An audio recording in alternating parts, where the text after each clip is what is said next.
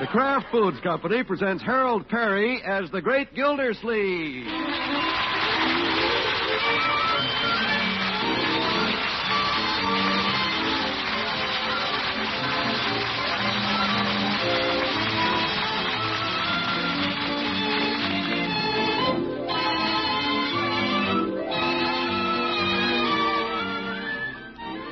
The Great Gildersleeve is brought to you by the Kraft Foods Company, makers of the famous Philadelphia brand cream cheese.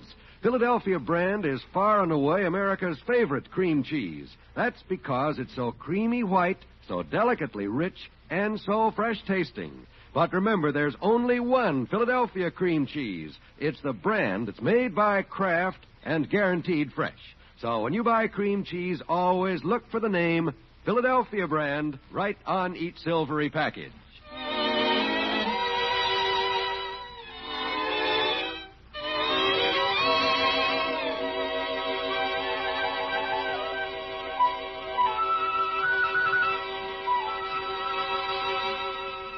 Well, in Summerfield, the early morning sun shines warm and friendly across the water commissioner's desk.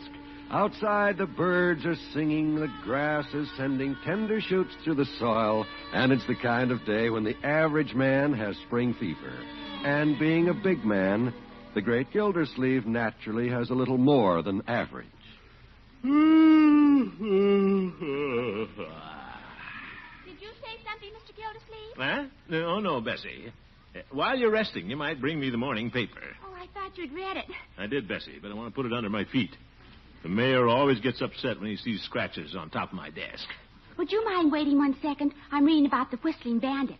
Whistling Bandit? They say he's the most dangerous criminal since Dillinger. Oh? He struck again, Mr. Gildersleeve. He robbed the post office in Dexter. Dexter? Say, he's getting pretty close. How do they know it was the Whistling Bandit? Well, as he left with the money, the watchman heard him whistling Pennies from Heaven. That's his theme song. Theme song? Oh, my goodness. What a bandit won't do these days for publicity. My boyfriend says if the police don't catch him soon, he's going to have that song back on the hit parade. Well, if I ever ran into him, he'd change his tune. Now, Bessie, give me the paper and put your nose to the grindstone. Yes, sir. Whistling Bandit. What won't they think of next? Gildersleeve. Oh, good morning, Mayor Terwilliger. Good morning, Bessie. Well, Mr. Mayor, come in. Thank you. Gildersleeve, there's a little something I think you'll enjoy doing. Oh? I just had a telephone call from the game warden, and the fish are biting like mad up at Lake Chester. They are? Well.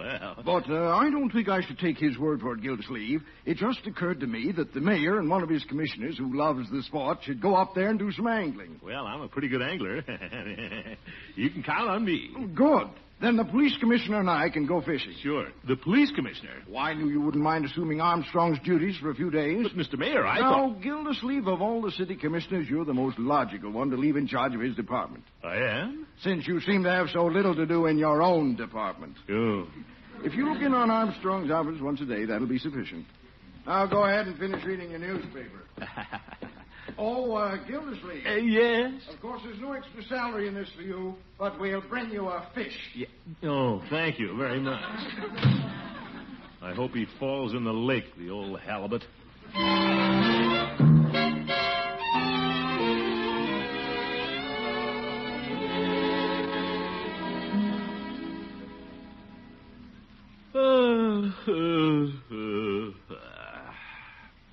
Good to be home. It's been a long day. Tomorrow is going to be a longer one. If I have to do the police commissioner's work, too. I may not even go to his office. I'm not going to let the mayor push me around. Come on, Unc, time for supper. Go ahead, Leroy. I'm not very hungry. What's the matter? Well, the mayor's overworking your poor old Uncle Leroy. At the water department? Are you kidding? Leroy, let's not be disrespectful. There's plenty to do down there. And the mayor came in today and left me in charge of another department. Yeah? You in charge of streets and sewers again? Leroy? Hello, Unky. Hello, Marjorie. Congratulations. Congratulations for what? For being appointed acting police commissioner. Police commissioner? Gee, I didn't know that was it, Unc. Well, Leroy, it's nothing but extra work and no pay, except maybe a fish. Well, it sounds very important to me, Unky. Here it is in the evening paper. It is? Today, Mr. Throckmorton P. Gildersleeve, popular city water commissioner, was appointed acting police commissioner. Well, I didn't think they'd put it in the paper. The mayor, before leaving with Commissioner Armstrong on a business trip, stated to the press that he could think of no one who would make a more capable police commissioner than Mr. Gildersleeve. He did? Leroy, go see if the paper boy on the corner has any extra copies. Okay, Unc. Hey, Unc, what does the police commissioner do? Well, he's head of all the police. Yeah? You mean you're even ahead of Chief Gates? Well, yes, I most certainly am. Oh, boy, a big shot. Little Leroy. When do you take over your new duties, Uncle Mort? First thing in the morning, my dear. Dinner's on the table. Ain't nobody gonna come and eat. Well, we're all excited, Bertie. Uncle Mort's been appointed police commissioner. Police commissioner? Of course, I'm still water commissioner, too. Yes, sir. But you mean you're head of all the police? That's right, Bertie. Police commissioner. Bertie, what are you laughing at? Oh, just wait till the law whistles at me for jaywalking again. What's this? I say, don't talk to me. Tell it to the police commissioner. Now, Bertie. And wait till they tell me to keep the cans out of the alley. And I say, don't talk to me. Tell it to the police commissioner. Bertie, let's not take advantage of this thing. And if one of them fellas ever tells me I'm burning rubbish at the wrong time, you know what I'm going to tell him, Mr. Gildersleeve? What, Bertie? I say, don't talk to me. Tell it to the police commissioner.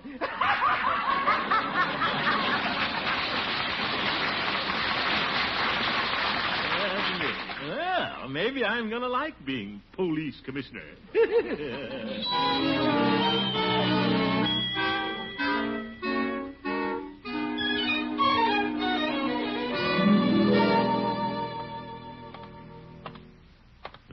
This is his office, I guess. Police Commissioner Armstrong on the door. I wonder if I shouldn't have that changed. No, not just for a couple of days. Morning. Good morning. Young man, what are you doing in this office at 9 o'clock in the morning? Oh, I work here. Oh. I'm assistant to Police Commissioner Armstrong. What's your name? Armstrong. Oh? I'm a relative. Yeah, relative, oh, yeah. Well, Armstrong, I'm the new police commissioner. Yes, I know. Now then, where's the commissioner's desk? Everything's taken care of, Mr. Gildersleeve. If anything comes up, I'll call you at the water department. The water department? Not so fast, relative, Armstrong. I was appointed police commissioner, and I'm going to operate from here. Okay. And Armstrong, I've asked Police Chief Gates to come over here this morning and report. Report what, sir? Well, crime. Oh. So send him in. Oh, nice office here. Quite an arsenal in this cabinet. Yes, sir. That's a display of all the weapons used by the police force. Very impressive. What's this on the desk? Well, a gold badge. Oh, that belongs to Commissioner Armstrong. I'd better pick it up and lock it up. Never mind. I think I'll pin it on. Anybody home? Hello, Judge. Good morning, Gildy. Well, are you giving yourself a medal already for your work in the police department? I'm pinning on my badge, Judge. Well, don't puncture yourself, Gildy. A big balloon like you might explode. All right, Hooker, what's on your mind? I'm very busy. Well, I'll only take a minute because I'm double parked downstairs, but I just had to run up and verify my suspicions. What suspicion? That you're neglecting your regular job for this chance to play policeman. Now, Judge. I thought this was your busy day at the water department, Gildy, with all the end-of-the-month collections coming in. Well, if any crimes come in, they'll need me here, too. Oh, balderdash, Gildy. Biggest crime in this town is the way you run that water department, and you know it. Watch it, Judge. If someone violated the law, you wouldn't know what to do anyway. Oh, wouldn't I? Well, good morning, gentlemen. Morning, Chief. Hello, Chief. You're just in time. What's up, Mr. Commissioner? Do you have some heels you want me to run down? Ho, ho, ho. You bet I've got a heel, and I want you to arrest him. What? Chief, Judge Hooker just informed me that there's a car downstairs, double parked. But, Gildy, that's my car. Give him a ticket, Chief. But Mr. Gildersleeve, he's the judge. Ignorance of the law is no excuse. Give him a ticket. But, Gildy! I knew I was going to like this job.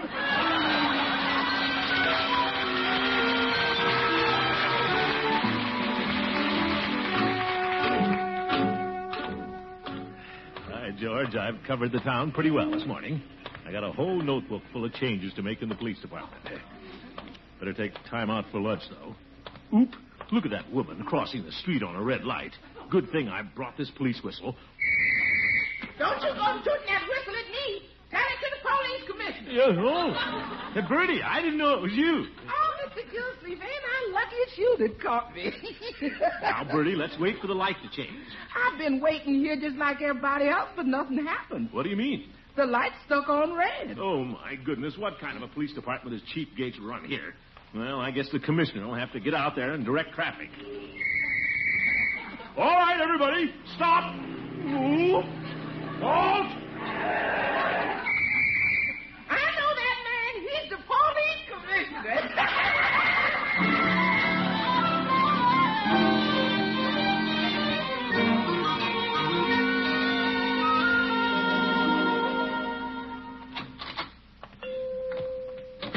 Hello, Peavy. Hello, Mr. Gildersleeve. What can I do for you? Well, I worked up quite an appetite this morning. May I look at your menu? Well, if you want to. What? Looks just like it did yesterday. Oh? Well, you might give me a Denver sandwich. That's a good selection. Had a nice compliment on our Denver sandwich today. That's so? Traveling man from Denver. Hurry up with the sandwich, Peavy. You better give me a double scoop of potato salad and a double malted milk. My. Well, if I'm going to be a policeman, I may as well eat like one. How's that? Don't tell me you haven't read the paper, Peavy. I didn't say I hadn't read the paper. Well, didn't anything catch your eye? Yes, Daisy May is quite a girl. Daisy May, Peavy, I wasn't thinking of the comics. I was referring to an article about me being police commissioner. Well, you read what you think is funny, and I'll read what I think is funny.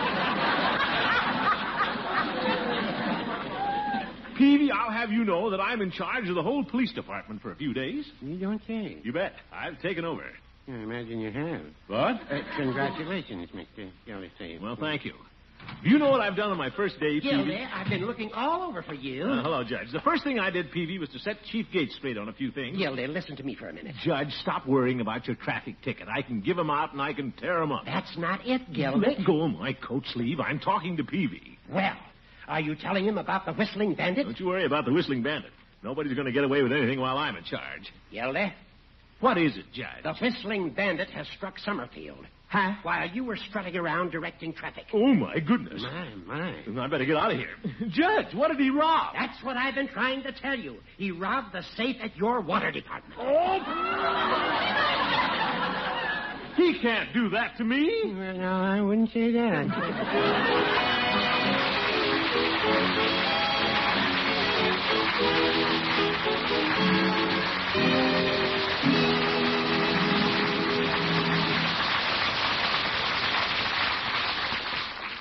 Ladies, have you seen the tempting new gold nugget salad pictured in the current magazines? Well, don't miss it, because this spring beauty is not only good looking, but such good eating, too. Made with luscious golden canned cling peaches from California and delicate white Philadelphia brand cream cheese. Gold nugget salad will make a real hit with your folks. And you'll be pleased because it's so easy to fix. Just divide a package of gloriously rich Philadelphia brand cream cheese into quarters and sprinkle with grated orange rind. Serve those golden nuggets on crisp lettuce with drained California cling peach slices. Add maraschino cherry halves, and that's it. What a wonderful combination. The juicy goodness of cling peaches and the delightful fresh taste of Philadelphia brand cream cheese. Yes, Philadelphia brand is always exquisitely fresh. You see, Kraft makes this cream cheese fresh daily and hurries it to dealers ice cold. Philadelphia brand cream cheese is guaranteed fresh. That's why it's important to get genuine Philadelphia brand when you buy. Look for the name on that famous silvery package, Philadelphia brand cream cheese, guaranteed fresh by Kraft.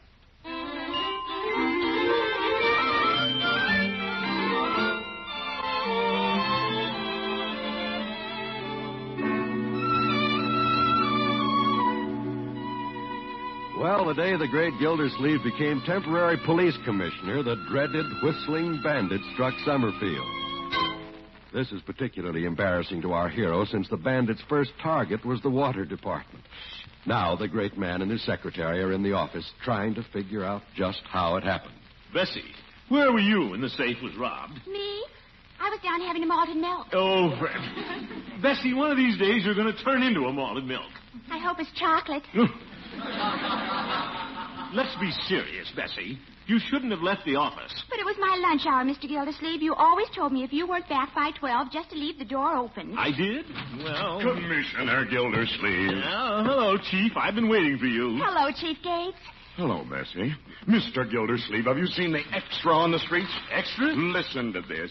Bandit robs water department while new commissioner has chief of police up a pole fixing traffic light. What's this? Mr. Gildersleeve, when a robbery is committed, up a pole is a very embarrassing place for the chief to be. Now, Chief... You put the department on quite a spot.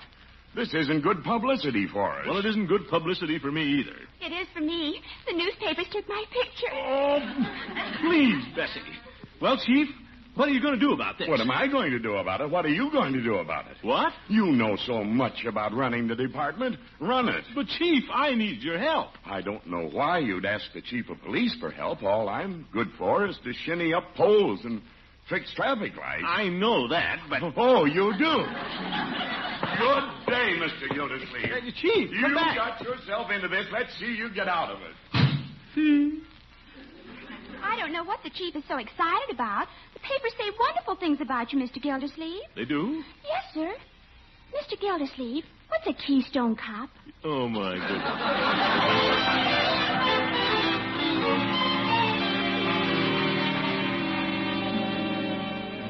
I've been trying to get in touch with you, Chief. Well, I was in Gildersleeve's office. What's up, Armstrong? Well, I telephoned the sheriff and Dexter and got some information on the Whistling Bandit. He's a smart operator. Oh? He pulls a little job, then hires himself as a detective to catch himself. Then he pulls a bigger job. Say, now, that's pretty clever. I guess I better give this information to Commissioner Gildersleeve, too. There's no use in calling him. I don't mean to be disrespectful, but Police Commissioner Gildersleeve couldn't catch his own big toe. What else do you have on the bandit? Well, he's a huge man, armed and desperate, and he's always whistling pennies from heaven. Yes, I know. I wonder where that scoundrel's headed for now.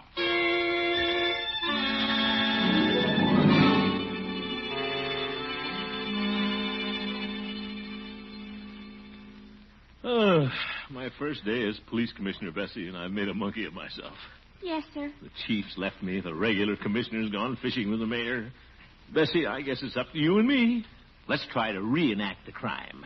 Mr. Gildersleeve, you mean we're going to rob the safe, too? No, Bessie. I wish I had some competent help on this thing. Pardon me. What? Is this where I'll find the acting police commissioner? Yes, that's me, Throckmorton P. Gildersleeve. My name is Jolly. I have something to talk to you about. Oh, well, have a seat, Mr. Jolly. I'll be with you in just a minute. We've had a little upset here, and if you don't mind, I'd like to get some information from my secretary. Go right ahead, friend. I've got more time than money. Yeah. Now, Bessie, let's start at the beginning, huh? When you came back from lunch and found the safe had been robbed, did you notice any clues? Clues? I mean, well, did you see any strange fingerprints? How do you tell a strange one? The robber didn't leave any fingerprints, friend. What? If you're talking about the Whistling Bandit, he always wears gloves. I know. Oh? Come to think of it, Bessie, how do you know it was the Whistling Bandit? Well, who else could it be, Mr. Gildersleeve? When I came back from lunch, I heard somebody going down the alley whistling Pennies from Heaven. Oh, yes. And how does that tune go? Oh, I can't whistle, Mr. Gildersleeve. The Whistling Bandit sounds like this.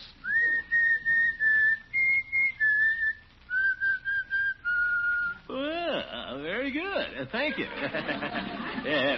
Wait a minute. How do you happen to know so much about the Whistling Bandit? Well, I've been one step behind that man for years. Oh? And that's what I came up here to talk to you about. I'm a part-time detective. You are? Here are my credentials, friend. I've got a lot of them. Well, nice badge. Thank you. I got that off the head of the Detective Bureau in Kansas City. Very pretty. He must have thought a lot of you. Well, he learned to respect me.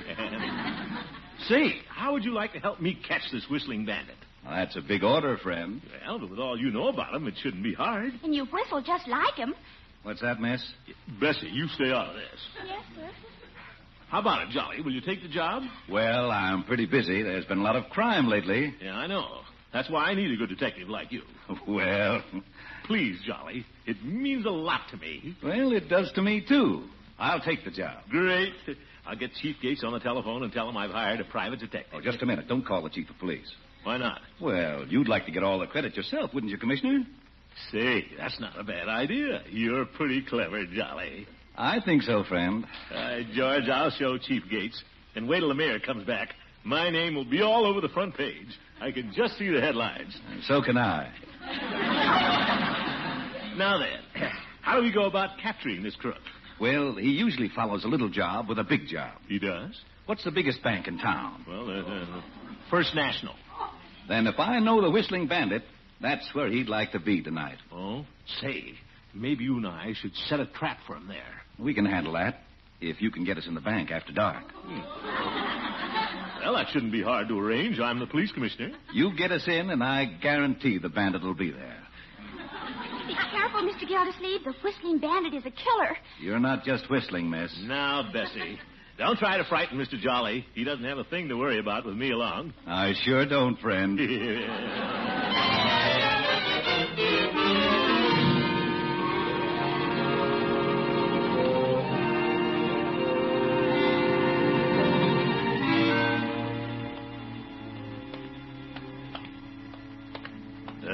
Getting dark, Jolly. Might as well go on in the bank. I'm right behind you, friend. You have a gun, haven't you? 2 of them. Good. How about you? Oh, I got a gun, all right. Mm-hmm. Glad to know that. I brought a tear gas bomb, too. The Whistling Bandit fools with me, he'll be the crying bandit. Well, let's get inside before somebody sees us. Oh, yeah.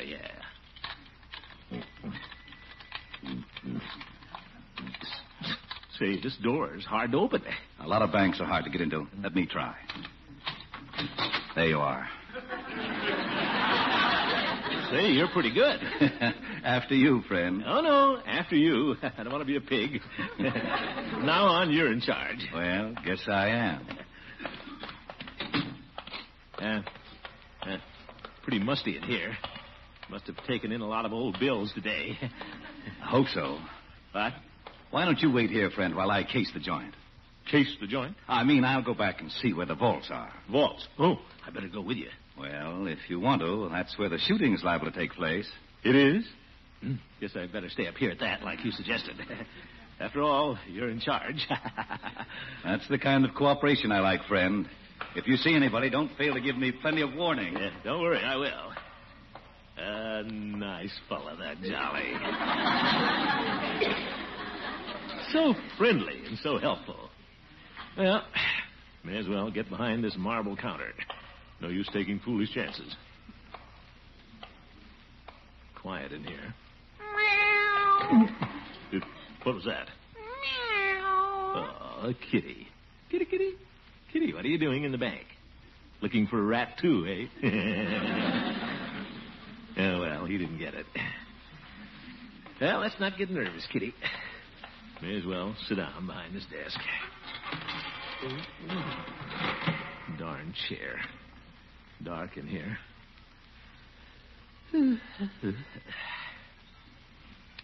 Wonder if I shouldn't have brought Chief Gates along. For some reason, I don't feel as safe as I did a moment ago. Wonder how long I'll have to wait. How did that tune go?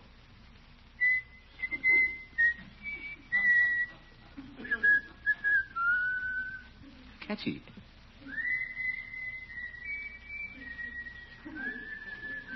What's that? Oh, that was me, my echo. Oop, that wasn't me. Sounds like Jolly. Jolly, is that you? It's not J. Edgar Hoover, sucker. Yeah, sucker? What do you mean by that? What are you doing with all that money? Don't be naive, fat boy.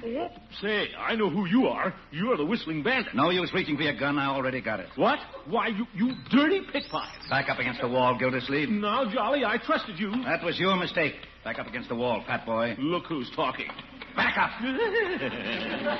I warn you, Jolly, I still have a tear gas bomb, and I'll use it. Shut up. I'm going to take care of you and scram out of here. Jolly, you won't get away with this. Shut up and keep backing. I'm backing, but... Oh, darn cat. Gildersleeve, don't drop the tear gas. Oh! It slipped, Jolly.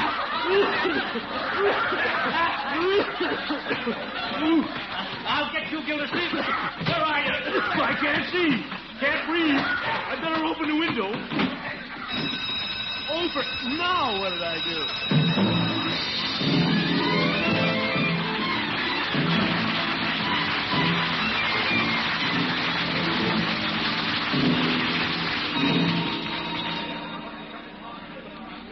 Sergeant, slip the handcuffs on that man. He's dangerous. Yes, sir. He won't be hard to handle. He's too full of tear gas. Is Gildersleeve coming around, Mr. Mayor? I think so. Well, give him air, folks. How do you feel now, Gildersleeve? All right, I guess. Mr. Mayor, I thought you were fishing. I fell out of the boat, so we came back early. You did? Good. I mean, well. Gildersleeve, that was mighty clever of you to open the window and set off the burglar alarm. That took fast thinking. Well, I did it fast, all right. Where's the whistling bandit? He's handcuffed right there on the floor. He is? Ah, hello, sucker. Guess he can't wave back. Oh, Gildersleeve, the city is proud of you. How would you like to become permanent police commissioner? Well... think it over, Gildersleeve. Now we want to get a picture of you for the press. Would you mind demonstrating exactly how you routed the bandits? Oh, no. Be glad to, Mr. Mayor. Chief, hand me one of your tear gas bombs. Anything you want, Commissioner. Yeah, thank you, old boy. Stand back, folks. Well, I was standing right here, and the bandit was coming toward me with 3 guns. 2 of his and 1 of mine. Great. Yeah, here I was, armed only with the tear gas bomb. I knew it was him or me, Mr. Mayor, but I couldn't let the city down. So I grabbed the tear gas bomb like this. Whoop, whoop, whoop, look out! Oh, sorry, Mr. Mayor. I'll open the window. Oh, Fred, the heck with this job. I want to stay water for this.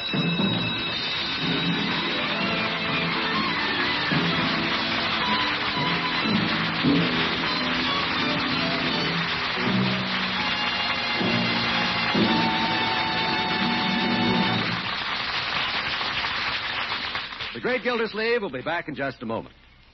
They say that in the spring, a young man's fancy turns to thoughts of love. But you homemakers, well, I'll bet your fancy turns to fresh-tasting foods to brighten up your spring menus. For instance, wonderfully fresh-tasting Philadelphia brand cream cheese made by Kraft.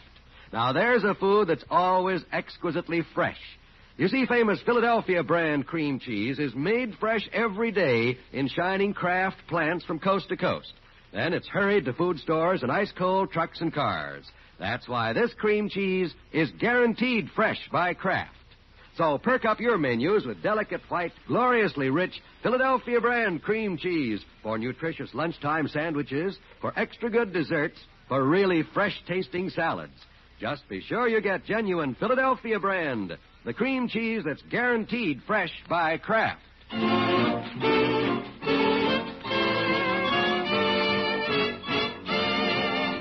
Folks, maybe I haven't had much experience as police commissioner, but for 3 hours I've been grilling the whistling bandit, and now he's ready to make a complete confession.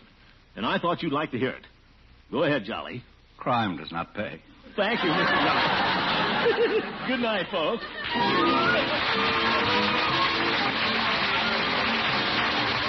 The Great Gildersleeve is played by Harold Perry. The show was written by John Elliott and Andy White, with music by Jack Newton.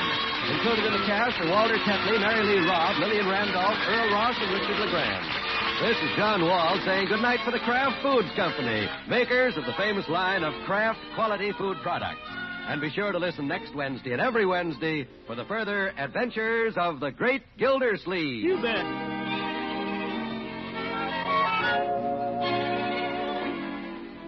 Did you ever take a slice of cold meatloaf and add a touch of Kraft's prepared mustard? Try it, because when you add a little mustard, you add a lot of tang. Every bite has more zest. There are 2 kinds of Kraft mustard: light, delicately spiced salad mustard for those who like their mustard mild, and Kraft mustard with snappy horseradish added. Be sure to get both kinds. Then you'll be ready for luncheon, supper, or a midnight snack. Remember, just add a little mustard and you add a lot of tang. Get Kraft's prepared mustard.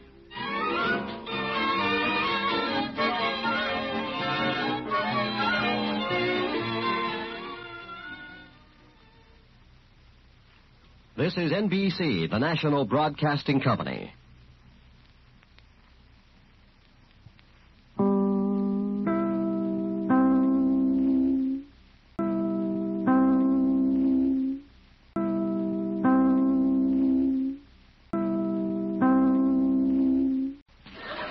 The Kraft Foods Company presents Harold Perry as the Great Gildersleeve.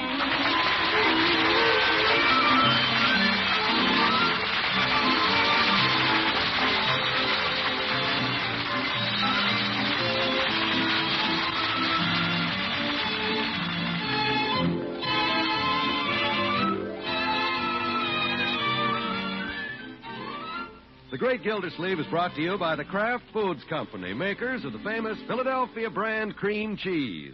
Philadelphia brand is far and away America's favorite cream cheese. That's because it's so creamy white, so delicately rich, and so fresh tasting. But remember, there's only one Philadelphia cream cheese. It's the brand that's made by Kraft and guaranteed fresh. So when you buy cream cheese, always look for the name Philadelphia brand right on each silvery package.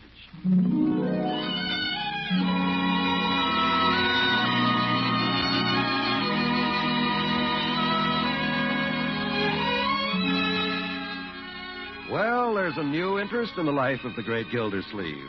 She's the charming society widow from Baltimore, Mrs. Ellen Knickerbocker, who's visiting her brother, Mr. Bullard, just across the street. So far, our rotund Romeo hasn't captured the heart of his new Juliet, but he's still trying. Right now, they're dancing in the palm room of the Summerfield Hotel. Ellen. Yes? This is wonderful. Waltzing with you. The lights turned down low and everything. Yes, it's very nice. Good orchestra, too. Mervyn Hotstetter and the Summerfield Six. Yes. I guess the Summerfield palm room doesn't seem like much to you after all those high-class places back in Baltimore. Oh, I think it's a very charming room, Throckmorton. Well, not bad, I guess. It's the swankiest place in Summerfield. $2 cover charge. That includes the dinner. Oh. Of course, ours was $2.25. We had the soup and the salad. Did I step on your toe? No, it's quite all right. Sorry, I was dancing with my eyes closed. More romantic that way. Just a kiss in the dark. Oh, that's nice. Go on. Was to her just a lark. But to me 'twas a thrill supreme. Sure would be. Just a kiss in the dark, but it kindled a spark, the awakening of love's young dream.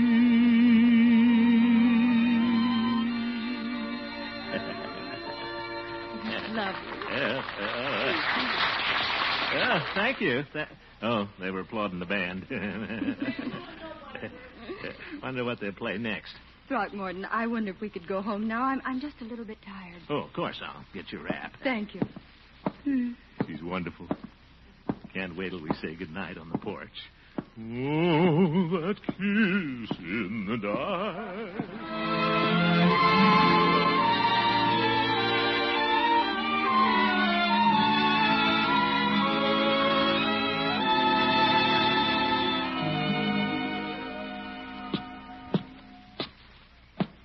Well, here we are. Yes. Thank you for a very nice evening, Throckmorton. Well, thank you for going with me. Well, it's late. I think I'd better go in now. Good night. Ellen. Yes? Beautiful night, isn't it? Yes, it is. Kind of romantic, too. Standing here on the porch. Just you and me and the milk bottles. Yes.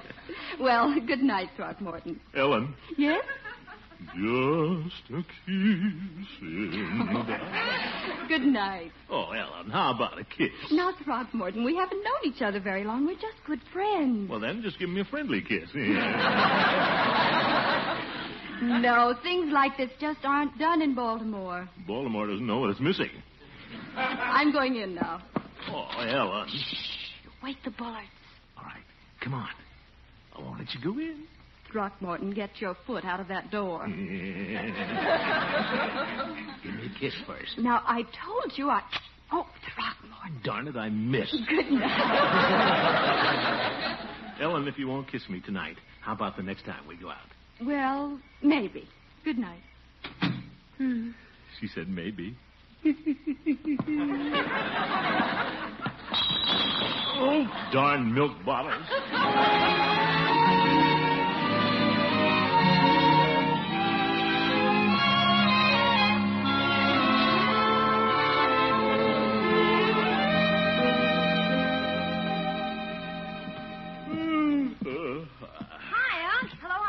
Good morning, children. Uncle Mort. Yes? How was your date with your dream girl last night? What? Did you kiss her goodnight, Unky? Marjorie, a gentleman doesn't discuss those things. For your information, Mrs. Knickerbocker and I are just good friends. Besides, your uncle is not in the habit of trying to kiss every lady he takes out. Leroy. Let's change the subject for your own good. I have no intention of getting romantic with Mrs. Knickerbocker until the next time we go out. Oh, Unky. Pass the grape nuts, Marjorie. Thank you. Uncle Mort, if you can forget Mrs. Knickerbocker for a minute, I have something to tell you. You're going to have a little visitor this morning. Who's that? The baby. The baby? Uh-huh. Bob called a while ago. He's bringing her right over. Well, that's wonderful. I certainly miss that little rascal. Little Romery. I'll never forget the day I found her in the back of my car. What a surprise that was. Good morning, Miss Gildersleeve. Hey, good morning, Bertie. Have you heard the news? Little Romery and her father are coming over this morning. The baby? Well, that's wonderful. Yeah. There she is. I'll get her. Now, let's not get excited, everybody. I'll get her. Hello, Mr. Gildersleeve. Oh, hello, Bob. Well, little Romery, hello, baby. Come on in, both of you. Thank you. Oh, look at her. Hello, Romy. Romy. Hi, Romy. Why, she's getting cuter every day.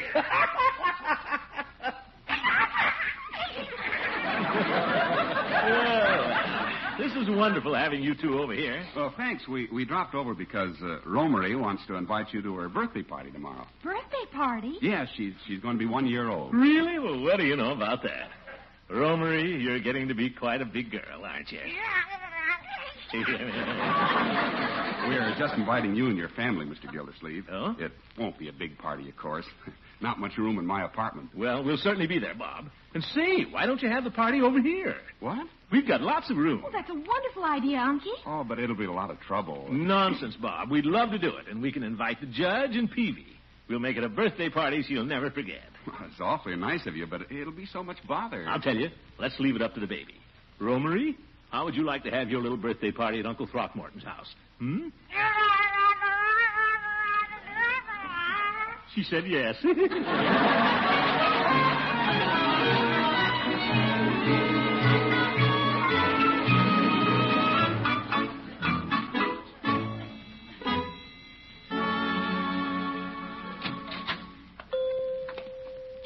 Good morning, Peavy. Well, hello, Mr. Gildersleeve. Peavy, I want to invite you to a birthday party tomorrow afternoon at my house. Well, thank you. How old are you going to be, Mr. Gildersleeve? It's not for me. It's little baby Romery. Oh, you don't say. Well, I'll be happy to come. Good. And bring Mrs. Peavy. Well, all right. And, Mr. Gildersleeve, we'd like to invite you to a birthday party at our house next week. Oh, are you having a birthday? I didn't say that. Oh, then it's your wife. Oh, no. Mrs. Peavy stopped having birthdays years ago, about the time the Coolidge administration, I think. Oh? Or was it McKinley? I don't remember. All right, Peavy. Who is having a birthday? Our parrot. Parrot? For heaven's sake, Peavy, parrots don't have birthdays. Oh, it does. Oh. He's going to be 6 years old, and he doesn't look a day over 5. Peavy, I don't care about your parrot. Well, he doesn't care much for you either. This whole thing is ridiculous. How can you have a birthday party for a parrot? Well, we put a box of crackers in his cage with 6 candles on it. Then we light the candles, and Mrs. Peavy and I sing, Happy birthday to you, happy birthday to you. Peavy. Happy birthday, dear Otto. Otto? Happy birthday to you. Egad, Peavy, they ought to take that Otto out of the cage and put you in it. Well, no, I wouldn't say that. Well, I would. See you tomorrow, 2 o'clock.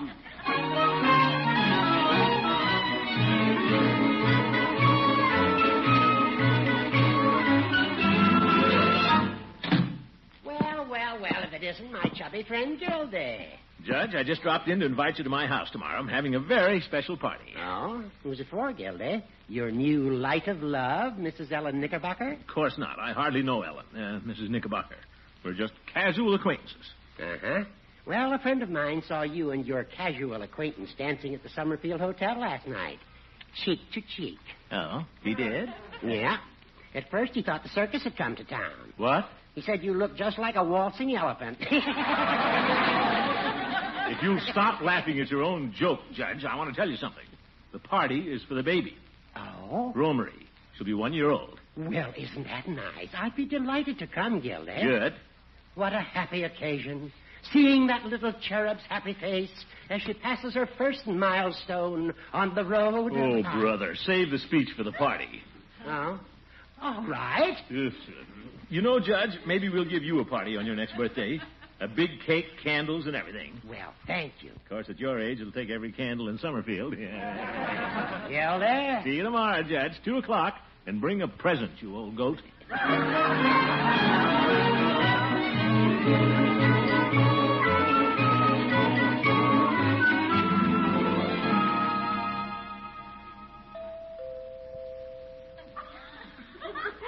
Hope Ellen's home. Won't hurt to ask her to come to the baby's party. Of course, it won't be a fashionable affair like she's used to, but she might come. Must have birthday parties in Baltimore, too. A lot of old people there. Oh, Throckmorton. Hello, Ellen. Just thought I'd drop by. Well, I'm glad you did. You're just the person I wanted to see. I am? Yes, I've got something thrilling to tell you. Do you know what that sweet brother of mine's going to do? Sweet brother? Oh, Mr. Bullard. He's going to give a big party at the country club. He is? Yes, it's going to be a very smart affair, just like the ones we have back in Baltimore. Quite chic-y. Who's she? There's just one thing missing. I haven't been able to find... That is, I don't have an escort. Escort?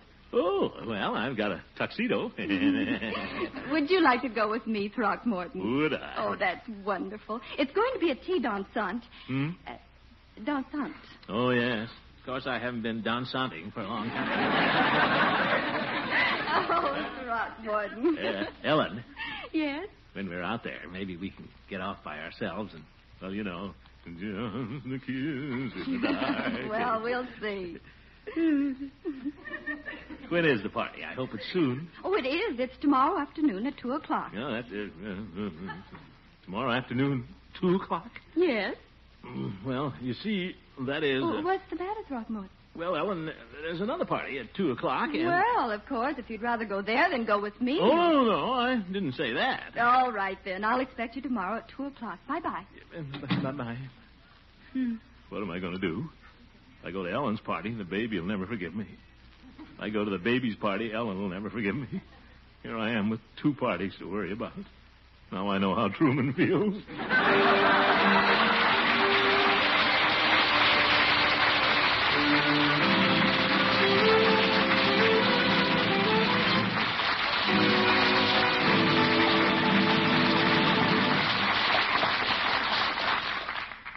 Here's a tip for you homemakers who are looking for a daisy fresh touch to brighten your springtime desserts. Top those desserts with wonderfully fresh-tasting Philadelphia brand cream cheese, whipped. This fluffy, fresh topping adds real spring sparkle to any fruit, plain cake, or one-crust fruit pie. And it's such a quick and easy way to fix topping. Just put a package of delicate white Philadelphia brand cream cheese in a little bowl. Add a small amount of milk and whip lightly with a fork. And that's all there is to it.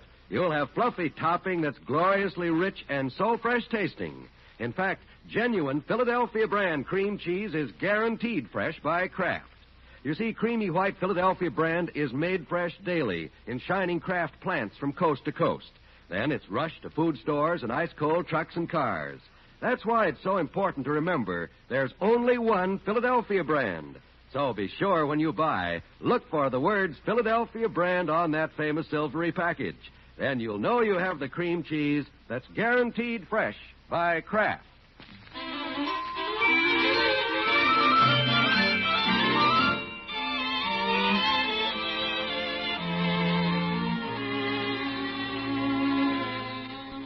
Well, the great Gildersleeve has a serious problem.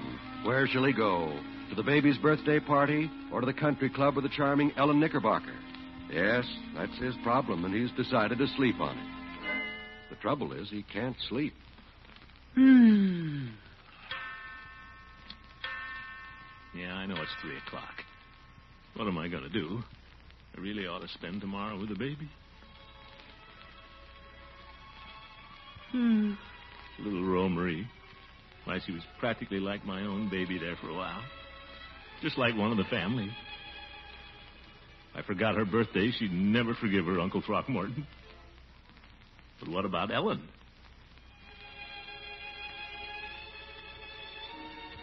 Yeah, she's depending on me, too. I can't let her down.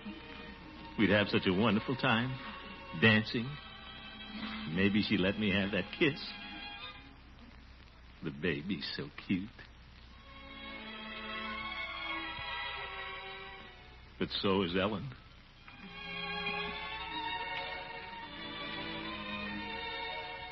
And the baby's so cuddly. But so is Ellen.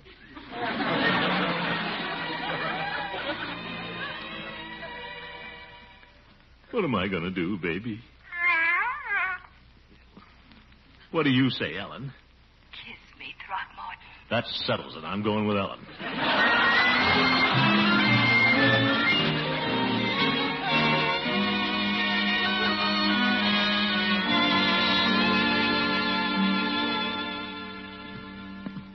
Well, just have to tell the family I can't come to the baby's party this afternoon.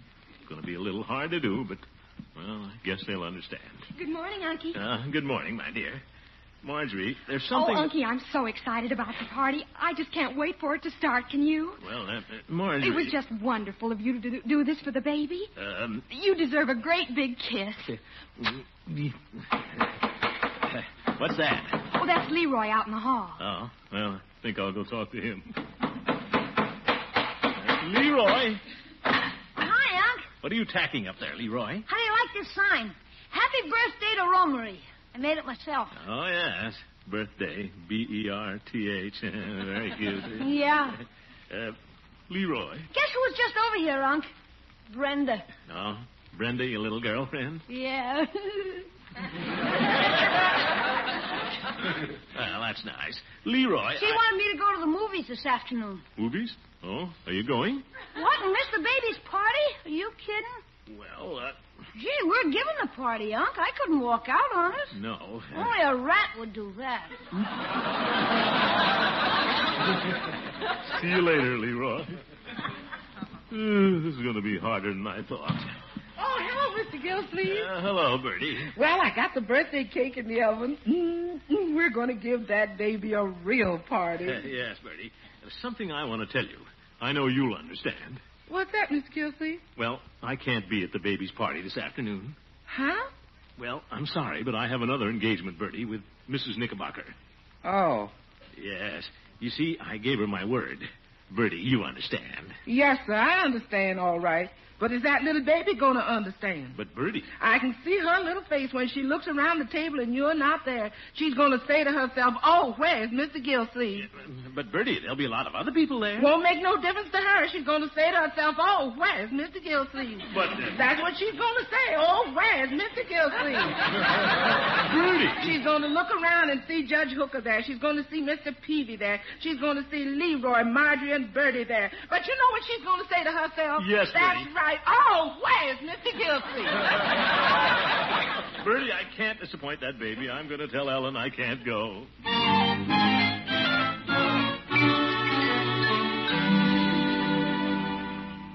Well, Throckmorton, this is a surprise. I didn't expect to see you until 2 o'clock. Well, I just thought I'd drop over, Ellen. I wanted to talk to you about the party this afternoon. Oh, you know, that party's on my mind so much I couldn't sleep last night. Neither could I. Ellen, Hmm? just suppose I told you that I had to break our date. I bet you wouldn't even care. Oh, wouldn't I? Huh? I think breaking a date is the most unforgivable thing a person can do. You do? If any man did that to me, I'd never speak to him again. If I met him on the street, I would cut him dead. Oop, I'm dead. But, Throckmorton, I know you'd never do a thing like that. Me? No. See you this afternoon, 2 o'clock.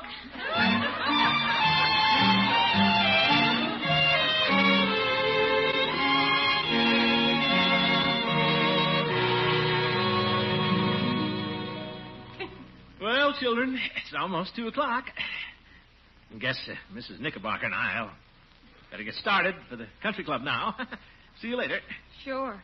Yeah. I know you'll have a wonderful time at the birthday party. Sure. Yeah.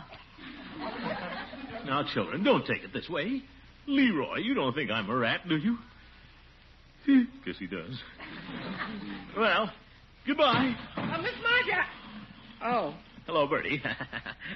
Hello, Mr. Gildersleeve.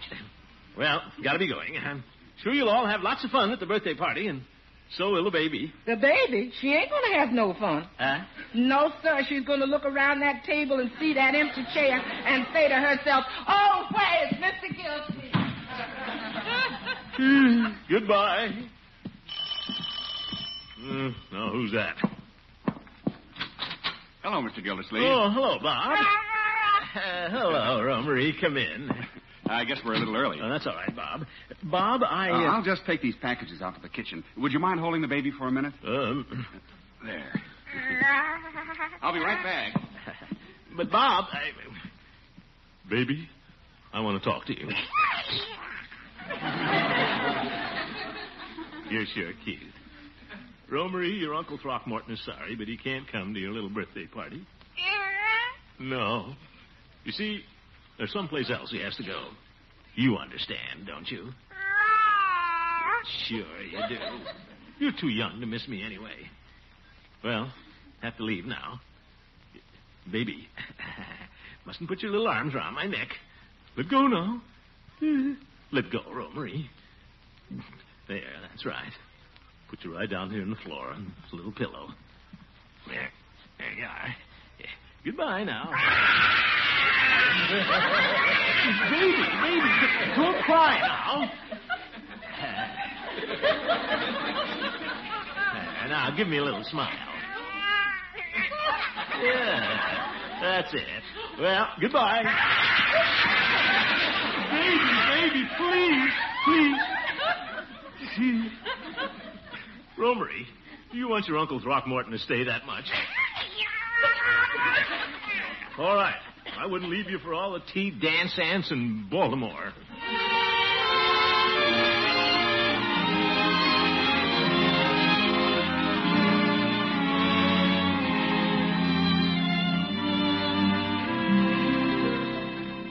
Happy birthday to you. Happy birthday to you. Happy birthday, dear Romery. Happy birthday to you. Hey, who's going to blow out the candle? Why don't you blow it out, Mr. Peavy? Well, all right, Bob. You missed, Peavy. Let me do it. Here goes. Watch this now. You missed too, Judge. Why don't you two old goats let the baby blow it out? She's got more breath than the two of you put together. Well, now, maybe she has. Go on, baby. You blow out the candle. Just give a great big puff. Go on now.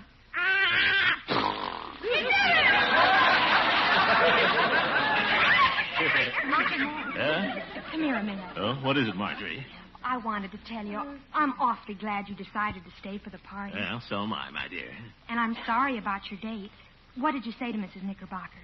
I didn't say anything to her. What? I just put a note under the door and ran. Poor Unky. Yeah, now Ellen will never speak to me again. But what the heck? Look how happy the baby is. I wouldn't have missed this party for... I'll get it, Bertie. Excuse me. Ellen. Hello, Throckmorton. Well, I guess you got my note. Yes, I did. And I'm very angry with you. Oh, I was afraid you would be. But you see, I promised to give this birthday party for the baby. Yes, Ellen. I know. That's what I'm angry about. Why didn't you invite me? Huh? But what about the tea dance and at the country club? Oh, there'll be other parties there. Today, I think I'd rather stay here with you. You would? Well, that's wonderful. Come in. Thank you. Gee, I can't believe it, Ellen. Come on, I'll introduce you to everybody. Oh, just a minute, Throckmorton. What? Before we go in, I want to tell you something. Oh? Throckmorton, I've never known a man like you. Like me? Some men have been, well, shall we say, more sophisticated than you, and some have been better dancers. Yeah, well, yes, I'm no Fred Astaire. He's thinner.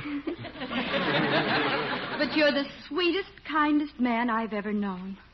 Well... Oh, I brought a present for the baby, and, well, I have one for you, too. Huh? Here.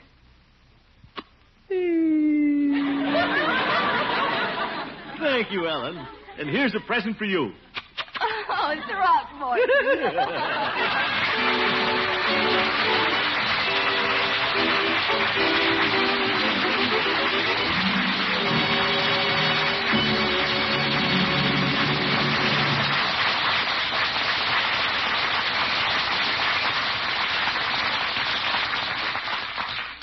The great Gildersleeve will be back in just a minute. Ever notice how much easier it is to get up in the morning when there's a breakfast treat waiting? For instance, an extra good spread for your waffles or hotcakes or muffins or toast. A wonderfully rich, fresh-tasting spread of Philadelphia brand cream cheese. Wholesome, nutritious, and a really fresh touch for breakfast menus. Actually, Philadelphia brand cream cheese is made fresh every day, then rushed ice cold to food stores. That's why this cream cheese is guaranteed fresh by Kraft. So get some tomorrow. Once you taste this delicate, rich cream cheese melting on your breakfast toast, you'll want it often. Just be sure you get genuine Philadelphia brand, the cream cheese that's guaranteed fresh by Kraft.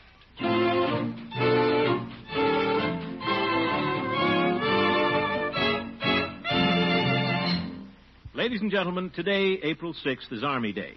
All Americans join in saluting our United Armed Forces. The United States Army, the Navy, the Air Force, Marine Corps, and Coast Guard. Our country right now is building the largest, best-trained, technically educated, peacetime armed forces in its history. Today's serviceman is trained in the world's best technical schools. In the armed forces, he is given many educational opportunities in a large variety of subjects. This training builds ability and character for civilian as well as military life. And remember, every serviceman serves himself and his country. Thank you, and good night. The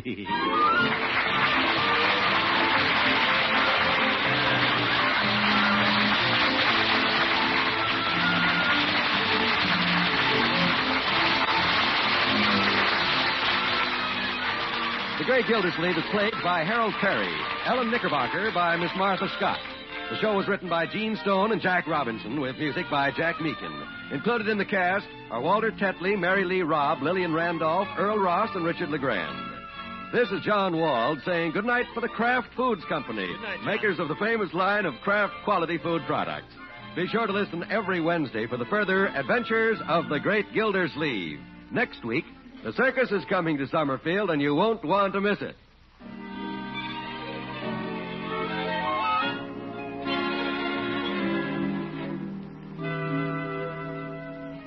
The next time you raid the icebox, make that raid a success with Kraft's prepared mustard. Because when you add a little mustard, you add a lot of tang. Extra hidden flavors in cold meats, cheese, eggs, salad ingredients pop right out. And there are two kinds of Kraft mustard. Salad mustard, light, delicately spiced for those who like their mustard mild, and Kraft mustard with snappy horseradish added. Have both kinds in your pantry, ready for icebox raids, ready for your most special dinners. Just add a little mustard, and you'll add a lot of tang. Kraft's prepared mustard.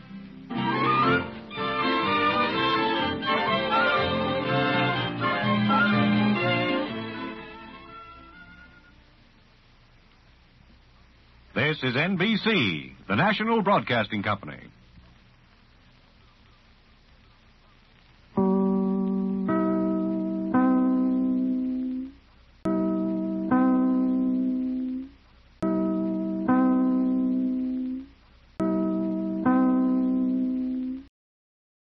The Kraft Foods Company presents Harold Perry as the Great Gildersleeve.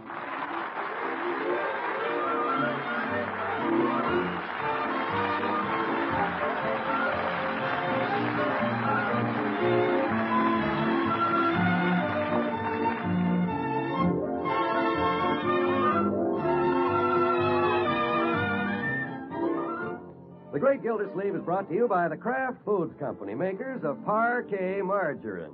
Millions of women all over America serve Parquet because it tastes so good. And now, in many states, you can buy this delicious Parquet margarine in yellow quarter-pound sticks. Yes, this same spread that tastes so good now comes in handy quarter-pound sticks already colored a rich golden yellow and ready to serve. That's Parquet, P-A-R-K-A-Y, Parquet margarine made by Kraft.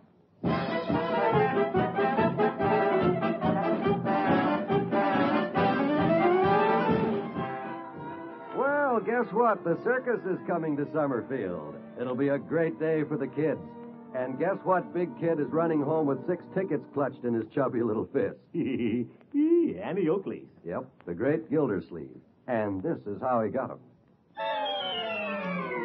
Good afternoon, my friend. Are you the City Water Commissioner? Yeah, that's right. Throckmorton P. Gildersleeve. Well, my name is Captain Blackie Sparks, manager of Sample Brothers Gigantic Circus. Well, glad to meet you, Captain Sparks. Always happy to see the circus come to town. Well, I'm happy to be here. Mr. Commissioner, we'd like you to help us get water out to the circus grounds at Sherman Field. Well, I guess we can run a pipe out there. Good, good. I like a man who can make a fast decision. Boom, boom. Yeah, boom, boom. Oh, yes. Well, I guess it'll take quite a lot of water for all those wild animals. How many have you got in the circus? Well, Sample Brothers Gigantic Circus has a gigantic menagerie, including 10 gigantic elephants, 50 genuine Arabian ponies, 1 2-ton hippopotamus. Oh, have a camel? No, thanks, I don't smoke. Well, thank you for your cooperation, Mr. Commissioner. Drop into the circus grounds any time I can do you a favor. And here are 6 tickets with my compliments. Good for any performance of Sample Brothers Gigantic Circus. Well, thank you. Now I gotta run, gotta go unpack the elephant's trunk. What? You know the circus business. Boom, boom. Boom, boom. I hope he's the guy they shoot out of the cannon.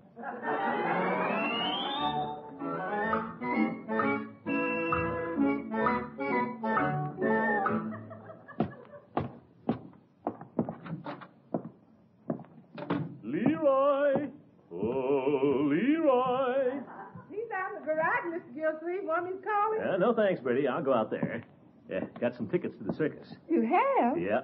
Here's one for you, Bertie. Oh, thank you, Mr. Gildersleeve. My. Bertie's going to the circus. Well, I'll go find Leroy. He's got a circus of his own out there, Mr. Gildersleeve. What? He's putting on a show for that little girl he's so crazy about. Oh, is little Brenda over this afternoon? Yes, sir. She's the people and he's the circus. I'll give little Miss People a ticket, too, then. Who's that?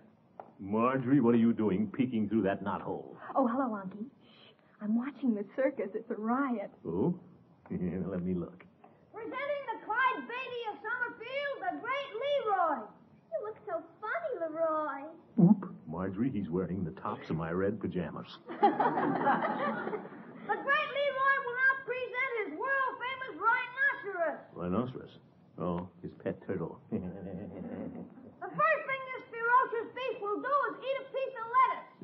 knows our salad. Aren't you afraid he'll bite you, Leroy? Nah. You're so brave, Leroy. Ooh. Look at him eat right out of your hand. Oh, that's a perfectly sensational act. Oh, that's nothing. Wait till I join the circus. Would you really run away and join the circus? What's this? Oh, I've been thinking about it. Marjorie, how long has this been going on? I don't know. It'd be so thrilling if you did, Leroy.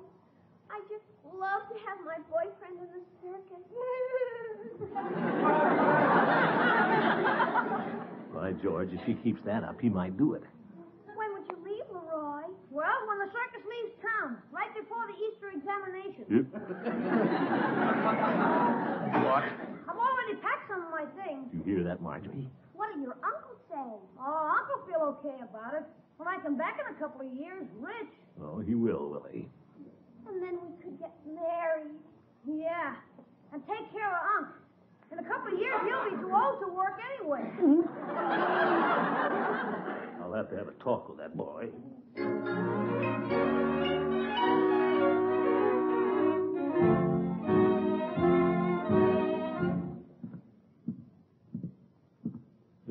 He really has some things packed.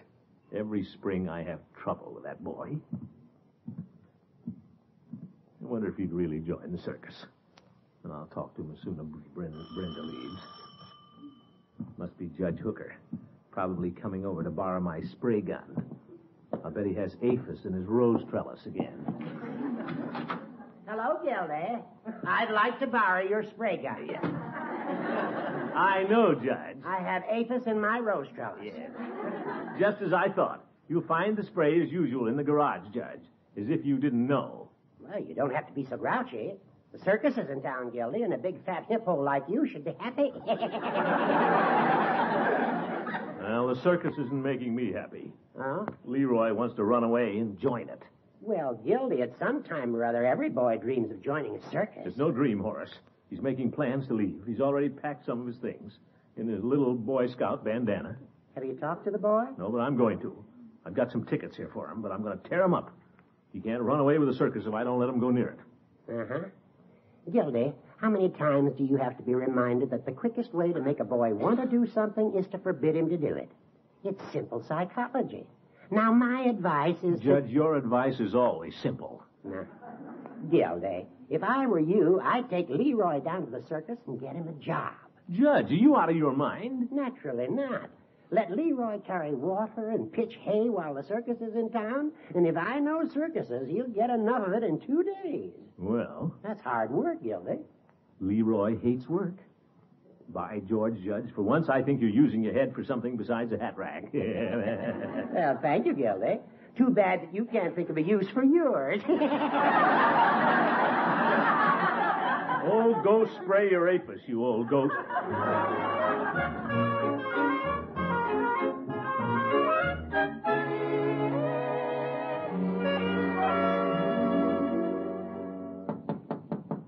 Leroy, may I come in? Sure, Unc. Oop, look at this room, plastered with circus posters. Keen, huh? Leroy, how can you sleep with all these wild animals leering at you? What's this one? Sample Brothers Circus presents Beatrice, the Beauty and Her Beasts. Some lions, huh, Unc? Yes. Leroy, I'd like to have a little talk with you. Okay. You were playing circus this afternoon, weren't you? Gosh, did I leave my turtle in your pajama pocket? Well, I don't know, Leroy, but thanks for warning me. My boy, how'd you like to join a real circus? You mean Sample Brothers? Oh, boy. Well, I called a fella I know out there, and there's a job waiting for you. You mean it, Unc? I certainly do. Gosh, I wonder if I'll get to water the elephants. Don't worry, you will. Oh, boy, when do I start? Tomorrow morning at 7 o'clock, Leroy. And I'll come out during my lunch hour and see how you're getting along. Gee, thanks, Unc. That's all right, my boy. And I know you're going to like it. If he does, I'll sue Judge Hooker.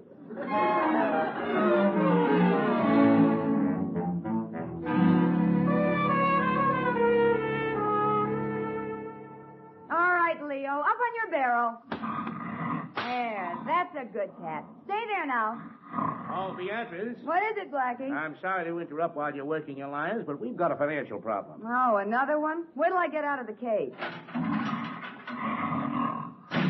Oh, I think we picked a lemon when we came to Summerfield. The tickets ain't selling here. Well, you're the business manager. Stir up some local interest. Why don't you try the old chestnut? You mean we get the mayor to be guest ringmaster? I thought of that, but he's out of town. Well, there must be some city official who likes to play big shot. Who was the big fellow with the handsome mustache who brought the kid down to work this morning? Didn't you say he's the local water commissioner? Yes, but he's trying to cool his kid off on circuses. We couldn't get him. Well, maybe I could get him. What? Let me know if he comes around again. Pardon me. Well, the water commissioner. Well, hello. Hello, yourself. I came down to see how Leroy's getting along, Captain. Where is he? Oh, he's around someplace. Say, we were just talking about you, Mr. Gildersleeve. Meet Miss Beatrice Sample, owner of Sample Brothers Gigantic Circus. How do you do? How do you do? Miss Sample, you say? Yes. Well, if you're a sample of Sample Brothers Circus. Miss Sample not only owns the show, but she's the star. Beatrice, the Beauty and her Beast. Oh, yes, I've seen your picture. In fact, I have it on the wall at home. Oh, you do? Nice. Mr. Gildersleeve, whenever we play a city, we like to confer an honor upon one of its important city officials. Oh? Yes. And we'd like you to be guest ringmaster tonight. Guest ringmaster? Why, yes, it'll be good business for us and good publicity for you as a city official. If you don't mind your picture in the paper.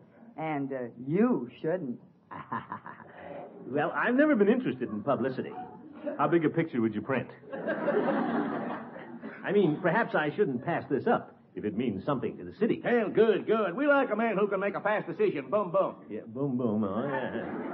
Hey, now, wait a minute. Blackie, why don't you go find a uniform to show Mr. Gildersleeve? Uniform? On the way. Boom, boom. Now, Miss Sample, let's not rush me into this.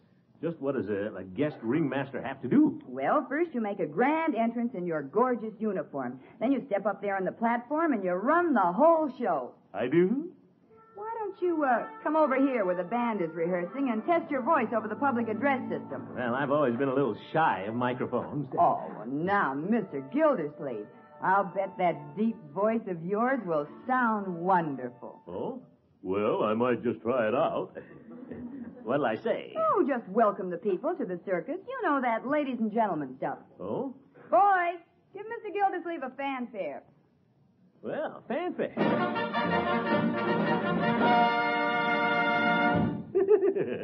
Now, let's see. Ladies and Sounds pretty big. Say, you're sensational. There, my band likes you, too.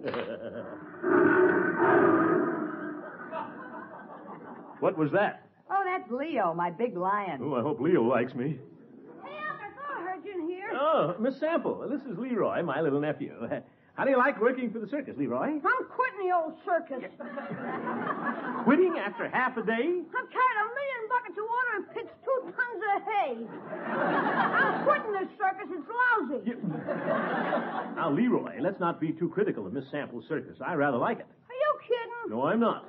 In fact, tonight I'm going to be guest ringmaster. You ringmaster? What a character. Now, where were we, Miss Sample?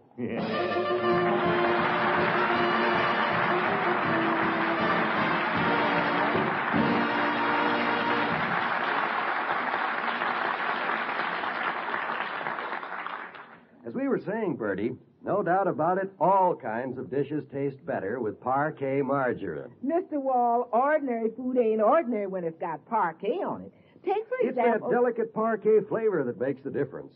Wonderful on pancakes or biscuits. But even real ordinary food, even the ordinariest kind of food you can think of. Of course, the reason parquet margarine has such a wonderful flavor is it's made from the selected products of American farms. The fact is, it's made like a luxury. As I was saying... Furthermore, Bertie... but, Mr. Wall, I'm saying what you're saying, but I'm saying it different. I'm saying that just the ordinariest kind of dish of warmed-over vegetables makes a nice-tasting dish when it's covered with golden yellow parquet. Okay, Bertie, you say it your way. What I'm saying is whether you use parquet for cookies or cooking, it's just a wonderful tasting food. That's certainly right, Bertie. And parquet costs only about half as much as the most expensive spreads. And Bertie, to steal a line from you, here's what I'm saying to our friends. Just try Parkay, the margarine with a delicious, wonderful flavor. The margarine made by Kraft that tastes so good.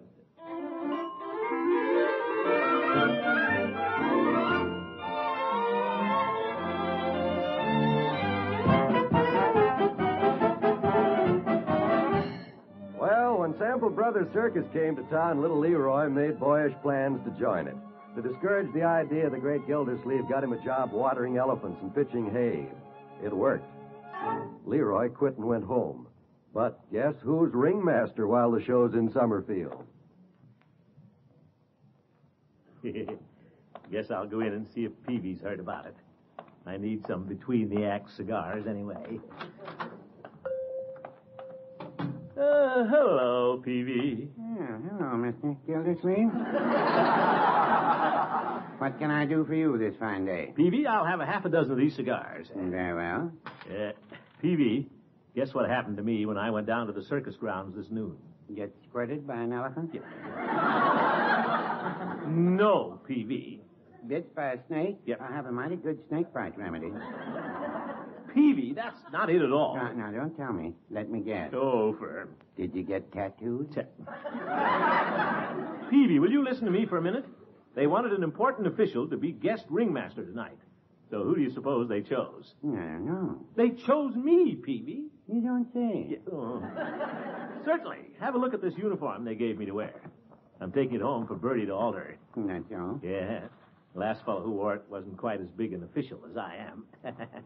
Size 36. Take a look at this, Peavy. I'm wearing this high silk hat, these white riding breeches, patent leather boots, and a red coat with gold braid. My. Mm-hmm. I'm doing it to stimulate business for the circus. Yeah, that should stimulate business, all right.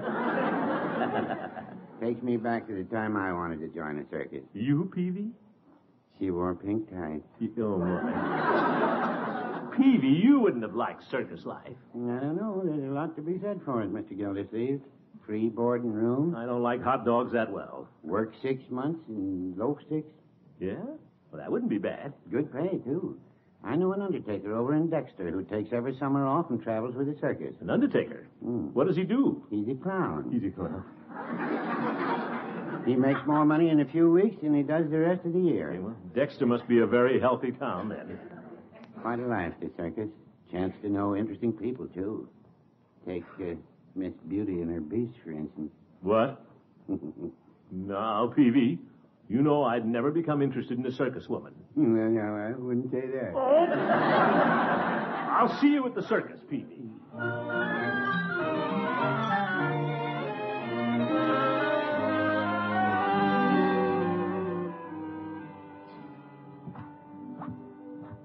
Well, better go down and see if Bertie has that gold sash pressed.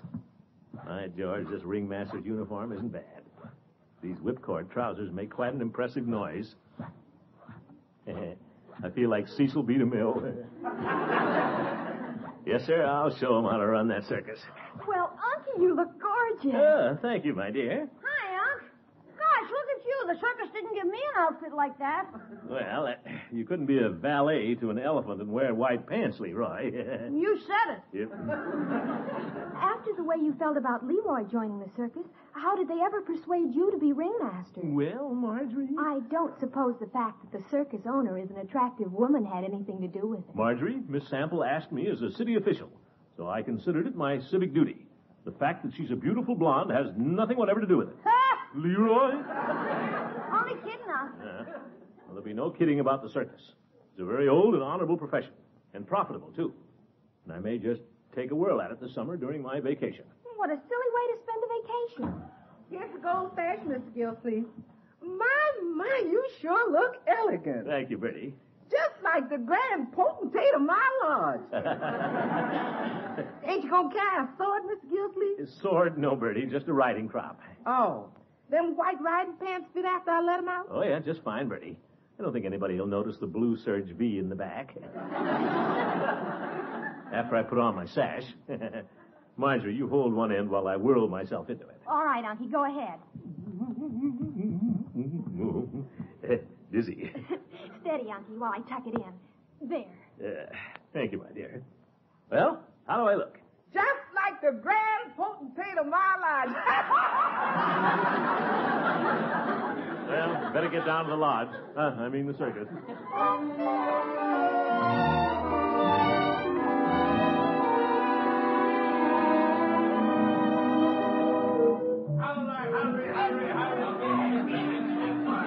Well, look at all the people. Say, I'm quite a drawing card. Well, the more I think of this, the more I'm convinced this is the place to spend my vacation. How else can a man travel and make money at the same time? Unless he's a traveling salesman. Well, look at my ringmaster. Huh? You look gorgeous in your uniform, Mr. Gildersleeve. Yeah, thank you, Miss Sample. You look gorgeous in yours, too. Just like a drum majorette. Say, aren't you afraid the lions will scratch your knees? Oh.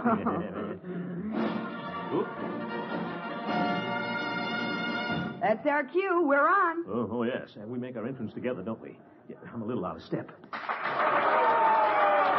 Better get up on the platform. Good luck. Yeah, thank you. Same to you. Yeah, it's quiet in here all of a sudden. Ladies and gentlemen. That's my fault. That's my cook, folks. Ladies and gentlemen, this is your guest ringmaster and water commissioner, Throckmorton P. Gildersleeve, presenting Sample Brothers' gigantic circus with the most stupendous array of stars and animals ever assembled under one big top.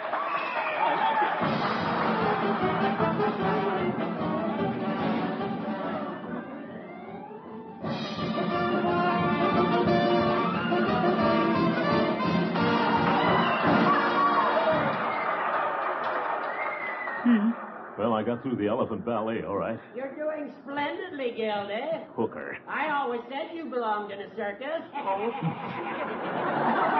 He's just jealous. Oh, you're wonderful, Mr. Gildersleeve. Keep it rolling now. Keep rolling? Oh, yes. And now, ladies and gentlemen, presenting for your amusement, amazement, and approval, that sensational, death-defying aerial act, the Flying Finleys.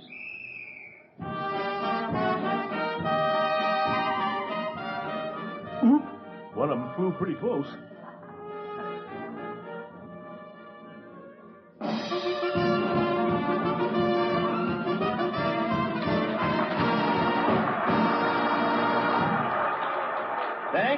Thank you. The little lady in the blue tights was Grandma Finley. And now your attention, please, to the center ring, presenting the final and feature act, Beatrice, the Beauty, and Her Beasts. The bold Miss Beatrice will now enter the cage with the most ferocious assemblage of man-eating lions and tigers in Summerfield. The world. Steady, Jack. Hike, Cleo. That Leo. You wouldn't catch me hiking with him anyplace. Hike, Cleo. Mr. Gildersleeve, step down here a minute, will you? Yeah, okay. Leo won't jump up on his barrel. Who? Take your riding crop and give him a prod through the bars. Yeah, me? Well, these bars don't look very strong. You're holding up the act, Mr. Gildersleeve. Give him a poke. Yeah, nice lion. Get up on the barrel.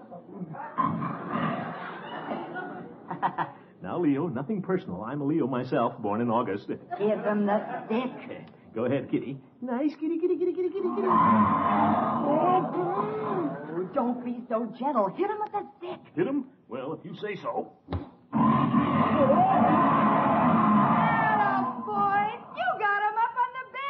I did? Well, thank you very much.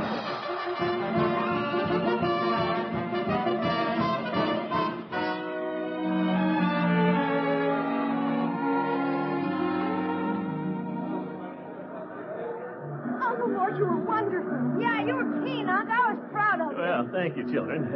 Well, hello, Brenda. How'd you like the show? Oh, Mr. Gildersleeve, I just love you as a ringmaster. Fine job, Gildy. Thank you, Judge. Now, if you'll all excuse me, I have to run over to Miss Sample's trailer. Business. I have something to discuss with her. See you at home, Uncle. All right, my dear. Hi, George. I made a good ringmaster, if I do say so myself. This is the time to ask her about being ringmaster during my summer vacation. If I play my cards right, I think I can persuade her. Well, her trailer door is open. She plays the guitar. Oh, Miss Sample. Well, come in, Mr. Gildersleeve. Thank you. Nice guitar. Mother of pearl trimming. You play well. Well, it helps me relax after my cat act. Sort of relieves the tension. Sit down, Mr. Gildersleeve. Thank you. I want you to know I think you were terrific tonight. Well, thanks again. I dropped in because I want to have a little serious talk with you. Well, I'm glad you came by. I was a little lonely anyway. Well, like Blackie says, I'm a man of fast decisions, Miss Sample. And this day with you in the circus has given me some great ideas. Oh? I can tell you like music, Miss Sample. Oh, yes, I do. Music appeals to everybody. Now, if you had a ringmaster with a deep voice to sing a song or two, it would add a lot to the show. Oh? Well, who'd you have in mind? Who'd I have in mind? Far away places with strange sounding names, far away over the sea. Those far away places with the strange sounding names are calling to you and to me. Oh? You bet. They call me a dreamer. Well, maybe I am. That I know that I'm burning to see those faraway places with the strange sounding names calling to you and to me. Oh, Mr. Gildersleeve. Did you like that? Oh, Mr. Gildersleeve, I loved it. Good. Then that makes it easier for me to ask my question. You don't have to ask. I'll marry you.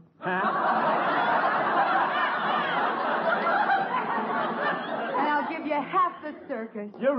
But Beatrice, Miss Sample, that's not what I had in mind. I thought perhaps during my vacation this Oh, summer. why wait for your vacation? We'll do it right now. What? We'll be married tomorrow night in the center ring. Your friend Judge Hooker officiating. What? We'll make it an after show and charge 25 cents admission. Everybody in Summerfield will come. Everybody but me. I'm getting out of here.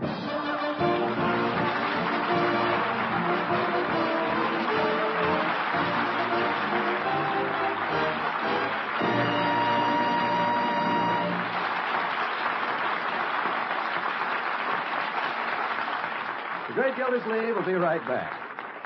Here's news. You can now get yellow parquet in all states where laws permit. Yes, parquet, the same delicious spread with a wonderful flavor, now comes in handy quarter-pound sticks already colored a rich golden yellow. You'll find yellow parquet costs a little more, largely because of the federal coloring tax. But it's a real saving for you in time and trouble. Try the new yellow parquet in quarter-pound sticks. Remember, where state laws permit, you can get this delicious spread, golden yellow, ready to serve. Of course, you can still buy white parquet at the low economy price. That's Parkay, Parquet margarine made by Kraft. Well, folks, the circus will be coming to your town soon. Don't miss it. It's wonderful entertainment for all ages. Circuses of just about everything. You'll see all kinds of wild animals, animal trainers, acrobats, bareback riders, clowns. Yes, sir, you'll see everybody. Everybody except me. And me. Little Leroy. Good night, folks. The Great Gildersleeve is played by Harold Perry. The show was written by John Elliott and Andy White with music by Jack Leeson. Included in the cast are Walter Tetley, Mary Lee Robb, Lillian Randolph, Earl Ross, Dick LeGrand, Peggy Knutson, Barbara Whiting, and Eddie Marr. This is John Wall saying goodnight for the Kraft Foods Company, makers of the famous line of Kraft quality food products. Be sure to listen in next Wednesday, because if you think the Great Gildersleeve was in hot water with that lion tonight, wait till he starts investigating a haunted house.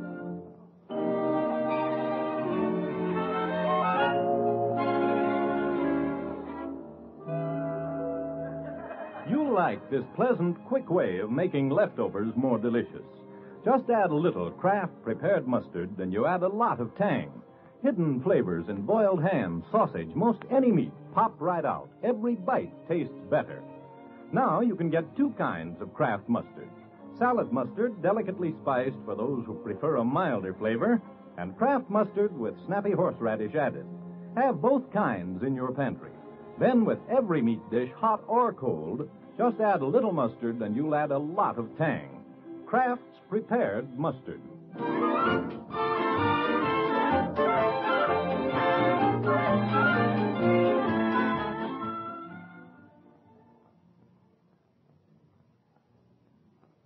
This is NBC, the National Broadcasting Company.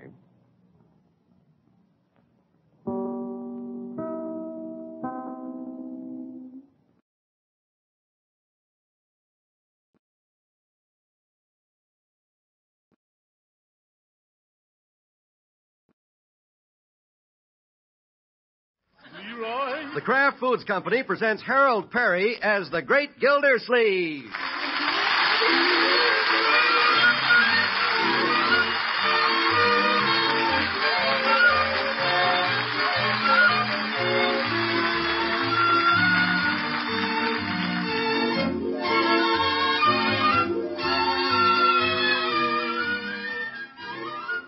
The Great Gildersleeve is brought to you by the Kraft Foods Company, makers of Parquet Margarine.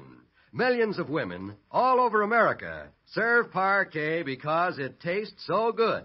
And now, in many states, you can buy this delicious Parquet Margarine in yellow quarter-pound sticks.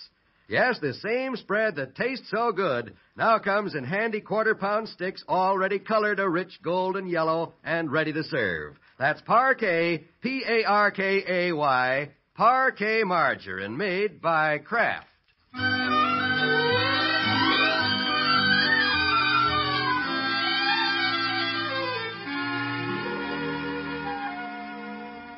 Well, let's see what's going on in the great Gildersleeve household this fine spring morning.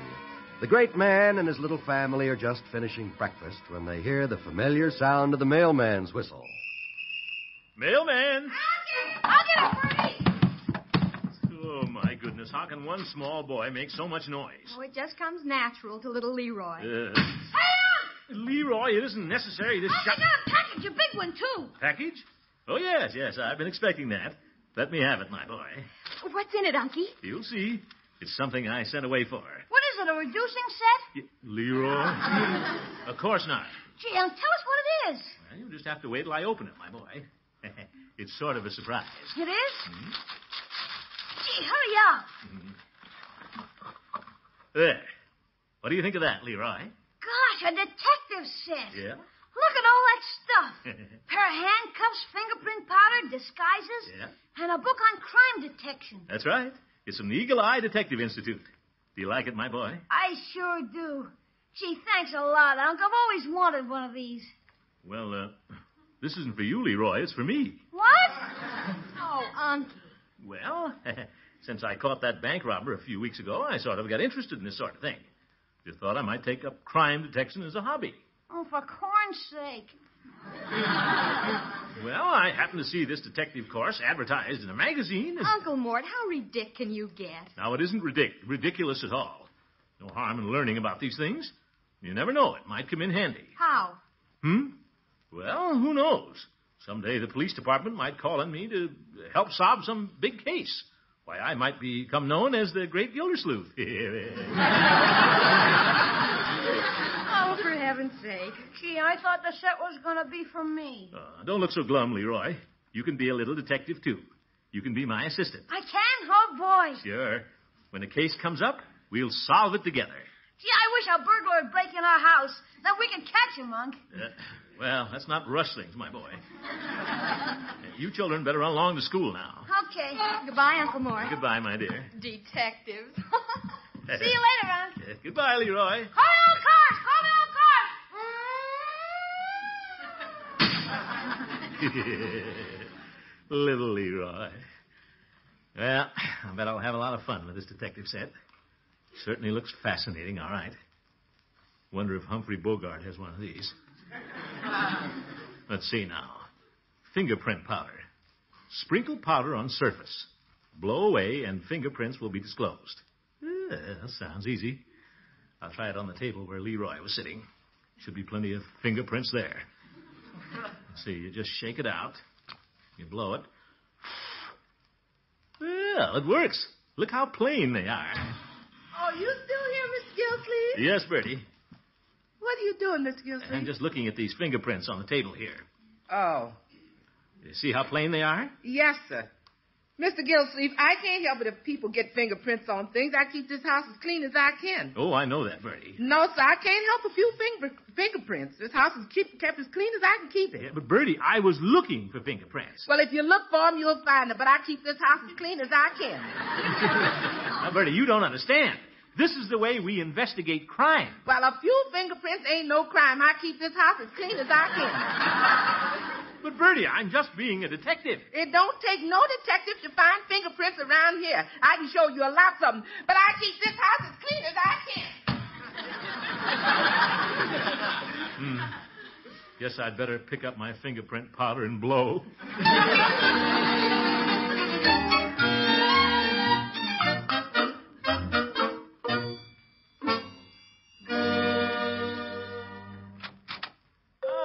Good morning, Peavy. Hello, Mr. Gildersleeve.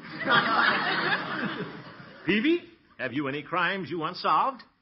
How's that? Well, you haven't heard about it yet, but I'm taking up the study of scientific crime detection. Oh, is that so? Yep. Got myself a lot of detective equipment, and I'm all ready for business. Well, in that case, you might be interested in something that happened this morning. Oh? What's that, Peavy? There was a big holdup down at the fire department. A holdup? Yes, the fire chief's pants were held up by a pair of suspenders. Oh, for heaven's sake. Held up by a pair of suspenders. Get it? Yes. Peavy, you may think this is funny, but someday you might need my services. What? Well, just suppose your drugstore was robbed. Or suppose somebody kidnapped Mrs. Peavy. Kidnapped? Mrs. Peavy? Yes. Do you know somebody who wants to kidnap her? No, of course not. Oh. But just suppose somebody did take her away. You'd look for a detective, wouldn't you? No, I'd look for Mrs. Peavy. But, Peavy, I'm a detective. I could follow the clues. All right, you follow the clues, and I'll follow Mrs. Peavy. Well, you can laugh at me if you want to, Peavy. But I bet the FBI would be crazy to have a detective like me. Well, now, yes, they certainly would.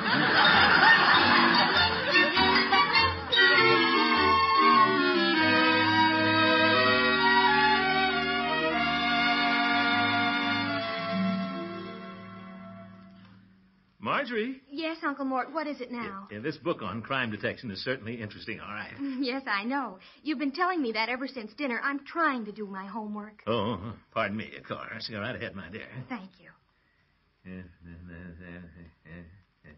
Marjorie? Yes, Uncle Mort. Write something on a piece of paper. What? I want to get a sample of your handwriting. What for? Well, there's a chapter here on analyzing personality through handwriting. Oh, for heaven's sake. Just write anything. Your name. Oh, all right. There. Thank you. Now, let's see here. Small letters, crowded together, slant to the left. That's funny. What's funny? According to this, you're 50 years old, a pickpocket, and you have a black mustache. Well, thank you very much. Must have got something wrong. Well, I hope so. Unky, I've got to get this homework done. I'm going upstairs. Good night, Mr. District Attorney. Good night, Miss Miller. Wish Leroy would get back from that weenie roast so I could try this out on him. Yes, sir. I'll bet this. I'll get it, Bertie. Well, good evening, Gildy. Hello, Judge. Come in. Thank you. Well, Gildy, Peavy tells me you're a super sleuth now. Well, I must say, in that dressing gown, you do look like a famous detective. Oh? Sherlock Holmes? No, the fat man. You... Very funny, you old goat. Sit down. Now, Gildy, what is all this nonsense? It's no nonsense. I'm taking up the hobby of scientific crime detection, that's all. Oh? Well, I know a case you could work on right now, Gildy. You do? What's that? There was a murder committed in an automobile this morning right at 2nd and Main. A murder in an automobile? Yes, a fella choked his throttle and killed his motor. Oh, brother. Judge, with those old jokes, you and Peavy ought to go into television. Well, maybe we should. Oh. Right here, Leroy. Hello, Leroy. Hello, Judge. Unc. What's the matter, my boy? There's a ghost out there. What? Where? In that old house out by the mill pond. I heard it. Now, my boy, you probably just imagined it. No, I didn't. Piggy heard it, too. Us kids were coming home from the wiener roast, and we went by that haunted house, and... Leroy, there's no such thing as a haunted house. Well, this one is. I suppose you mean the old Willoughby house, Leroy. Yeah. We were just going by there. It was all dark and everything, and all of a sudden the door opened, and we heard footsteps in there. Like this. Well, maybe somebody's living there. Gilder, nobody has lived in that house for 20 years. Not since crazy old Henry Willoughby died there. Oh, yes. And then we heard a moan. Like this. Oh, my goodness. A ghost. That's silly, Leroy. Well, there have been a lot of stories about that house, Gildy. Some people claim they've seen old Willoughby's ghost roaming through the place at night. It's easy to see how it might frighten some people. Well, it wouldn't frighten me. That's what I told the kids, Unc. I told them you were a detective and nothing could scare you. Why, of course. I told them you'd walk right in that whole haunted house any old time. Absolutely. I told them you'd go right out there tonight. Tonight? Sure. Well, it might be better, Leroy, if I went out there in the daytime. You can see better then. Oh, Unc, why don't you go now and I can go with you? Well... You're not scared, are you, Gildy? A big detective like you? Why, of course not. Then why don't you go? All right, Hooker, I will. Oh, boy! But, Gildy, aren't you afraid to go out there? Why should I be? After looking at you all these years, a ghost would look good. Gildy! Goodbye, you old ghost. I mean old goat. Come on, Leroy.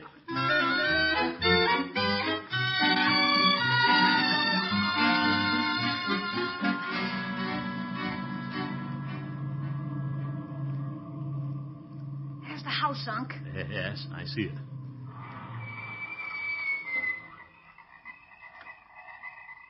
Well, shall we get out, Unc? Huh? Get out? Oh, yes, of course.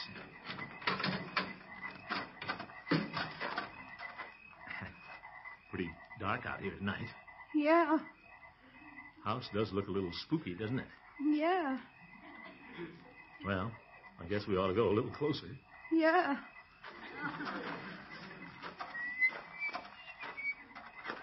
Sure scary, isn't it? Huh? Well, it's a little dark and lonesome out here, but there's really nothing to be scared of.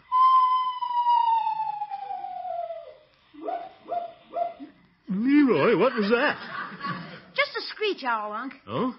Must have the hiccups.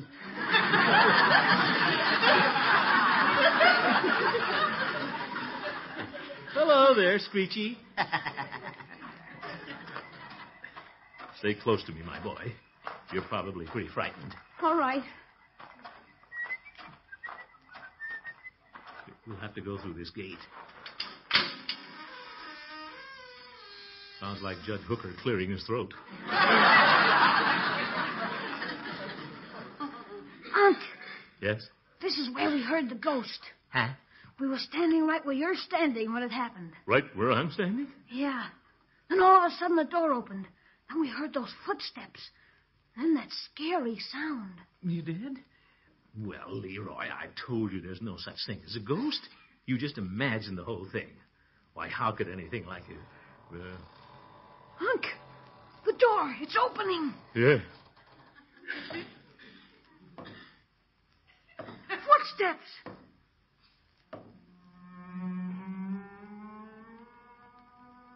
A ghost! But then you said there weren't any ghosts. Well, after this, don't believe everything I say. Come on, Leroy, run.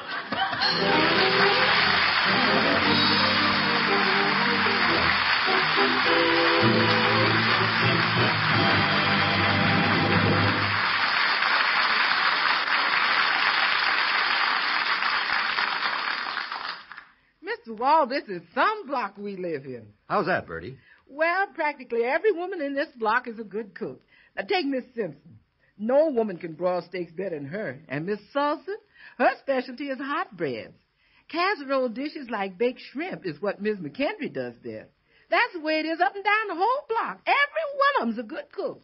And every one of them uses parquet margarine as a spread and for cooking, too. Well, that's not surprising, Bertie. Parquet is so nutritious, and after all... Mr. Walter, the reason our block is a parquet block is because parquet margarine tastes so good. It's economical, too. Costs only about half as much as the most expensive spreads. That's right.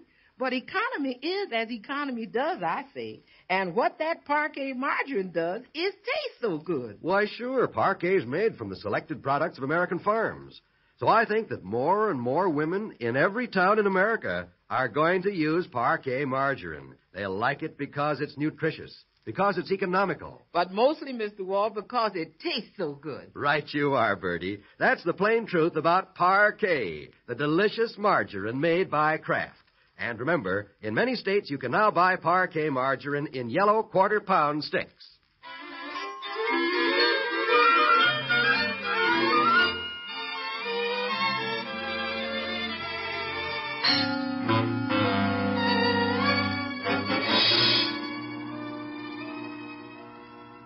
Last night, the great Gildersleeve set out to prove to Leroy that there's no such thing as a haunted house. But while he was out at the mysterious Willoughby place, a strange thing happened. First, the door opened. Then there were hollow footsteps. And then a weird, ghostly sound.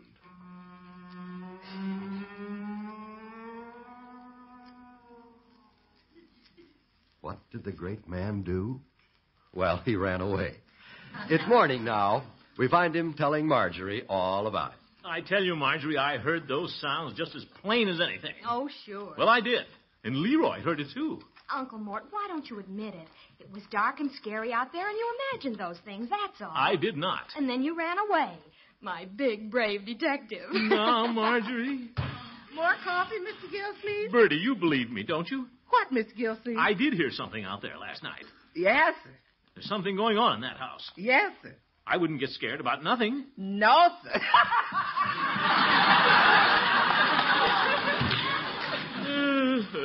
What's the use?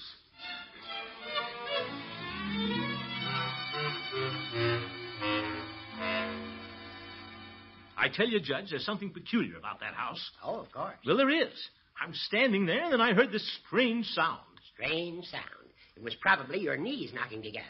It was not. Well, I know another place that's haunted, Gildy. Where's that? Your upper story. There's been nobody home there for years.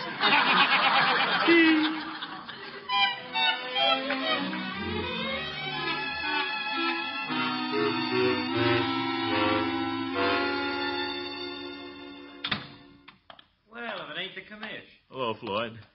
I want a haircut. Okay, hop right up in the chair.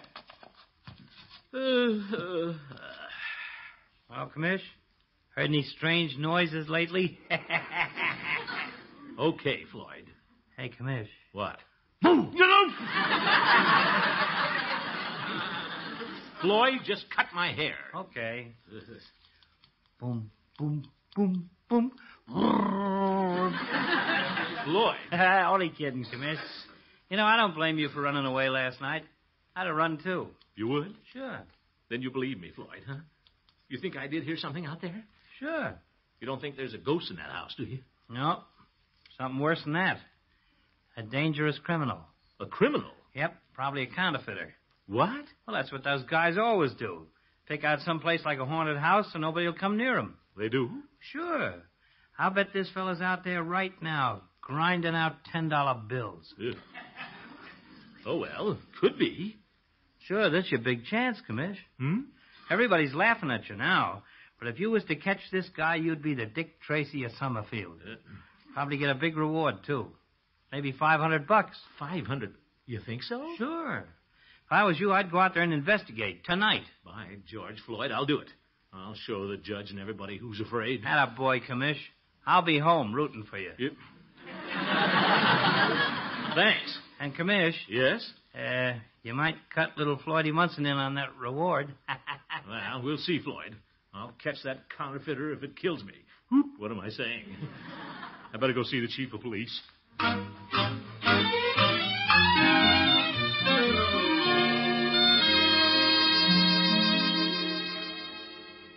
Now, Commissioner, you don't know there's a counterfeiter out in that house. Well, Chief, there's somebody out there. What about those footsteps I heard? Now, Mr. Gildersleeve, those footsteps were probably just a rat running around. Well, if it was a rat, he was wearing shoes. That's very funny. Ho, ho, ho. Yes. Well, I'm going out after this fellow tonight, Chief. Are you coming with me or not? Well, Commissioner, I guess I shouldn't let you know. Now you're talking. This fellow might be a dangerous character, all right. Naturally. He's probably a killer. Well, I can't let you face a killer without any protection. That's swell. Then you're going out with me? No, I'm going to give you a permit to carry a gun. Yes. Thank you very much. Oh, not at all, Commissioner. Sign right here. What a chief of police.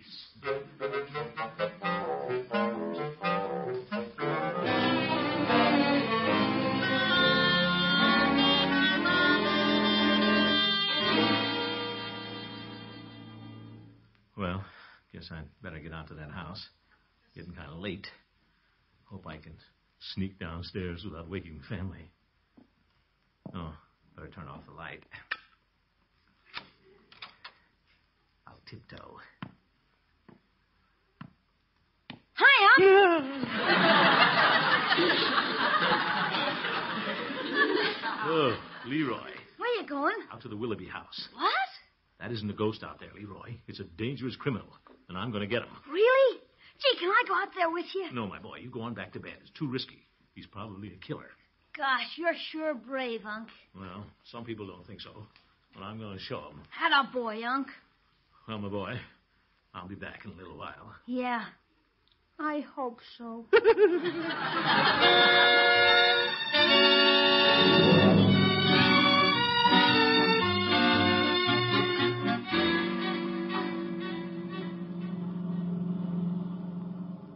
Well, be there pretty soon, I'm afraid.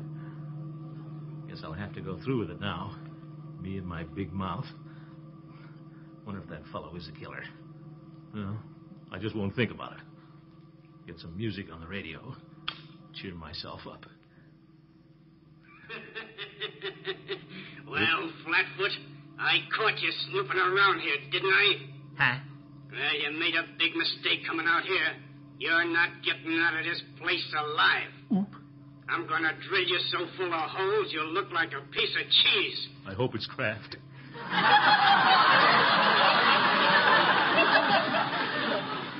Well, big boy, here's a present for you. Think I'll try another program.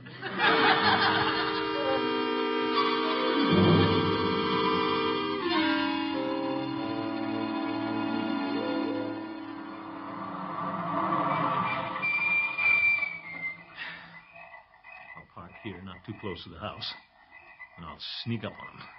That's what it said in the book, Chapter 2. Well, come on, Gildersleeve. You wanted to be a detective. Wish the moon would come out. What's that? My heart's pounding so loud. Sounds like somebody's following me. Isn't that silly? Somebody is following me. Wonder who it is. Nobody out here but me and the killer. The killer. He's after me. He's gaining on me. This is the end, Gildersleeve. Goodbye, Marjorie. Goodbye, Leroy. You can have my detective set. Hey, Commissioner. Oh, Chief Gates. What are you doing out here? Well, Commissioner, I thought it over and decided it wasn't right to let you come out here all alone. Oh? After all, we're fellow jolly boys. Oh, thanks, Chief. I'm certainly glad you're here. Well, glad to be here. Well, Commissioner, let's get on with the manhunt. Manhunt? Oh, yes. Just stay right behind me. Good idea. Here's the gate.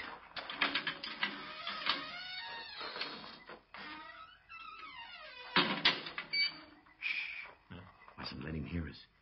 He might take a shot at us. Oh, yeah. Well, careful going up these steps. I will. Stumbled.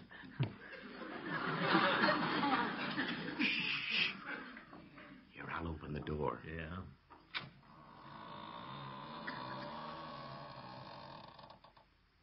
Say, kind of Spooky in there, isn't it? Sure is. Well, guess we ought to go in. Yeah. Guess we should. The door's open. I'll tell you, Commissioner. You go in and I'll stay out here and be the lookout. Huh? Why can't I be the lookout? Oh, no. That takes experience. You go in and flush him out. Flush him out? That's right. And I'll leap on him when he runs out the door. Well, look before you leap. The fellow running out might be me. Okay. Go on in, Commissioner. Well, all right. Stop pushing me. Don't worry. I'll be right here. Well, don't lock the door. Dark. Can't see a thing in here. Killer's probably hiding someplace, ready to spring at me. I'll just feel around. Whoop. Feels like a face. Chin, big nose, ears, antlers.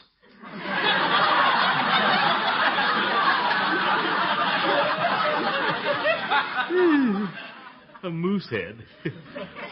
Yeah, I guess he isn't in this room. Better try the hall. Cobwebs. Wish his floor wouldn't creak so loud. He's liable to be...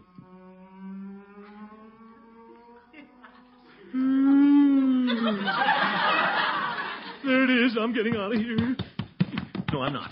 He's not going to scare me. I'll show him. Oh, brother. Sounds like it's coming from that room there. There's a light under the door. I'll get my gun ready here. What did I do with that permit?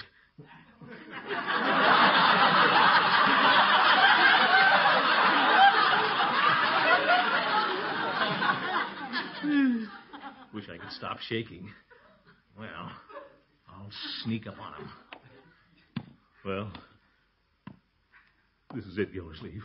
The killer's just outside this door. Courage now. I'll take him by surprise.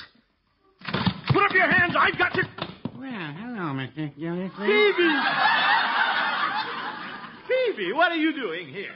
Oh, I come out here several nights a week to practice. Practice? Yes, I just bought this cello, and Mrs. Peavy won't let me play it in the house. Oh? Oh, brother, I don't blame her. Well, nobody can hear me way out here. Of course, I'm just a beginner. Oh, my goodness. And I thought you were a counterfeiter. How's that? Playing a cello in a place like this. Peavy, you're the biggest boob in Summerfield. Well, no, I wouldn't say that. Oh! Come on in, Chief, and bring your harmonica.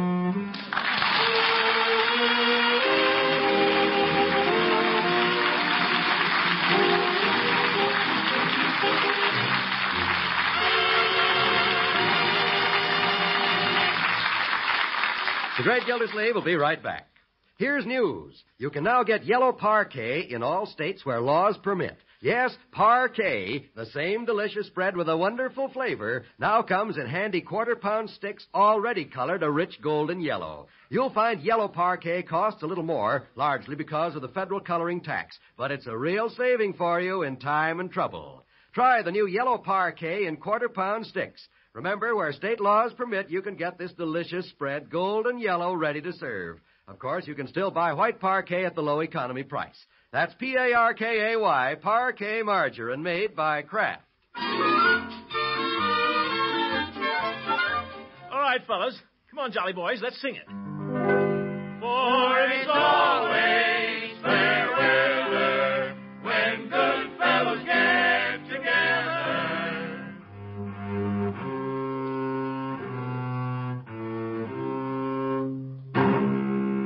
Phoebe, you're getting pretty good on that cello. Thank you. Good night, folks. You like this pleasant, quick way of making leftovers more delicious. Just add a little Kraft prepared mustard and you add a lot of tang. Hidden flavors in boiled ham, sausage, most any meat pop right out. Every bite tastes better. Now you can get two kinds of Kraft mustard. Salad mustard, delicately spiced for those who prefer a milder flavor, and Kraft mustard with snappy horseradish added. Have both kinds in your pantry. Then with every meat dish, hot or cold, just add a little mustard and you'll add a lot of tang. Kraft's Prepared Mustard. This is NBC, the National Broadcasting Company.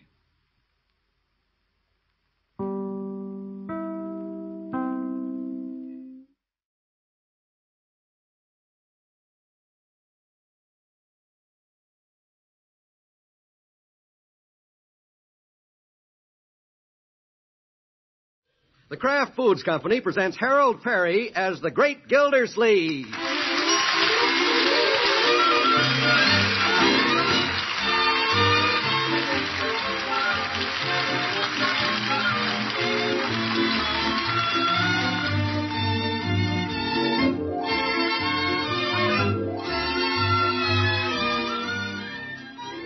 The Great Gildersleeve is brought to you by the Kraft Foods Company, makers of Parquet Margarine.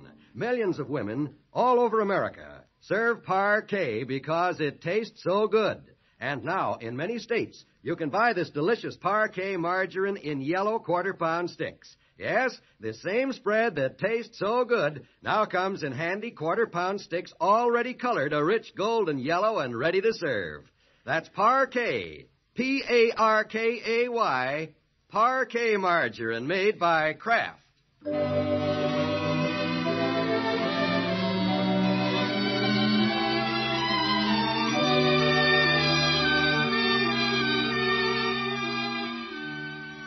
Well, let's see what's doing in Summerfield.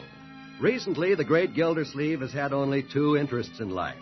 One is Mrs. Ellen Knickerbocker, his neighbor's wealthy sister from Baltimore. The other is his amateur detective hobby. This evening, we find him pursuing both.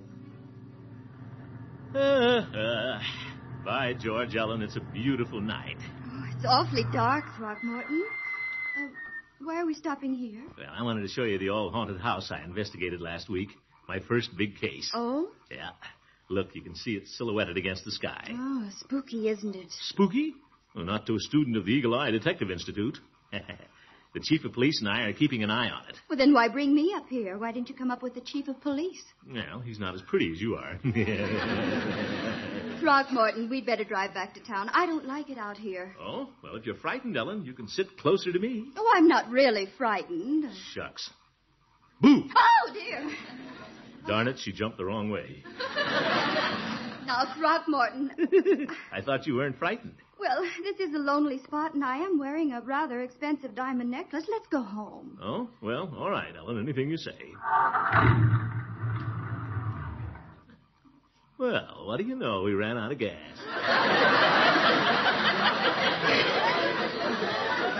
Uh-huh. Throckmorton, didn't I see you turn off the switch? You did? Thought it was darker. Ellen. Yes?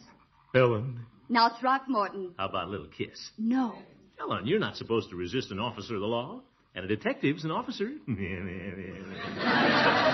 Now, don't be silly. You call wanting to kiss you silly? Well, I call it silly to park up here and pretend you're out of gas and to pretend you're a detective. Pretend? Ellen, I've almost completed the course. I've solved every test case they've given me without even looking up the answers in the back of the book. Throckmorton, why waste your time on things like that? Well? You know, sometimes you act like a schoolboy. Schoolboy? Okay, if I'm a schoolboy, it's too late for me to be out. I guess we'd better go home. Not Throckmorton. No, we'll go home. If you don't like my hobby, I guess you don't like me. Oh, I do, but to be really fond of a man, I have to be proud of him. Oh? And I'd like to be proud of you. Ellen, I'll throw away my detective kit tomorrow. Good. Now, how about that kiss tonight? Oh, Throckmorton. Oh.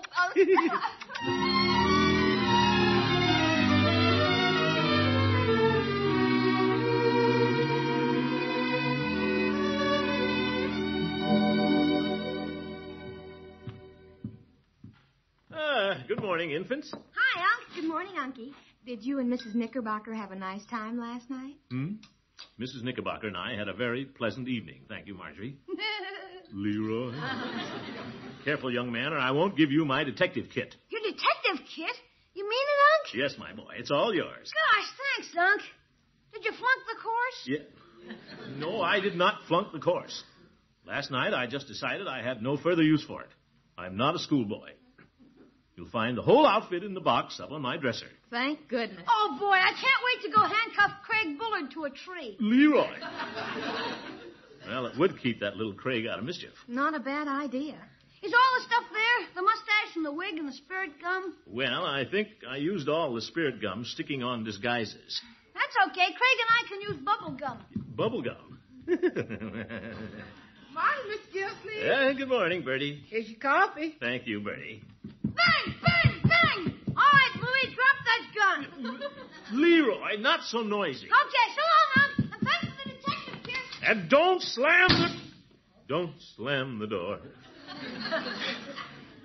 What a detective. We got 2 detectives in the family now? Only one, Bertie. Uncle Mort's given up the idea. He has?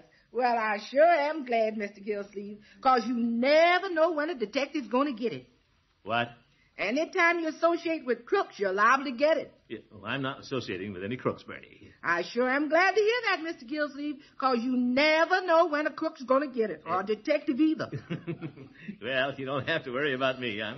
Mr. Gildersleeve, did you read about that detective in Detroit? No, Bertie. He got it.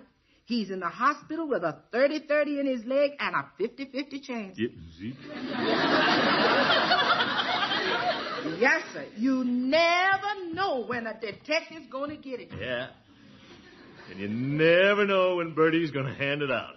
Hey, Unc, guess what? What, Leroy? There's been a big robbery. Robbery? Well, you're the detective now, Leroy. Go catch the burglar. I mean it. There was a burglar at Bullard's last night. Well, what'd he take? Bullard's new stainless steel ash can? Gosh, no, he stole Mrs. Knickerbocker's fur coat and diamond necklace. What? Really, Leroy? Yeah, last night. Oh, my goodness. Is Ellen all right? Sure, but boy, is she upset. She's on her way over here to talk to you, Unc. To me? She is?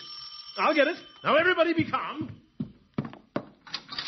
Throckmorton, I've been robbed. Yes, Leroy told me. Come on in, Ellen. Somebody broke in last night and took my diamond necklace and my best mink coat. Oh, my goodness. I'm terribly sorry to hear about it. So am I, Mrs. Knickerbocker. Oh, thank you, Marjorie. Throckmorton, what will I do? Brother Rumson's out of town. I don't know where to turn. Well... You know the local police. Will you see that I get a good investigator? Ellen, if it's a good investigator you want, you don't have to go to the police. But Throckmorton... Yeah, I know you think my detective work is silly. But last week I solved the case 3 minutes before Mr. District Attorney did. Well, if you think you can do anything...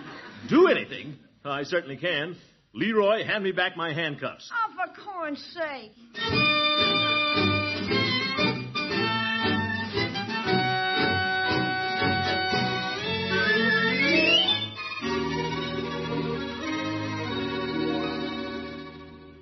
Ellen, you knew I'd be back this afternoon. Why didn't you wait and let me handle this? But I was excited, Rumson. I had to call in someone. Well, you didn't have to lose your head completely and call Gildersleeve. Now, Rumson, I think you've been wrong about Throckmorton. He's been very calm and level-headed about this. That's one of Gildersleeve's biggest problems. He's too level-headed. Under that poodle dog pompadour, he's a flathead. Oh, Rumson, you exaggerate. Not very much. Now, Rumson, Throckmorton's made quite a study of detective work. But, Ellen, I've engaged a private detective from Kansas City. He's coming in this afternoon. Oh? Now, can't you discourage Gildersleeve? He couldn't tell a burglar from a banker. Now, Rumson... Well... Oh, that must be Throckmorton. Now, I'll let him in. Come in, Throckmorton. Shh. Yes? Ellen, I saw a dark, ugly-looking man with a black suitcase sneak in your back door. Gildersleeve, that was me! Hello, Mr. Bullard. Welcome home.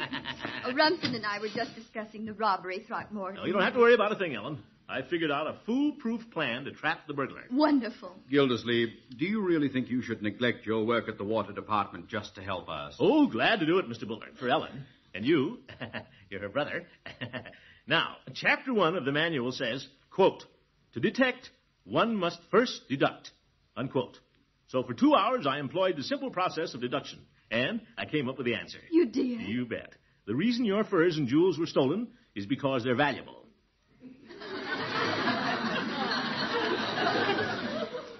That took you 2 hours? Yeah. Now, wait a minute, Mr. Bullard. You may scoff if you like, but how did the burglar know they were valuable? Because last week, the society column described the furs and jewels Ellen wore at that country club party. Oh, that's right, Throckmorton. Yes, indeed. That's the way Raffles and those other jewel thieves operate. They check the society columns. Chapter 4. Gildersleeve, you may be on the right track. Now, here's what I've done, Bullard. I've had this news item printed in the afternoon paper. Listen. Distressed by the loss of her furs and diamonds, the wealthy Mrs. Ellen Knickerbocker is receiving an even more valuable collection this afternoon from her home in Baltimore. But Throckmorton, that isn't true. I know that, but the burglar doesn't, and he'll be back. Clever, eh, Bullard? Clever? Gildersleeve, don't you realize you're making decoys out of every one of us? Decoys? I'm not holding open house for criminals. Well... What are we supposed to do? Sit around and wait to be robbed again? Oh, don't worry, Mr. Bullard. I'll be right outside. I'll catch him before he ever gets in the house. Gildersleeve, all I can say is you'd better. Guess I'd better.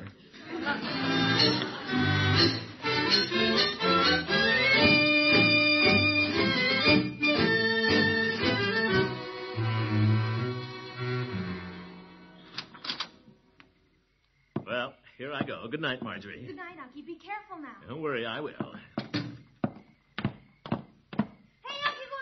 The Bullard's house now? Shh, not so loud, Leroy. Can I go with you? No, Leroy, it's getting dark. You go climb in your safe little bed. I'll just walk to the middle of the street with you. Got a gun, Unc? Of course, Leroy. You run along back now. Okay. Hey, Unc. Yes, Leroy. What happens to us if he beats you to the draw? To you? Leroy, don't say that. Good luck, Unc. Good night, my boy. What if he does beat me to the draw? Well, I better hide someplace where I'll see him first. I could wait for him in the Bullard cyclone cellar. It's stocked with dried apricots. And I was too excited to eat my dessert. Say, I could climb up there in little Craig's treehouse. Sure, I'll be able to watch both entrances that way. Wonder if this ladder will hold me.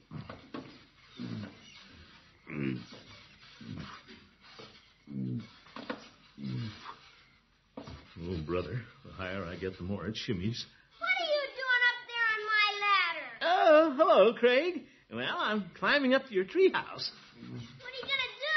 I'm going to catch the burglar. My father says you couldn't catch crows. I can, too. I had laryngitis.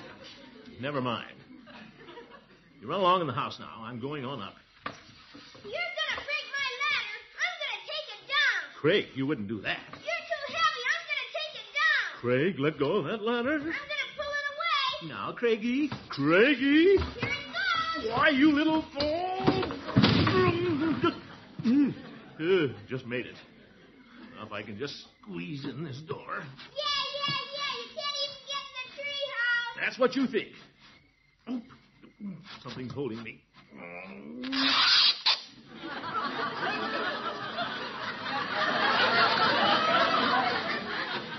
Darn nail. Well, I made it anyway. Craig, what's going on out there? I'm watching a big monkey up in the tree. A monkey? Hello, Mr. Bullard. Oh, Gildersleeve. Yeah, I'm on the job. Oh, I see. Come along, Craig. It's your bedtime. Okay. And how many times have I told you not to call Gildersleeve a monkey? Yes.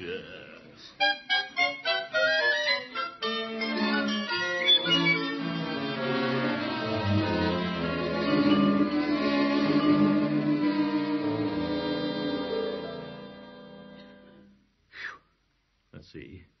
What time is it? 11 o'clock. Well, all the lights are out in the Bullards except one. Oh, there it goes. Getting hungry. Maybe I should have hidden with the dried apricots. Uh-oh. Somebody's opening a window. Wonder who it is. Must be the burglar. Oh, Gildersleeve? Yes, Mr. Bullard? Good night. Yeah. Good night. That Bullard. He's in his warm bed, and I'm up in this drafty treehouse. Wish I hadn't ripped my pants. Wouldn't be up here if Ellen wasn't depending on me. Yes. What's that? Somebody sneaking up the driveway. He's staying in the shadows. By George, Gildersleeve, he's taking your bait. He's coming right under the treehouse. Oop, got a gun? No, it's a flashlight, I think. Maybe if I lean out far enough. Oop, it is a gun. Wonder if I can reach mine. Timber!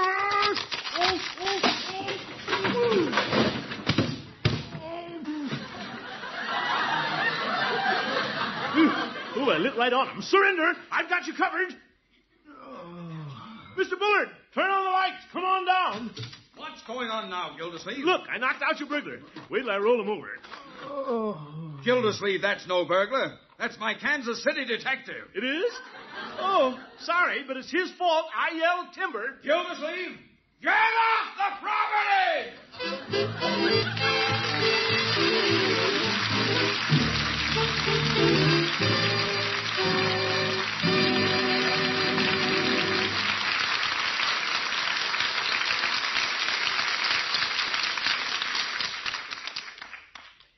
Then I'll take some little green vegetables, and I'll melt a little parquet margarine, and I'll pour that parquet over... Hey, Bertie, hold up. You talking to yourself? Land sakes, I guess I was, Mr. Wall. You know what they say about people who talk to themselves. Not when you talk about what I was talking about. I was planning tonight's dinner, and I was just melting some of that delicious, nutritious parquet margarine for the vegetables. Nothing wrong with that. It's always smart to use parquet. And I always use it, Mr. Wall. Parquet tastes so good on vegetables, and bread and pancakes and rolls, too, as a matter of fact. You bet it does. It's smart to use parquet margarine for other reasons, as a matter of fact. It's economical and it costs only about half as much as the most expensive spreads. And it's got that real craft quality, as a matter of fact. That's why it can't help but taste good, Bertie. Parquet is made from only the carefully selected products of American farms. And there's 15,000 units of important vitamin A added to every delicious pound. Every day, more women buy parquet margarine because it's economical, because it's nourishing. And mostly because it tastes so good. That's why I use it, as a matter of fact.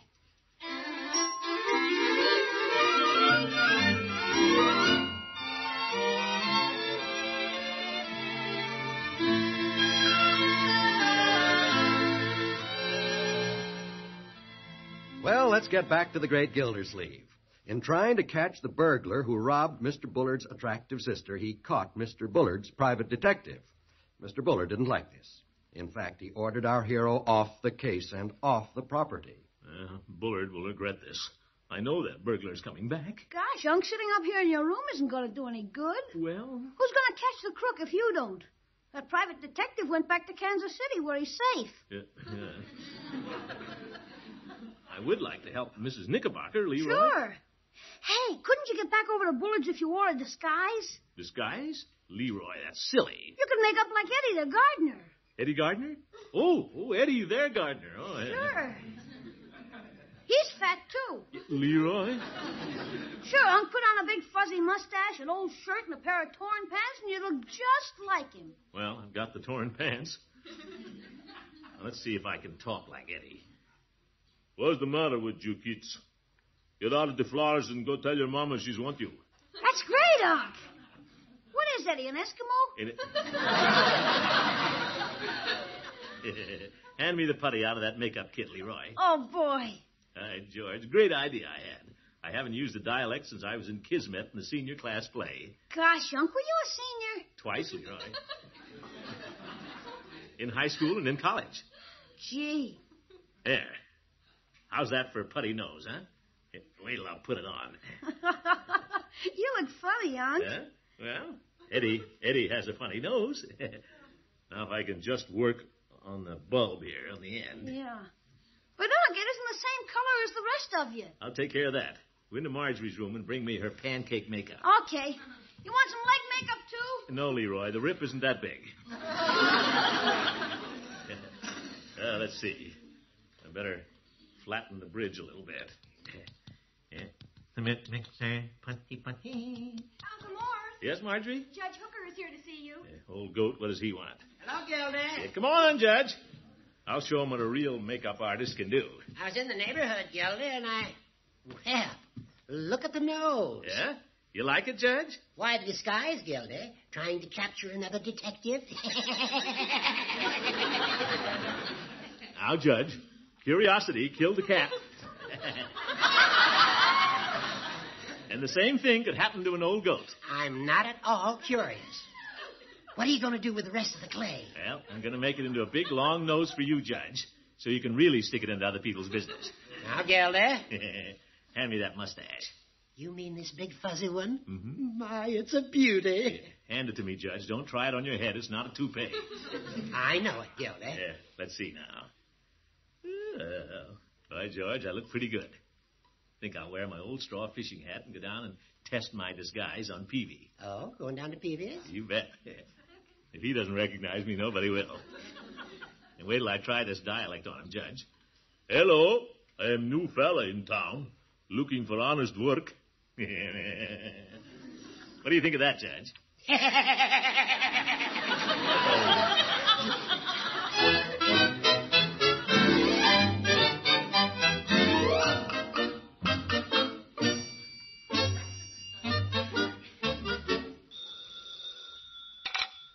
Peavy's Pharmacy, Mr. Peavy speaking.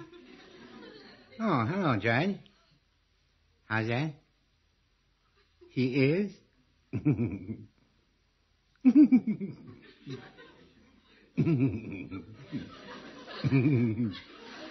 Oh, Mr. Gildersleeve's quite a fellow. Very well, Judge. I'll pretend I don't know who he is. Goodbye.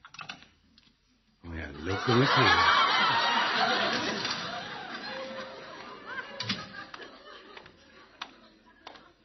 Hello. Well, hello, stranger. What can I do for you? Well, I am new fella in this town. I can see that. How's everything in the old country? Old country? Please, I am a citizen. 100% American. You don't say. I am looking for honest work.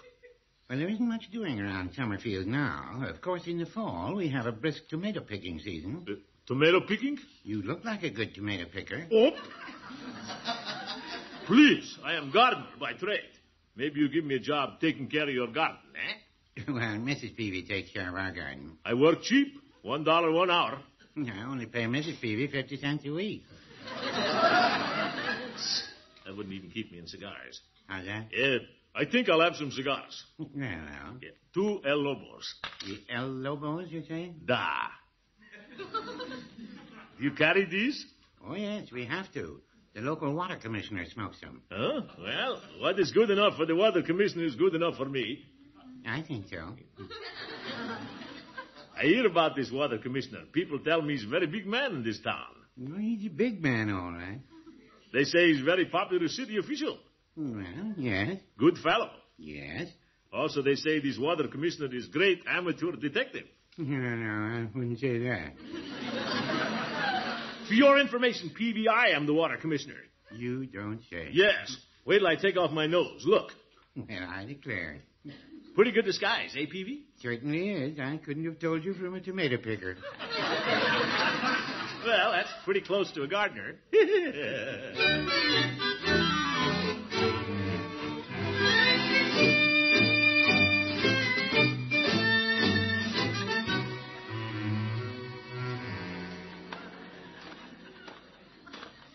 George, this disguise certainly fooled Peavy.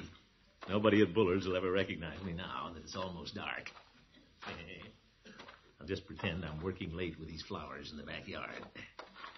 That burglar's bound to show up tonight. What are you doing? Oop. Craig. Gotta get rid of him. What are you doing? I am Eddie, the gardener, taking care of the flowers. You're not Eddie. I am too. No, you're not. You're too fat. Oh. I know you. You're Leroy's uncle. I'm going to tell my father. Shh, Craig. You gotta give me a break. Here's $1. Run along and don't tell your father I'm out here. A lousy dollar? Yep. Well, here's 2. Craig, it's time to come in the house. Shh, Craig, not a word to your father. I don't want anybody to know it's me. Gildersleeve. What are you doing in my flower bed? Oh, my goodness. Ellen, come out here and take a look at this.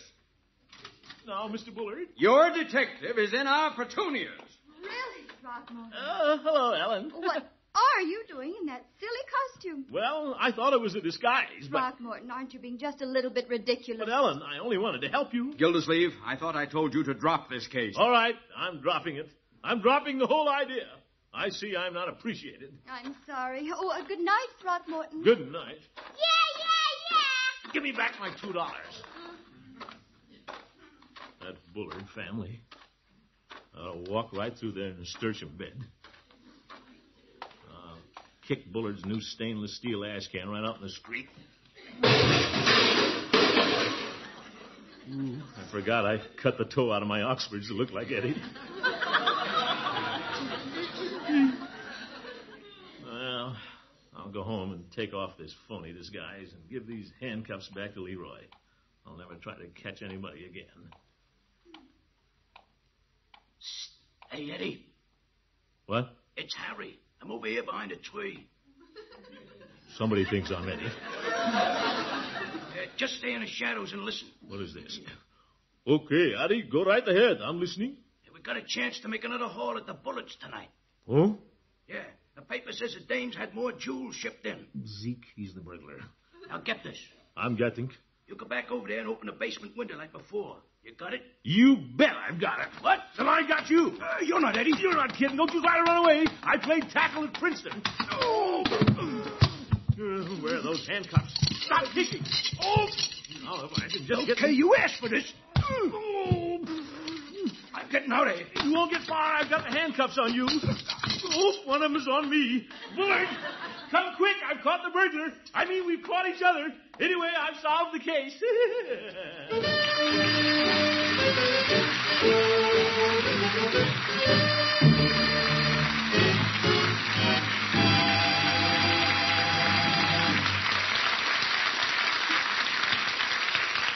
The Great Gildersleeve will be back in just a minute.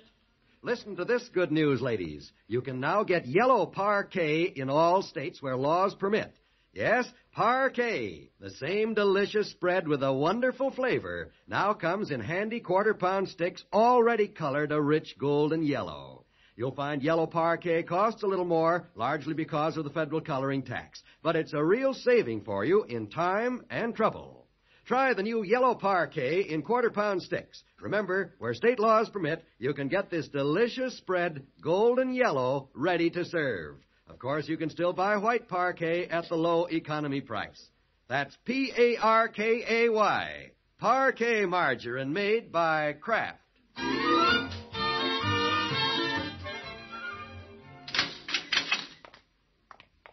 Thank you, Sergeant. Peavy. Well, hello, Mr. Gildersleeve. What are you doing here? I thought you might like some cigars. Oh, well, that's very nice of you, Peavy. But you didn't have to bring me a whole box. Yeah, you might be here in jail for quite a while. Leroy hasn't found the handcuff keys yet. Yeah. Oh, my goodness. Care for a cigar, Harry? Yourself. Good night, folks. Yeah.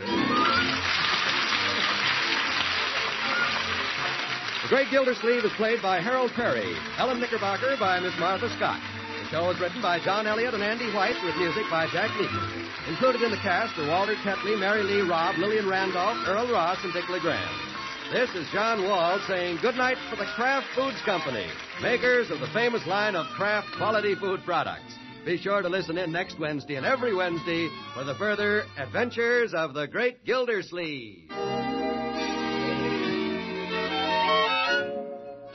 You'll like this pleasant, quick way of making leftovers more delicious. Just add a little Kraft prepared mustard and you add a lot of tang.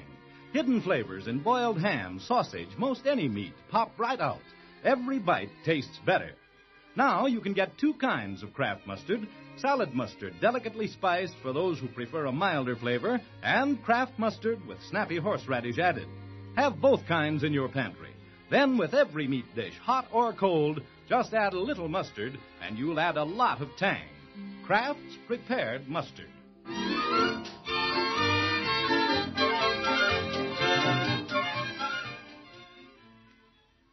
This is NBC, the National Broadcasting Company. Broadcasting Company. Broadcasting Company. Broadcasting Company.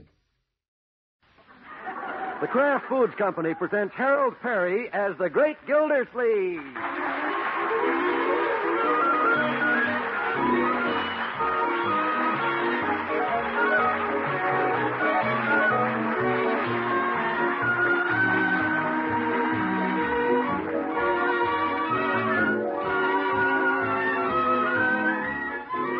The Great Gildersleeve is brought to you by the Kraft Foods Company, makers of Parquet Margarine. Millions of women all over America serve Parquet because it tastes so good. And now, in many states, you can buy this delicious Parquet margarine in yellow quarter-pound sticks. Yes, the same spread that tastes so good now comes in handy quarter-pound sticks already colored a rich golden yellow and ready to serve. That's Parquet, P-A-R-K-A-Y. Parquet margarine made by Kraft.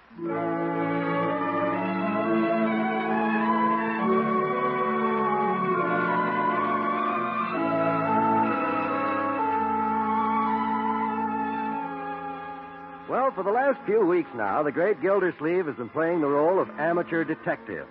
A few days ago, he surprised everyone, including himself, by actually capturing a jewel thief. That night, the astounded citizens of Summerfield could scarcely believe their ears when they heard over their radios. Throckmorton P. Gildersleeve, local water commissioner, became the hero of Summerfield tonight when he captured Gold-Tooth Ferguson, notorious jewel thief. We are fortunate tonight in having this courageous citizen in our WSUM studios. Ladies and gentlemen, I give you Throckmorton P. Gildersleeve. Good evening, ladies. Mr. Gildersleeve, step a little closer to the microphone. Oh, closer. Oh, yeah. Good evening, ladies and gentlemen. Thank you, Leroy. Now sit down. That's my little nephew. Mr. Gildersleeve, Summerfield is very proud of you tonight for trapping this dangerous criminal. It wasn't so much. I just captured him single-handed, that's all. Mr. Gildersleeve, would you mind telling us in your own words just how you did it? In my own words? Not at all. You see, I disguised myself as Eddie the gardener, and there I was, hiding in the petunia bed, when, dropped my script. Excuse me. There. Oops, wrong page. Well, there I was, hiding in the petunia bed, when I saw this suspicious character. Well, I coolly adjusted my putty nose, then Thank you, Mr. Gildersleeve. Sorry, our time is up. What? And now the Summerfield Bottling Works brings you Moments of Melody, featuring Mervyn Hostetter and his glass blowers. Who? You can't do this to me. I just started. Ladies and gentlemen, there I was in the petunia bed. Oh, come on, Leroy, let's go home.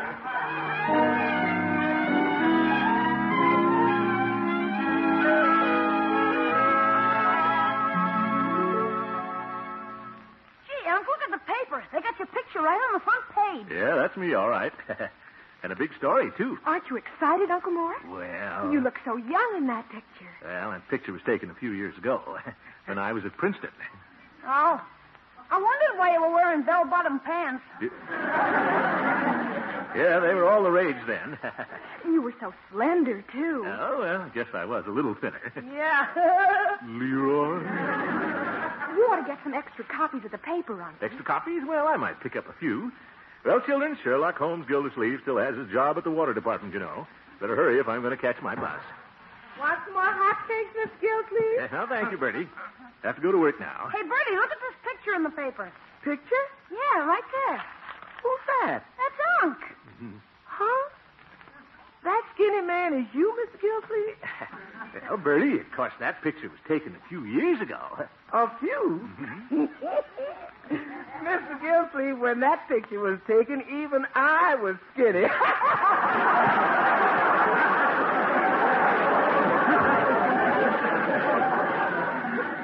Wasn't that long ago.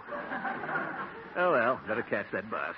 Bell-bottom trousers, coats of navy blue.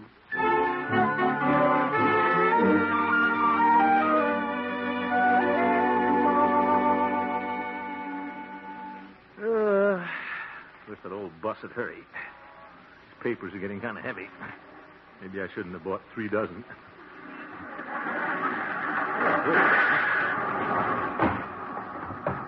Good morning, driver.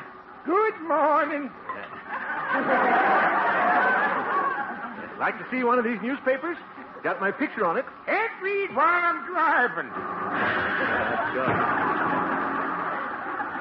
They ought to pension him off. The bus, too. Hey, who's that girl sitting back there? She's pretty. I could sit down next to her. No, that would be too obvious with all these empty seats. Besides, the bus driver's watching me. I could sit across the aisle from her, though. She is cute.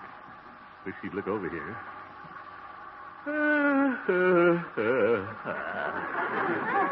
Darn it, she won't look. Oop, she looked. Good morning. Good morning. Yeah, nice day, isn't it? Yes. Yep, sure is. You're a stranger here in town, aren't you? Yes. Not very talkative. Must be from Vermont. Care for a morning paper, miss? I've got lots of them. Oh, are you a newsboy? Huh? No. I'm not selling them. I want to give you one. Oh. Yeah. There you are. Thank you. Right, all right. Mind if I sit next to you? The sun's in my eyes over here. Well, all right. There, I made it. I mean, that's better. Go ahead and read your paper. Don't let me bother you. All right. Yeah, pretty interesting story on the front page there. What? Right there. Eastern jewel thief captured by clever work of local detectives. Oh. There's the detective's picture, too. Oh, yes. Look like anybody you know? No. I don't believe I know any college boys. College? No, that's me. What? Well, it was taken several years ago, about 20. Oh, I see. Why, it says here that you captured this dangerous criminal all by yourself. Yep, single-handed. Oh, it must be thrilling work being a detective. Just a sideline with me. I'm really the water commissioner here in Summerfield, Throckmorton P. Gildersleeve. Oh. Yeah. After working at the water department, being a detective is a pipe.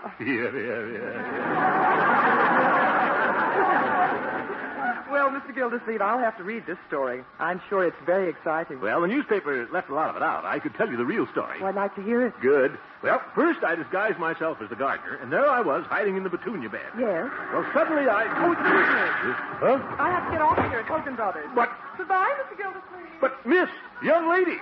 Better look next time, Buster. Let me off at the next corner.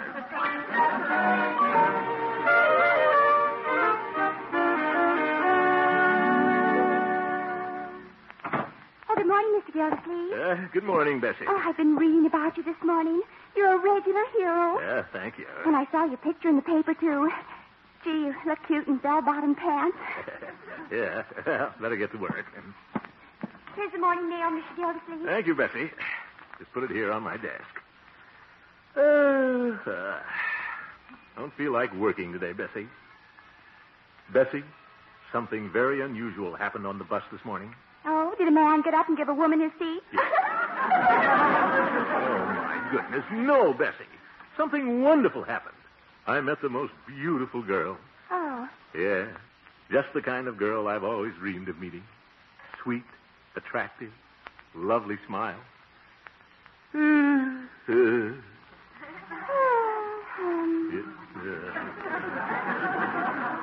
But we met for just a fleeting moment, Bessie. Then she folded her tent like the Arabs and silently stole away. She had a tent on the bus? Figure of speech, Bessie. Longfellow. Oh. I'll probably never see her again. Well, that's life. Let's face the task at hand, Bessie.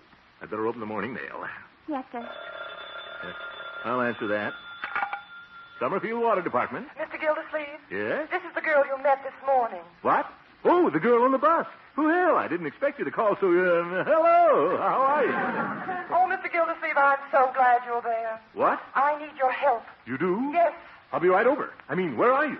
I'm at Hogan Brothers. Oh, just a minute. What's the matter? There's a man coming over here. Oh, goodbye. Hello. She hung up. What? It was the girl on the bus. It was? She's at Hogan Brothers department store, and she needs my help. Well, maybe she wants you to help her carry her packages. Yeah. No. Bessie, she's in some kind of trouble. That's why she called me. I told her I was a detective. Oh. Yes, sir. Bessie, it looks like the great Gildersleeve has another case.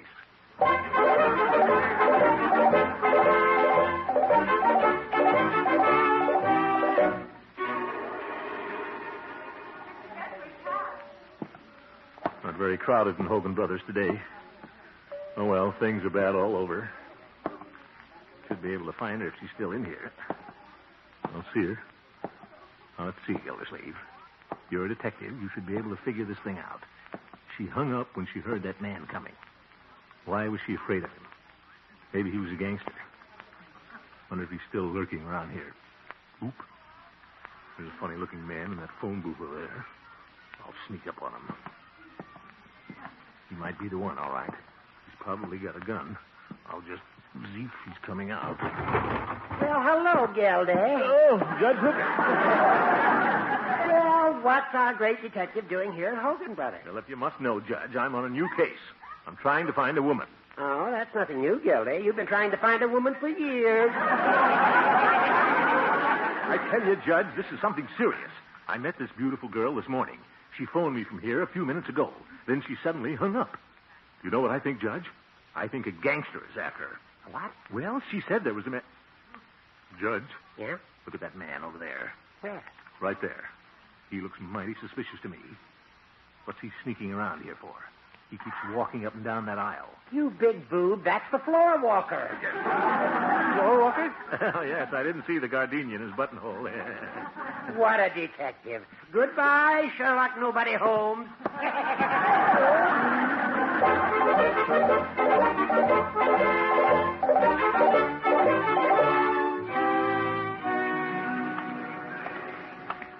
Oh, dear.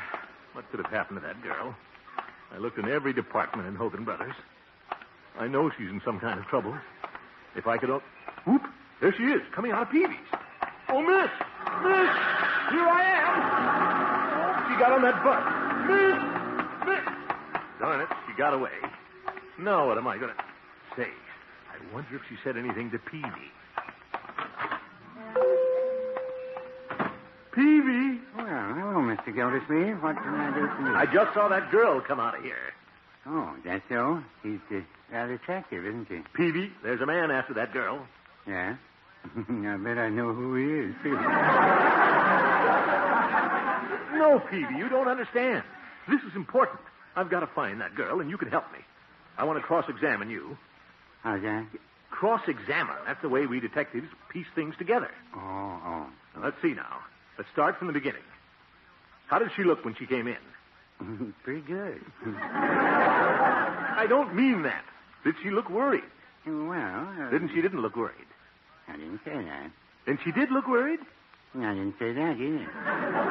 Well, let's skip it. When she came in, did she say anything to you? Yes, she did. What? She said, give me a cup of coffee. Is that all? That's all. No donuts, just coffee. Peavy, I don't care about the coffee. I guess she didn't either. She only drank about half of it.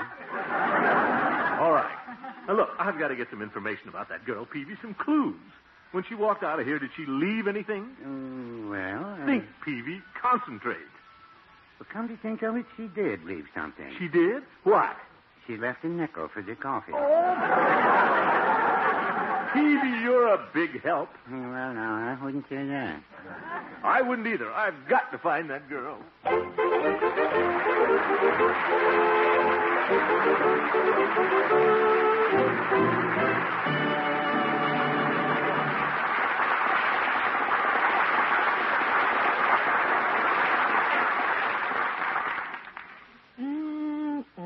Doctor, lawyer, merchant, chief, rich man. Birdie, what are you doing? Counting buttons?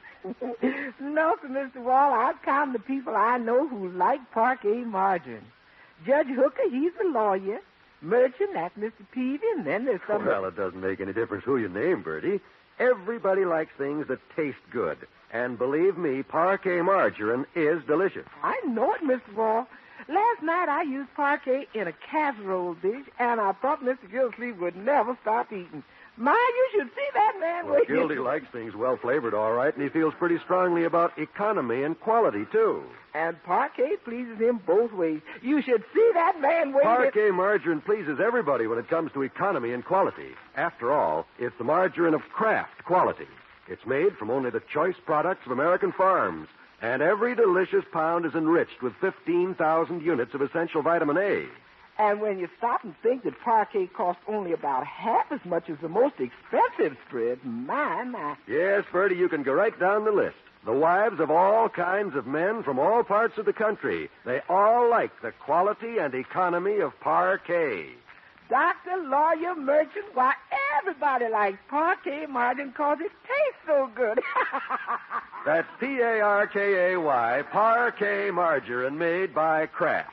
And remember, in many states you can buy parquet in yellow quarter-pound sticks.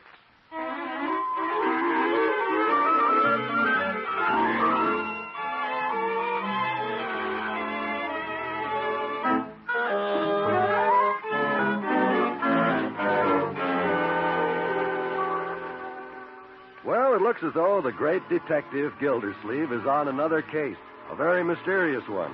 Who is the girl on the bus? Who's she running away from? And why did she disappear?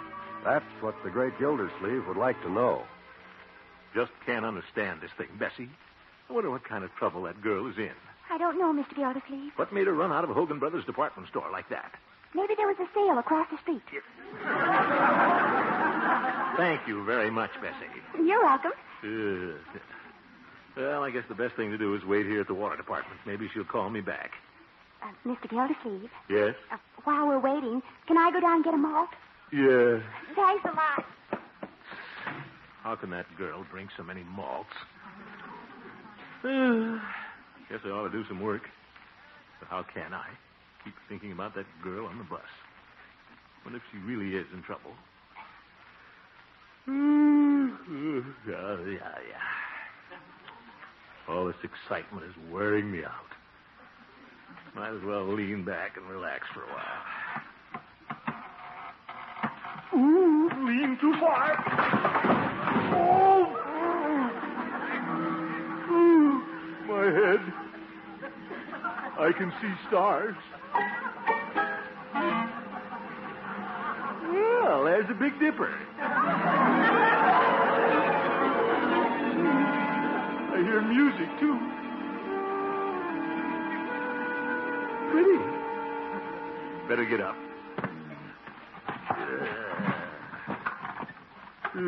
Have to get this chair fixed someday. My head feels funny. Wonder who that is. Come in. Mr. Gildersleeve. It's you. Yes. Are you alone? Alone?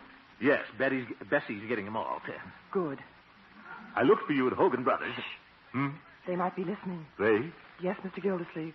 I must talk to you. Of course. Sit down. No, there's no time. They're after me. They are? Who? Blackie Nolan and his gang. Blackie Nolan? Yes, I got away from him this morning. He's after this package. Oh, he is? It's very valuable. Blackie would do anything to get it. He'd even commit murder. Murder? Yes. Will you keep it for me? What? Me? Well, Oh, you will do this for me, won't you, Mr. Gildersleeve? Give me that package. Oh, Mr. Gildersleeve, it's wonderful of you to do this. Well. You are very sweet. Oh, shucks. I should reward you with a kiss.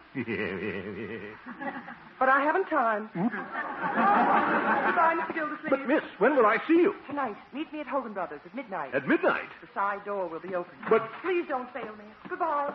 Goodbye. Oh, brother, how do I get into these things? Hogan Brothers at midnight. And she said Blackie Nolan would commit murder to get this package. Well, anyhow, she's safe.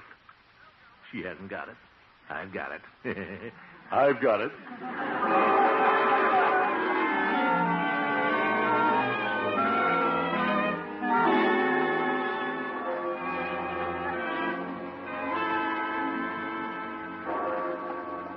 Well, it's 12 o'clock, Mr. Gildersleeve. Yes.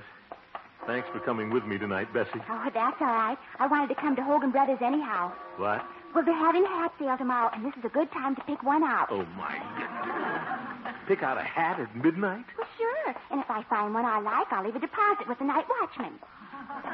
Bessie, we're supposed to be solving a mystery. Oh, yes. And isn't it exciting? Just like one of those mystery programs on the radio. Well, you know, the private eye and his girl assistant. Of course, this is different. And those girls are always dumb. Yeah, they're always dumb. Side door must be down this alley. Keep close to me now, Bessie. Yes, sir. Quiet now. Here's the door. Says employees only, but let's go in anyway. What? Skip it, Bessie. Come on. Oh, brother. Sure looks different in here at night. Just that little light on. Yes. Kind of scary. Wonder where that girl is. Don't see her anywhere. Miss. Oh, miss. That's funny. Miss.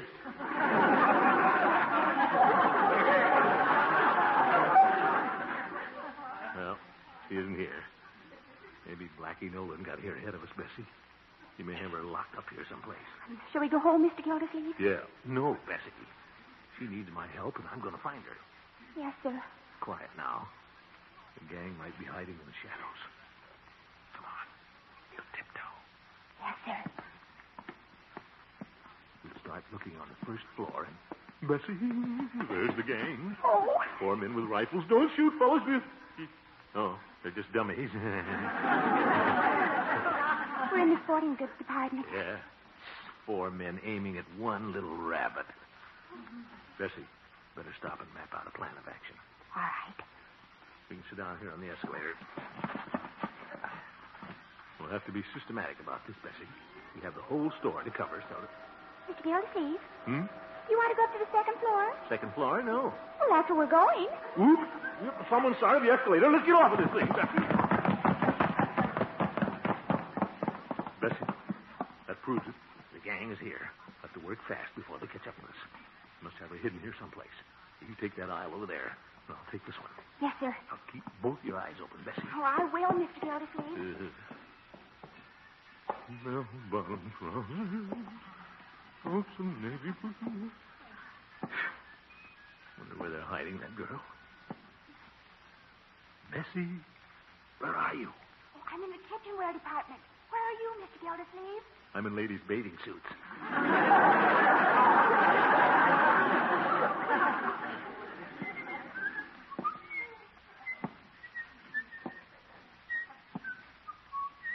Dark in here. Wonder where Bessie is now. Bessie. Bessie. Bessie. Yeah? Bessie's voice is Whoop. That wasn't Bessie. I got the girl, Blackie. Good. Now let's get that amateur flatfoot. Amateur Flatfoot? That's me. All right, it'll go away. Now, I got 2 girls to rescue. Where can I go? What's this? Men's suit department. I'll stand next to these clothing dummies. Good thing I've got on my new spring suit. He's over here someplace, Blackie. Yeah, we'll find him. Imagine that goof. Bringing the package right to us. Yeah, what a sucker. Over there. Hey, look over there in the men's department. Okay, Blackie. Eve, it's coming over here. I'll stand real still. I'll be a dummy. And when you find him, don't play with him. I won't. I'll slap him silly with this blackjack. Now, I know you're around here someplace, Flatfoot, and I'm gonna find you. See anybody? Nah, nothing over here but a lot of clothing dummies. That's what he thinks. Look at this fat dummy with the mustache. What a stomach. Must be size 48. 47. Did you say something, Blackie? What? No, I never said nothing. Well, somebody did. One of these dummies ain't a dummy.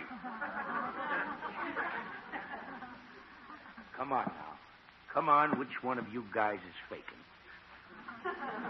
So you won't talk, huh? Well, I'm going to tickle every one of you. I'll start on the end here. No, he ain't ticklish. How about this one in a blue suit? Now,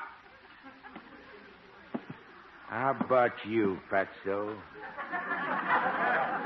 You ticklish in the ribs? Well, you're the one laughing, boy. Wait a minute. I get him, Blackie. Don't let him have it. Okay. What?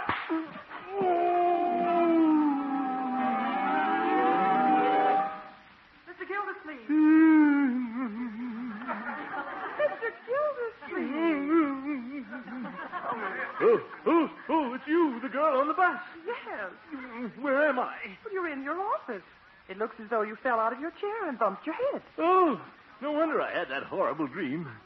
But you did call me and say you were in trouble. Yes, I did. I left a package on the bus this morning, and I thought you might have found it. Oh, is that all? But everything's all right. The bus driver brought it into Hogan Brothers just as I was phoning you. Oh, so that's why you hung up. Well, I hope I haven't caused you any inconvenience. Inconvenience? No. I like falling on my head. Well, goodbye, Mr. Gildersleeve. But, miss, when will I see you again? Well, I take the bus every morning, 9 o'clock. Ah, see you tomorrow, 9 o'clock. Bye. Goodbye. Better sit down. My head still hurts. Well, anyway, it turned out all right. Got acquainted with the girl. I'll see her tomorrow morning. Just lean back and think about her. God, she's beautiful. She's... Here I go again. Ouch! My head. Wonder what I'll dream about this time.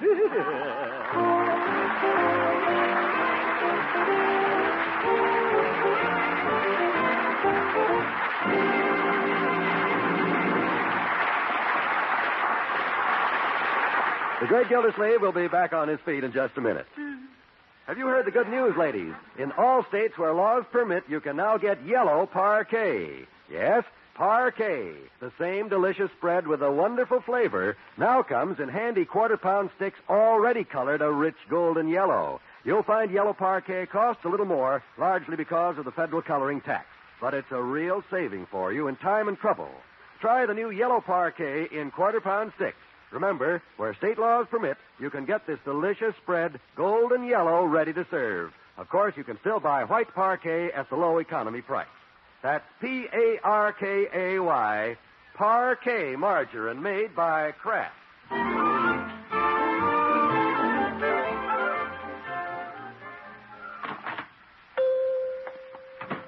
Good morning, Peavy. Yeah, hello, Mr. Gildersleeve. How's the great detective this morning? Well, Peavy, I'm through with being a detective. How's that? Yes, sir. I've been neglecting my duties in the water department these last few weeks. Yes, you have. Well, that's all over now. I'm returning to my regular work. I bet things will run a lot better in the water department now that I'm back on the job. Well, no, I wouldn't say that. Fooled you, didn't I, Peavy? Good night, folks.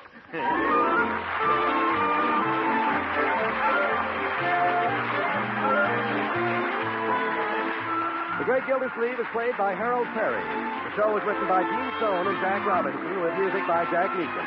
Be sure to listen in next Wednesday and every Wednesday for the further adventures of the Great Gildersleeve.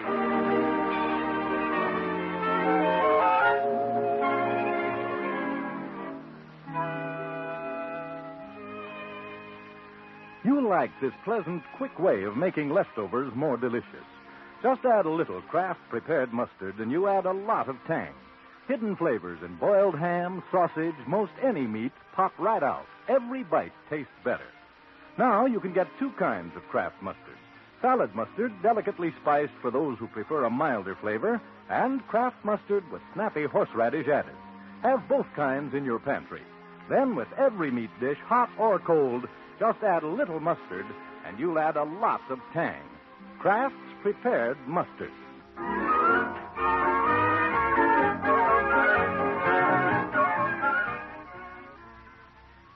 This is NBC, the National Broadcasting Company.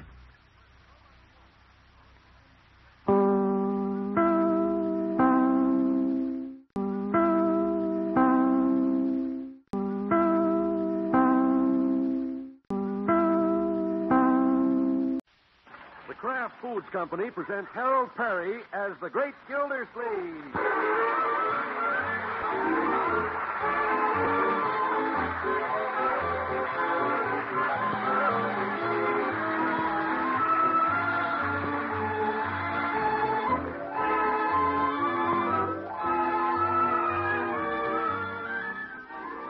The Great Gildersleeve is brought to you by the Kraft Foods Company, makers of Parquet Margarine. Millions of women all over America serve Parquet because it tastes so good. And now, in many states, you can buy this delicious Parquet Margarine in yellow quarter-pound sticks. Yes, this same spread that tastes so good now comes in handy quarter-pound sticks already colored a rich golden yellow and ready to serve. That's Parquet, P-A-R-K-A-Y. Parquet Margarine, made by Kraft.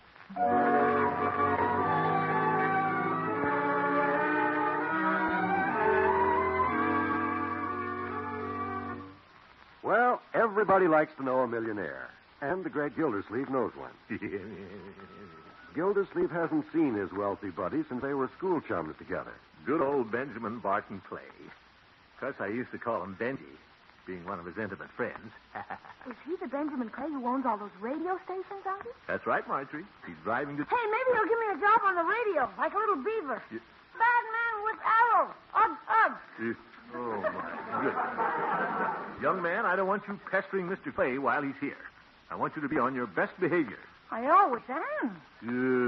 Oh, he didn't write, Marjorie. I read it in the paper, and I wired and insisted that he stop in for dinner. Oh, that was nice. Judge Hooker and Mrs. Knickerbocker will be here, too. Mrs. Knickerbocker? Sure. Won't do any harm to let a wealthy lady friend like Ellen know I have a wealthy friend like Benjamin.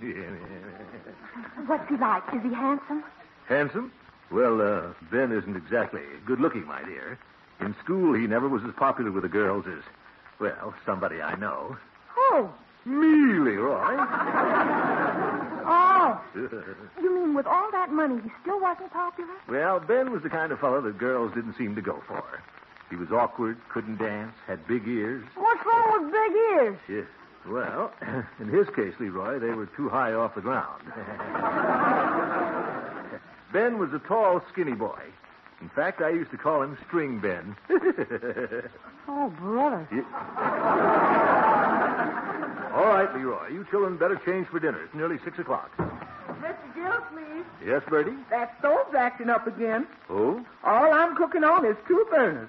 Well, I'm sure you can manage, Bertie. I do the best I can, but all I'm cooking on is 2 burners. Yeah. Well, be sure the onion soup cooks long and slowly, Bertie. Yes, but that's 1 burner. Mm-hmm. And be sure the broccoli is nice and tender, Bertie. Yes, sir, that's the other burner. And don't forget your special hollandaise sauce. Yes, sir, but all I'm cooking on is 2 burners. Well, do the best you can. And keep the mashed potatoes nice and hot. Yes, sir, I ain't cooking on 6 burners. I know, Bertie. I ain't cooking on 4 burners. I know that too, Bertie, but... Mr. Gildersleeve, you know how many burners I'm cooking on? Yes, Bertie. That's right. All I'm cooking on is 6 burners. Yes,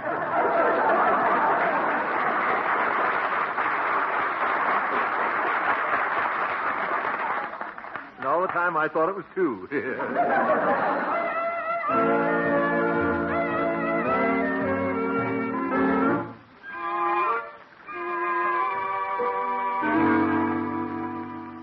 Hi, George. It ought to boost my stock with Ellen when she sees I have a circle of millionaire friends, too. Well, a circle of 1. Never mind, Bertie. Stick to your burners. I asked Ellen to come a little early. Welcome to the prettiest girl from Baltimore. Thank you, Gildy, but I'm not from Baltimore. It's getting dark outside. Come on in, Judge. Wait a minute, Gildy. Here comes the second prettiest girl from Baltimore across the street. Oh? Good evening, Mrs. Knickerbocker. Good evening, Judge. Well, hello, Ellen. Hello, Throckmorton. It's so nice of you to invite me. Well, I wanted you to meet my old friend, Benjamin Barton Clay. Come on in, Ellen. Thank you. Who is this Mr. Clay, Throckmorton? He's the man who owns... You wouldn't know him, Judge. He's one of my circle of millionaire friends, Ellen. He owns a chain of radio stations. Oh? Yeah, he's radioactive.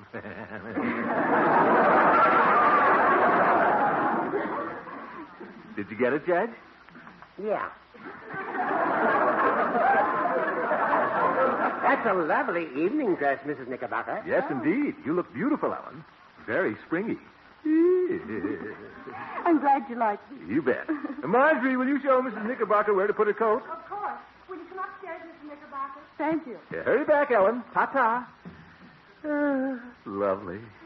Gildy, I appreciate the invitation to dinner, but just why do I have to wear this tuxedo? Well, I thought since I'm entertaining my old schoolboy millionaire friend, Benjamin Barton Clay... Gildy, I can see through you. What? All you're trying to do is impress Mrs. Knickerbocker. Now, Judge. Hi, Judge. Hello, Leroy. Hey, Unc, look at the big black car pulling up in front of the house. Oh, must be Mr. Clay. Leroy, don't peek out of the window. Gosh, what a car. Where's the end of it? Ellen! Marjorie, he's here. Excuse me, Judge. I'll go out and meet him. Very well. It is a big car. Probably has a radio station in the back end. Big fellow getting out of there, too. Doesn't look like the Ben I used to know. Mr. Clay? Yes? Mr. Gildersleeve? Yes? Well, good old Benji. Well, good old Rocky. Ben, I'd have recognized you anyway. I would have known you anywhere, too.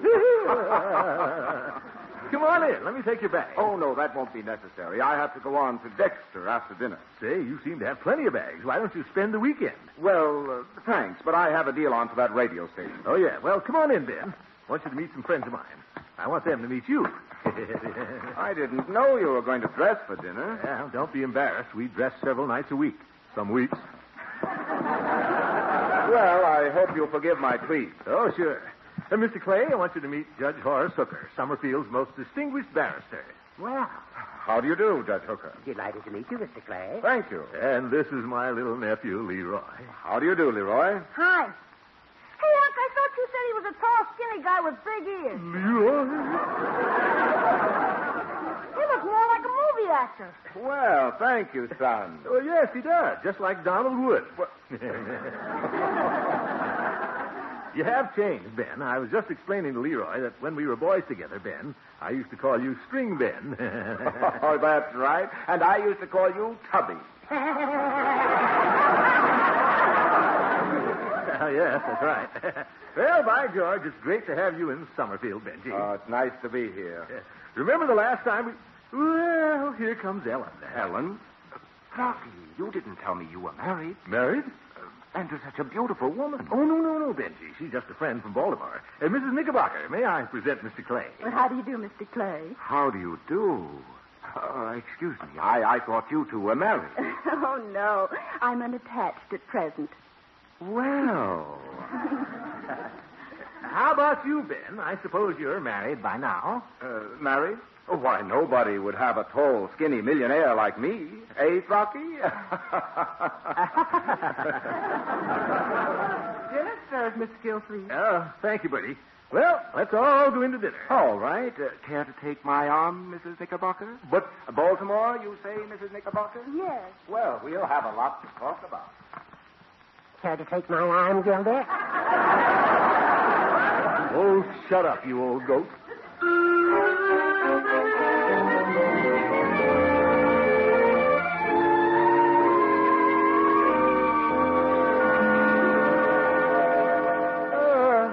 Here's $1, Leroy. Take your little sister to the movies. Thanks, Unc. Good night. Good night, everyone. Yeah, Good night. Well, Gildy, I must say that Bertie came up with her usual splendid dinner. Yeah, pretty good. For 2 burners. Bertie's wonderful. Yes, excellent cook you have, Rocky. Now, don't let her get away from you. No, I'm not going to. I'm not going to let anything else get away from me either. I think that I'll take my usual chair here by the fireplace, if nobody minds. Fine, Judge. Ben, why don't you sit over there with the judge? Thanks. But I think I'll sit here by Mrs. Knickerbocker. If nobody minds. Oh, no. Mr. Clay and I have been discussing the regatta at Bayshore. Oh, yeah. I'm entering a new boat this year, Mrs. Knickerbocker. I was going to name her Eloise. Oh? Pretty name. That was my great-aunt's name on my father's side, Eloise. Of course, I haven't painted the name on yet. Ben, remember the good old days when we were freshmen together? Oh, yes, yes. She's a trim 36-footer, Mrs. Knickerbocker. Oh, I love sailing. Ben, how about that Halloween when we put the cow in the dean's office? Oh, yes. About naming my boat, Mrs. Knickerbocker. Oh, Ben. I might just christen her Ellen. Oh, wonderful. Oh, my goodness. Ben. Leave them alone, Gildy. I'll talk to you. You will not. Ben, it's nearly 9 o'clock. Didn't you say you had to be leaving for Dexter at 9? Of course, I don't want to rush you. Oh, do you have to leave so early? Well, I do have a deal on for that radio station. Yeah, and you don't want to miss any good deals. No, but, Rocky, I haven't had a chance to talk to you about old times. No, you haven't. So I think I'll accept your kind invitation and stay the weekend. The weekend? Me and my big invitations.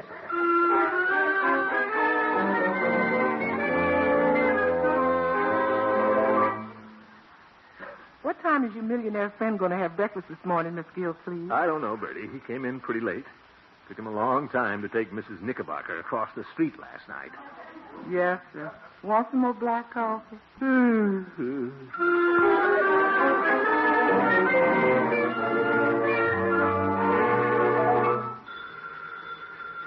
I'll get it, Bessie. I'm closer.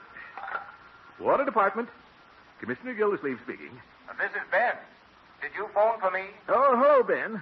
Yes, I thought you'd like to come downtown and have lunch with me. It's nearly noon. Sorry, Trocky, but Mrs. Knickerbocker and I are just having breakfast together. What? At your house. This is my house.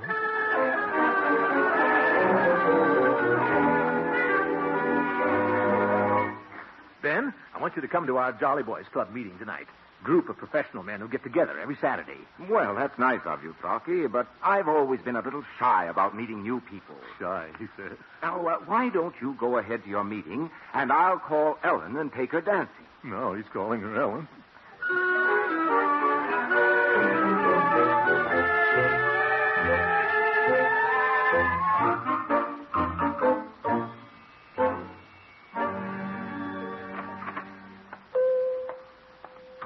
Hello, Peavy. Hello, Mr. Gildersleeve.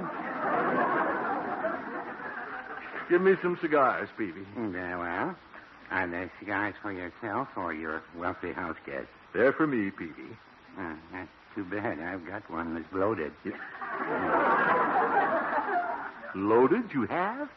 No, I couldn't do that. Well, I know just how you feel, Mr. Gildersleeve. No, you don't, Peavy. Yes, I do. I remember a fellow coming to town once and boldly taking a shine to the present Mrs. Peavy. Oh? She was going steady at the time, too. She was? And would you believe it, the bounder married her. Married? Peavy, how could that happen?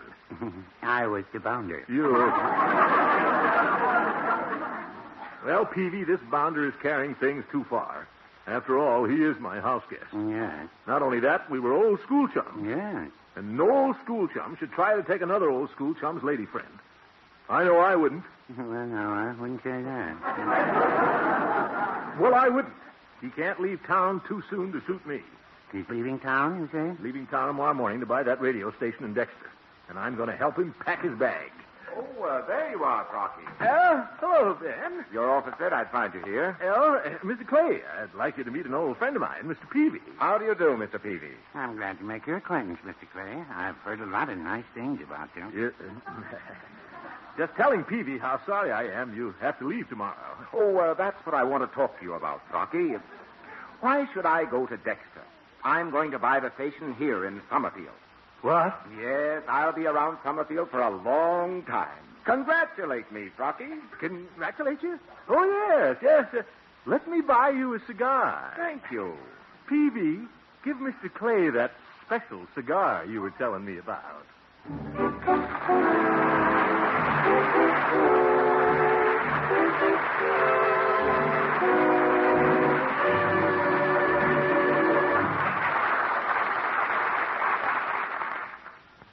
Say, Bertie, what's up? You look puzzled. Mr. Wall, it's that Leroy. Where does he put it all? Put all what, Bertie? All that food. He just finished a giant-sized dinner, and now he's in the kitchen eating bread and parquet margarine. All boys are like that, Bertie. Give them something they really like. They can always find room. Well, that Leroy certainly can find room for anything that's topped by parquet. pancakes, rolls, muffins, waffles. That's because parquet margarine tastes so good, Bertie. It adds flavor to everything. You know how delicious parquet is on hot vegetables and in casserole dishes. I sure do, Mr. Wall. And so do millions of homemakers. They like parquet margarine because it's so economical, so nourishing, and mostly because it tastes so good. After all, parquet is the margarine of Kraft quality. It's made from only carefully selected products of American farms. Handy, too, because now, in most states, you can buy yellow quarter-pound sticks ready to serve. And it costs only about half as much as the most expensive spreads. And that's a mighty good thing with Leroy around. Don't worry about Leroy. He's like millions of people. He loves that nourishing, economical parquet margarine because it tastes so good. Let him eat it. That's Parkay, parquet margarine made by Kraft.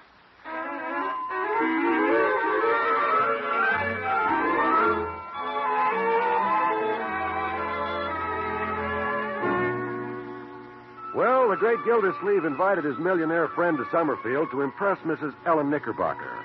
But the one most impressed was the millionaire. In fact, it looks like he's going to buy the local radio station and make Summerfield his home. Oh, poor Unky. Why don't you go to the office and stop worrying? Well, Marjorie, my work doesn't seem important anymore. What? I was just figuring it out. Get my water commissioner's salary.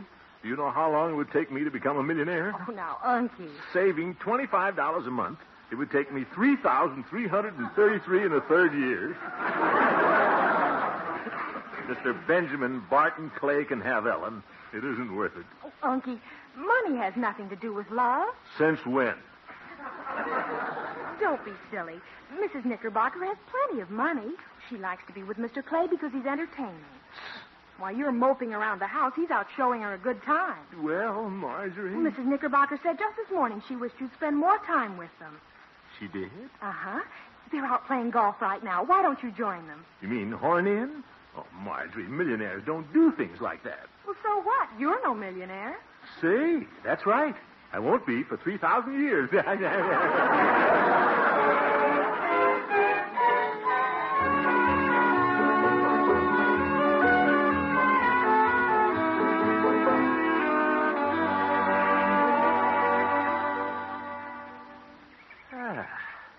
Nice out here on the golf course. Hello, Bertie. It looks like Ellen and Ben putting on the 8th green. Look at them strutting those knickers. Knickers for Mrs. Knickerbocker, I guess. Well, clothes don't make a golfer. Look at those skinny legs. I'll play circles around that bin. Well, hello there. Hello. Sorry, boy, we don't want a caddy. What? Only kidding, Throcky. Why don't you join us for a few holes? Well, I just happen to have my clubs along. Wonderful, Throckmorton. Say, I've missed you lately. Oh, well, I've missed you, too. Come on, Ellen. Let's climb the hill and tee off. Come on, Throckmorton. Climb the... You mean way up there? Yes. We walk up there and drive across the ravine. Oh, yes. Pretty steep. You didn't tell me you played golf, Throckmorton. Well, I haven't played for quite a while. But these things come easy for an athlete like me. I love sports. What do you shoot ordinarily? Well, ducks, quail, a few rabbits. Oh, you mean on the golf course? Yeah. Well, I don't like to brag, Ben. Quite a climb. But isn't it beautiful up here? Oh, yes, beautiful. Think I'll sit down and enjoy it. Well, you tee off, Ellen. All right. Rocky, if you haven't played for quite a while, why don't you just walk around with us? Now, Ben, don't worry about me. I can defend myself on the golf course. She's gliding. Yes. Beautiful drive, Ellen. Yeah, nice. Thank you. Well, guess I'm next. Go right ahead. I'll bet he misses it. Zeke, look at that thing go. Now it's starting to come down. 300 yards. Good, Ben. Your turn, Rocky. Yes. I'll tee it up high. This driver's a little short since Leroy cut it off for hockey.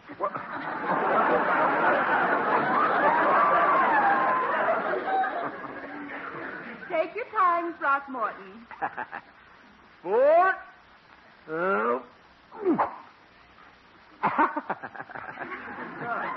Try again, Frocky. I guess the sun got my eyes. Here goes.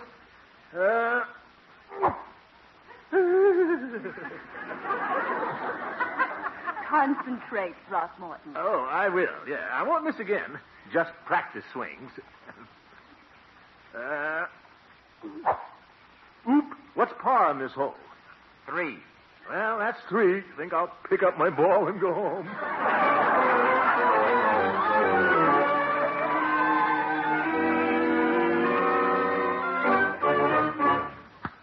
Ouch! Take it easy, Floyd.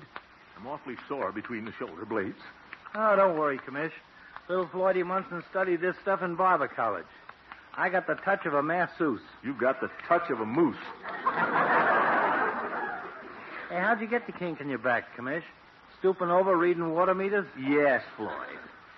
Hey, I'll bet you had a fight with your house guest. If you must know, Floyd, we were playing golf with Mrs. Knickerbocker. Oh. How'd you happen to meet this guy, Commish? Well, we went to college together. Uh-huh. College didn't do you much good, did it, Commish? What do you mean, Floyd? You ain't even learned the fundamentals. Fundamental number 1 is you shouldn't trust a millionaire with your best girl. Now, Floyd. And living right in your own home, too. If I was you, I'd kick Mr. Gotrocks right out on his greenbacks. It wouldn't do any good, Floyd. He's going to stay in Summerfield and buy the radio station. He's going to buy the station here? What a sap. But you can't hear this local station across the railroad tracks. Well, that's not the station's fault, Floyd. Radios have improved since you won that set at bank night. Oh. Yeah? What's your set got that mine ain't got? Tubes. Well, I have got a couple missing.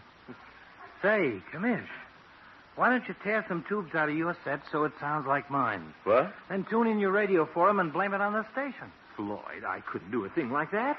I wouldn't dream of trying to deceive my house guest, my old school chum.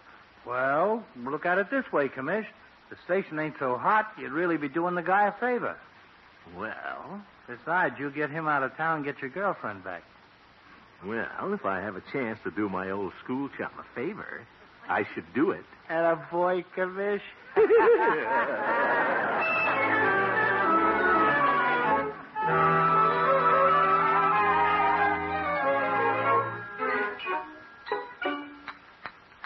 That's another tube out. Yeah, probably I shouldn't be doing this, but all's fair in love and war. And, brother, this is war. I'll turn it on and see how it sounds. Still sounds too good. Think I'll pull this wire loose. You could even lick a millionaire if you pull the right wires. Pull the wrong wire. That does it. Better turn it off before it explodes. Yeah, that station is terrible. Nobody would buy it. Oop, here comes Clay up the walk. What'll I do with all these parts? Better hide them behind the set. I've ruined the radio, but... Hello there, Throcky. Oh, Ben, come in. I just had a game of tennis with Ellen. Oh? Tennis now. Our game ended 6-love. If you have a moment, Ben, I'd like to have a little talk with you. Oh, fine. What's on your mind, Throcky? Now, I know you're a shrewd businessman, Ben, or you wouldn't be so successful. Well... Now, are you sure you want to buy the radio station here in Summerfield? We don't get very good reception at times, you know. Now, I'd like to give you a little demonstration. Oh, forget it. What? I'm leaving tonight. I've decided not to buy the Summerfield station. You have? That's right. I'll admit, Throcky, that my chief interest in Summerfield is Ellen Knickerbocker. Really? I never would have suspected that. I changed my mind about buying the radio station here when I found out she spends most of her time in Baltimore. Well, then you're leaving to buy that station in Dexter after all. Oh, no. I'm going to buy one in Baltimore. Oh, for I give up.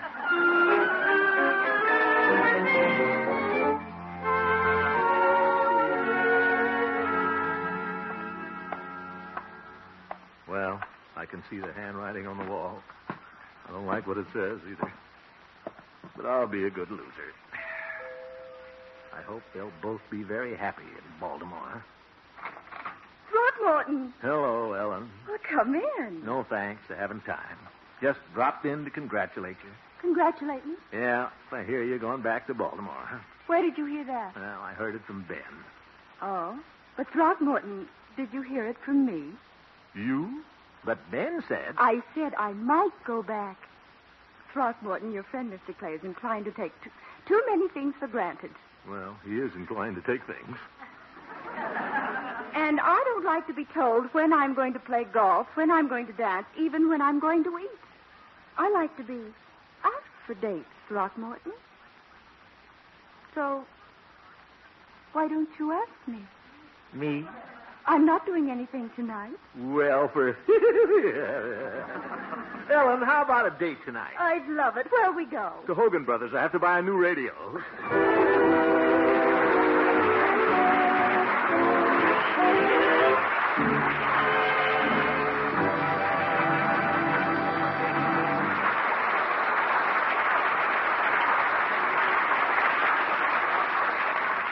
The Great Gildersleeve will be back in just a minute. Have you heard the good news, ladies? In all states where laws permit, you can now get yellow parquet. Yes, parquet, the same delicious spread with a wonderful flavor, now comes in handy quarter-pound sticks already colored a rich golden yellow. You'll find yellow parquet cost a little more, largely because of the federal coloring tax. But it's a real saving for you in time and trouble. Try the new yellow parquet in quarter-pound sticks. Remember, where state laws permit, you can get this delicious spread, golden yellow, ready to serve. Of course, you can still buy white parquet at the low economy price. That's P-A-R-K-A-Y, parquet margarine made by Kraft.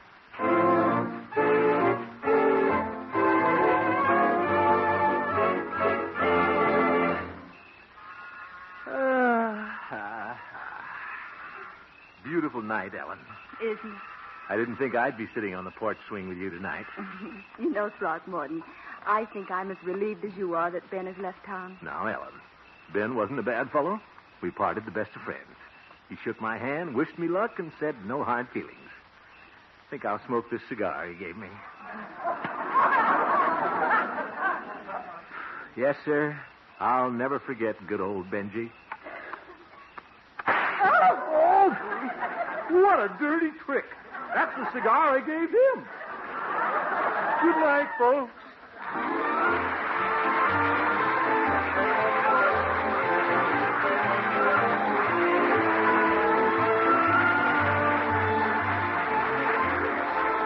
The Great Gildersleeve is played by Harold Perry, Ellen Knickerbocker by Miss Martha Scott, and Benjamin Barton play by Donald Wood. The show was written by John Elliott and Andy White with music by Jack Meakin.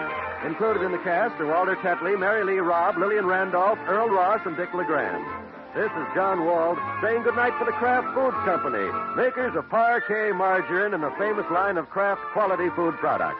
Be sure to listen in next Wednesday and every Wednesday for the further adventures of the Great Gildersleeve. Six burner.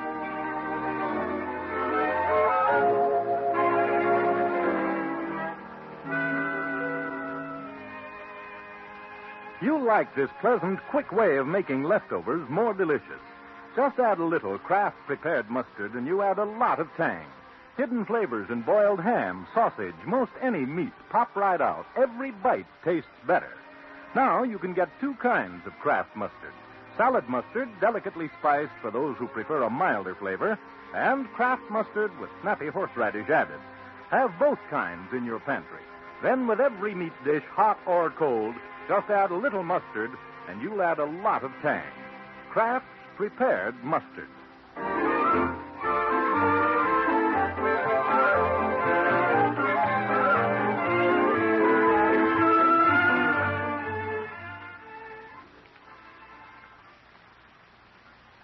This is NBC, the National Broadcasting Company.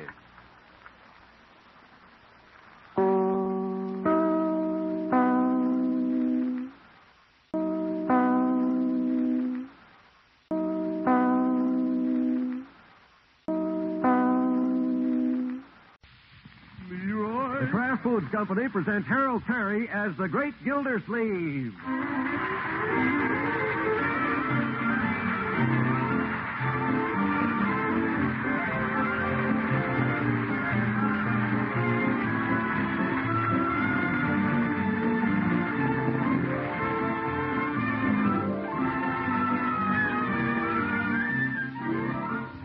The Great Gildersleeve is brought to you by the Kraft Foods Company, makers of Parquet Margarine.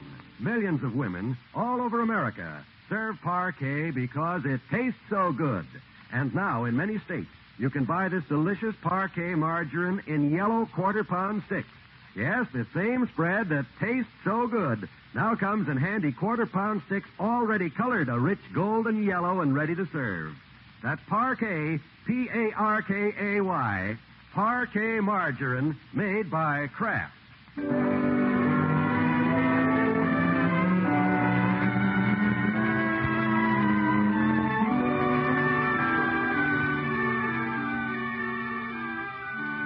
Well, another day is drawing to a close in Summerfield. The sun is slowly sinking behind the hills, and every little bird is returning to his nest. The Great Gildersleeve is returning to his nest, too. In fact, he's just coming in the front door. Hello, everybody. I'm home. Hi, Unc. Hello, Leroy. Hello, Miss Gildersleeve. Good evening, Bertie. Supper'll be ready in just a few minutes. We got beef stew. Beef stew. Great. Where's Marjorie? She isn't home yet. Probably still out with Rodney Zimmerman. Rodney Zimmerman? Yeah, she's got a big crush on him. Oh? Who's he, another basketball player? Nah, he's a goof. He's a senior class poet. A poet? Oh, my goodness. You ought to see him, Unc. He's a tall, skinny guy that reads books all the time. He's a goof. No, Leroy, if Marjorie likes him, I'm sure Rodney is a very nice boy. He's a goof. No, Leroy? Oh, here she is. Hi, Marge. Hello, Marjorie. Marjorie, her old uncle, is saying hello. Oh, hello, Unky. See what I mean, Unc? She's as goofy as Rodney.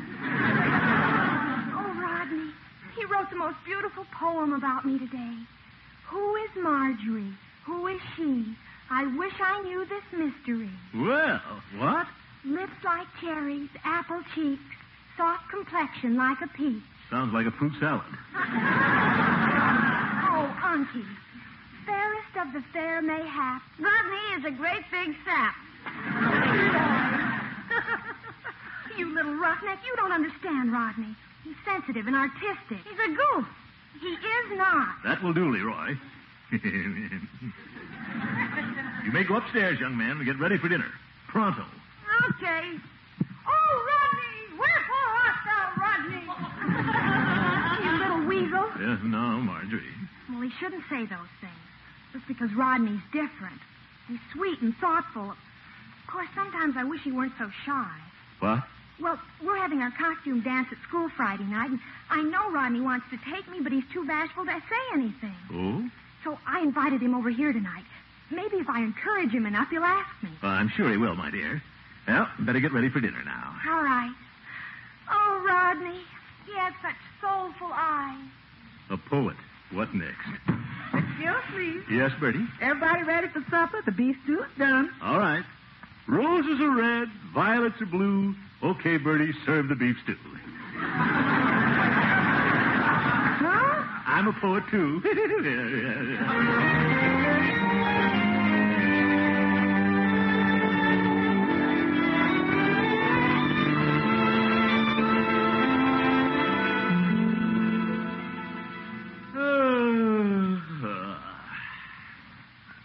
That was a wonderful dinner. Now to light up a cigar. Unky, Rodney will be here in a few minutes. What about it? Please don't smoke here in the living room. What? Rodney has a very sensitive nose. Oh, my goodness. I wonder if Bertie's got the hot chocolate and cookies ready. Oh, I'm sure she has. You've reminded her 5 times. And Leroy, now don't you act smart-alecky in front of Rodney. Oh, he's just got to ask me to that dance.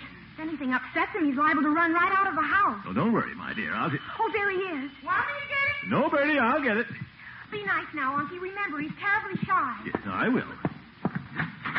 Well, hello, Rodney. Hello. I must have the wrong house. No. You're Rodney, aren't you? Yes, but you're not Marjorie.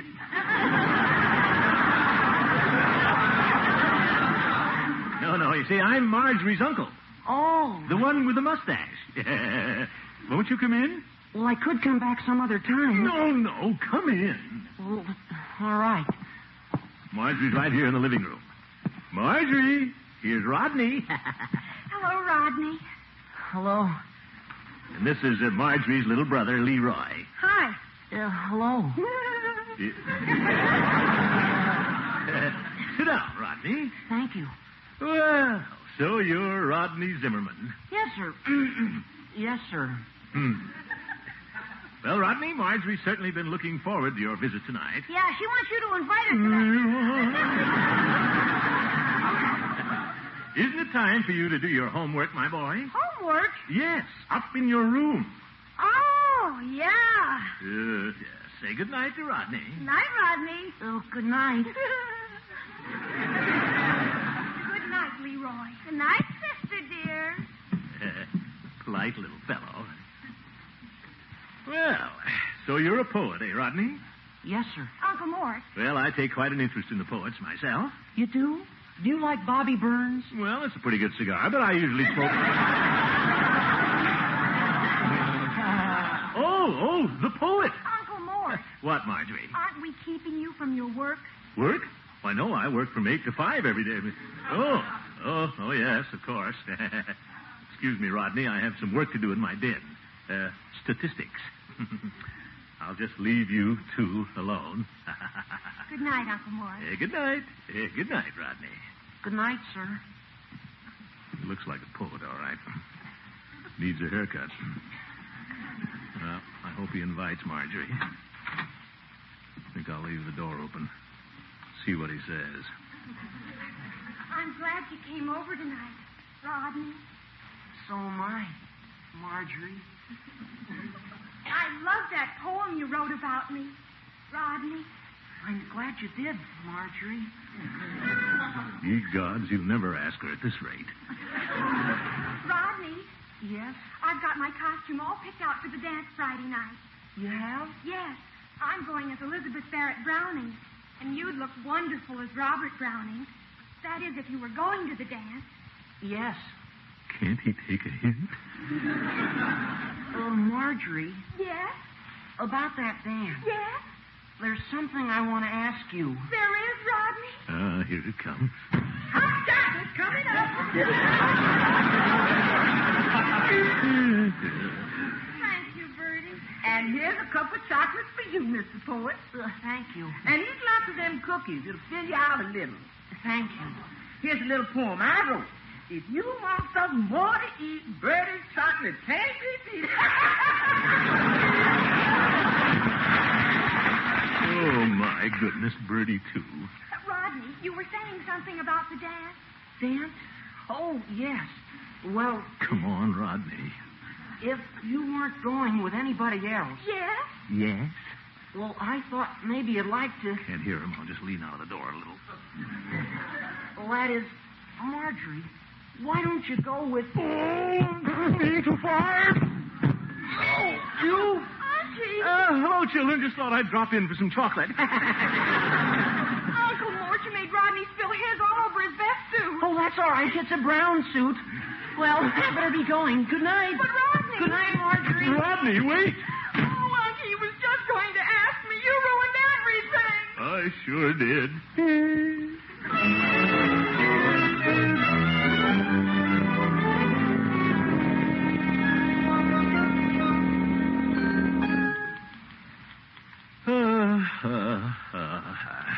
So this young poet got scared away, huh, Commish? Yeah. You fell right on the floor, huh? I bet he thought it was an earthquake. It isn't funny, Floyd. Them poets are peculiar fellows, all right. Moody. Yeah, they sure are. Well, being a barber, I don't read poetry. Them guys never get haircuts, so why should I give them my business? Yeah, well, I certainly spoil things for Marjorie. Why don't you go see this young Lord O'Brien and fix it up? Hmm? Well, I couldn't get him to invite her. He's so darn shy. Well, there's one thing that always works in a case like this.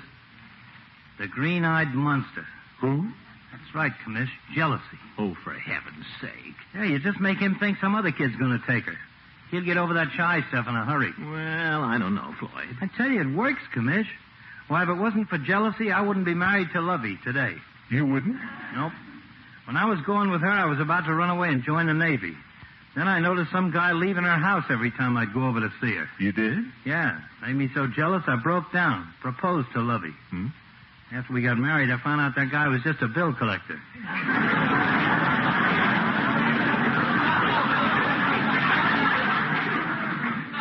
To make it worse, I had to pay the bill. Well, it might work with Rodney at that. Sure. I could tell him that her old boyfriend, Wally Hoff, wants to take her. That's the stuff. Lay it on thick. Tell him this Hoff kid's nuts about her. By George, Floyd, I'll do it. Wait till I see that skinny poet. Attaboy. Can't miss, Commish. When the green-eyed monster bites you, look out. I wonder where it'll bite Rodney.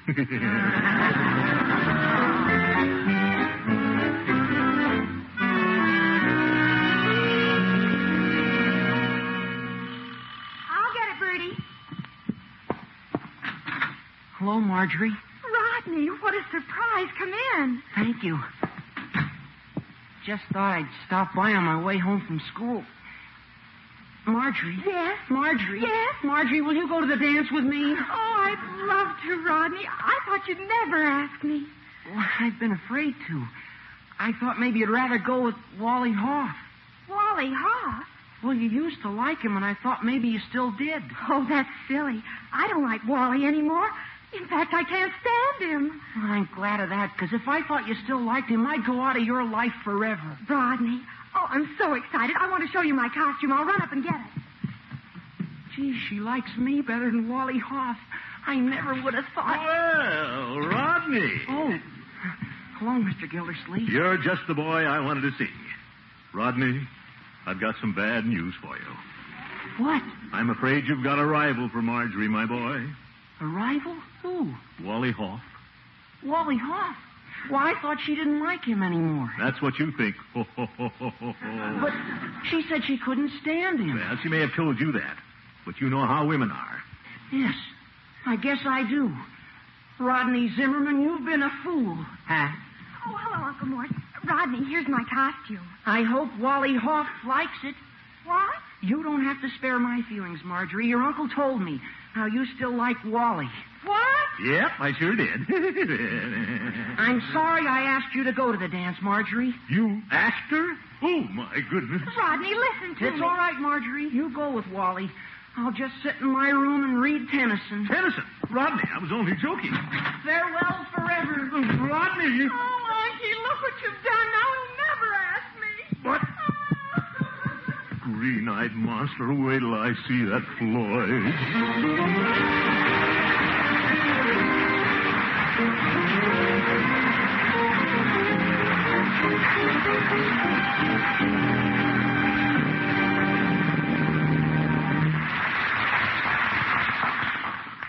Hi there, Bertie. What's new? I declare, Mr. Wall, that Leroy just taught me something new. What now, Bertie? That Leroy took a slice of bread, spread parquet margarine on it real thick, and then sprinkled a little brown sugar on top and started eating. Well, I thought everybody knew about that. Bread, parquet, and brown sugar's a wonderful between-meal treat. Well, I tried it, and it sure tastes good. And so simple. Parquet tastes good on everything, Bertie. It's delicious on rolls and waffles and pancakes. It adds flavor to hot vegetables and casserole dishes, too. And believe me, parquet margarine is certainly economical.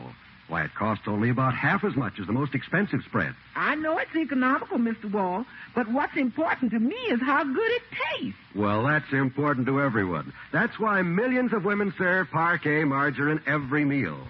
Parquet is the margarine of Kraft quality, you know. It's economical, nourishing, and delicious. In most states, you can buy golden yellow parquet in quarter-pound sticks all ready for table use. That's what Leroy was getting into, the yellow parquet. Sure was a treat with that brown sugar on it. It's a treat no matter how you eat it, Bertie. Parquet margarine is always a treat because it tastes so good. That's P-A-R-K-A-Y, parquet margarine.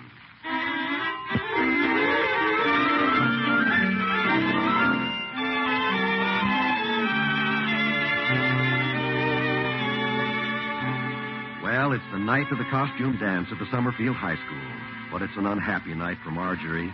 Her date with Rodney fell through thanks to Mr. Fix-It, the great Gildersleeve. She's locked herself in her room, and the great man's trying to patch things up. Marjorie. Marjorie. Dinner's ready. We're having meatloaf.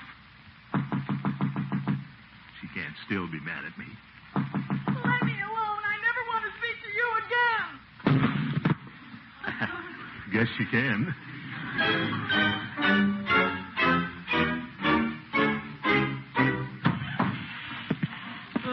Hello, Bertie. Oh, hello, Mr. Gildersleeve. Dinner almost ready? Yes, sir. Mm-hmm. Too bad about that dance tonight. Marjorie not going. Yes, sir.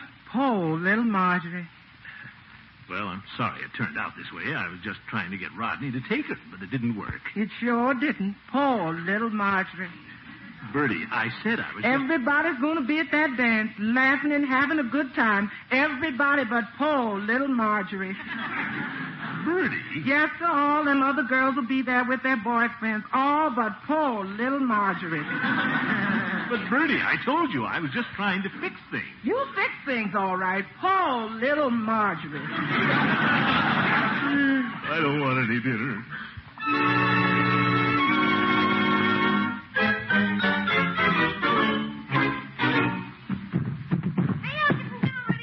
I don't know, Leroy. I don't feel like eating. What? Poor little Marjorie. I spoiled everything. Gee, just because that goofy poet won't take her. Why doesn't she go by herself? Well, you know how girls are. They don't like to go to a dance without an escort. And it's too late for anybody to ask her, so... Say, I know somebody who could take her to that dance. Who? Me. What? Well, it's a costume party. And in the costume, I'd look just like a high school boy. Are you kidding? Huh? Well, a fat high school boy. Oh, for corn's sake. Sure. By George, I'll do it, Leroy. I'll go down to Hogan Brothers' costume department right now. But, Yes, sir. Tonight I'll be a high school kid again. I hope some pretty teacher takes me out in the cloakroom. See you later, Penrod. Boy, what a character.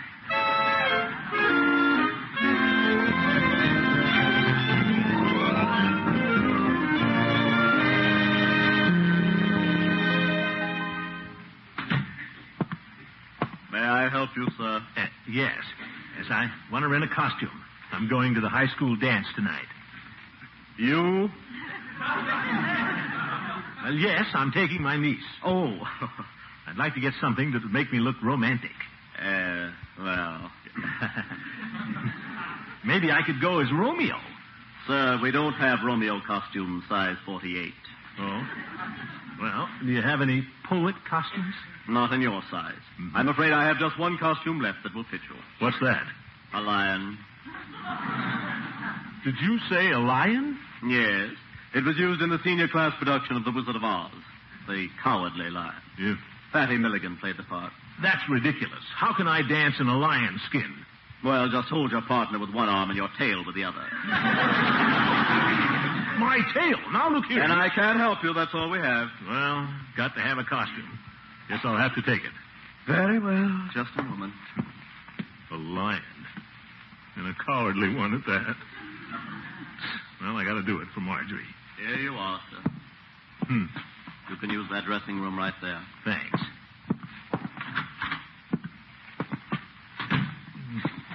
Not much room in here. Must have been a broom closet. Better take my coat off first. There. Now, let's see this thing. Guess I unzip it here in the back. Certainly feels heavy. I'd hate to be a lion and have to wear one of these all the time. No wonder they look so sleepy. Well, better climb into it, I guess. Oop, wrong way. Tail's supposed to be in the back.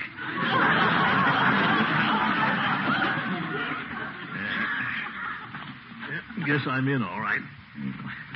Well, if I can just reach that zipper in the back. Dark in here. Whew. Mothballs. If I can just pull this mouth open. Big teeth. There. Now I can see, anyway. What's that? That's me in the mirror. Hey, I look pretty good. Might as well leave it on. Almost time for the dance, anyway. Yep, I make a pretty fierce-looking lion, all right. Gildersleeve, king of the beasts. Wow! I think I'll go out and join the Lions Club.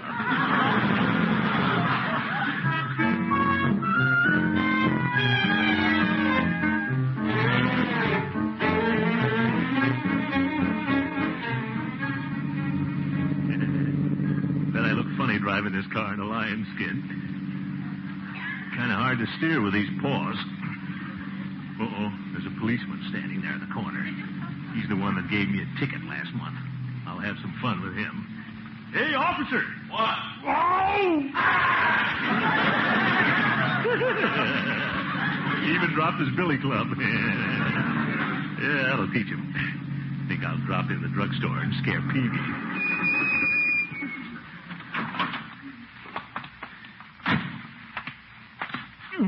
Slammed the door on my tail.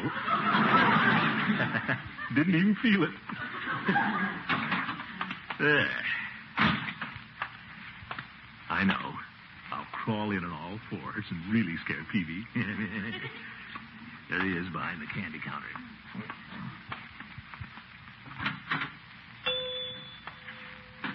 Watch him jump. Whoa! Well, hello, Mr. Gildersleeve.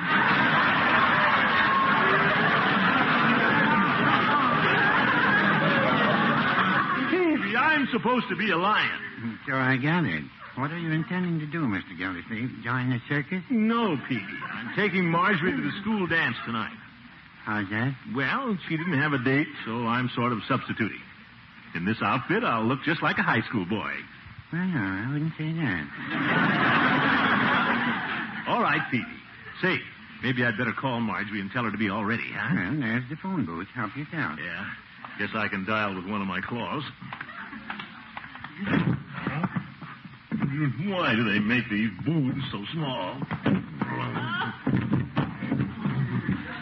It'd be hard to get in with this lion's outfit on. Maybe I can squeeze in. The fur is slippery. Sure tight. Well, I'll make it this time. I'm stuck. Peavy. Hey, what's the trouble, Mr. Gildersleeve? What's it look like? Peavy, I'm stuck in this thing. What am I going to do? Looks like you have to go to that dance as a phone booth. Very funny. Do something, Peavy. Well, good evening, Peavy. Good evening, Judge. Well, what's going on here? There's a lion stuck in my phone booth. What? It's Mr. Gildersleeve. Oh. Well, I was going to use the phone, but it looks like the lion is busy. Oh, brother. Gildy, why are you wearing that lion skin? Because they didn't have any tigers. Just stop asking foolish questions, Hooker, and get me out of here. All right. I know. Let's pull him out with the tail, Peavy. All right. Ye gods, watch it, fellows. This tail doesn't belong to me. That'll hold, Peavy. Now, 1, 2, 3, pull. Oh! Oh, my goodness, his tail came off. You fellows are certainly a big help. I'll get out of here myself. Out of my way. I've got to get home. Oh, Gildy. What? You forgot your tail. Oh, wear it yourself, you old goat.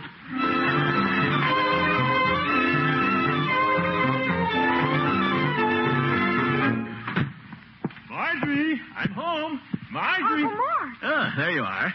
In your costume, too. Unky, what are you doing in that lion's outfit? Oh, this is my costume. I'm going to escort you to the dance. Oh, well, that's awfully sweet of you, Unky, but Rodney's taking me to the dance. Huh? Uh-huh. He phoned me and we've made up. Isn't that wonderful? Yes. Oh, I'm certainly glad, my dear. Getting awfully hot in this lion skin. I think I'll unzip it. Darn zipper's stuck. Guess I bent it in that phone booth. Marjorie, maybe you can unzip it. All right, Unky. Oh, it is stuck all right. Oh, there's Rodney. Excuse me. But Marjorie. Hello, Rodney. Hello, Marjorie. Marjorie, lion. That's just my uncle. What? Hello, Rodney. Oh. You look awfully handsome in your costume, Rodney.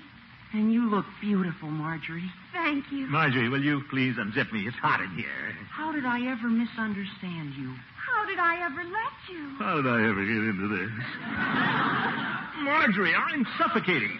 Take my hand, Elizabeth Browning. All right, Robert Browning.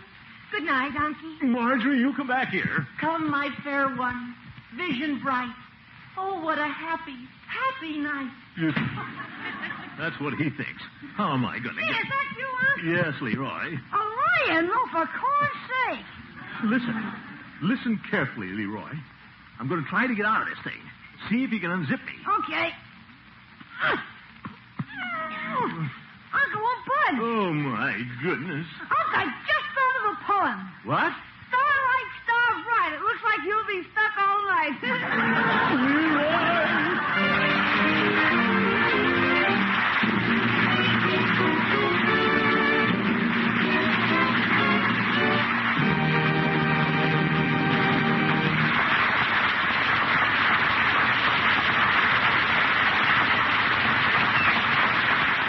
We'll hear from the great Gildersleeve again very shortly. Here's good news worth remembering, ladies. In all states where laws permit, you can now get yellow parquet. Yes, parquet, the same delicious spread with a wonderful flavor, now comes in handy quarter-pound sticks already colored a rich golden yellow. You'll find yellow parquet costs a little more, largely because of the federal coloring tax. But it's a real saving for you in time and trouble. Try the new yellow parquet in quarter-pound sticks. Remember, where state laws permit, you can get this delicious spread, golden yellow, ready to serve. Of course, you can still buy white parquet at the low economy price. That's Parkay. Parquet margarine made by Kraft.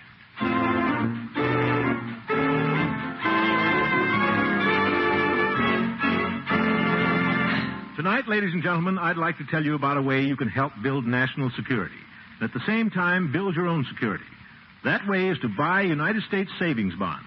You see, United States bonds are an investment in future opportunities. Opportunities like a retirement income, an education for your children, or a new home. Now, the best way to provide for future opportunities, of course, is to save regularly by signing up for the payroll savings plan where you work or the bond-a-month plan where you bank. I don't think you'll find a safer or more patriotic way to put more opportunity in your future than by investing in United States savings bonds. Thank you. Wow. Good night.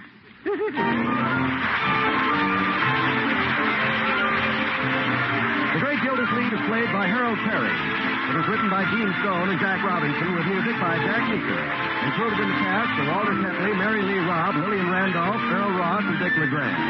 This is John Wald saying goodnight for the Kraft Foods Company, makers of parquet margarine and the famous line of Kraft quality food products. Be sure to listen in next Wednesday for a special Gildersleeve program featuring as our guest that very popular singer, Miss Kay Starr.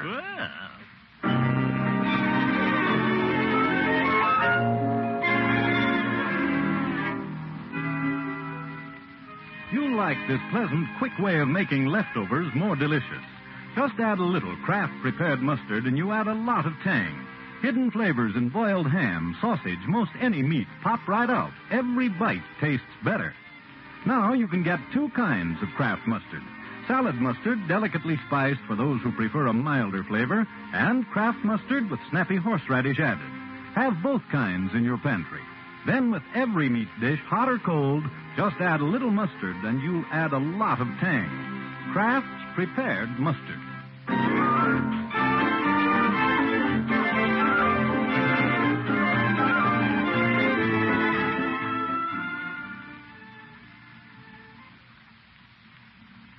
This is NBC, the national broadcasting company.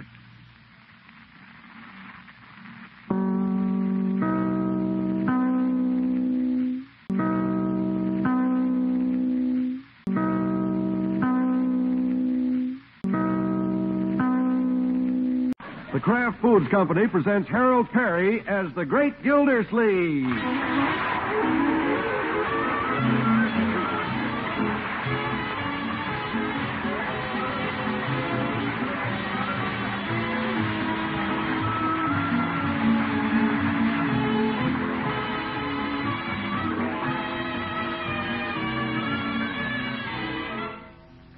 It tastes so good.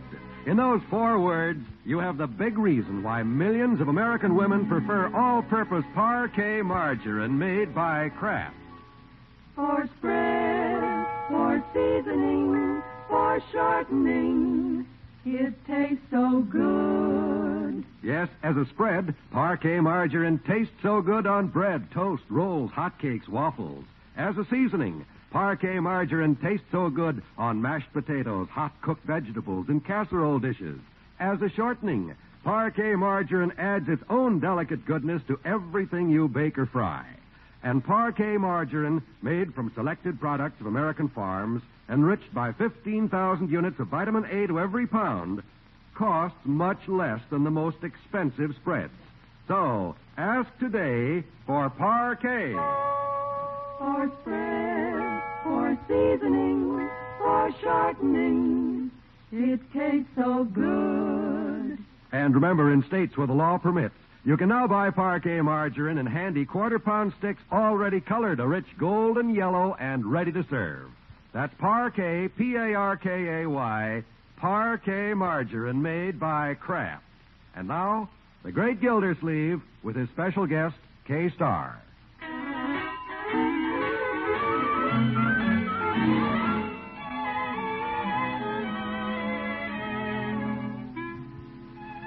Well, it's late afternoon in Summerfield, about the time tired businessmen come home from work. The Great Gildersleeve is approaching his driveway in his 1936 sedan. From the opposite direction, his wealthy neighbor, Mr. Bullard, is aiming his new straight 8 at his own driveway directly across the street. Somebody should stop. Well, guess I will. No harm in being polite when the other car has a bigger bumper. Well, he's stopping, too. Since when has he started being polite to me? He's usually calling me names. And I don't mean water commissioner. Go ahead, Mr. Bullard. I see you, Gildersleeve. Oh, no, I stopped first. Thank you, but go ahead. Thank you, but you go first. You pay more taxes than I do. Move on, will you? You're tying up traffic. But I'm just trying to be polite. You're being a nincompoop. Oh! And you don't have to try. No, Bullard. Well, if you won't move, I will. Nincompoop. Oh, someday I'll cut off his water.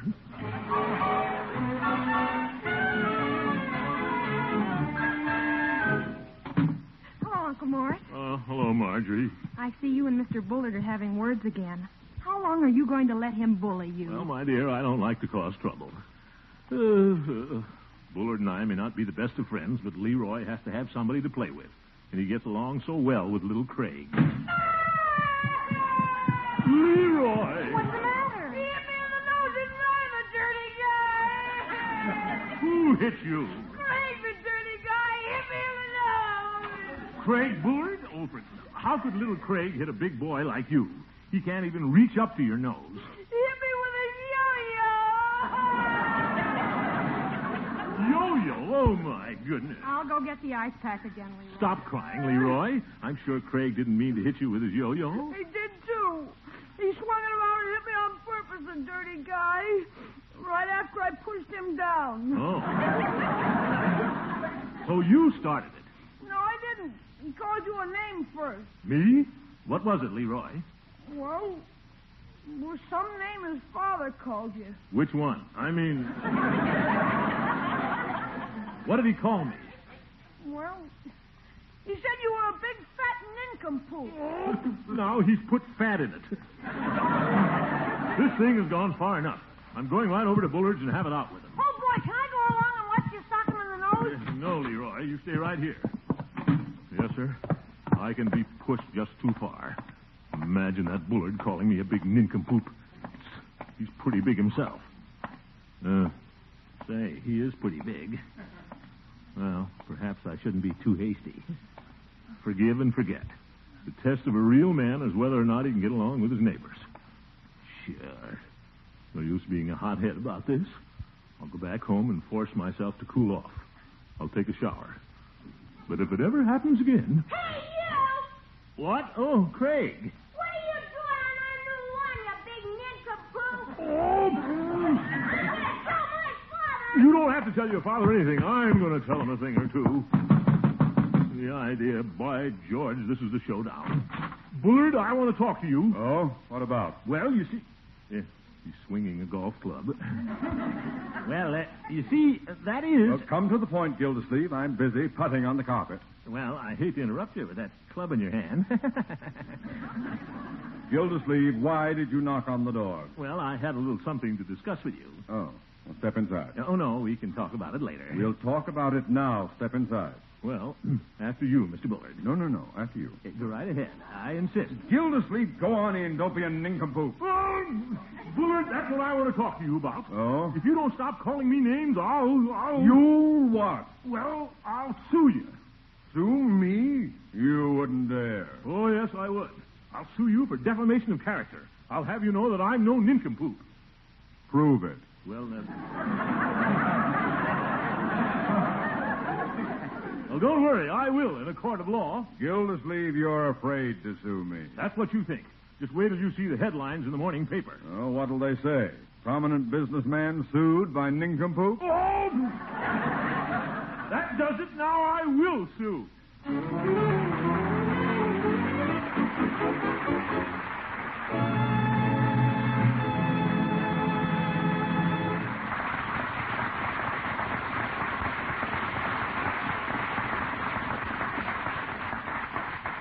Ladies and gentlemen, throughout the season, we've had a lot of requests for the great Gildersleeve to sing more. I don't want to. I'm mad, that Bullard, calling me a nincompoop. While you're figuring out a way to send Mr. Bullard up the river, how about singing Cruising Down the River? Well, all right. Cruising down the river on a Sunday afternoon with one you love, the sun above, waiting for the moon. The old accordion playing a sentimental tune. Cruising down the river on a Sunday afternoon. The birds above all sing of love, a gentle, sweet refrain.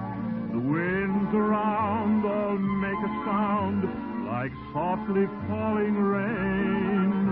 Just two of us together, we'll plan a honeymoon.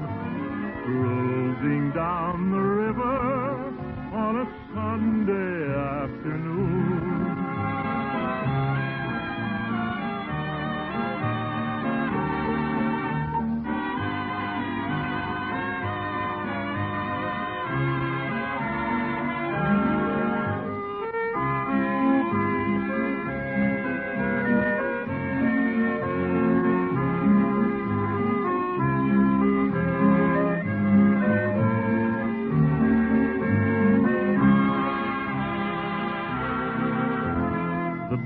Above, all sing of love, a gentle, sweet refrain. The winds around all make a sound like gently falling rain. Two of us together, we'll plan a honeymoon. Cruising down the river on a Sunday afternoon.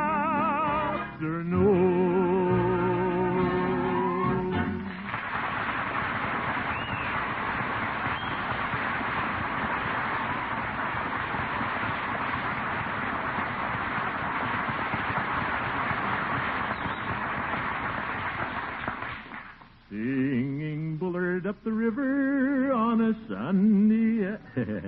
Yeah, so Bullard didn't believe I'd sue him for calling me a nincompoop, eh? Look at these headlines, Marjorie. Prominent businessman sued by water commissioner. Auntie.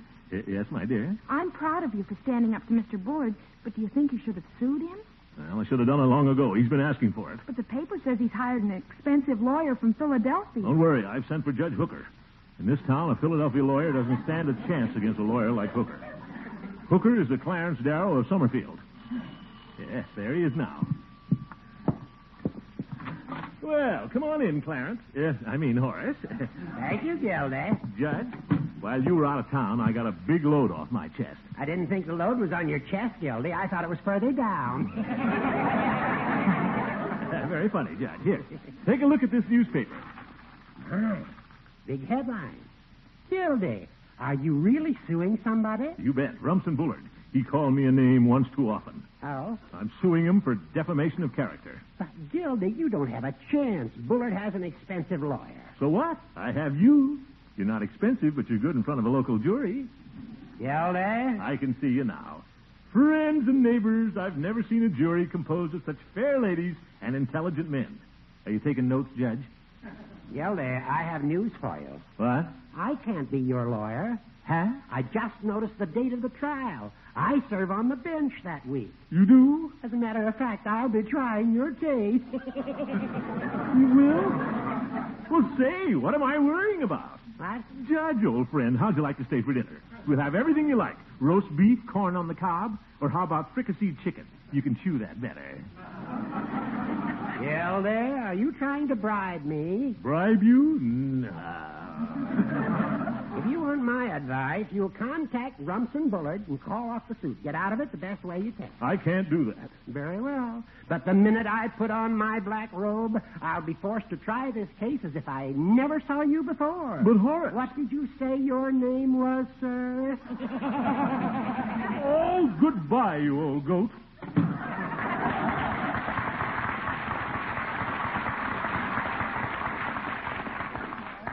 Well, I guess the judge is right. I'd better phone Bullard and call the whole thing off. Without the judge, I'd never beat Bullard and his big Philadelphia lawyer. Probably wouldn't beat him anyway. Hooker isn't so hot. Yes? Mr. Bullard? Yes? This is your neighbor, Mr. Gildersleeve, the man who was going to sue you. What's this? I've just decided to call off the suit. I forgive you. Gildersleeve, I dare you to forgive me. What? This is the best thing you ever did for me. It's wonderful publicity. And you should see the big bets I have with my club members. Big bet? Yes, I'm betting that in court I'll beat your socks off. But, Mr. Bullard, perhaps you don't understand. I don't want to sue you anymore. Gildersleeve, if you drop your suit, I'll sue you. Huh? For every penny you've got. I guess I'm going to sue. Mr. Gildersleeve, Mr. Wald's here. Mr. Wald? Yes, I thought you'd be interested in seeing how we're putting up parquet margarine now, Mr. Gildersleeve. Oh, well, I'm always interested in parquet. I'm pretty crafty about that. Well, in many states, parquet is available in these handy yellow quarter-pound sticks. Oh, yeah. And I can't wait to try it on the rolls I got in the oven, because parquet tastes so good. Of course, Mr. Gildersleeve, you can still get the white parquet at the old economy price. Well, the economy price appeals to me. Bullard just threatened to sue me for every penny I've got. Well, when pennies count, there's one nice thing about parquet. Oh? It costs only about half as much as the most expensive spread. That's right, Mr. Gildersleeve. So no matter how the lawsuit comes out, you don't have to worry about having something to eat. What? Not as long as Bertie's got rolls in the oven and parquet in the cooler. Yeah, please, Bertie. No, sir, Mr. Gildersleeve, you don't have to worry. Not as long as Bertie's got rolls in the oven and parquet in the cooler. Bertie, I'm not worried. Well, don't, Mr. Gildersleeve. You know why you don't have to worry? Yes, Bertie. That's right, because Bertie's got rolls in the oven and parquet in the cooler.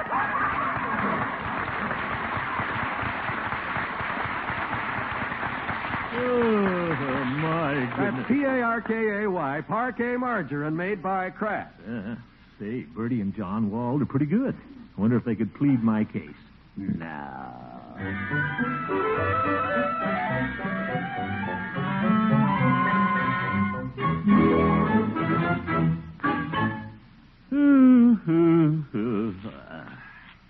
Say, Commish, you want a close shave?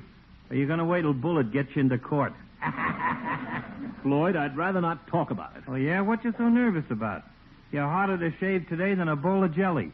Well, what am I going to do, Floyd? I can't afford an expensive lawyer like Bullard's having. Well, I can tell you how to lick that, Commish. Oh? Play smart. Don't have a lawyer. Floyd, are you crazy? Do I look it? I won't answer that. Now, you listen to little Floydie. The way to beat an expensive lawyer is to humble yourself. Plead your own case. Yeah, you're crazy. Oh, yeah? Well, you think it over, Commish. The jury's a sucker for the underdog. Well, that's me. Sure, I'll bet if you hobbled out in front of that jury with your arm in a sling... What? Painted some bruises on your legs, ripped your clothes... Floyd, he only called me a name. Oh, yeah? What did Bullard call you, Commish? Well, he called me a nincompoop. Oh. You're not, are you? Of course not. Well, then you got the case in the bag, Commish. All you got to do is get some character witnesses to prove it. Well... You got plenty of friends in town who go to bat for you. Well, that's true. So why do you need a lawyer? By George, Floyd, I don't. I'll plead my own case. Atta boy, Commish. And, Floyd, I'll call on you to be my star character witness. Me? Oh, you better not count on me, Commish. Why not? Well, when it comes to testifying against a heavy tipper like Mr. Bullard, I ain't got much character. Yep. Oh, my goodness. Well, I've got friends who'll testify.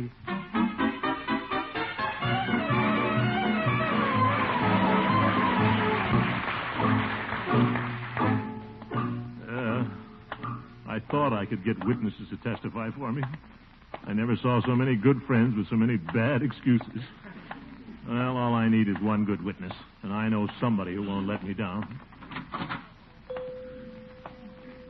Hello, Peavy. Well, hello, Mr. Gildersleeve. What can I do for you? Peavy, you and I have been good friends for a long time. Well, we've known each other for a long time. You bet.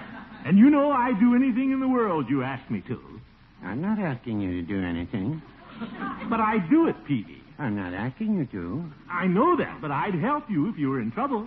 I'm not in trouble. No, Peavy, but if you were... But I'm not. Oh, for goodness. What are you trying to do, Mr. Gildersleeve? Get me into trouble? Yep. All right, Peavy, I'll lay my cards on the table. I'm the one who's in trouble. You don't say. Yes, Peavy, I'm pleading my own case against Bullard, and I need a good character witness. I always try to keep out of the courts myself. But I want you to be my witness. Well, thank you for the invitation, Mr. Gildersleeve, but I may be out of town. Oh? What day are you going out of town? What day is your trial? Oh. Peavy, I'll see you in court. I'm going to have you subpoenaed. How's that? You'll find out.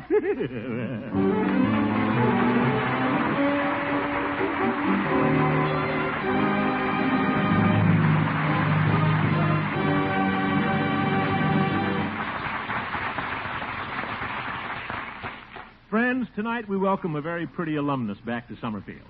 A lot of you heard her for the first time a couple of years ago on our summer program, and we're mighty proud of the name she's made for herself since then. Here she is, one of the country's top vocalists, Miss Kay Starr. Why, Gildy, you're so sweet. Kay's going to sing one of her newest record hits, How It Lies.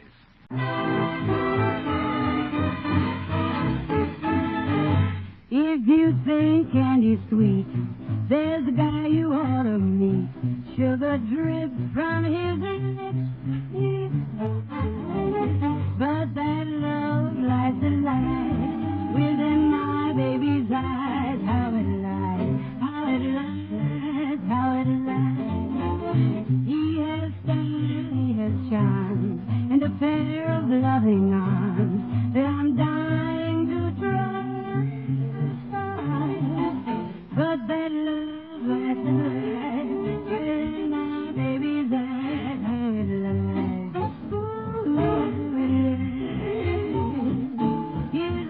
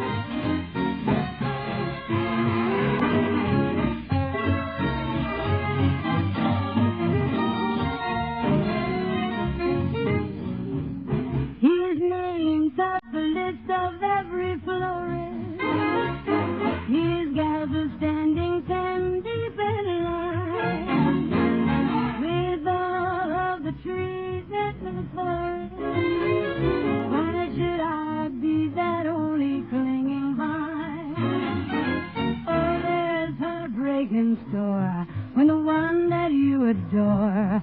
He's a devil in an angel's disguise. But that love lies within my baby's eyes. Well, I tried and I tried and I cried and I cried, but I can't figure out the reason why. But I do know that you have lied.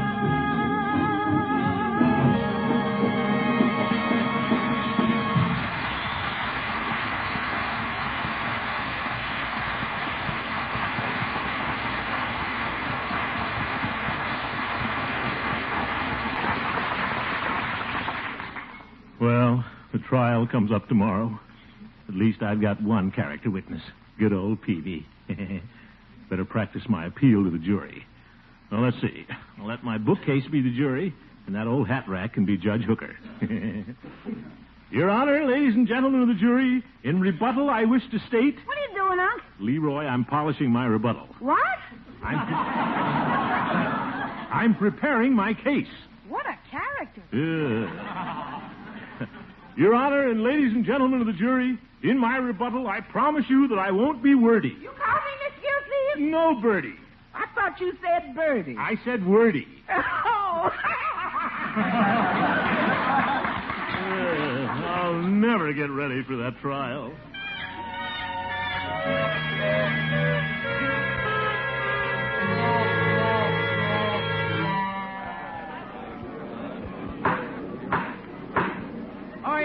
Oh, yes, the First Circuit Court of Summerfield County is now in session. Judge Horace Hooker presiding. Yeah, look at Bullard's big lawyer glaring at me. He may be from Philadelphia, but that's no brotherly love. Order in the court, please. The case of Gildersleeve versus Bullard. The plaintiff will step forward and present his case. Plaintiff. Ooh, that's me. Thank you. Your Honor, ladies and gentlemen of the jury, I have never seen a jury composed of such beautiful ladies and intelligent-looking young men. I object.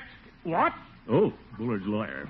Yes, Mr. Johnstone? Mr. Gildersleeve is trying to sway the jury by flattery. Now, see here, Johnstone. Objection sustained. But Horace. Stick to the facts, Gilder. Look at him on that bench. Looks like an old goat on top of a barn. The plaintiff will proceed with his case. Thank you, Your Honor. Will Mr. Richard Peavy please take the stand? Very well. Raise your right hand. Very well. You swear to tell the truth, the whole truth, and nothing but the truth? How's that? Sit down, Peavy. Your Honor, through the testimony of Mr. Richard Peavy, a citizen of unquestioned reputation, I intend to prove that I am not a nincompoop. My.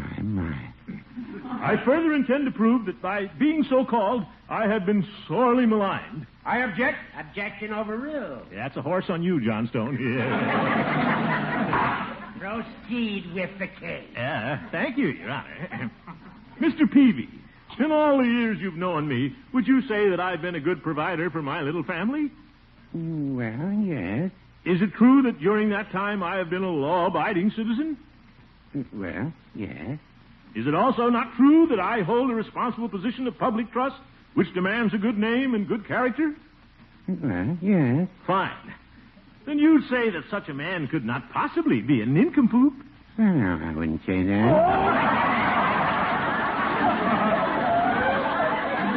Step down, Peavy. Order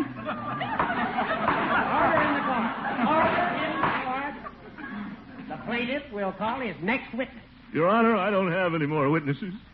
Peavy's the only one I had. Well. Your Honor. Yes, Mr. Johnstone? As counsel for the defense, I ask that these absurd proceedings stop and the verdict be awarded my client, Mr. Bullard. Now, just a minute, Johnstone. I may be down, but I'm not out. Quiet, Gilder. Mr. Johnstone, please state the reason for your request. Well, Your Honor, our worthy opponent, Mr. Gildersleeve, the Commissioner of Streets and Sewers... Oh, I'm the Water Commissioner. Oh, I beg your pardon. Yes. In presenting his case, Mr. Gildersleeve has overlooked one important detail. I have? Mr. Gildersleeve, my client, challenges you to prove that he ever called you a nincompoop. What? Oh. And, ladies and gentlemen, if Mr. Gildersleeve can't prove it, he has no case. Why, Bullard, you know you called me a nincompoop when you and I were standing on your porch. Please, my client cannot testify against himself. What a sneaky way to get out of this. Try again, Mr. Gildersleeve. Why, the whole town knows I'm an nincompoop. I mean, my nephew Leroy said that Craig Bullard said that his father said... Your Honor, I submit that this is pure hearsay and as such is not acceptable as valid testimony. The court is obliged to so rule. But, therefore, I ask the court to instruct the jury to bring in a verdict of not guilty. Ooh, what a slicker.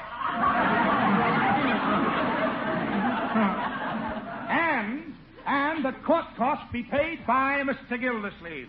Does the plaintiff have anything to say? Under the circumstances, the bench so instructs the jury. Court is in recess.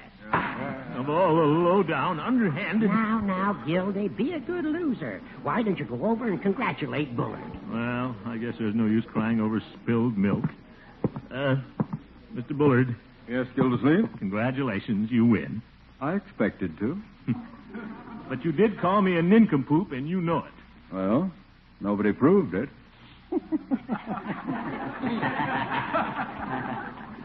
Oh, come on outside and have a cigar on me. Well... We'll slip out this door here. Go ahead, Gildersleeve. Oh, no. You go ahead. You go first, Gildersleeve. No. After you. For heaven's sake, man, move on. I'm just trying to be polite. Gildersleeve, you're being a nincompoop. Hey, Judge, did you hear that? He called me a nincompoop. Bring the jury back. I win.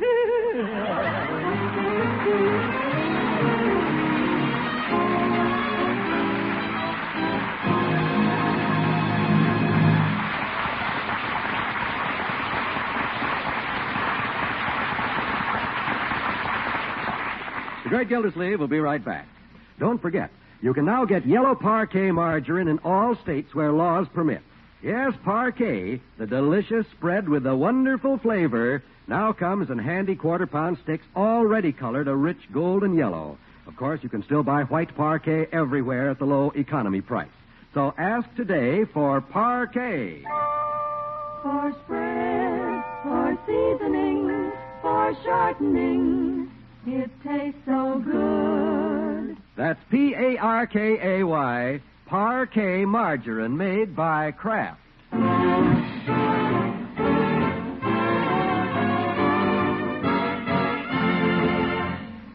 And so the court decrees that the defendant, Mr. Bullard, pay in full for Mr. Gildersleeve's damaged character. $15.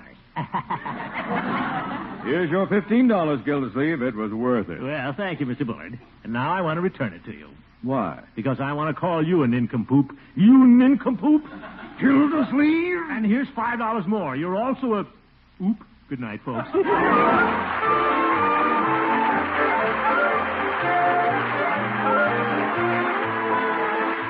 Great Gildersleeve is played by Harold Perry. The show was written by Gene Stone and Jack Robinson with music by Jack Meakin. Be sure to listen in next Wednesday and every Wednesday for the further adventures of the Great Gildersleeve.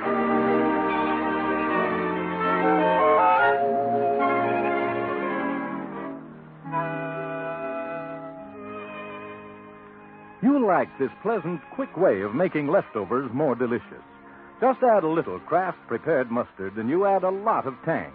Hidden flavors in boiled ham, sausage, most any meat pop right out. Every bite tastes better. Now you can get two kinds of Kraft mustard. Salad mustard, delicately spiced for those who prefer a milder flavor, and Kraft mustard with snappy horseradish added. Have both kinds in your pantry. Then with every meat dish, hot or cold, just add a little mustard and you'll add a lot of tang. Kraft's prepared mustard.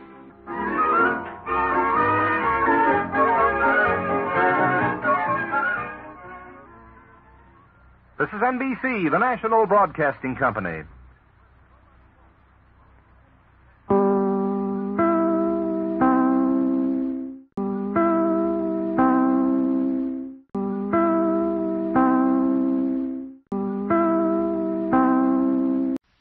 The Kraft Foods Company presents Harold Perry as the Great Gildersleeve.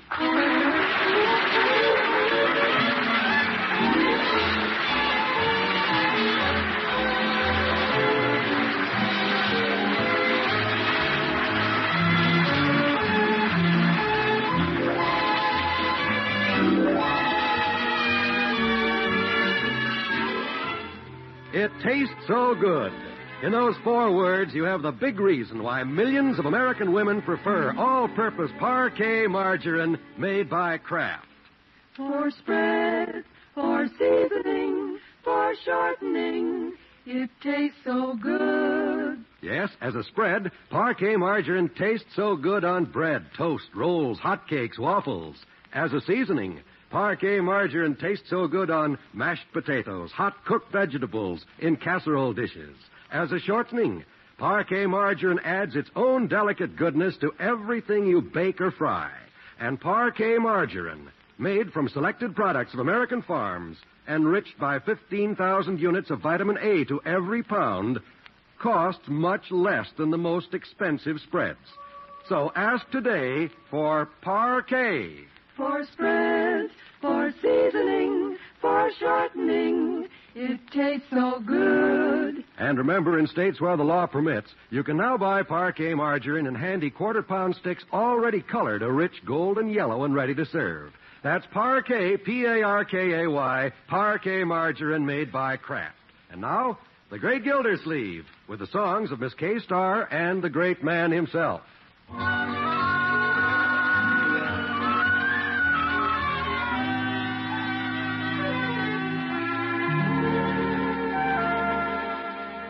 Well, it's the beginning of another day in the Gildersleeve household.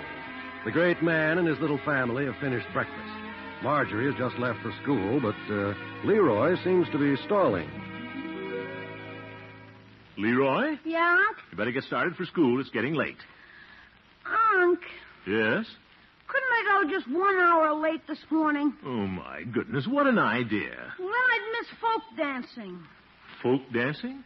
They teach that at school? Yeah, it's a lot of sissy stuff. Oh? Today we have square dancing. We have to dance like this. Put your little foot, put your little foot, put your little foot down there. Oh, my goodness. Folk dancing. Why, that sounds ridiculous to me. Me too. When I went to school, I really got an education. Reading, writing, and arithmetic. 4 and 4 are 8. 8 and 8 are 16. 16 and 16 are, 34? Right. Well, at least they taught you that much. Anyway, I'm not going to have you wasting your time on folk dancing. I didn't raise you to be a ballet dancer. That's right, Unc. I bet you could get me out of that class if you wanted to. You bet I can. And by George, I'm going to school with you and do it right now. Oh, boy. Maybe you can get me out of geography, too. Leroy, let's not overdo this. Oh. Yes. Put your little foot down. I'm going to put my big foot down. Come on, Leroy.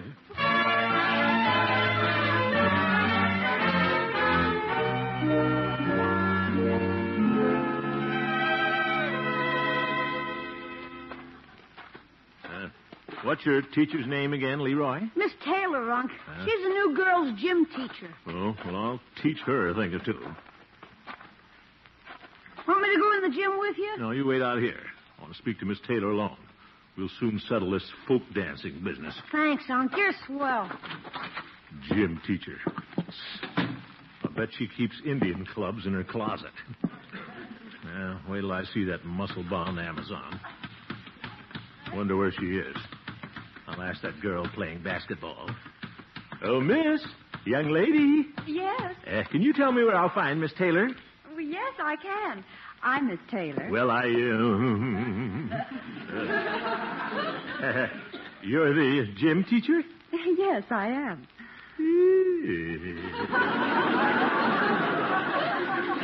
I mean, how do you do?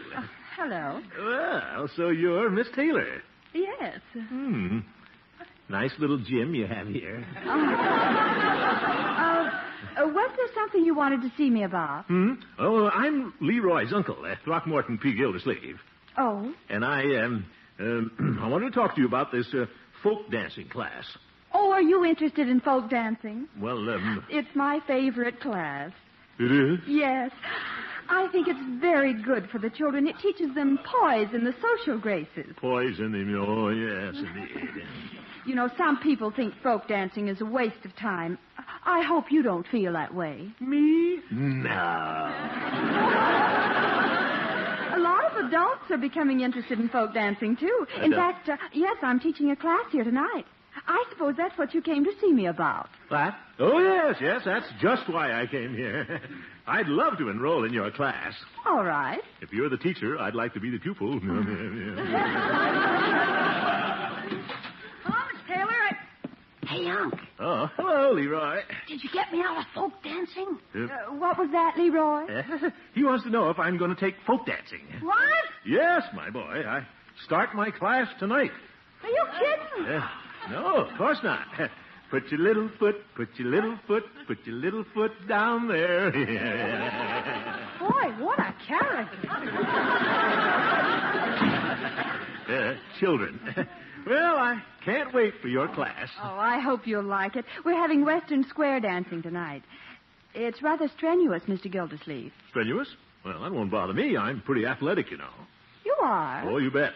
When I was at Princeton, they called me Galloping Gildersleeve. I went out for football, track, swimming. Swimming? Sure. Backstroke, front stroke. Were you good at the crawl? Well, when I was a baby, the crawl. Well, Mr. Gildersleeve, it's been nice meeting you. I'll see you tonight, then. Yeah, all righty. Well, good morning, Miss Taylor. Oh, good morning, Judge Hooker. Well, look who's here. Yeah, look who's here. Hello, Hooker. What are you doing in the gym, Gildy? Are they going to use you for a medicine ball?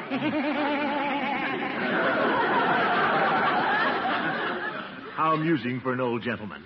Miss Taylor, I just dropped by to tell you that I'll see you at the dancing class this evening. Fine. Mr. Gildersleeve's going to be there, too. What?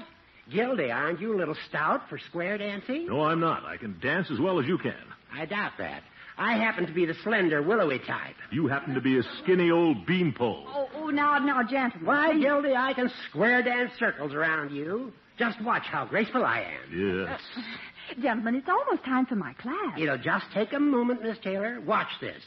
All join hands and circle round. Lift your feet right off the ground. Looks like an old goat with a hot foot. Swing your partner, ball the jack, turn the corner, then come back. There. How was that, Miss Taylor? Very good, Judge. Thank you. Right on the key, too. If you think that's good, Judge, watch me, Miss Taylor. Oh, Mr. Gildersleeve, I don't think Watch how graceful I am. Swing your partner, ball the jack, turn the corner. Oh, turn too fast. Slippery floor. I'm sorry. Let me help you up, Mr. Gildersleeve. I warned you, Fatty. You're too round to be a square dancer.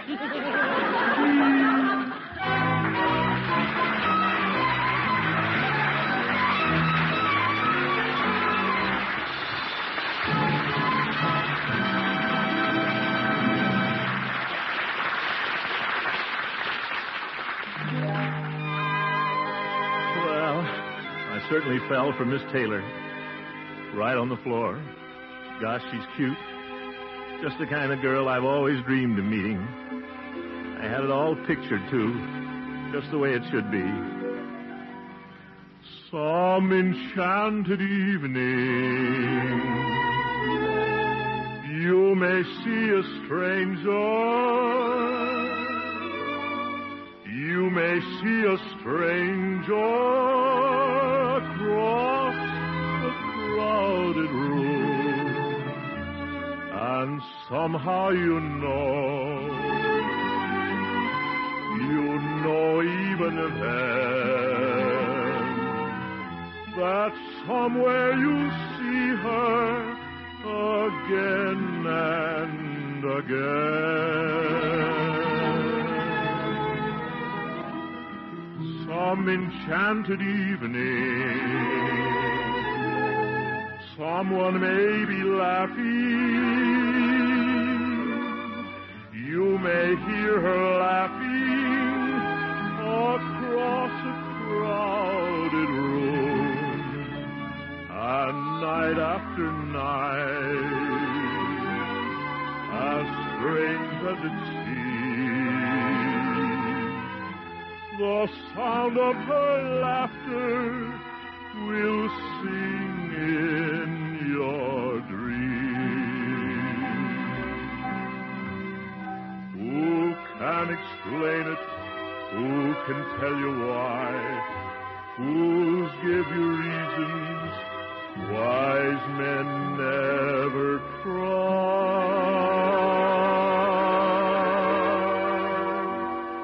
Some enchanted evening,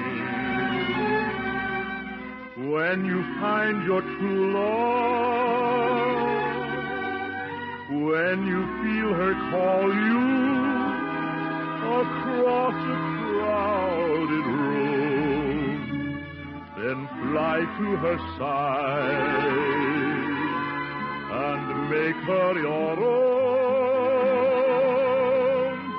Or all through your life you may dream of alone.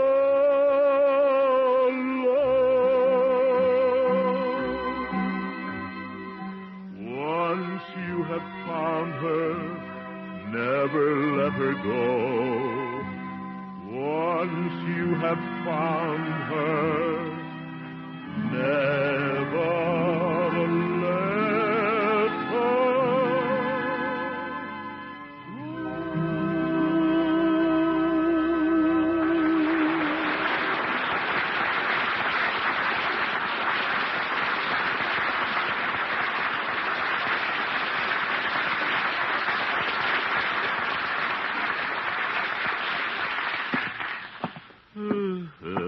late to work again. Well, I guess the judge is right. I'll never be a square dancer. I'm just a big fat water commissioner. Oh, well. Good morning, Bessie. Good morning, Mr. Gildersleeve. Did you hurt yourself when you fell down? I see Hooker's been here already. Why doesn't that old windbag mind his own business? Bessie, Yes, sir. do you think I'm too fat? Can I answer that question after payday? Bessie? Mr. Gildersleeve, I know how you could lose a lot of weight. You do? How? Stop eating. Thank you very much. No, I mean stop eating lunch. I did that for a while and lost 5 pounds. You did? Yes, sir. Well, maybe I'll try it, Bessie. Good. I'll go without lunch today. That's the spirit. Yes, sir. By George, I'll lose so much weight, I'll be the best square dancer in Summerfield. I'll make Miss Taylor proud of me. Yes, sir. You can do it. Just don't think about food. Right. Just forget about all those things like big, juicy steaks smothered in onions. Right. Big, juicy steaks. Yes, sir. And mashed potatoes covered with gravy. Mashed potatoes covered with gravy. And deep dish apple pie with lots of whipped cream. Apple pie? Whipped cream? Yes, sir. Mr. Gildersleeve, where are you going? Sounds awfully good, Bessie. I'm going to lunch.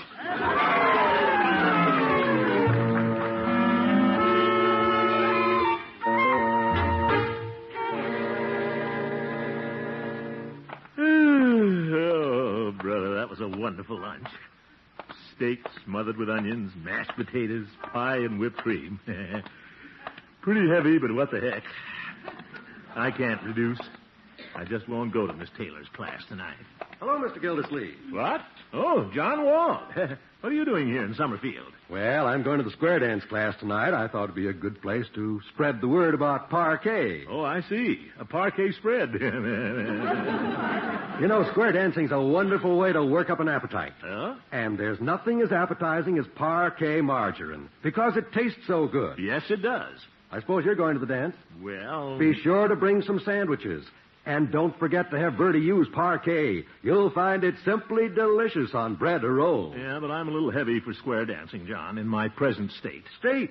That reminds me. In many states, you can now buy parquet in those handy yellow quarter-pound sticks. Well, I asked for it. Of course, you can still get the white parquet at the regular economy price. Oh, you can? Well, Mr. Gildersleeve, I'll see you at the dance. John, I've been trying to tell you I'm not going to the dance. I'm not interested. You're not interested in parquet? No, I didn't say that. Do I have to spell it out for you? No, I'll spell it for you. That's P-A-R-K-A-Y, parquet margarine made by Kraft. Goodbye, Mr. Gildersleeve. Yeah, goodbye. Well, while I'm out, I might as well drop into Peavy's and get some cigars. When I fell down this morning, I broke my panatellas.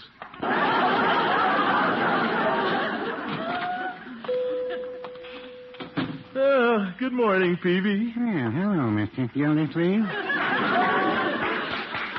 Are you going to Miss... Miss Taylor's square dance class tonight? I don't think so. I'll never learn how to square dance, Peavy. I'm too fat. Wouldn't you say so, Peavy? Well, I wouldn't say so. Oh, skip it. All right.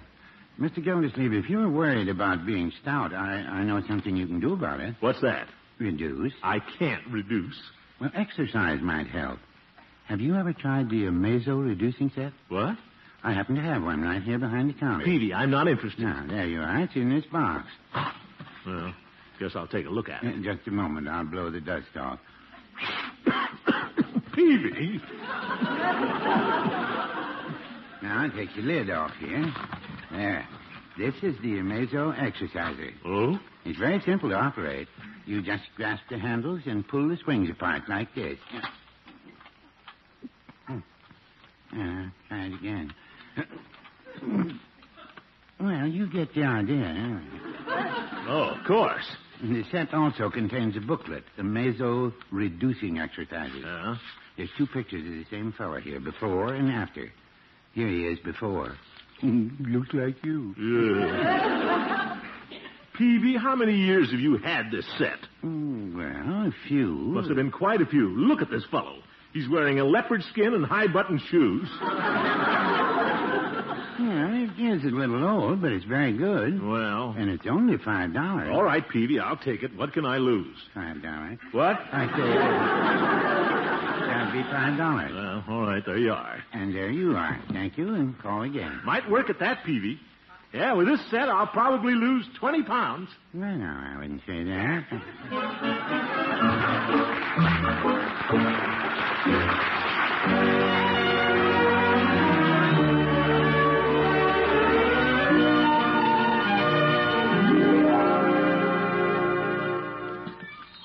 Well, this is a good place to exercise. Out in the backyard. Hope nobody sees me in my bathing suit. Take a look at this Mazo booklet. First exercise. Bend over and touch toes 20 times. Can't even see my toes. There. Touch my knees. Yeah, dimples.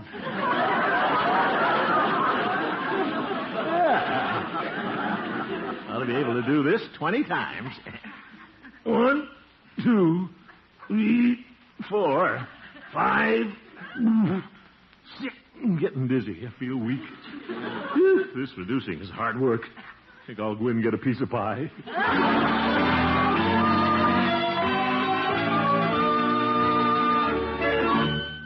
Arms up, arms down. Arms up, arms down. Arms up. Mr. Gildersleeve. Oh, Bertie, arms down. Mr. Gildersleeve, you still reducing? Yeah. Getting tired, too. Better keep my strength up. Bertie. Yes, sir? Would you go in and get me another piece of pie? Yes, sir. That man.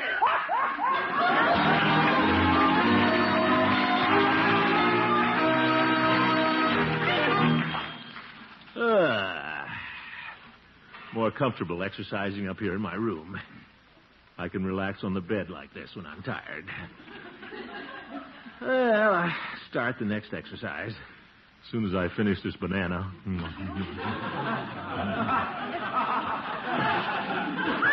Hello, Leroy. What are you doing in that bathing suit? I'm reducing, my boy. What? Well, guess I've exercised enough for today. Step on the scale here. See how much weight I've lost.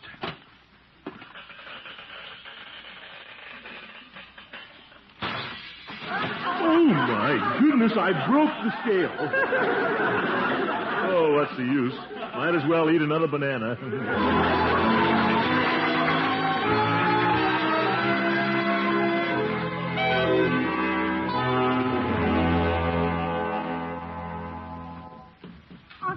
Oh, hello, Marjorie. I thought you were going to that square dance class tonight. I don't think I will, my dear. Oh, Unky, don't be silly. You shouldn't be so sensitive just because you're a little stout. Well, I made a fool of myself once, and that's enough. And you promised Miss Taylor you'd go.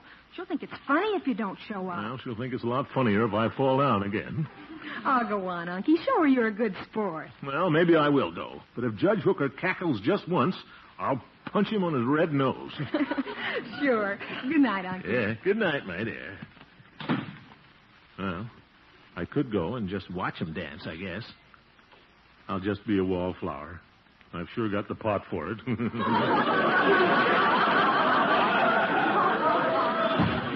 Oh, good evening, Mr. Gildersleeve. Hello, Bertie. Well, Bertie, I think I'll go to that square dance after all. That's good, Mr. Gildersleeve. And don't you worry about being too fat. Everybody likes you just the way you are. Well, thank you, Bertie. Besides, there's nothing you can do about it. If you're fat, you're fat. Yes, I guess so. So don't worry about it. If you're fat, you're fat. Yes, Bertie. Some people are skinny, but you ain't one of them. You, Mr. Gildersleeve, you ain't the thin man. Bertie, I understand. If you're fat, you're fat. I know that. Yes, sir. Every time you take a pound off one place, it shows up someplace else. Bertie! Yes, sir. There's nothing you can do about it. If you're fat, you're fat. Well, you ought to know.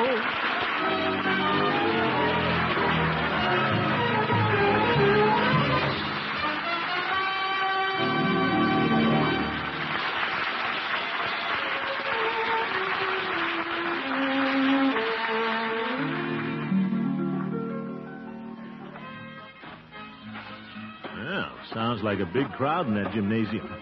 Whole town must be in there. Yeah, I guess I might as well go in. Show Miss Taylor I'm a good sport. Look at all those Summerfield cowboys. Well, I'll just sit here in the corner and watch them for a while. I'll just be a wallflower.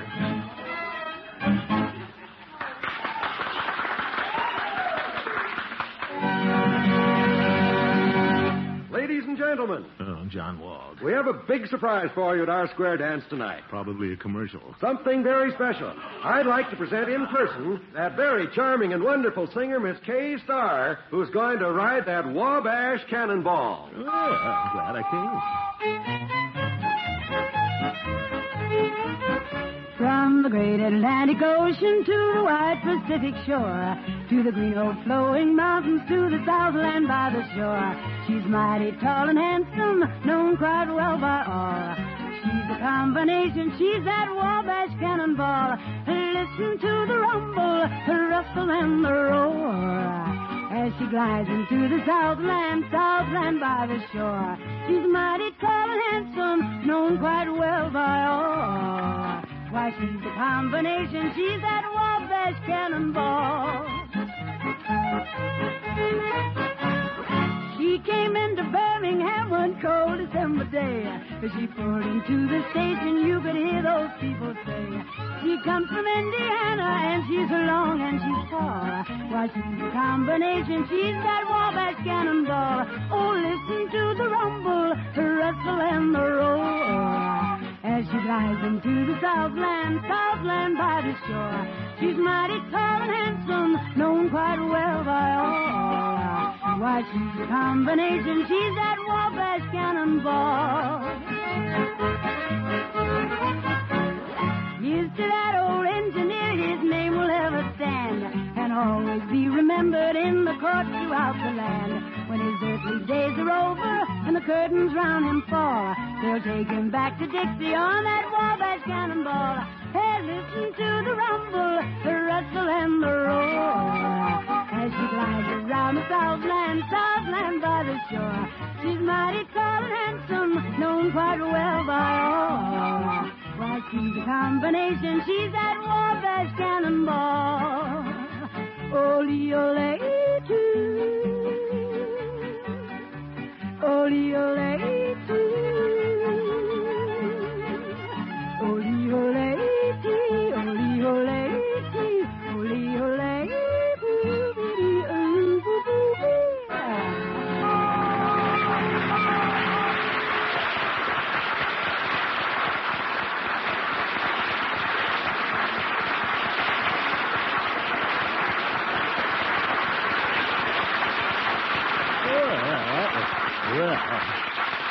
Oh, my goodness. Look at Judge Hooker wearing a frock coat and a cowboy hat.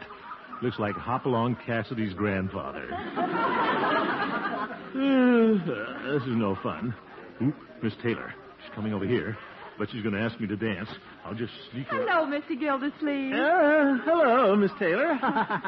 I'm awfully glad you came. You are? Yes, the next dance is going to start in just a moment. Well, I don't then. I wonder if you do me a favor. Huh? Our square dance caller couldn't come tonight, and, well, I wonder if you'd be willing to take his place. Take the caller's place? Yes, I'm sure you'd be perfect for it. Everybody says you have a wonderful voice. Well, not so bad, I guess. Of course, it means you won't be able to dance all evening. Will that be all right with you? Sure. Well, the calls are written out on this card. You go on up on the stand, and I'll introduce you. Yeah, all right. Mr. Higginbottom, fanfare, please. Ladies and gentlemen, we are honored tonight in having as our guest caller one of Summerfield's leading citizens, Mr. Gildersleeve. Well, thank you. Thank you. Thank you. Hit it, Higginbottom. First couple lead out to the right. Swing 4 hands around and round. Duck and dive, 6 in line. Hurry up, Judge, you're way behind. Thank you.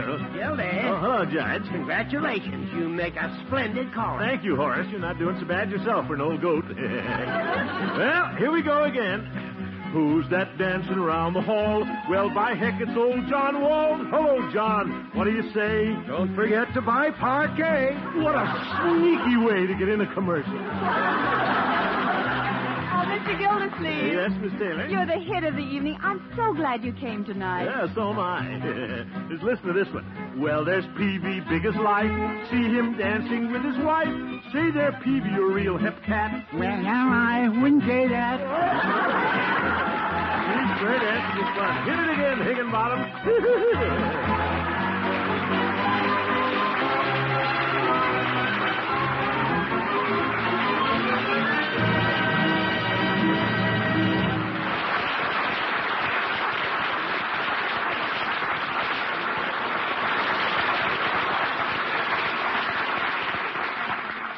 Back to the great Gildersleeve and the square dance in just a minute. Don't forget, you can now get yellow parquet margarine in all states where laws permit. Yes, parquet, the delicious spread with a wonderful flavor, now comes in handy quarter-pound sticks already colored a rich golden yellow. Of course, you can still buy white parquet everywhere at the low economy price. So ask today for parquet. For spread, for seasoning, for shortening. It tastes so good. That's P-A-R-K-A-Y, parquet margarine made by Kraft.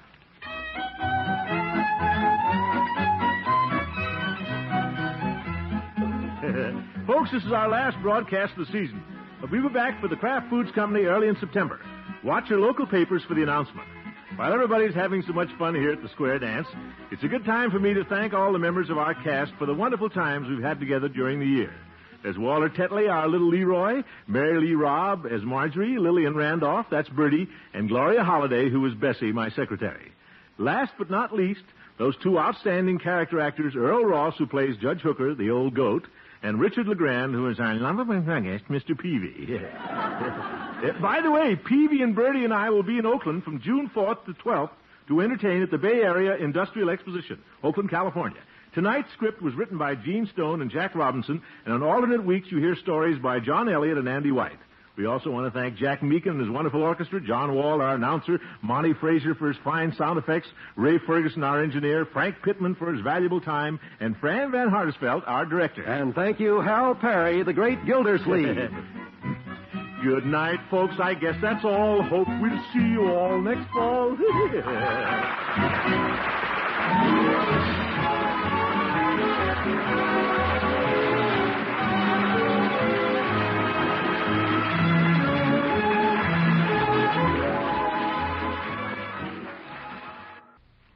This is NBC, the national broadcasting company.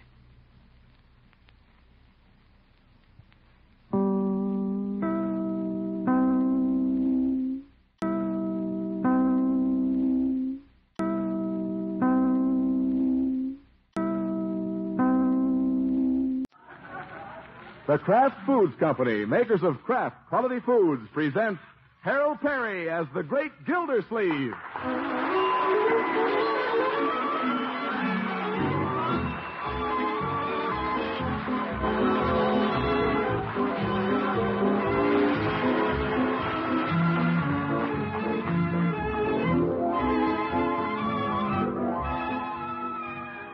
Great news! Gildersleeve's back. But here's even greater news. Tonight, the makers of Parquet Margarine are announcing a great new $50,000 cash prize contest, open to listeners in the United States, Canada, and Hawaii. It's one of the easiest and most exciting contests in radio. Everyone can enter. Anyone may win. You'll get full details later in tonight's program. Until then, the Great Gildersleeve, brought to you by the makers of Parquet, the margarine millions prefer because it tastes so good. That's Parkay. Parquet margarine, made by Kraft.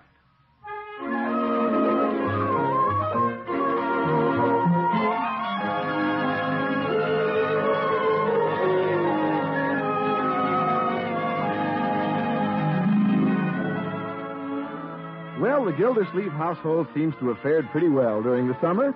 Marjorie has a nice tan. Leroy's grown a couple of inches. Bertie the cook has gained a couple of pounds. As for the great Gildersleeve himself, well, he seems in rather good spirits. Good spirits, at least, for a man who's tallying up his checkbook after summer vacation. 66, 75, 84.50. Take away 3, 6, 9, 2's to carry. Well, not bad. Got through the summer, still have some money in the bank. Wonder how that happened. Maybe I made a mistake someplace. 5, 6, 9, 3 to carry. 31, 7. By George is right.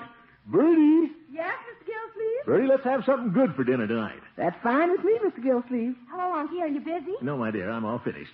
Just been figuring up the costs of the summer. We managed to come out with a little money in the bank. Not much, but a little. Oh, that's swell, Uncle Morris. Yeah, we're in pretty good shape. Christmas is still 3 months away. You don't have to worry about income taxes till next March. Well, Unky, I need a check for my tuition at junior college. Tuition? Well, how much is that? $90. $90? Just to be a freshman?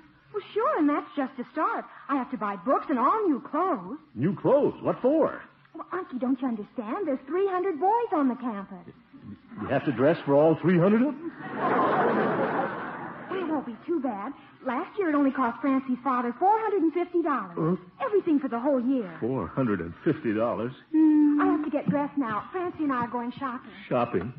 Where am I going to get $450? Hi, Unc. Hello, Leroy. Can I have a dime? Ice cream man's coming. Between Marjorie's education and the ice cream man. Oh, and I gotta get some new shoes, Unc. New shoes? Sure.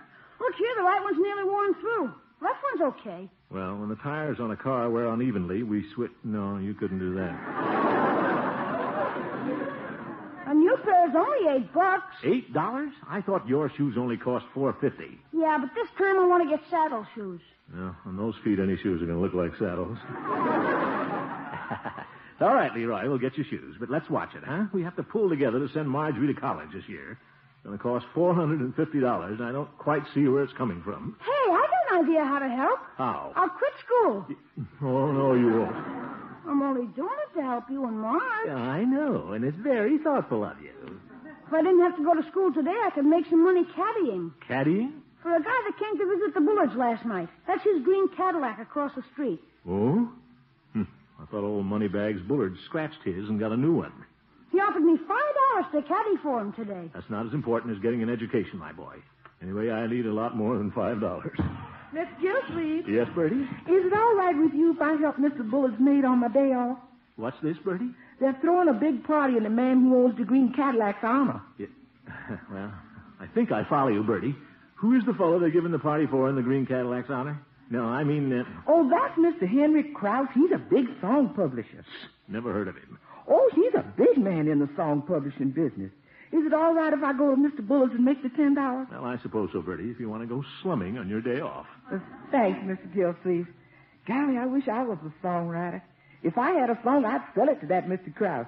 I wouldn't be making $10. I'd be making a couple of thousand. What's that? Just like Mavis P. Culver. Who's Mavis P. Culver? Oh, she's a housewife. She had 8 children and a husband. And in her spare time, she wrote a song and got $2,500 for it. Spare time, huh? I can't believe that, Bertie. How much you say she got for it? $2,500. Her picture was in a magazine. It was? Sure. There's money in that songwriting, Mr. Gildersleeve. Remember that Hut Sut song? That fellow got rich, yes, sir.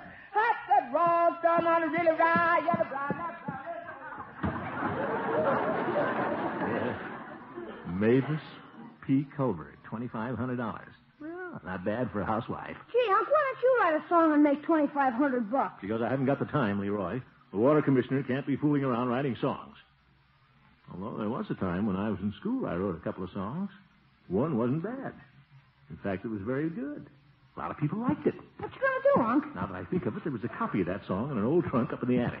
What you gonna do? By George, if Mavis P. Culver can do it, so can Throckmorton P. Gildersleeve.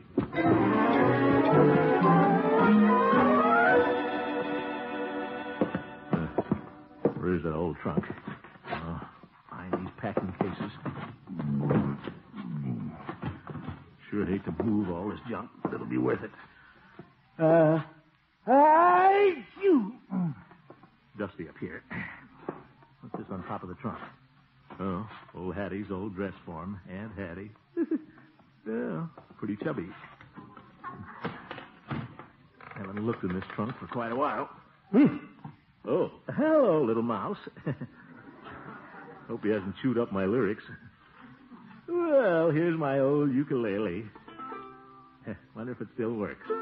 Oh, you can bring Pete with the two left feet, but don't bring Lulu. Needs tuning. If I can find the song, I'll just take it over to Bullard's and sing it for Mr. Henry Krause. Ah, here it is. What's this? Dedicated to Myrtle Pickens. I'd nearly forgotten about Myrtle. Let's see how the song goes. There's an old familiar strain, a haunting refrain. If this is worth $2,500. Well, it is if it does to other people what it did to Myrtle Pickens.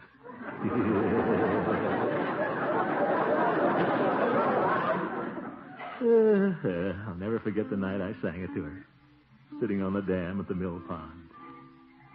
There's an old familiar strain, a haunting refrain that takes me back to days of yore. Oh, it's lovely, Throckmorton. Oh, it's nothing. Just a hit. Oh, go on, please. Oh, well, if you really want to hear more. Oh, I do. Yeah, control yourself, Myrtle. I see the chapel on the hill, the spring's first daffodil, reflected in the mill pond by the shore. Oh. Myrtle. Yes, Throckmorton. Don't you think you'd better sit closer to me? Well, There are a lot of bullfrogs out here. Oh, all right. Mind if I put my arm around you? I can play the uke with one hand. How can I refuse a little hug after you've written this beautiful song for me? Myrtle. Oh, Throckmorton. Myrtle. Oh, Throckmorton, don't squeeze me so tightly. A little hug never hurt anybody. Oop. Drat the luck. I crushed Aunt Hattie's dress form.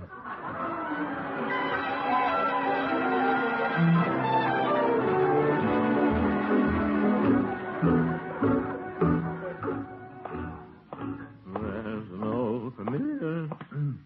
Better get a few throat lozenges before I see Henry Krause. Shouldn't have sung my song for the mailman. Good morning, Phoebe. Well, hello, Mr. Gildersleeve. What can I do for you? And you might give me a box of lozenges. For his throat? Yes, Peavy. Just want to limber up my pipes. Well, there's nothing like the water commissioner keeping these pipes in shape. Yes. That was a little witticism, Mr. Gildersleeve. Water, pipes. Yes. You know? Peavy, this has nothing to do with the water department. But with sending Marjorie to college, I have to supplement my income. I found a song I wrote years ago. Going to sell it to a big publisher, Henry Krause. Yeah, that's nice. Yeah, you watch. Going to make a lot of money with it, Peavy. You don't say. You betcha.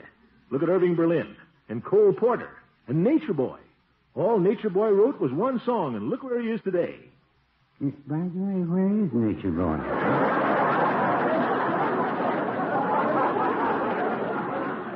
Well, anyway, there's big money in songwriting, and I expect to make at least $2,500. Take a look at it, Peavy. Very well, Mr. Gildersleeve. Dedicated to Myrtle Pickens. Nice title. Yeah. Peavy, that's not the title. I haven't named it yet. Michael Pickens a friend of yours? Never mind. Read the lyrics. Yeah, well. There's an old familiar strain, a haunting refrain that takes me back to days of yore. Sounds like a song, all right. Don't you think I'll sell it for a lot of money? Well, like you say, there's a lot of money in songwriting. Yes, sir. And listen to this finish. So wherever I may roam, my thoughts will turn to home. For I know that love and you are there. Doesn't that just give you goose pimples, Peepee? Well, no, I wouldn't say that. Well, I guess you can't get goose pimples out of an old prune. Step aside, Peavy. I'm going over to Bullard's and sing it for Henry Krause. I hope Bullard's Baldwin is in tune.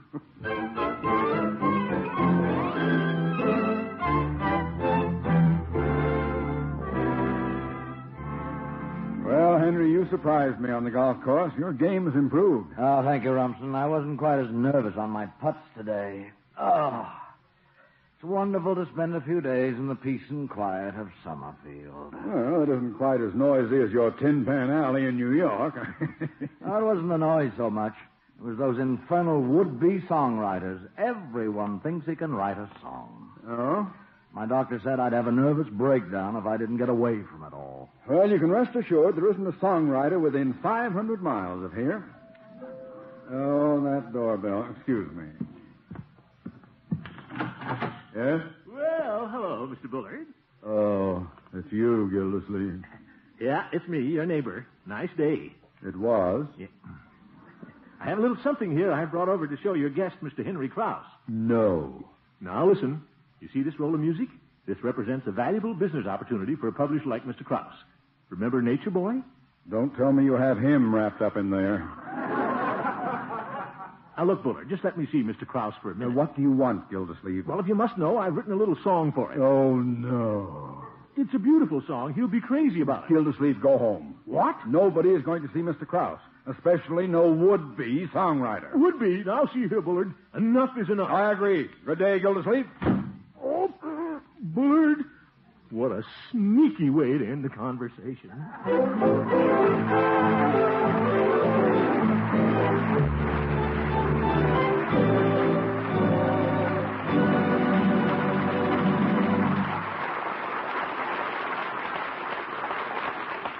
In just a few minutes, you'll get the big news about Parquet's $50,000 cash prize contest.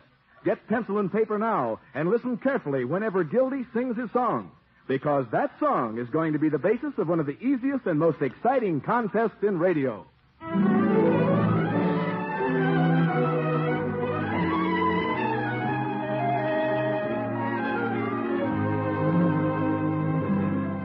Well, let's get back to the great Gildersleeve. His plan to sell a song to a music publisher visiting the Bullards hasn't worked out too well. But he's not giving up. Oh, no. Right now, he's heading into the Jolly Boys Club with his old friend, Judge Hooker. Don't you worry, Judge. The song's a hit. All we have to do is rehearse it a couple of times. I've explained it to the Jolly Boys. We're going over tonight and sing it under Krause's window. Boy, Well, guess we're late, Gildy. Yeah. I hear Floyd and Peavy. And the Chief. You can always hear the Chief. All right, fellas, break it up. That song will never be popular. I'll show you a real song. All right. Okay, Commish, what are we going to serenade the guy with? Have it right here in my briefcase, Floyd. Wish I'd had a copy this morning. Your big publisher was in for a shave. Really? Yep, I could have sung him a solo. Now, Floyd, this is a job for all of us. Gather around, fellas. I have Bessie type copies of the words for everybody. Here you are, Judge. Thank you. Chief? Thank you, Commissioner. And here's your copy, Peavy. Oh, I remember the words, Mr. Gildersleeve. Oh, yeah. Well, Floyd, shall we try it out? I'm ready, Eddie. Everybody sight read while Floyd plays it through once. That's right.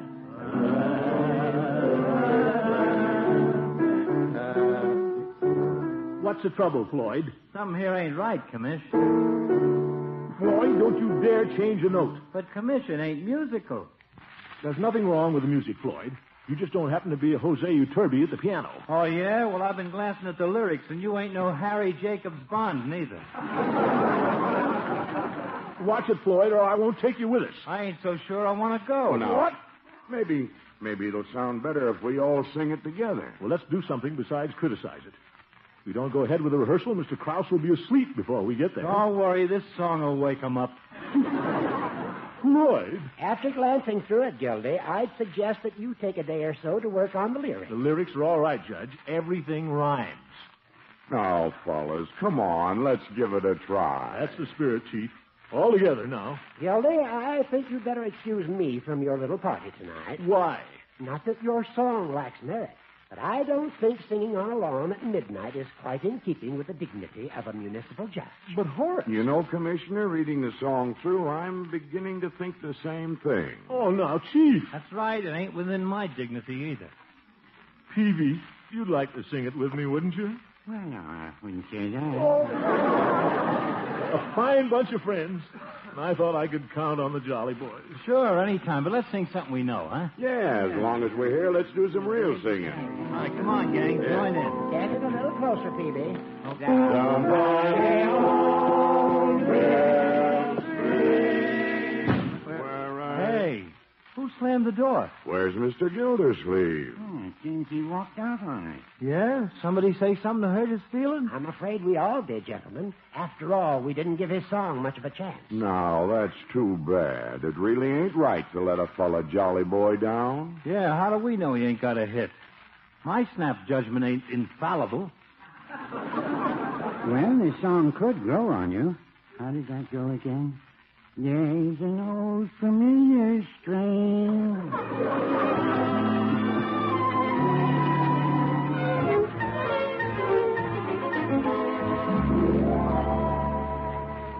I'll show those Jolly Boys I don't need their help to sell my song. Let's try it once more, Marjorie. Again, Uncle Mort? Well, maybe Mr. Krause can't hear me across the street. But, Unky, it's getting late, and it's cold with the windows open. Well, he hasn't turned out his light yet. By George, there's the break, Marjorie. He just opened the window. Get to the piano, quickly. Unky, must you make it so obvious? It's pretty obvious you want to go to college, isn't it? And this song can send you. I hope it sends Krause. Now, let's try the second chorus, and louder. Oh, all right.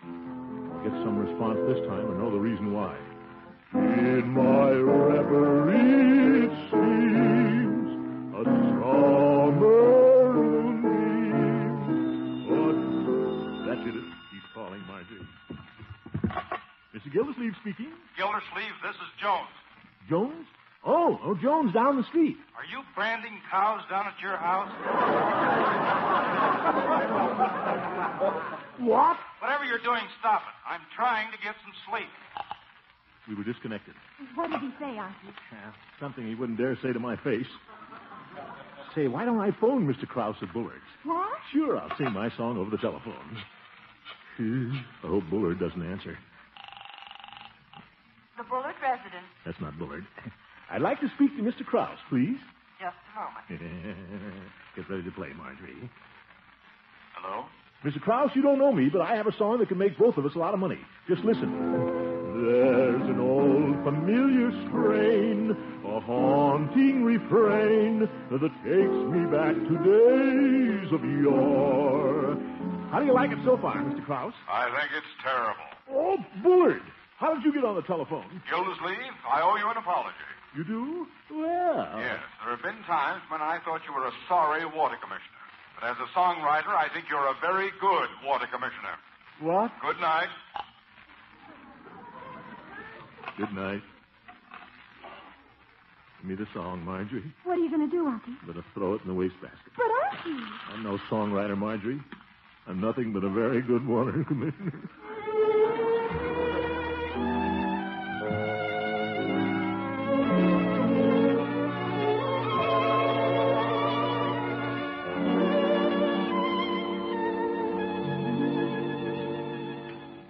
More coffee, Uncle Mort? No, thanks, Marjorie. Oh, try to eat some breakfast, Unky. Nope, not hungry. Oh, Unky, don't feel too bad. Please, Marjorie, I've thrown the song away. I'm trying to forget about it. Gosh, Unc, I didn't think it was so bad for a beginner. Leroy, you haven't even heard it. Oh, yeah? What do you think kept me awake half the night? Well, I'm off to Miss Bullard's to make that $10. Oh, yes, this is your day off, isn't it, Bertie? Yes, sir. I'll get it. I'll get it, Bertie. It's your day off. Oh, thank you, Miss Marjorie. Mr. Gildersleeve, I found your song in the wastebasket this morning. I know, Bertie. That's where it belongs. When I go over to Bullard's today, why don't I just drop it on Mr. Krause's plate between entree and dessert? No, Bertie. Yeah, Aunt, that's the trick I use with my report card. I give it to you on a full stomach. All right, Leroy. Now, let's everybody stop trying to be helpful. I'm no longer It interested. was Mr. Munson at the barber shop, Unky. Floyd, what did he want? Well, he wants you to come to the barber shop right away. Well, I'm not going. Well, now, Unky, don't be like that. He said he wants to apologize. Floyd Munson apologize? Must be something fishy going on down there. Wonder what is going on down there.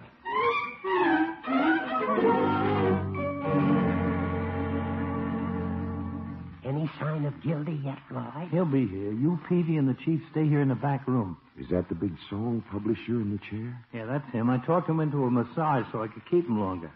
I got 5 towels on his face. Good thing he's got a long nose or he couldn't breathe.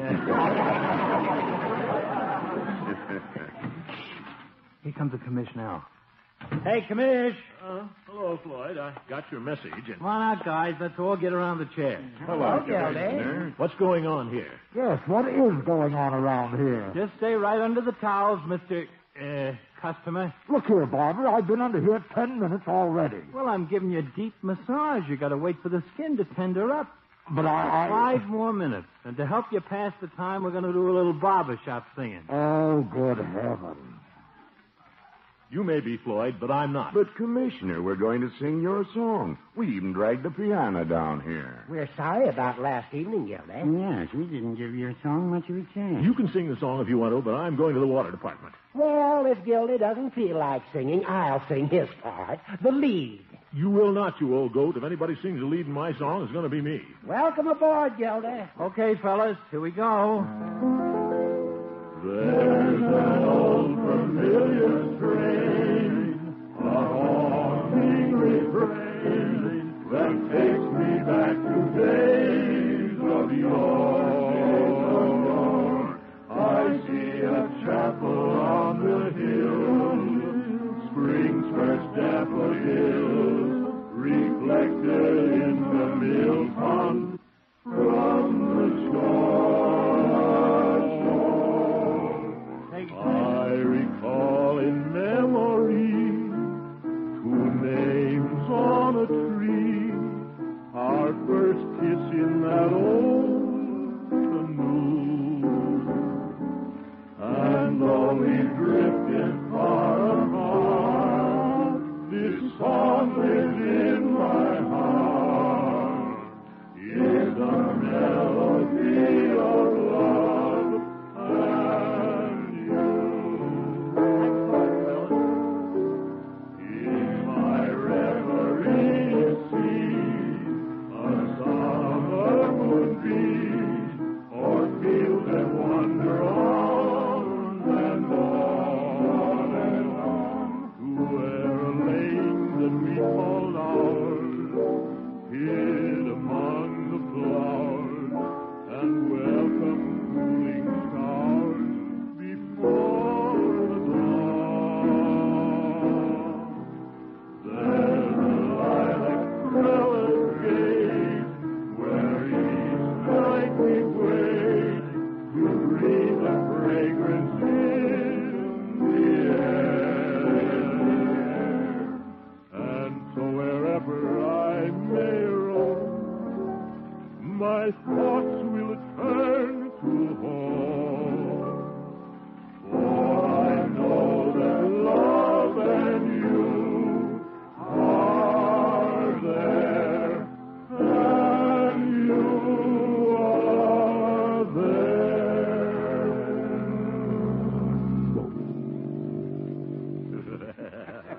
Well, say, that's okay. Not bad, huh, gang? Oh, it's a good song, Commissioner. Hey, you're just trying to be nice to me, fellas. It's a terrible song, and you know it. You know, that song isn't bad. What do you know about songs? Well, it If happens. they're any that good, I- that stuffed shirt Krause music publisher at Bullard's would have bought it. Gildy. Huh? Well, it happens that this is the first time that stuffed shirt ever heard it. You mean you're the stuff? Whoa, hello. Oh, my goodness. Yes. What's the title? Title? Dedicated to Myrtle Pickens. It is not. I don't know, Gildersleeve.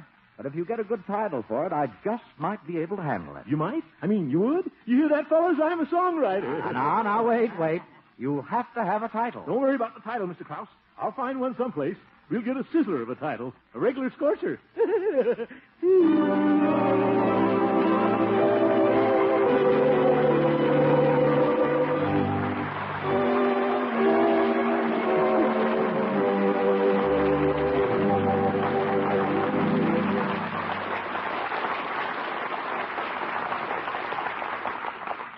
Gildersleeve really needs a name for that song, and that's why I've got great news for you. Tonight, Parquet Margarine announces a series of 5 weekly contests to help Gildy name his songs.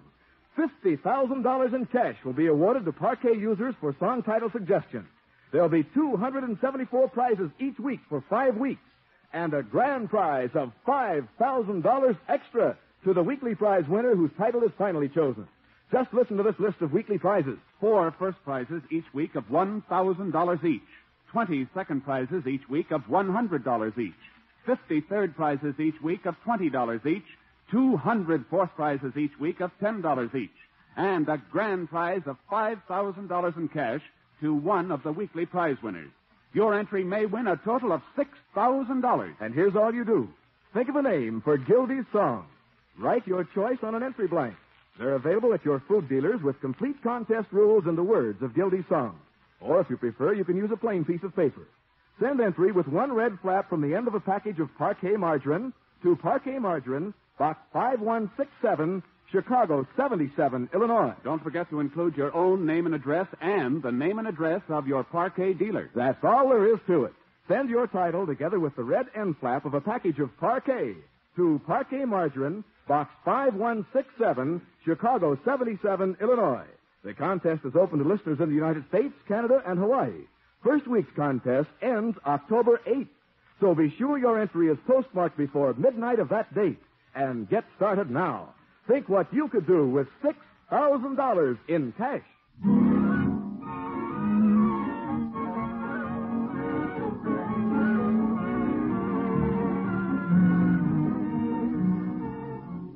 $50,000 for a name for my song, I'd have settled for less.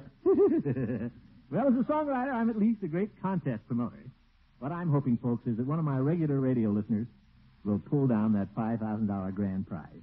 So get your entries in fast. They don't have to be tricky, you know. You may be surprised at the title that wins. Get in early and often. That's the big thing.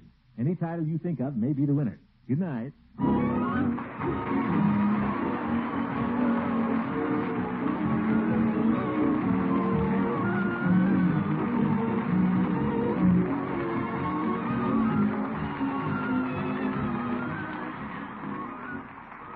The Great Gildersleeve is played by Harold Perry. The show was written by Paul West, Don Elliott, and Andy White, with music by Jack Meakin. Included in the cast are Walter Tetley, Mary Lee Robb, Lillian Randolph, Earl Ross, and Dick LeGrand. This is Jay Stewart saying goodnight for the Kraft Foods Company, makers of the famous line of Kraft quality food products. Be sure to listen in next Wednesday and every Wednesday for the further adventures of the Great Gildersleeve.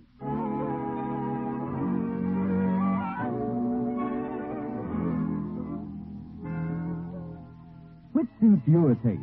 Mustard that's mild, delicately spiced, or sharp, snappy mustard with zing in every bite? Either way, you like Kraft prepared mustard. For there are 2 kinds. Salad mustard, tangy but gentle, and Kraft prepared mustard with snappy horseradish added. Have both on hand for different tastes, different uses. Either works magic in bringing out hidden flavor. For when you add a little mustard, you add a lot of tang. Get Kraft prepared mustard.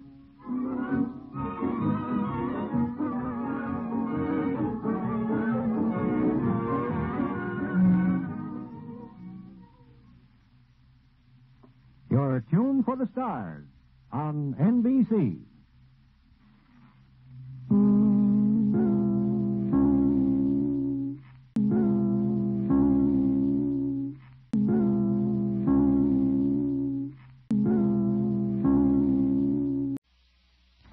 The Kraft Foods Company, makers of Kraft's quality foods, presents Harold Perry as the Great Gildersleeve.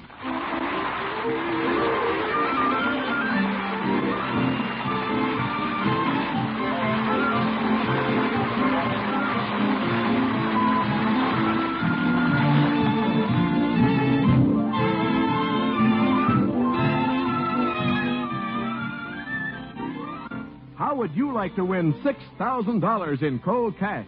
Or any one of the more than 1,300 other cash prizes in Parkey Margarine's great $50,000 Name My Song contest? It's one of the easiest and most exciting contests in radio, and it's open to listeners in the United States, Canada, and Hawaii. Hear all about it in our next announcement. And now, the Great Gildersleeve, brought to you by the makers of Parkey, the margarine millions prefer because it tastes so good. That's Parkay. Parkey margarine, made by Kraft.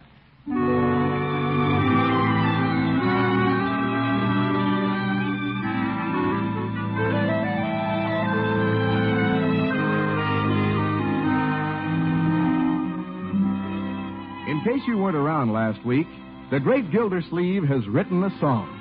It's going to be published, too, when he finds a title for it. Yes, the great man is in fine spirits these days, and the house is filled with music. Well, one room of the house, anyway. There's an old familiar strain, a haunting refrain that takes me back to days of yore. I see a chapel. Hey, Marge. What, Leroy? Listen to the aquacade. Well, Unkie's happy. Hey, Unc! I'll be out in a minute. I got a title for your song. You have? Yeah, Moon Over the Bathtub. Leroy.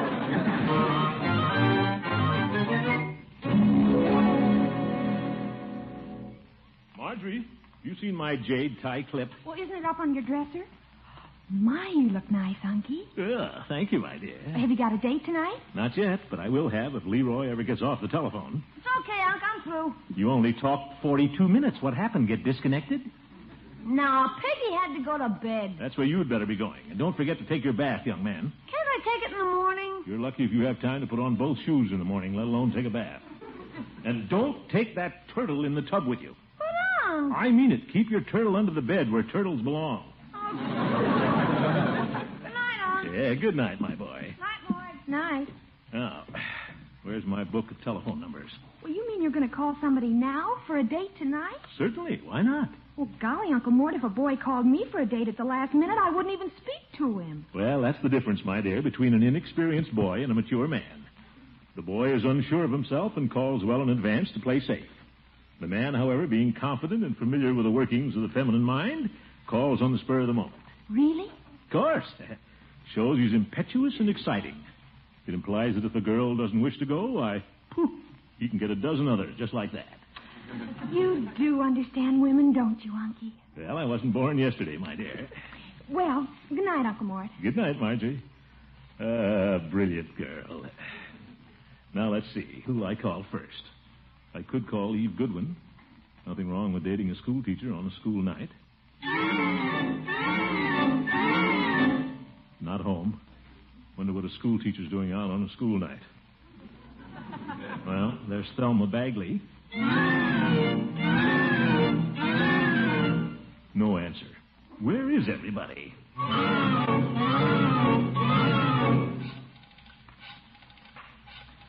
Why, George, I'm not going to stay home even if I have to scrape the bottom of the barrel.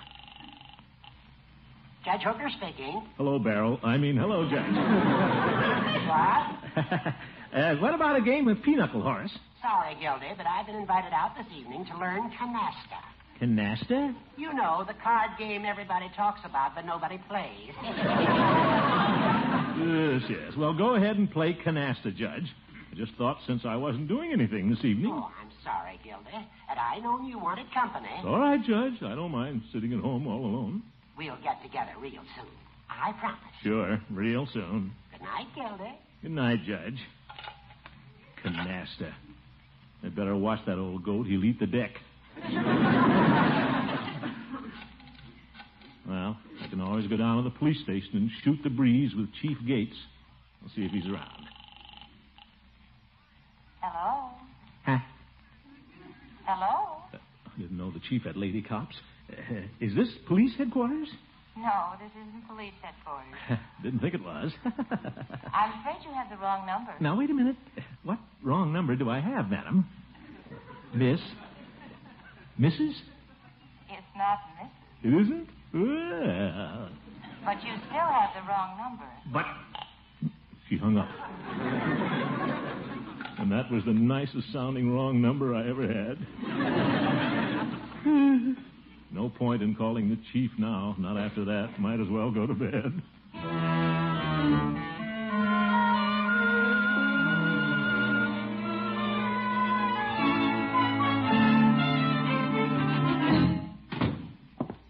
Good morning, Bessie. Good morning, Mr. Gildersleeve. My, you're at work early. I had some very urgent matters to attend to this morning. Oh, that reminds me. There was a telephone call for you, Mr. Gildersleeve. I wrote it down here. Where? I think I wrote it down. Well, who was it? Was it Judge Hooker? How should I know? I'm sure it was Judge Hooker. He wants you to call him back. Well, I haven't time this morning. Or was he going to call you back? Bessie? I'm sure it was one of the others. Yes. Gonna have to do something about that Bessie. Oh, let's see. When I got the wrong number, I was calling the police station, Main 123. Her number must be some combination of that. She's bound to be a water customer. Everybody drinks water. I'll try 213.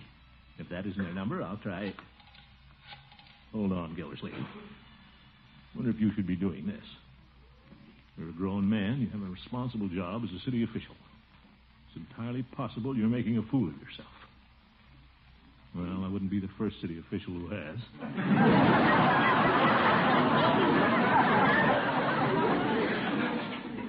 Still, I can't do it.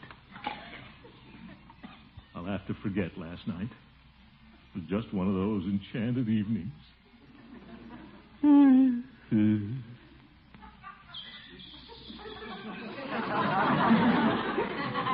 We're just like those two little birds out there. We met on the telephone wire. Now one of them's flying away across town. You'll never see the other one again. Oop, he's circling back. Yeah, look at them. They're billing and cooing. Where's that telephone? Main 213. Hello? I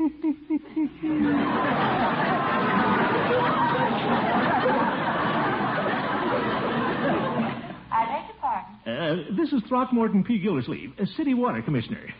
Oh? I've been doing a little checking with our subscribers. How's the water pressure out there? Well, it seems to be all right. Any faucets dripping? Yes, I believe there's a couple of them. And now that you mention it, there's a leak around the water heater. Oh, we'll have to stop those right away. Can't waste water, you know. We'll be right out. Now, what was the address? 527 West Maple. 527 West Maple, eh? Well, thank you very much. Goodbye. Goodbye. Bessie? Yes, Mr. Gildersleeve? Bessie, I'm going out for a while. I've got to inspect the heater on Maple Street. A heater? And what a heater.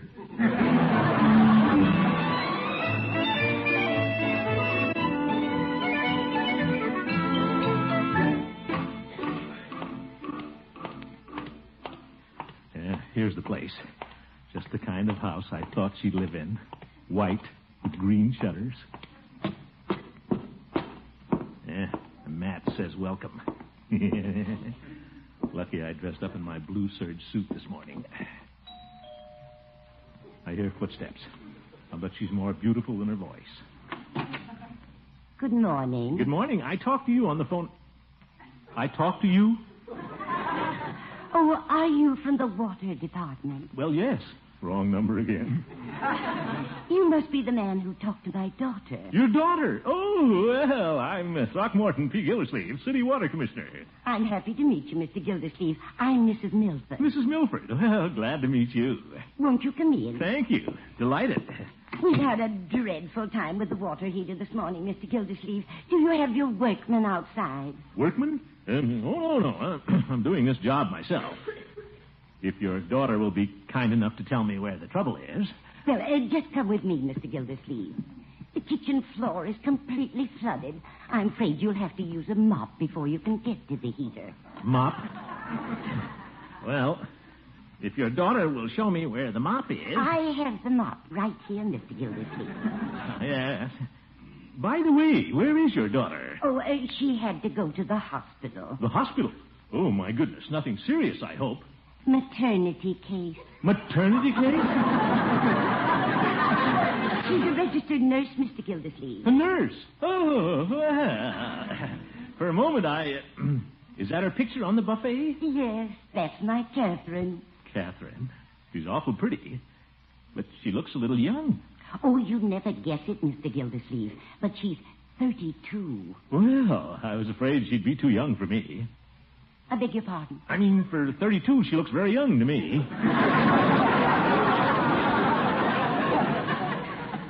But I guess being around medicines and disinfectants keeps a person looking young.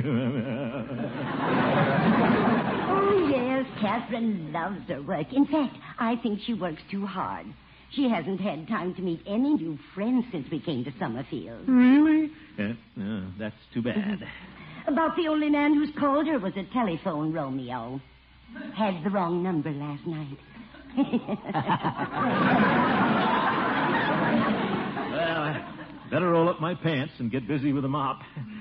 I'll have everything shipshape by the time your daughter gets home. By the way, when will your daughter be home? Oh, Catherine should be here in about an hour. How long will you be working back there? About an hour.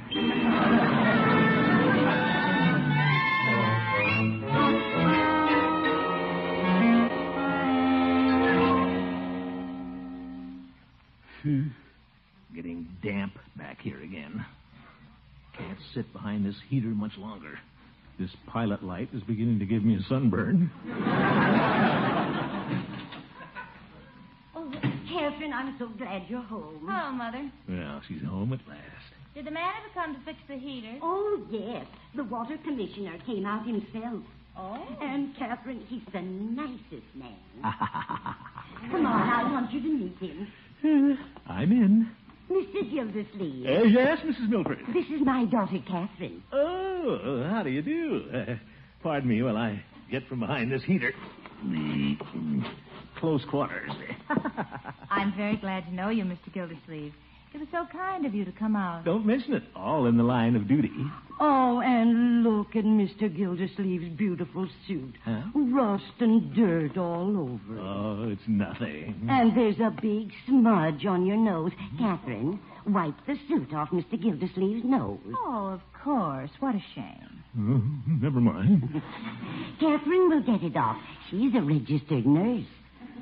Hold still, Mr. Gildersleeve. Not with your pretty lace hanky. It doesn't matter. Nice perfume. Lean a little closer, Mr. Gildersleeve.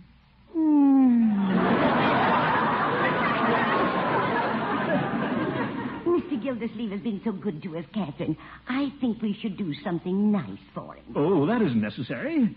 Just one thing. To be safe, I'd like to come back and check up on the water heater if you and Catherine are going to be home this evening. Oh, yes.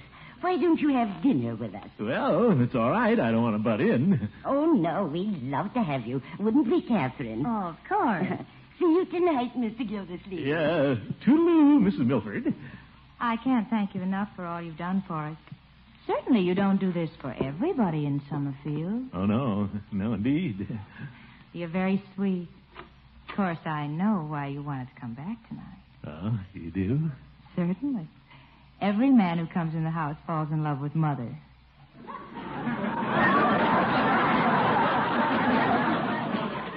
Bye. Mother.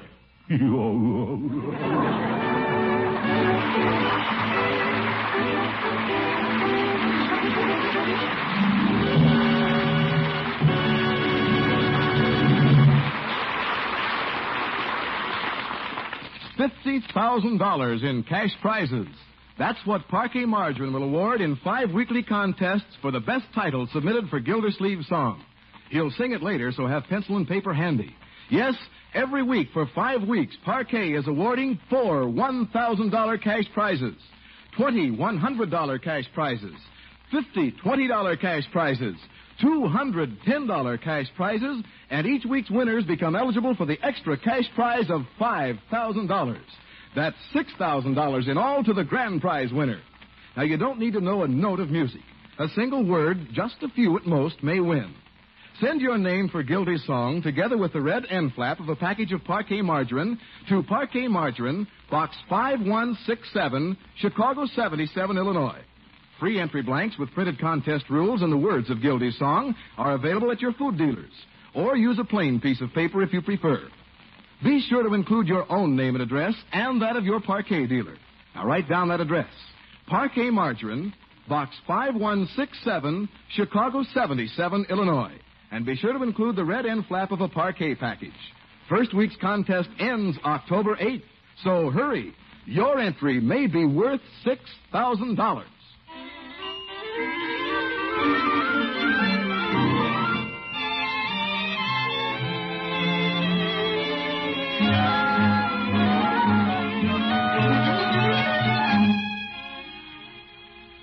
Well, the great Gildersleeve took a chance on a long shot and came home a heavy winner. He maneuvered to meet the girl with the intriguing telephone voice. And now he's happily looking forward to an evening with Miss Catherine Milford. Guess I'd better retie this tie. Wish I knew how to tie one of those big knots and still have some tie left. There. Catherine should like that. Catherine. Pretty name. Better tell Bertie I won't be home for dinner. Bertie! Oh, Bertie!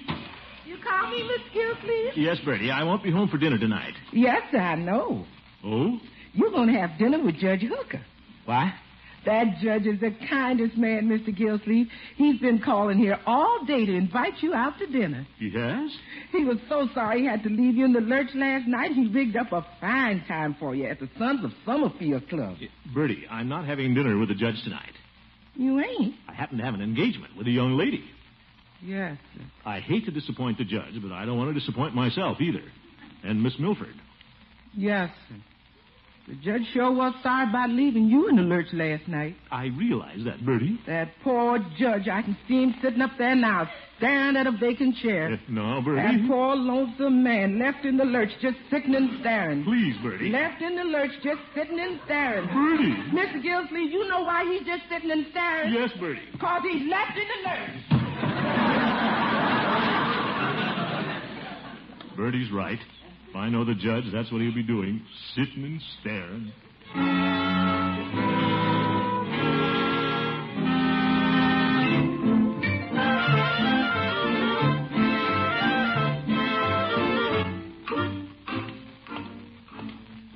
Why does the judge have to be so sentimental about his friendships? You'd never understand why I'd rather have dinner with a pretty girl than an old goat. Well, I just can't let him catch me.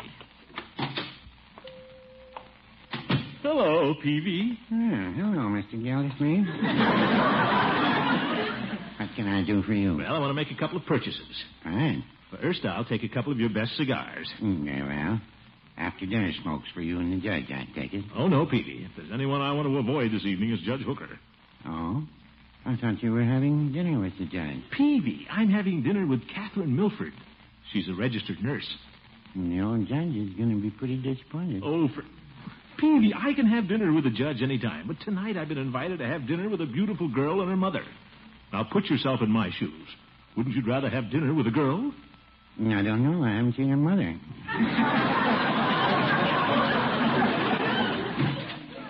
Who's that? Good afternoon, gentlemen. Oh, the judge. Peavy, don't tell him I have another date. Whoa, hello, Judge. How are you, Judge? Well, just fair. I seem to have a raspy throat. Gildy, I've been looking all over for you. You say you have a sore throat, Judge? Well... Say, you should be home in bed. What? But, Gildy, didn't they tell you at home? I want you to have dinner with me this evening, old friend. Now, Judge, you shouldn't be out in the night air with a cold. Well, let you do this for me. I'm too good a friend. My. Now, Gildy, it's really nothing. I'll get a bag of whorehound drops from Peavy. You look a little feverish, Judge. Peavy, don't you think his face is red? It always is. Yeah. But, Peavy, you're a druggist. A man shouldn't take chances with a cold, should he? Well, no. Anybody will tell you the place to be when you're sick is in bed. Well, I will admit I don't feel as well as when I came in here. You're a valuable man to the community, Horace. We don't want to lose you. What? Go home, Judge, before it's too late. Well, I hate to welch out of our evening, Gildy, but Under the circumstances, perhaps you'll excuse me. Sure. Go home and go to bed, and tomorrow morning you'll feel fresh and chipper again. Well, I'll go home and go to bed. Gildy, it's nice of you to be so considerate of my health. Don't you think so, Peavy? Well, I wouldn't say that. Peavy, mind your own business.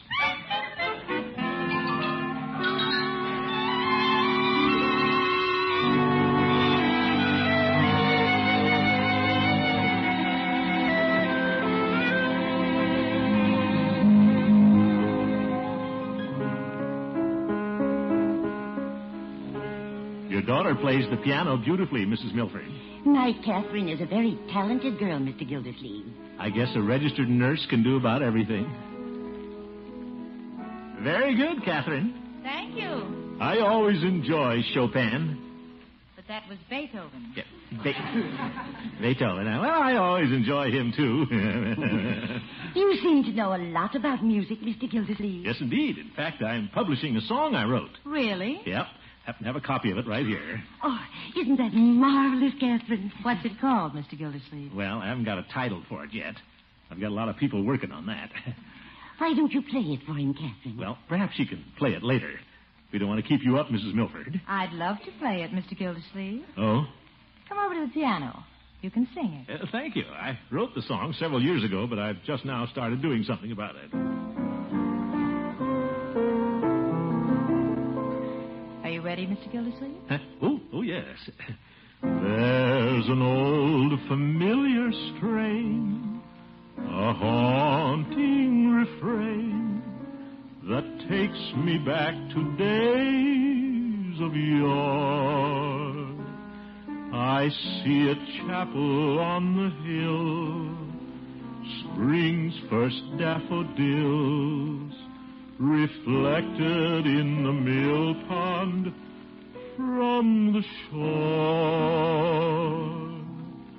I recall in memory 2 names on a tree, our first kiss in that old canoe. And though we drifted far apart, this song is in my heart. It's a melody of love and you.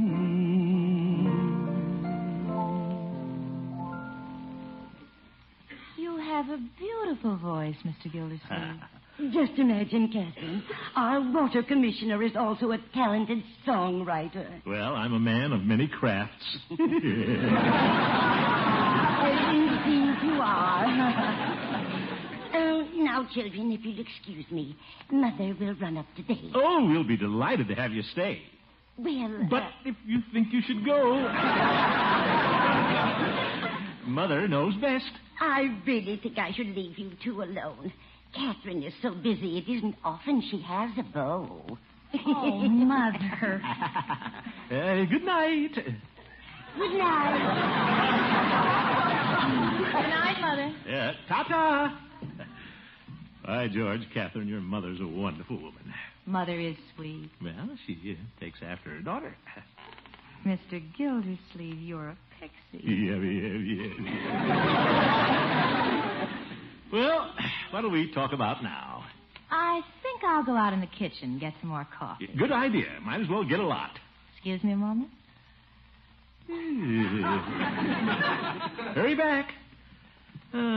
What a girl. Well, I'll make it up to the judge somehow. But I wouldn't miss a cozy evening with Catherine for anything. Oh, dear. I hope that isn't somebody wanting me to go out on special duty. Yeah, so do I. Hello? Yes, this is Miss Milford. No, I'm not. If it's absolutely necessary, of course, I'll come at once. Who? Well, just a moment. I'm sorry, Mr. Gildersleeve, but I have to go out on a call. Yeah, so I gathered. I don't know why, Mr. Gildersleeve, but my patient says he wants to talk to you. Me? Hello? Hello, Gildy. Oh, Judge Hooker. What a sneaky way to ruin my evening.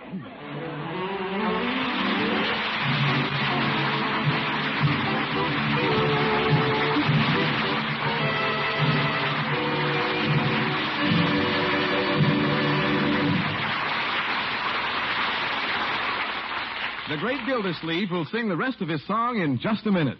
Then, you name it. Win one of more than 1,300 cash prizes. Stake your claim on the grand prize of $5,000 in cash. Send your entry together with the red end flap of a package of Parquet Margarine to Parquet Margarine, Box 5167, Chicago 77, Illinois.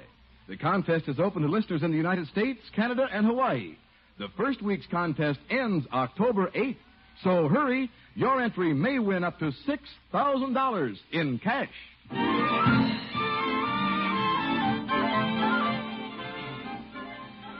What a shame Catherine had to go out on a case tonight. Yes, isn't it? Of course, I'm delighted, Mr. Gildersleeve. It isn't often I have a chance to spend an evening with a talented man like you. Me? Gracious, a big city official, a songwriter, a singer. I don't suppose you'd sing your song just for me. Well, there is a second chorus if you'd like to hear it. Oh, I'd love to. In my reverie it seems a summer moon beams o'er fields that wander on and on to where a lane that we call ours hid among the flowers and welcomed cooling showers before the dawn. There's a lilac trellised gate where each night we'd wait to breathe the fragrance in the air. And so wherever I may roam, my thoughts will turn to home. For I know that love and you are there. Oh, Mr. Gildersleeve, you're wonderful. What did Catherine say about every man falling in love with their mother? I gotta watch it.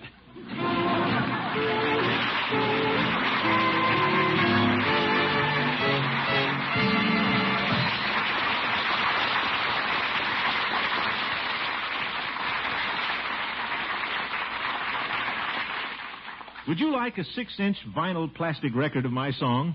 You don't need one for the contest, but it's a nice souvenir, and having a record to play might inspire prize-winning ideas. If you'd like a record, send 25 cents and the red end flap of a package of Parquet to the contest address, Parquet Margarine, Box 5167, Chicago 77, Illinois. Then you can hear me sing my song as often as you want to. The Great Gildersleeve is played by Harold Perry, and the show is written by Paul West, John Elliott, and Andy White, with music by Jack Meakin. Included in the cast are Walter Tetley, Mary Lee Robb, Lillian Randolph, Earl Ross, and Dick LeGrand. This is Jay Stewart saying goodnight for the Kraft Foods Company, makers of the famous line of Kraft quality food products.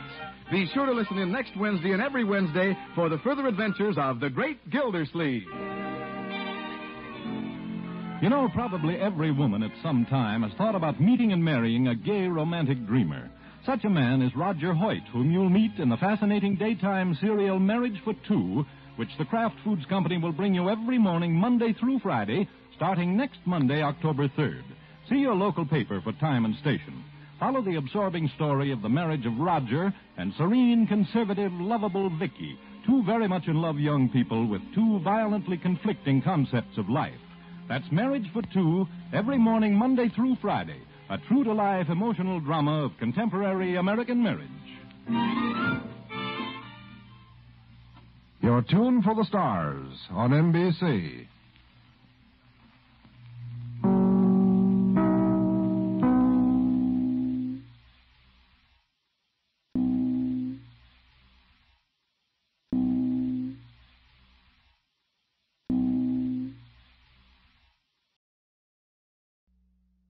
The Kraft Foods Company, makers of Kraft quality foods, presents Harold Perry as the Great Gildersleeve.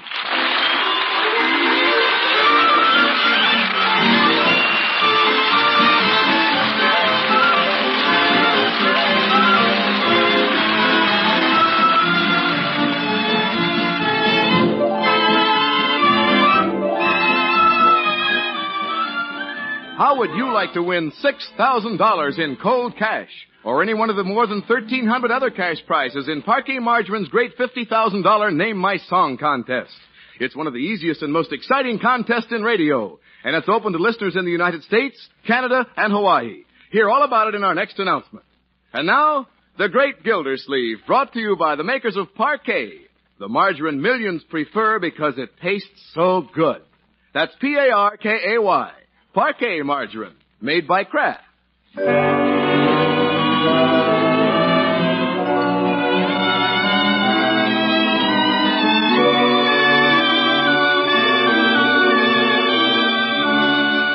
Well, it's late afternoon in Summerfield.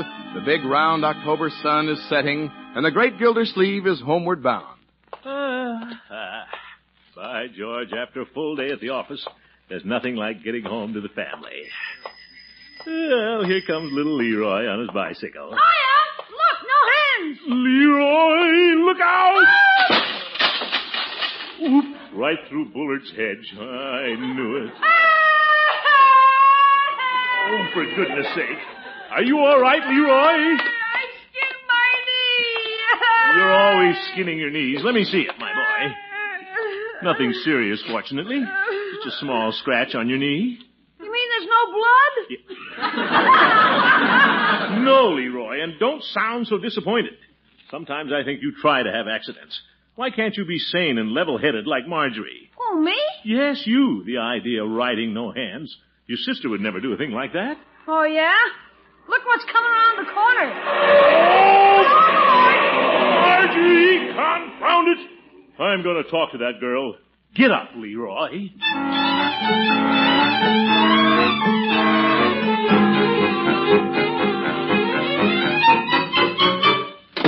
Marjorie! Where did she go? She's upstairs, Miss Gildersleeve. Oh, hello, Bertie. I'm pressing her jacket so she can go out again. Out again? She just got home. Oh, Miss Margie sure having herself a time since she started college. All she does is come in and go out again. In again, out again. Scampering here, scooting there, run. She's really flying. Yeah, so I've noticed. Hello, Unky. Bertie, is my jacket pressed? Sure is, Miss Margie. Put it on while it's hot. Yep. Marjorie, I want to have a talk with you. Well, I haven't time right now, Unky. How about Sunday? Sunday? But this is only Friday. Well, I know, Unky, but I've got a lot of things to do. I've got to meet the gang, and the big game is tomorrow afternoon, and we're having a victory dance tomorrow night. I'm in a whirl. Hi, level head. What? What an example for a little kid. No. But, Unc, you said... Never mind. Marjorie, what's come over you since you started at college? I was just pointing you out to Leroy as a good example, and you come skidding around the corner in that awful car. Who's that driving? That was Bronco. Bronco? I thought he drove like a wild horse. He's a maniac, that's what he is. He's not a maniac, Unky. He's on the football team. Oh, my goodness. Yeah, second-string maniac. Stop it, Leroy. He's a very careful driver, Unky. If he wasn't, I wouldn't go with him to the victory dance at the Grass Lake Inn tomorrow night. Grass Lake? Now, see here, Marjorie, I don't want any youngster of mine running up to Grass Lake on a Saturday night. Well, Unky, I'm not a youngster anymore. Who's chaperoning this party? Why do we need chaperones? We're in college. Well, I was in college once myself. These things should have chaperones. But, Unky, nowadays students manage their own activities.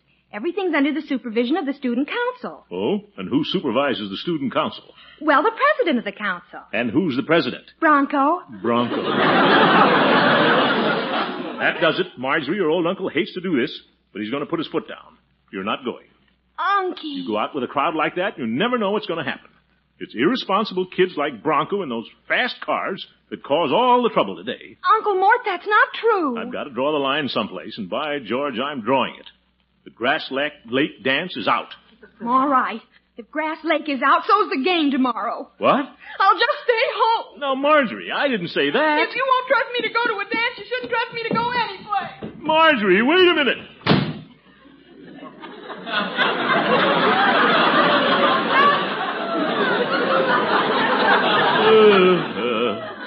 Little Marjorie.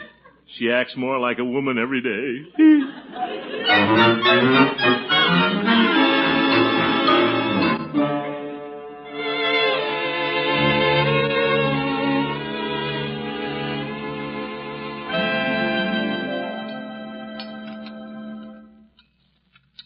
Marjorie eat her dinner, Bertie? No, sir. I took a plate up to her, but she wouldn't touch it. Hand it to me. I still got room for it. Leroy, you've had 2 helpings already. But, Unc, I'm a growing boy. Yeah, well, you've grown enough for one day. Leroy's still growing, but Miss Marjorie ain't. What? She's already growed up. She's a young lady. Now, Bertie, she's a very young lady. She still needs guidance. Yes, sir. Marjorie's at an age where she thinks she knows more than her old uncle. Yes, sir.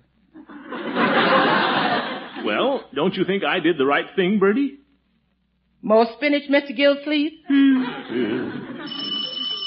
I'll bet that's Bronco coming to call on Marjorie. Well, there's nothing wrong with that. Anything to cheer her up. Well, come in, Bronco. Bronco? Oh, Judge Hooker.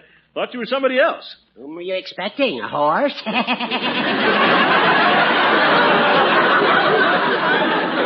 all I got was an old goat. Judge, my nerves are bad enough without listening to that cackle. What's wrong, Gildy? Are you worrying about that song you wrote? That's the only thing I'm not worrying about, Horace.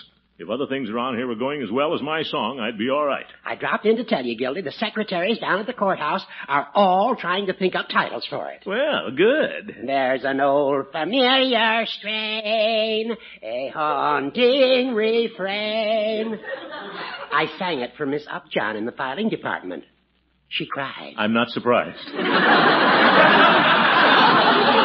Hello, Leroy. Good evening, Bertie. Hi, Judge. Evening, Judge. Marjorie out this evening, Gildy? No, Judge, Marjorie's up in her room. She won't speak to me. Just because I refuse to let her go racing up to Grass Lake to that victory dance tomorrow night. Now, wait. Why can't she go?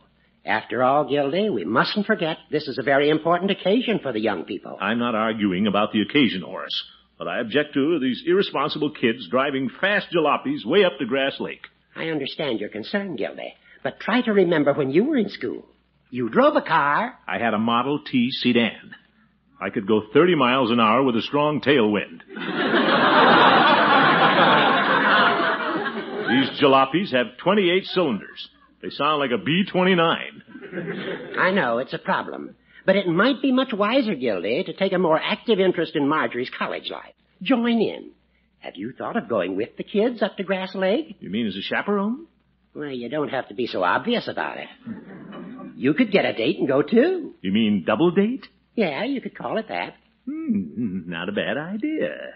What about taking that cute little nurse that you've been squiring lately? Miss Milford? Or won't she take your case? Don't worry about that, Judge. Come to think of it, it might be a good idea to have a trained nurse up there.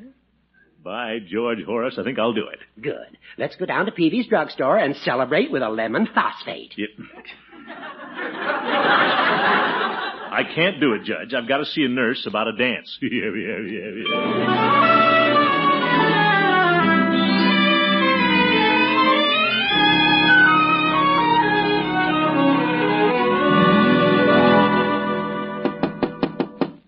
Marjorie. Marjorie, the florist was here this morning. The florist? That got her. Good morning, my dear. Flowers for you. Oh, I guess they're from Bronco. No, they're from Unky. Marjorie? I don't want any flowers. But they're for you to wear to the dance tonight. The dance? You mean I can go? Sure. And you're going to the game this afternoon, too. I'm sorry about last night, my dear. Bertie will press your prettiest dress. You'll wear this pretty corsage, and you'll be the prettiest girl on the floor. Oh, Uncle Mort, thank you. That's all right. And I'm sorry I behaved the way I did, too. Well, let's just forget it, huh? There's no reason why we shouldn't have a good time at the dance tonight. We? Well, Hey, is she going, Unc? Of course we're going, Leroy. Now, wait a minute, Uncle Mort. What do you mean by we? Well, I thought perhaps... Uncle Mort, if you think we have to have a chaperone... Oh, no, that isn't the idea at all. I thought we'd do something we've never done before. Double date. Double date? Sure, the 4 of us will be college kids. You and Bronco would like that, wouldn't you? I guess so. Fine. But, Unky, you wouldn't enjoy yourself with a bunch of college kids. Yes, I will. I'll force myself. Who are you taking? Taking? Oh, Catherine Milford, the nurse. Some forcing. Leroy. I saw her, Unc. Woo-woo! That will do, Leroy. A couple of adults are talking something over. Well, how about double dating, Marjorie? Well, Uncle Mort... You like Catherine. She hasn't been out of school long herself. Nursing school? Well, Bronco and I had planned to go with Francie and Skinny. All right. If you don't want to go with your old uncle. Oh, Uncle If you don't want to be seen with me. Well, you know it's not that. It's all right. I don't mind. All right, Unky, you win. Oh, what a sneaky way to chaperone a party. Leroy.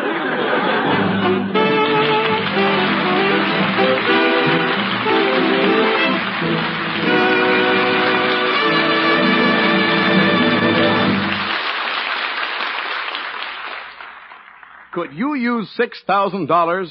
Here's how you may win the prize of a lifetime in Parquet Margarine's $50,000 Name My Song contest. Gildersleeve needs a title for his song, the one he'll sing later on in the program. And for the best title sent in, each week for 5 weeks, Parquet Margarine will award 4 $1,000 cash prizes, 20 $100 cash prizes, 50 $20 cash prizes, 200 $10 cash prizes, and in addition, a final grand prize of $5,000 extra for the title finally chosen. Now, your entry may win you a total of $6,000 in cash. You don't need to know a note of music. A single word, just a few at most, may win. Send your title for Gildersleeve's song together with the red end flap from a package of Parquet Margarine to Parquet Margarine, Box 5167, Chicago 77, Illinois. Your food dealer has entry blanks containing complete contest rules and the words of the song. Or use plain paper if you prefer. Be sure to include your own name and address and that of your Parquet dealer. Remember, send your entry together with the red end flap of a Parquet package to Parquet Margarine, Box 5167, Chicago 77, Illinois. Entries for this week's contest must be postmarked before midnight next Saturday. So hurry, it may be worth $6,000 to you.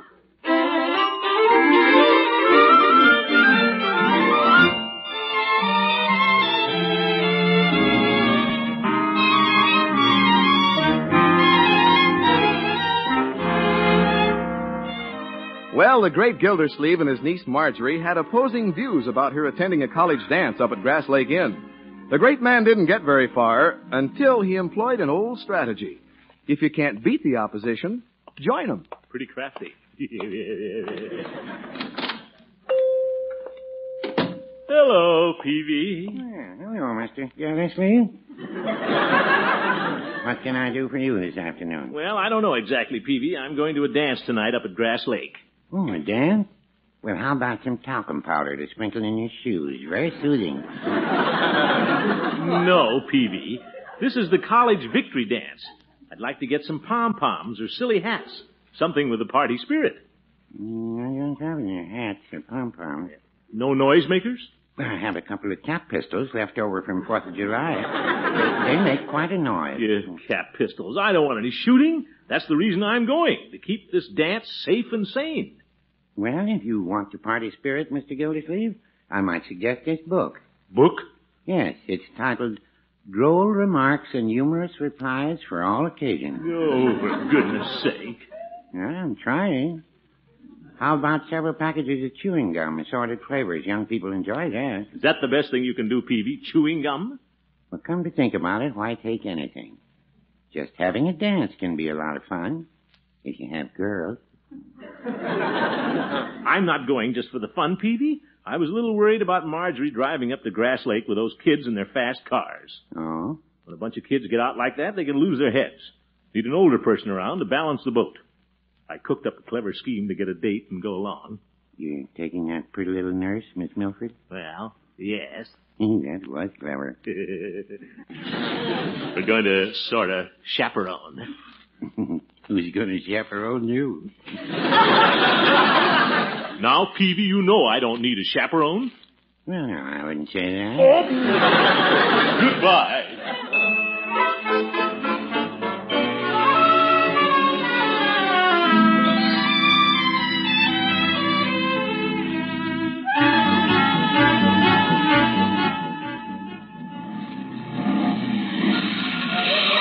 Oh, that sounds like Bronco's car, Unky. Oh? Yeah, that's Bronco's car. Or was Bronco's car. I'll run out and meet him. I think I'll go, too. want to look over that contraption. Me too. Leroy, don't you get too close to it. It may not be dead yet. Hiya, Marge. Oh, boy, no fenders, no bumpers, no windshield, no hood. And no sense. Bronco, I want you to meet my uncle. How do you do, Mr. Gildersleeve? Well, how do you do, Bronco? I've been wanting to meet you, sir. Well, I've been wanting to meet you, too. And this is my brother, Leroy. Hello, big fella. Hi. I hear you're on the football squad, Bronco. Well, second string. Second string, eh? Well, that's better no string at all. Yeah, great game, football. Oh, did you play football? I played soccer. I was too heavy for football. Oh, Unky, here comes Miss Milford. Huh? Well, my date. Gee, she's keen. Yep. I hope I haven't kept you waiting. Well, not at all, Catherine. You're just in time. Thanks for offering to pick me up, Mr. Gildersleeve, but I thought it would save time if I dressed at the hospital and came right over. I hope I look all right. Do you? Yeah. Miss Milford, I'd like to have you meet my niece, Marjorie. How do you do, Miss Milford? And my little nephew, Leroy. It's nice to know you, Marjorie. And Leroy. Yes. And this is Bronco Thompson. Glad to meet you, Miss Milford. How do you do? I hear your team won this afternoon. Isn't it wonderful? The victory dance should be quite a party now. Yeah, the whole student body went wild after the game. We should have quite a ball. Oh, boy, I'll bet they wrecked the joint.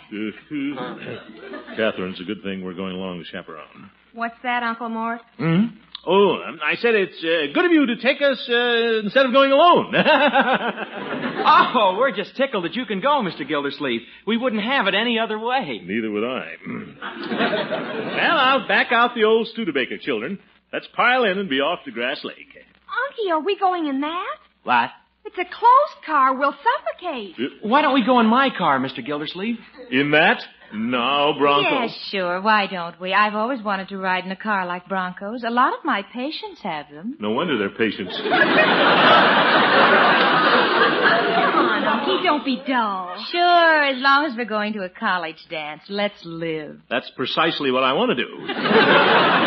Let's take the Studebaker. Now, Uncle Mort, if you're going to double date, be a good sport. I'm a good sport, Marge. 3 against 1, Mr. Gildersleeve. 4 against 1. Go ahead, Unc. Well, with no top, we might get a little cold. I'll be warm enough if you will. Well, we'll go under one condition, that I drive. I don't know. It's pretty tricky. Well, I'll handle it. I'm pretty tricky myself. Come on, let's get in. How do you open the doors? Oh, they're welded shut. You step over.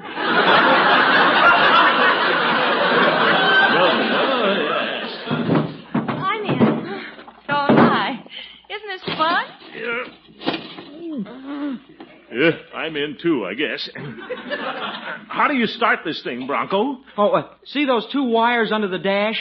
These? Yeah, that's it. Hold the wires together and pull up on that rope sticking through the floorboard. Hold the wires together. Pull up on the rope. Oh, it's in gear. Look out! Goodbye, Leroy. Now, where's second?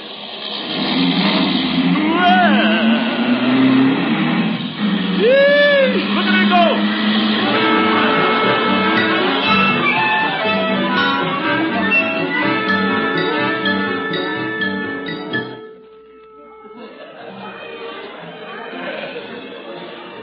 Are you having a good time, Catherine? A lovely time, Mr. Gildersleeve. Would you care to join me in another cup of fruit punch? Don't you think you'd better save some for the others? Oh, they're busy dancing. Oh, by the way, mustn't forget. Wonder where Marjorie is. There she is, dancing with Bronco. Oh? Now, Mr. Gildersleeve, he's holding her at least 2 feet away. Well, I guess that's far enough. I must say, everything is very circumspect at this party. Well, so far. I think it was very sensible of the student council to have a motorcycle policeman patrolling the road up here. And you can thank me for that. Oh. I called the police chief this morning. Told him to put his best man out here. He's sending out Eagle Eye McBride. Oh. Well, there's the music again. Seldom I get to dance outside of the hospital. You mean you dance at the hospital? Oh, yes. Dancing is a definite aid to many types of patients in convalescence. Well, let's convalesce. I'd love to. La-dee, la-dee-ah, la-dee-ah. Well, this is more like it. La-dee-dee-dee. I love to hear you sing. Perhaps I'd better hold you a little closer so you can hear me better. I beg your pardon. What? Oh, Bronco. Tag dance? No, I'm sorry, Mr. Gildersleeve. No singing on the dance floor. No singing? Well, if all the gang did it, things could get pretty rowdy. Student council rule. Oh, yes, student council rule. Well, you fellas are doing a fine job, Bronco. Oh, thank you, sir. They've thought of everything, haven't they? I'll say. Not very exciting in here, is it? Let's go out on the terrace. Do you think it'll be more exciting out there? Well, there's always something exciting about walking through French doors. After you. Thank you, Mr. Gildersleeve. Well, what do you know? There's a big moon out here. Isn't it big? Silhouettes that tree like a fluoroscope. Fluoroscope?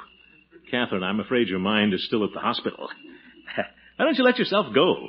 Call me Throckmorton. I'd like to, Throckmorton. Why don't we sit here on the bench behind this box hedge, huh? All right, but there doesn't seem to be anybody else out here. Anything wrong with that? Throckmorton, you're holding my hand. Yep. You may as well know, Catherine. I think you're pretty nice. Well, there's something you may as well know, too. Oh? Your pulse is too fast.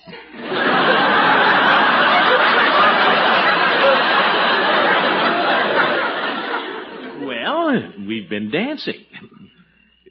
Catherine? There are many kinds of pulses, Throckmorton, Mr. Gildersleeve. Now, Catherine, let's not try to diagnose. In some pulses, there are signs of aortic insufficiency. Catherine, how about a little kiss? And there's a difference between the systolic or maximum and the diastolic or minimum pressures. Catherine? Yes, Throckmorton. Catherine? I beg your pardon. It's Bronco again. I'm sorry, Mr. Gildersleeve. There's a rule that all couples must remain on the dance floor. Let's go home.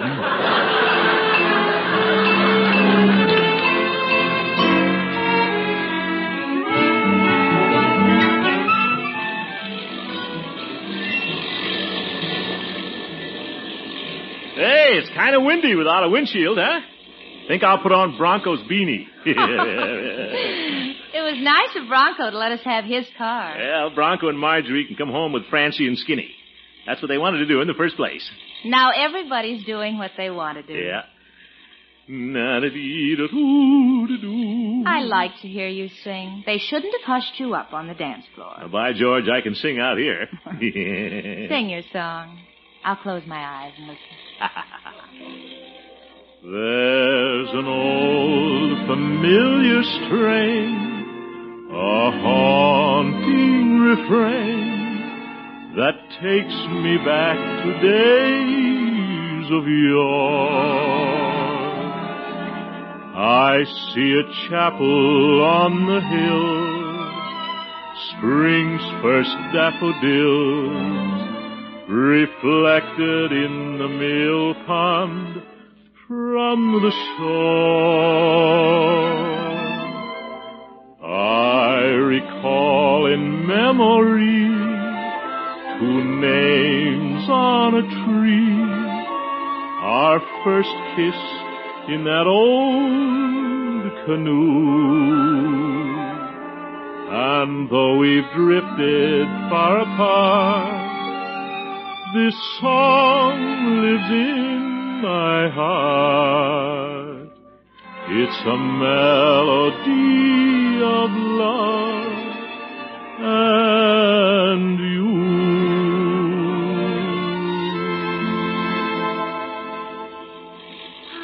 It's lovely, Throckmorton. They don't know what they missed at the dance. Well, the student council has its little rules and regulations. They're level-headed kids, every one of them. Certainly. But by George, I can't blame them for driving around in these jalopies. Certainly is a lot of fun, if you use some sense about it, of course. Look at this little rascal go. It's blowing my hair. Isn't it fun? Throckmorton. What's that noise? Noise? I don't hear any noise. Hey, yes, I do. Oh, good heavens. It's the police. Oh, how do you stop this thing? Sensitive brakes. Where's the fire, freshman? Eagle Eye McBride. No fire, officer. We're just on our way home from Grass Lake, officer. You college kids are getting bigger and bigger. Huh? Gonna have to give you a ticket, Bub. Bub? You were doing 60. But it's irresponsible kids like you and these fast cars that cause all the trouble today. That's an old familiar strain.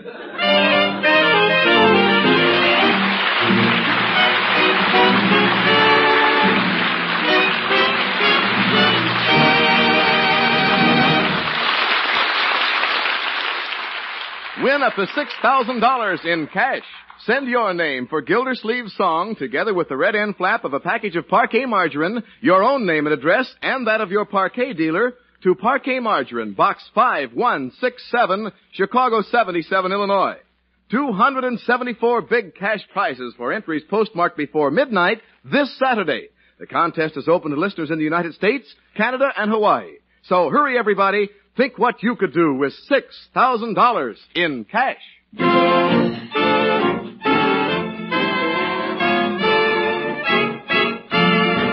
Don't forget, folks, you can get a 6-inch vinyl-line plastic recording of my song simply by sending 25 cents in cash and the red end flap of a package of Parquet margarine to Parquet Margarine, Box 5167, Chicago 77, Illinois. Now, this is not part of the contest, but having the record may give you ideas for a prize-winning name, and it's a nice souvenir of this program. For $0.25 and a piece of cardboard, how can you lose? Don't forget your return address. By the way, if you'd like to hear what the record sounds like, I'll play part of it for you. The part I was going to sing when that cop stopped us. Bertie, start the Victrola. Yes, Mr. Gildersleeve. In my reverie it seems a summer moonbeams our fields that wander on and on to where a lane that we called ours hid among the flowers and welcome cooling showers before the dawn.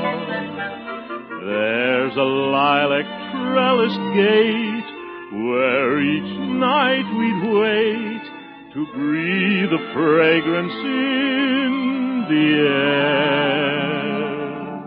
And so wherever I may roam, my thoughts will turn to home, for I know that love and you are there. Isn't science wonderful? Good night, folks. Be sure to listen in next Wednesday and every Wednesday for the further adventures of the great Gildersleeve. Here's a taste test that counts. Try any meat without mustard. Then add a golden dab of Kraft prepared mustard to your next bite. Taste the difference. There are two kinds of Kraft mustard, you know. Salad mustard, delicately spiced for those who like their mustard mild, or Kraft prepared mustard with snappy horseradish added. Have both on hand. For remember this, when you add a little mustard, you add a lot of tang. Get Kraft prepared mustard.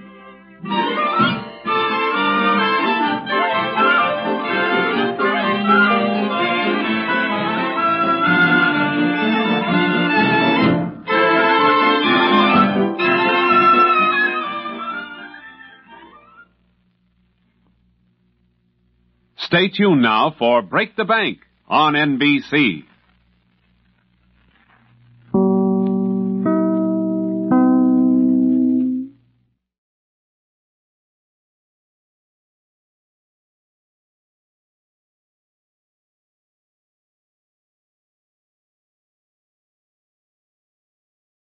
The Kraft Foods Company, makers of Kraft Quality Foods, presents Harold Perry as the Great Gildersleeve.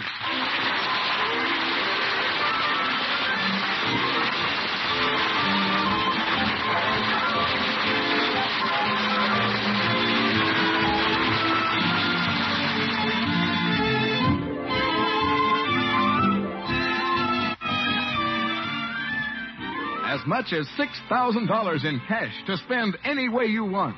That's what the grand prize winner of Parquet Margarine's $50,000 Name My Song contest may get for naming Gildersleeve's song. More than 1,300 other prizes. Contest open to listeners in the United States, Canada, and Hawaii. Full details in our next announcement. The Great Gildersleeve and this $50,000 prize contest are brought to you by the makers of Parquet Margarine. The margarine millions prefer because it tastes so good. That's Parkay. Parquet Margarine, made by Kraft.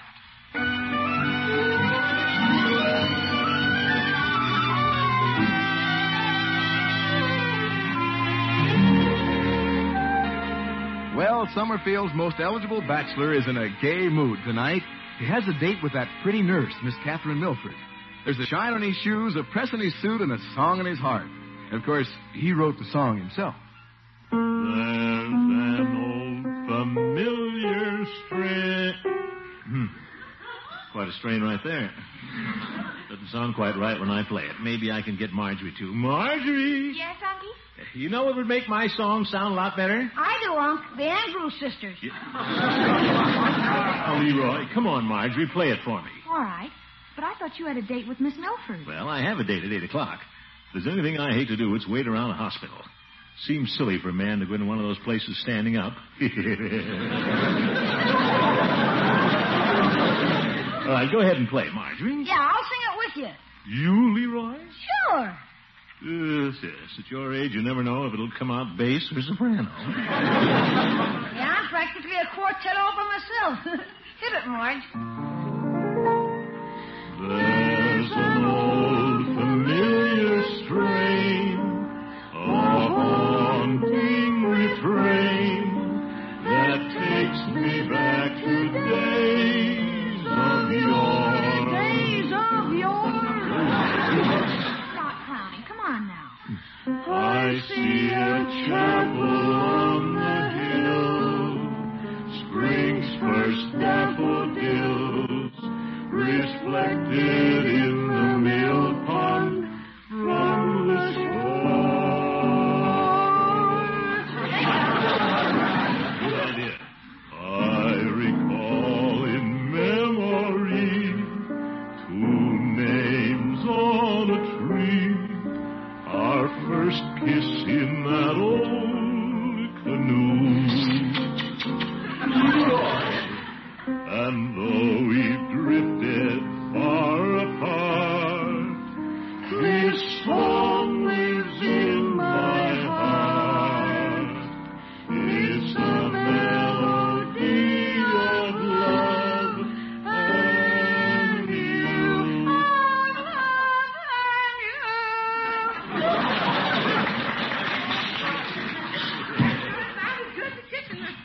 Oh, did you like that, Bertie? Yes, sir. That Leroy's another dentist day. Yeah? She's kidding, Leroy. I just thought of a title for your song, Miss Gildersleeve. You did? Yes, sir. It came to me when I was washing the gravy boat. Oh? What is it, Bertie? A wooing and canoeing. A wooing and canoeing? Well, that's not bad, Bertie. I don't get it. Never mind. Everybody down at the lodge is trying to think of a title, but I got it. A wooing and canoeing. Well, I certainly appreciate your cooperation, Bertie. You gonna use my title, Mr. A Gildersleeve? little early to say. A lot of people are sending in titles that are pretty good. I knew I had a good title when I was washing that gravy boat. Well, you could have thought of a worse one, I think. Yes, sir. A wooing and canoeing. It came to me just like that when I was washing the gravy boat. You know how I thought of a wooing and canoeing, Miss Gildersleeve? Yes, Bertie. That's right. It came to me when I was washing the gravy boat. A wooing and canoeing.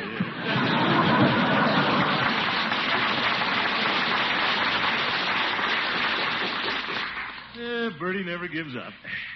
Come to think of it, I might take Catherine out to see the reservoir this evening. A wooing and canoeing. Not a bad idea. Better get down to the hospital. Hospitals.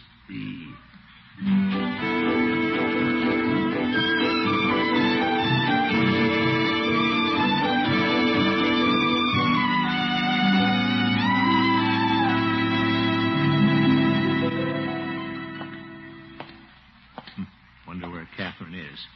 They said I'd find her here on the second floor. Well, at least it's more pleasant up here. Those people downstairs paying their bills look pretty sick.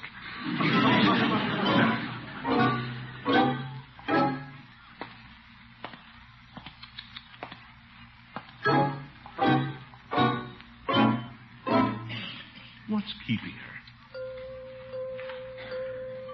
3? I haven't been waiting that long. It's been a half an hour, though. Dr. Spencer, wanted in surgery. Wonder if I should page her. Nurse Milford wanted in Gildersleeve's car. Well, I've been standing long enough. Guess I could sit on the radiator, unless the heat's on. I ought to put some chairs out in these halls. Throckmorton. Well, Catherine. I hope I didn't keep you waiting too long. No, glad to wait for you. Then you won't mind waiting a little longer. Zief.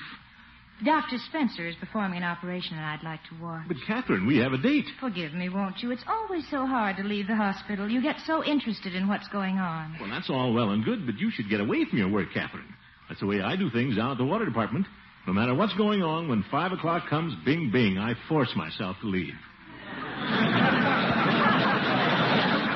Yes, I know. But this is a sympathectomy. Sympahooctomy? It's an operation for high blood pressure. Well, if I have to wait around here much longer, Dr. Spencer can perform a double header. Oh, Throckmorton, I won't be long. You just make yourself comfortable. Comfortable? Standing out here? Oh, dear, I'm sorry. Come down the hall with me. I know just the place for you. Oh? Down this hall? Mm-hmm. But, Catherine, the arrow says maternity ward. Mm-hmm. There are lots of magazines and easy chairs in here. Oh? There. This is the father's room. The father's room? Mm-hmm. Just make yourself at home. All right. Just relax. Won't be long. Never thought I'd wait for a girl who wears white cotton stockings. Might as well sit down.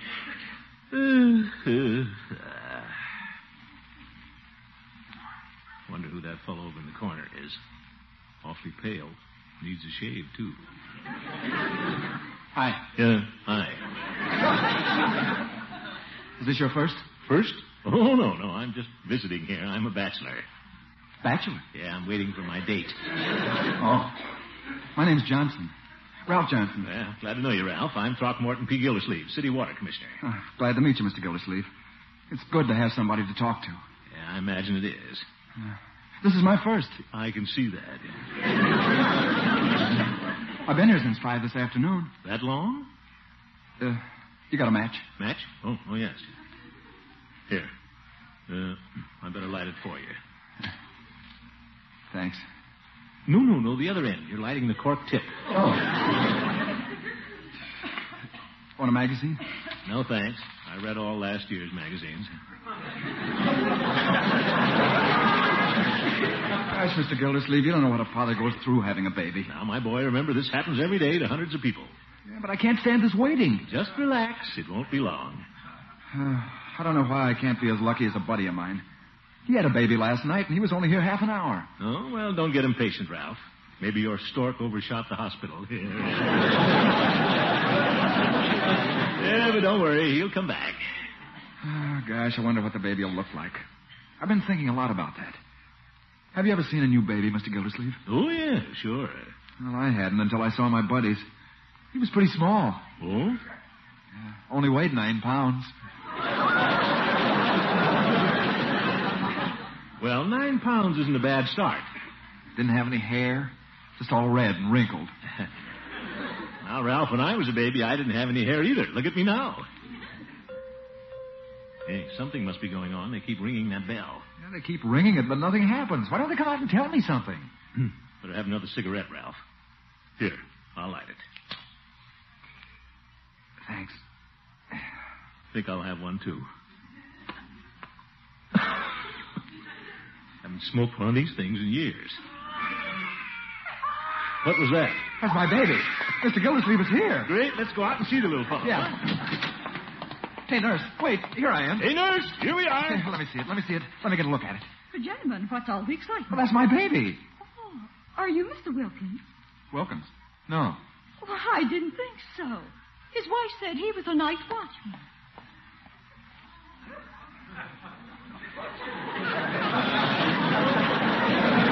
Awfully sorry, Ralph. We'd better go back in and sit down. All right. Mr. Gildersleeve. Yes, Ralph? I wonder if I'm ever going to be a father. What do you mean? I wonder if something's gone wrong. No. Remember, Ralph, No news is good news. Well, that's what they say. Yeah. No news is good news. Wonder if anything is wrong. Throckmorton. Oh, hello, Catherine. It's going to be a long operation, so I decided not to wait. Oh, Catherine, Miss Milford, this is Ralph. What did you say your name was? Name? Oh, Johnson. Ralph Johnson. He's expecting. Oh, well, isn't that wonderful? Good luck, Mr. Johnson. Thanks. I'll need it. Poor fellow. Well, Throckmorton, let's go. We still have most of the evening. Yes. Well, You were sweet to wait. I spend too much time at the hospital. I shouldn't become so interested in what's going on around here. Catherine. Yes? What is it, Throckmorton? Why don't you run on home? I'll pick you up later. What? I can't leave Ralph here alone. Oh, Throckmorton. Catherine, please, go home and relax. It won't be long.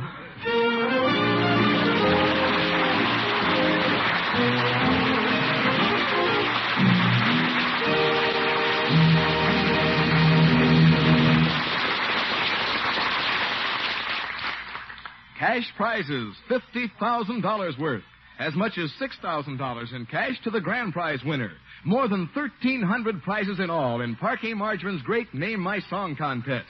Each week for 5 weeks, Parquet Margarine is awarding 4 $1,000 first prizes, 20 $100 cash prizes, 50 $20 cash prizes, 200 $10 cash prizes. Yes, name Gildersleeve's song and you may win one of those prizes. And there's an additional grand prize, $5,000 for the best name of all. Now, you don't need to know music. Just think of a title for Gildersleeve's song. Send it with the red end flap of a package of Parquet Margarine to Parquet Margarine, Box 5167, Chicago 77, Illinois.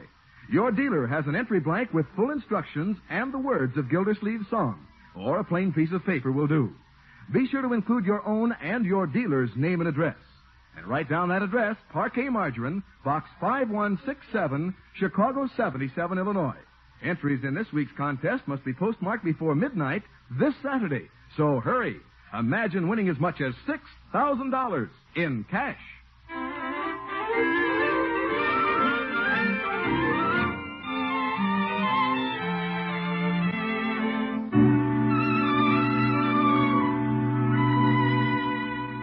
Well, let's get back to the great Gildersleeve. He came down to the hospital tonight to get his girlfriend, Nurse Catherine Milford. She wasn't quite ready to go, so she had him wait in the father's room. Now the nurse has gone home, but the water commissioner is still on duty. Have another cigarette, Ralph? No, thanks. Can't see for the smoke now. I'll never go through this again. No, Ralph. This is my first and it's my last. What time is it? 9:45. Well, Mr. Gildersleeve, you don't have to wait around here with me. You should be out with your nurse. I'll stay around a little longer. You need company. Oh, I'm all right. Oh, I think I'll sit down. You are sitting down.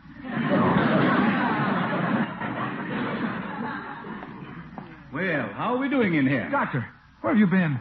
What's happening? Any news, Doctor? Well, the Yankees won the World Series. How's my wife? What about my baby? Everything is fine. We just have to be a little patient. Patient? And don't worry, I've never lost a father yet. Oh, my goodness. Are you a relative? No, I'm Throckmorton P. Gildersleeve, the water commissioner. Oh? Something wrong with the pipes around here? No, Doctor, I'm just standing by. I'm a friend of Mr. What'd you say your name was? Johnson. Oh, yes, Ralph Johnson. Doctor, are you sure everything's okay? Now, you look a little drawn, Johnson. Why don't you step out and get a sandwich and some black coffee? Well... You'll have a little time. See you later. I'd better be getting back now. Oh, what do you think, Mr. Gildersleeve? Shall we go? Well, I'm getting hungry, all right, but I don't know. We wouldn't want to be out when the baby comes. No, we wouldn't want that. I could use the phone here and have some sandwiches sent up. Yeah, there's a lunch counter right across the street. Well, I think I'll call Mr. Peavy. They want everything sanitary around the hospital. Might as well get the sandwiches from a drugstore.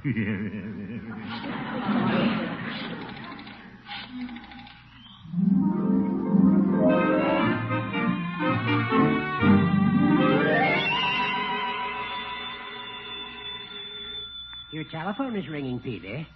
Yes, I got it in. Excuse me, Johnny. Certainly. I'll finish my celery phosphate and be on my way. Peavy's Pharmacy. Peavy, this is Mr. Gildersleeve. Well, this is Mr. Peavy. Yep.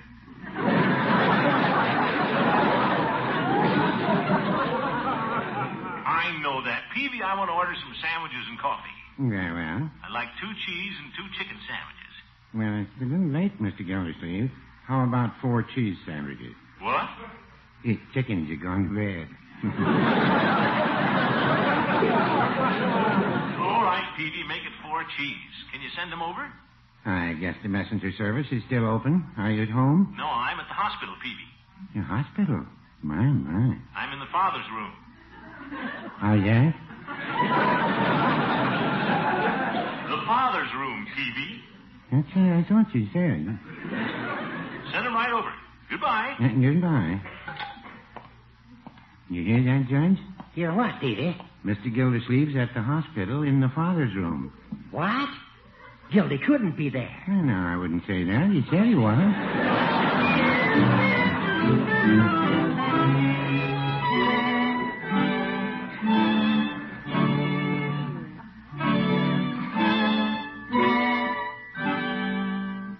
I just saw a nurse in the hall, Ralph, but I didn't find out anything. Those nurses. They don't know what it is to be a father.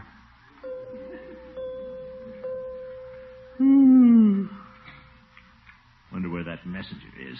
I don't know if I can eat anything or not. Oh, we have to keep our strength up, my boy. Certainly is quiet around here. Oh, here comes somebody. Huh? Must be the boy with the sandwiches. Is this where I'll find Dr. Kildare? Oh, Judge Hooker. I brought your sandwiches, Gildy. Oh, well, thanks, Judge. What are you doing in the father's room? Giving birth to a new song? This is no time for foolishness, you old goat. I'm sorry, Gildy. Somebody waiting for a blessed event? What do people usually wait for in a maternity ward? Judge, this is Ralph Johnson. Judge Hooker, Ralph. How do you do, young man? Glad to know you, Judge. I take it you're the father-to-be. I hope so. Here, Ralph. Have a sandwich. Oh, thanks. Wait a minute. Before you bite, take the paper off. Oh. Your young friend seems a little nervous, Gildy. That's precisely why I'm seeing him through this, Judge. Tell me, young man, is this your first? Yeah. Now, Judge, don't talk about it. You'll just worry him. Sometimes talking about it helps, Gildy. Now, take my operation. Oh, my goodness. Please, Judge. Very well. What are you hoping for, Mr. Johnson, boy or girl? Well... We don't care which it is, so long as it gets here. Yeah. That's right, Mr. Gildersleeve. I'd settle for anything. Gosh, it's been a long time since that doctor was in. Hi, fellas. Well, if it isn't Mr. Munson. Floyd. Is he a doctor? Hardly. He's a barber. Floyd, what are you doing here? Me? Well, I dropped in at the Peeves to pick up some aspirin. He told me it was over here. Hey, what's going on, Commish? Well, nothing yet. Ralph here is expecting a baby. No kidding. Ralph, meet Floyd Munson. Hello, Mr. Munson. Hi, Ralph. Care for an aspirin? Yeah. Gosh, I'll take 2. I need something. Ralph's been waiting over 5 hours. It's his first, Floyd. Yeah? What's that, triplets? No, Floyd. In hospitals, those bells ring all the time. I remember when I had my operation... Judge, please. Hey, look, here comes the Peeve. Peavy, too? Oh, this place is beginning to look like the Elks Club. Come in, Peavy. Good evening, gentlemen. Peavy, what are you doing here? Well, I might ask you the same, Mr. Gildersleeve.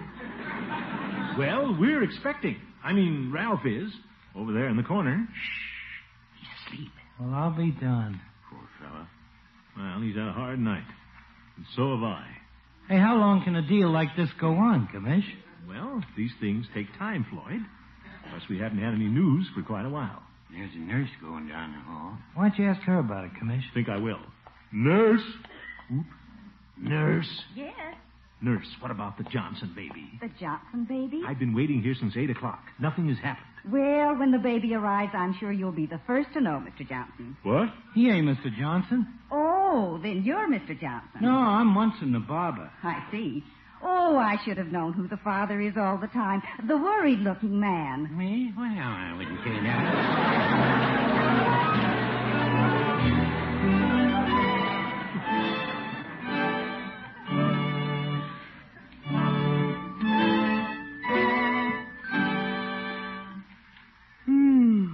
What time is it, Judge?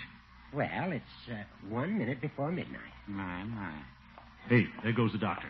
Doctor, any word? Not yet.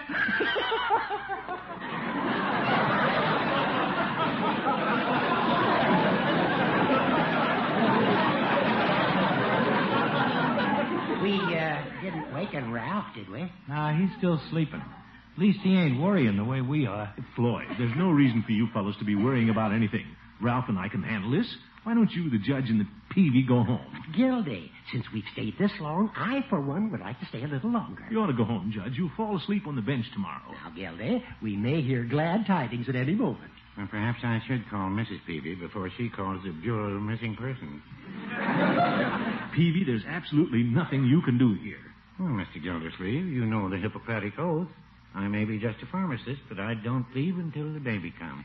I'm staying, too. I ain't no hypocrite either. All right, we'll all stay.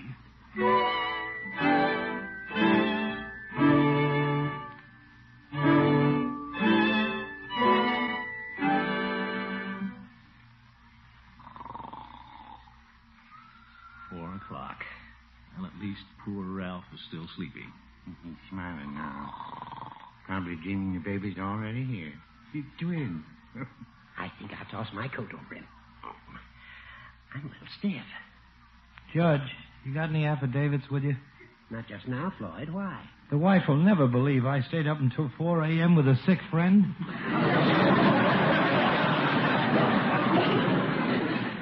Well, I've been here longer than any of you. I've been here 8 hours. Peavy, is it customary for these events to take so long? Well, that all depends. I know everything's going to be all right. Don't you, Peavy? Oh, yeah. Don't you feel that way, Judge? Oh, absolutely. I'm confident of the outcome. Aren't you, Floyd? Sure, it's a breeze. Ain't it, Commish?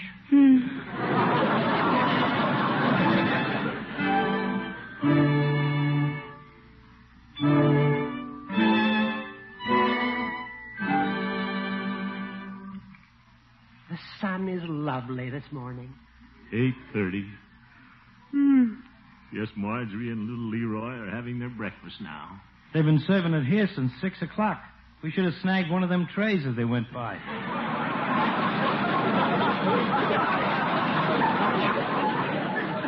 Hey, here comes another one. Floyd? I'm only kidding, Commish. Yes. Floyd, it's almost time for you to open the barber shop. Let the customers wait. Little Floydie Munson ain't gonna walk out on a nothing-to-nothing ball game. There goes the doctor again, Gildy. Oh? Gee, we ain't seen him for 3 hours. Hey, doctor! Doctor! Apparently he didn't hear you. Just didn't want to hear me. Wonder if they're trying to keep something from us. Don't look good to me, Commish. Seems like they could tell us something. By George, I've got a good notion to go out after that doctor and find out. Yeah, let's get this show on the road. Yeah. Good morning. Catherine. Throckmorton, have you been here all night? Well... I see you have. Miss Milford, you know these gentlemen. Good morning. Catherine, they won't tell us a thing about Ralph Johnson's baby. Where is Mr. Johnson? He's over there asleep. Oh. Come on, guys. Let's find that doctor. Yes, I think we have a right to talk to him. I'll go knock on the door. Yeah, make him talk. Now, gentlemen, just a moment. What? You've all been dears to wait up with his father, but you've lost sleep and your nerves are on Well, edge. I think Let we me ought... go across the hall and see if I can bring back some news. Would huh? you, Catherine? Well, I don't think it will be necessary. Is this what you gentlemen have been waiting for? Well, the baby. Isn't it cute? Let me see it. Don't shove, Judge. It's a Johnson, all right. It says so on the beads. Is it a boy or a girl? It's a boy. You hear that, Catherine? It's a cigar. Have a boy. I mean... Somebody wake up Ralph. He should have a cigar, too. You know, Throckmorton, I think you'd make a wonderful father. Me? No, sir. I'll never go through this again.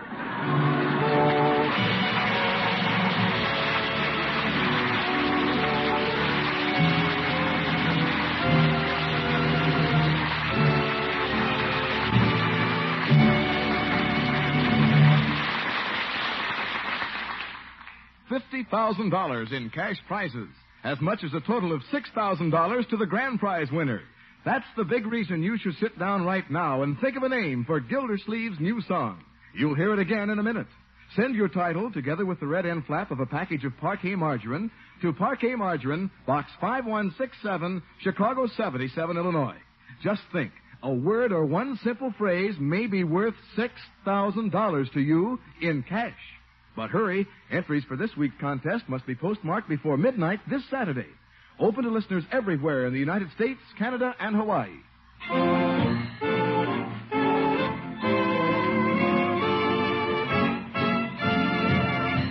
Don't forget, folks, you can get a 6-inch vinyl plastic recording of my song for only 25 cents and the red end flap of a package of Parquet Margarine. You don't need the record to enter the contest, but it might inspire a prize-winning idea. Send your quarter and the flap to Parquet Margarine, Box 5167, Chicago 77, Illinois. That's Box 5167, Chicago 77, Illinois. Same address as the contest. And now that Leroy isn't around with his bass soprano, maybe you'd like to hear how the song sounds on the record. Let's try the second chorus. In my reverie it seems a summer moonbeam, or fields that wander on and on, to where a lane that we call ours, hid among the flowers, and welcomed cooling showers before the dawn. There's a lilac trellis gay, where each night we'd wait to breathe the fragrance in the air. And so wherever I may roam, my thoughts will return to home. For I know that love and you are there.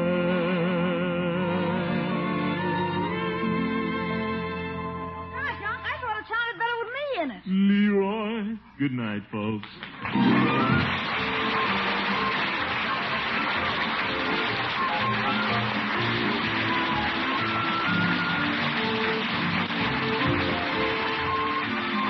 The Great Gildersleeve is played by Harold Perry. The show was written by Paul West, John Elliott, and Andy White, with music by Jack Meakin.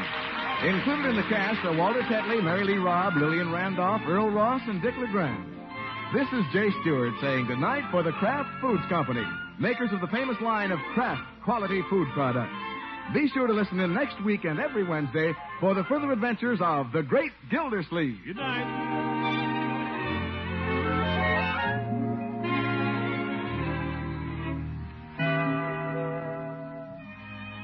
Want to put magic in leftover meals? Then have plenty of Kraft prepared mustard on hand. Mustard makes hidden flavors pop right out of leftover meats, adds new life to salad or egg dishes. You can get two kinds of Kraft prepared mustard, you know. Salad mustard, mild, delicately spiced, or Kraft mustard with snappy horseradish added. Have both on hand, for when you add a little mustard, you add a lot of tang. Get Kraft prepared mustard.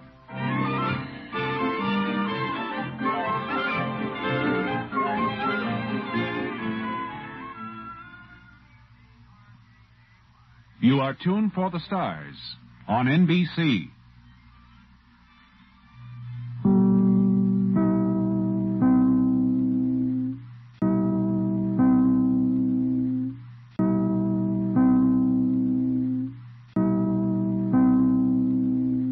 The Kraft Foods Company, makers of Kraft quality foods, presents Harold Perry as the Great Gildersleeve.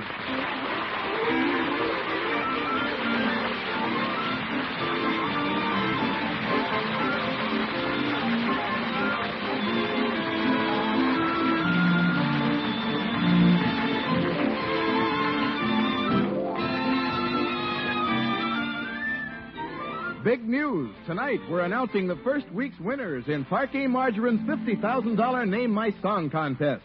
third week's contest ends at midnight this Saturday. More than 1,300 prizes in all. Open to listeners in the United States and Canada. Full details in just a few minutes. Meanwhile, remember, the Great Gildersleeve and this exciting $50,000 Name My Song contest are brought to you by the makers of Parquet Margarine. The margarine millions prefer because it tastes so good. That's Parkay. Parquet Margarine, made by Kraft.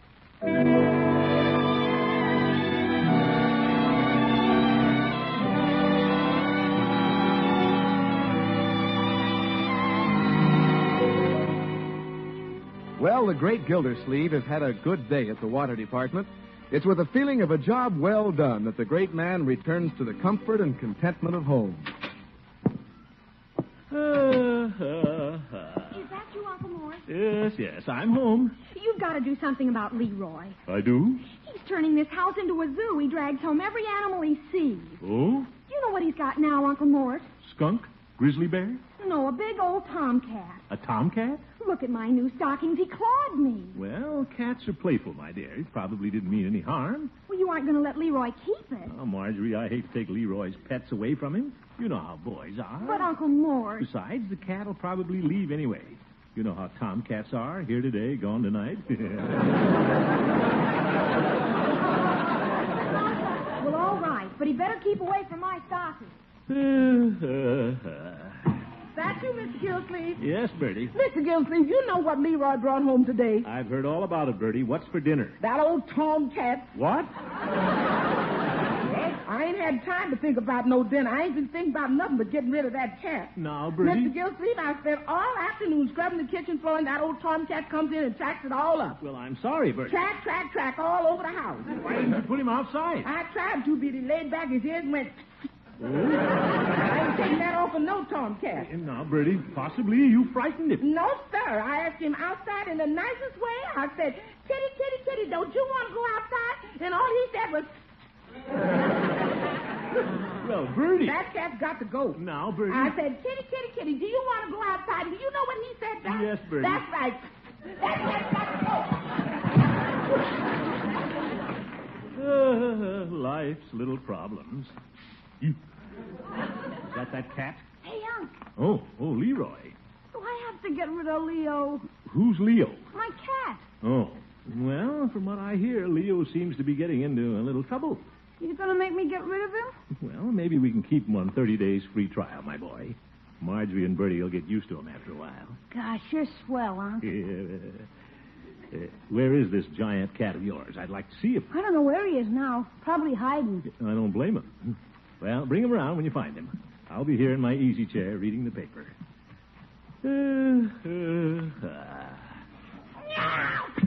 Oh, there he is, Unc. You sat on him. Leroy, that cat's got to go.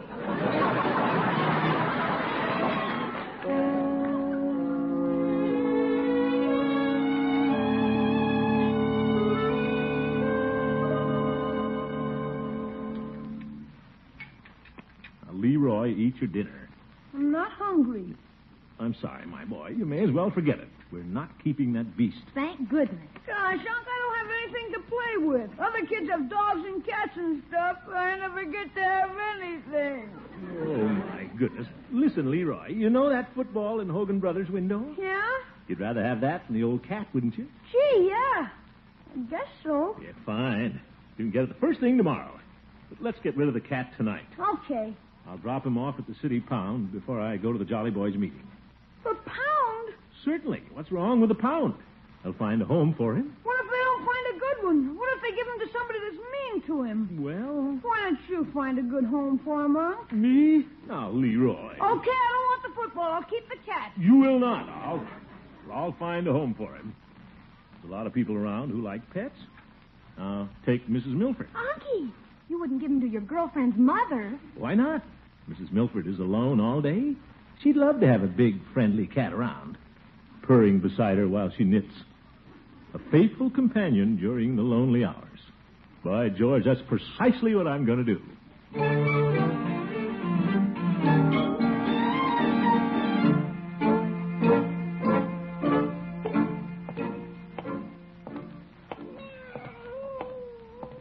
Good idea, carrying the cat in a hat box. look like a thoroughbred wearing that pink ribbon. Snuggled down in those Christmas wrappings. Maybe he is a thoroughbred. Who knows?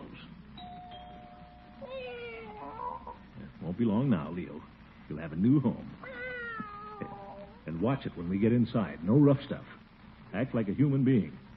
No, maybe you better not do that. Throckmorton. Well, Catherine. This is a surprise. You ain't seen nothing yet. Come in. Well, I thought you'd be going to your Jolly Boys meeting tonight. Well, I'd much rather have a meeting with a jolly girl like you.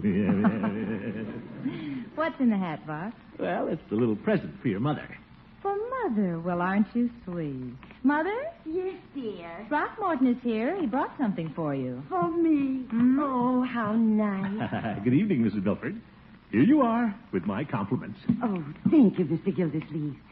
My, it's heavy. I love heavy presents. Catherine, Mr. Gildersleeve is the most thoughtful beau you've ever had. Now, Mother. Well, thank you, Mrs. Milford. It's a lovely box. I wonder what it is.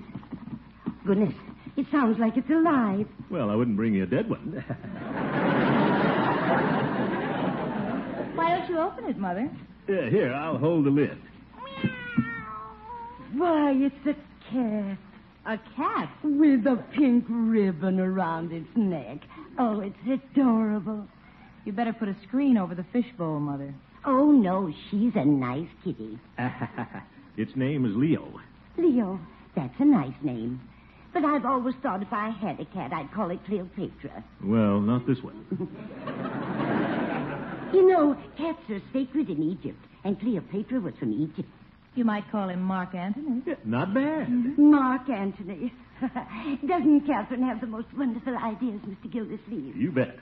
Well, Mrs. Milford, why don't you get acquainted with Kitty, and I'll get acquainted with Katie.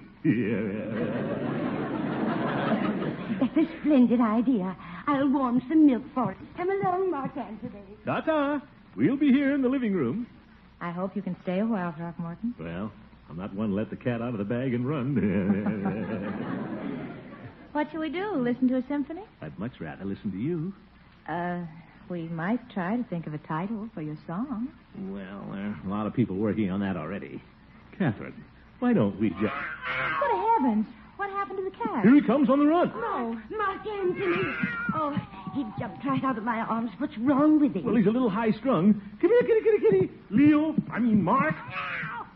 Oops. He's running up the drape. Mark! Good climber. Throckmorton, he's tearing the drapes. Get him down. Well, I guess I'd better if I get up on this chair. Oh. Come on, Leo. Nice kitty. Oh, my lovely drape. Yeah, don't worry, Mrs. Milford. Here, kitty. Come down, kitty. Don't you at me. If you won't come down, I'll pull you down. Look out, he's going to jump. Oh. Watch the fishbowl. Leo. Oh, my fishbowl. Get the fish. Not you, Leo. Throckmorton, quick. I got him. Oh, you ungrateful beast. I'll put him back in the box and take him someplace. Get in there, you home wrecker. It isn't that I wouldn't love to have him, Mr. Gildersleeve, but he's so active. Well, he's young, I guess.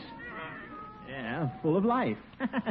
Leo and I had better be going. What are you going to do with him? I don't know, but I'll think of something.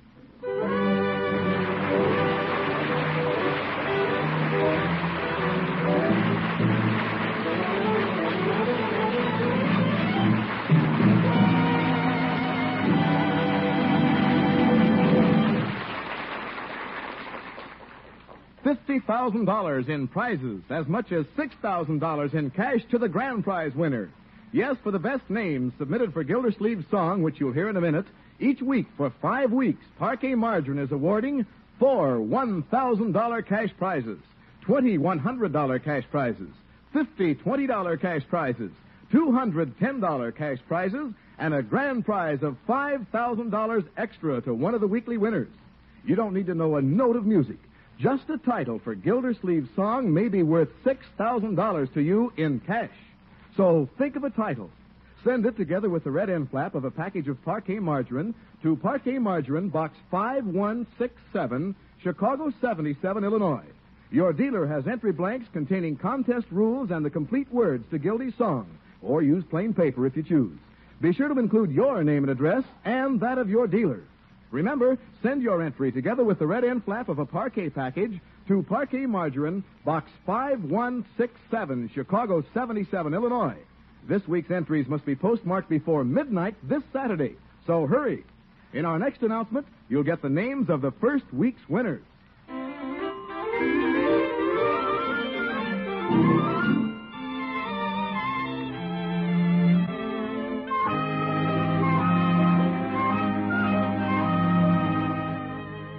Well, let's get back to the great Gildersleeve. Finding a home for Leroy's tomcat is turning out to be something of a problem. But the great man doesn't give up easily. Right now, he's heading into the meeting of the Jolly Boys Club with the cat in the hat box under his arm. Yeah, I'll pawn him off on one of the Jolly Boys. Yeah. Brother, they're a little off-key.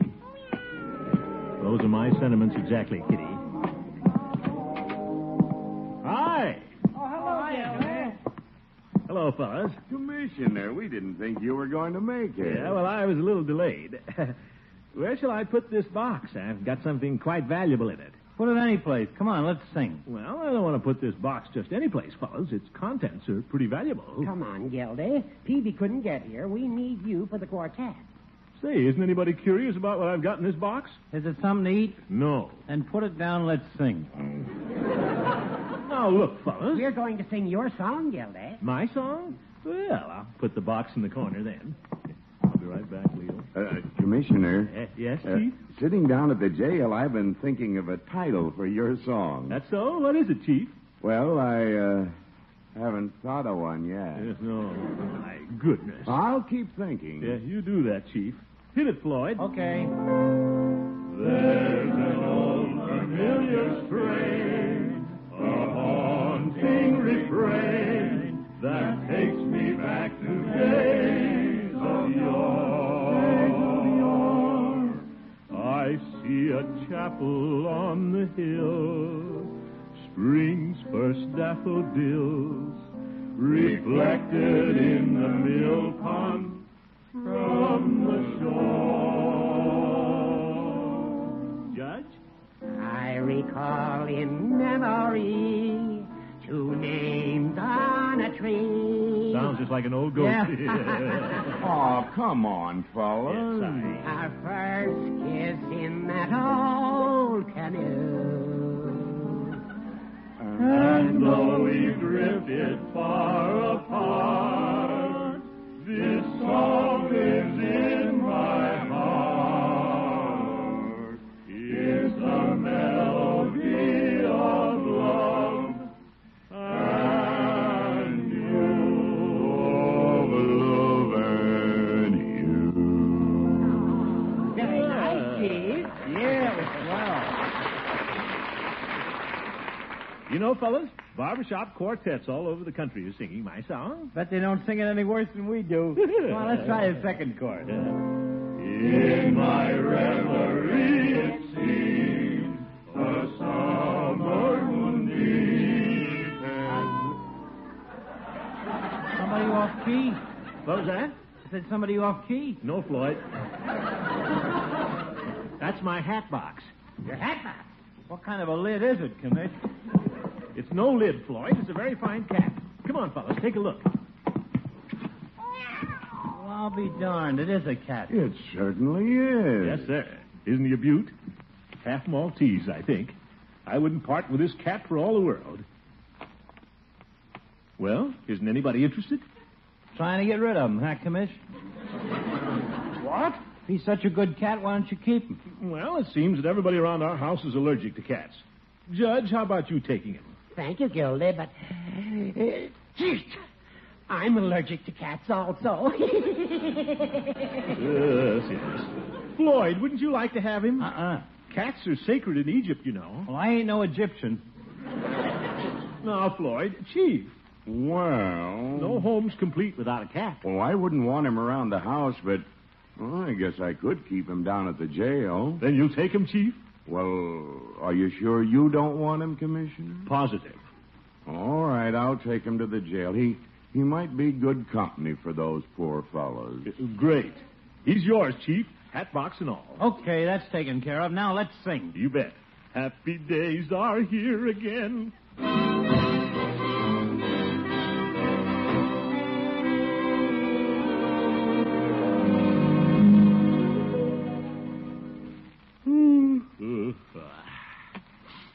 Bed's going to feel good tonight.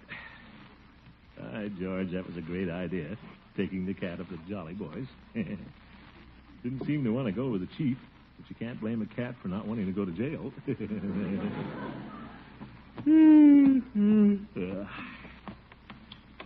Yes, sir. I'll get that football for Leroy in the morning, and we'll have a little peace around here. Seems I can still hear that darn cat. I do hear it. Oh, Ferb. He's back, sitting on the fence. What kind of a jail do they run down there? Even a cat can walk out.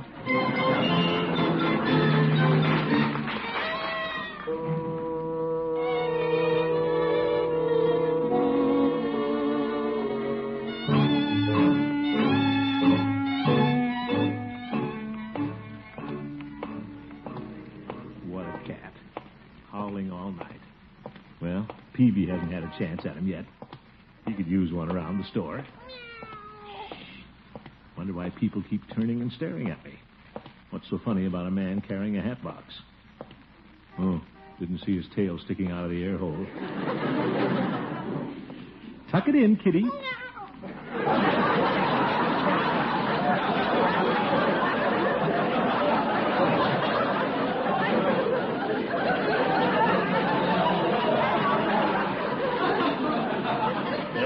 That's it, kitty. We're going into the drugstore. Hello, Peavy. Well, hello, Mr. Gildersleeve. What can I do for you this morning? Oh, not a thing, Peavy. In fact, I came in to do something for you. You don't say. Yeah. Peavy, guess what I have for you in this hat box? A hat? No, Peavy. Something much more original than that. A cat. How's that? A cat, Peavy. That's what I thought you said. Yeah, look at him. Isn't he a fine specimen? Mm-hmm. Quite a feline, all right. Where did you get him, Mr. Gildersleeve? It's not important where I got him. It's where I leave him. I mean, how'd you like to have him, Peavy? Well, Wait till I take him out of the box so you can really see him. There. Head up, kitty. See how well bred he looks when I hold his tail straight out? Just like a show cat. Mr. Gildersleeve, it's not customary to show cats on the soda fountain. Well, I'll put him down on the floor then. But look at him, Peavy. Look how he holds his nose up in the air. It smells my bologna sandwiches. I'll bet he smells a mouse, Peavy. I don't allow mice up here in the front end, Mr. Gildersleeve. Oh? Well, I bet you've got mice back in your storeroom. Well, there may be a transient now and then, but... I knew it. You know what you need to catch those mice? Mm-hmm. Mouse traps. Oh. Peavy, give the cat a chance. Nobody's ever made a better mouse trap. Well, I wouldn't say that. Oh, Peavy, I'm just trying to do you a favor. Well, Mr. Gildersleeve, why don't you take him over to the Rexall pharmacy and do them a favor? I may just do that, and I'll take my business over there, too. I was going to buy a box of cigars and have a few prescriptions filled. And I'm taking candy regularly to Miss Milford, but... Mr. Gildersleeve, What? Maybe I do need a cat. Jump out, Leo, and make yourself at home.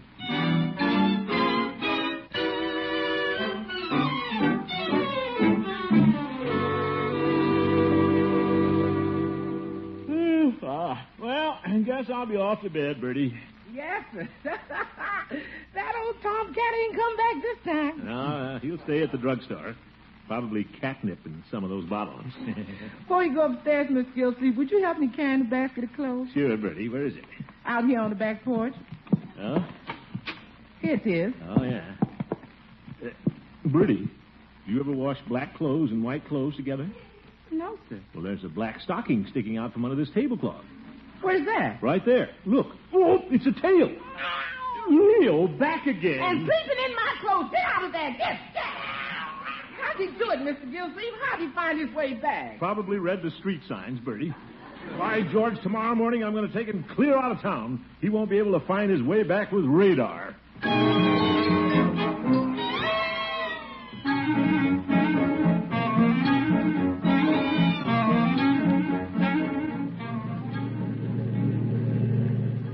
Sit down, Kitty.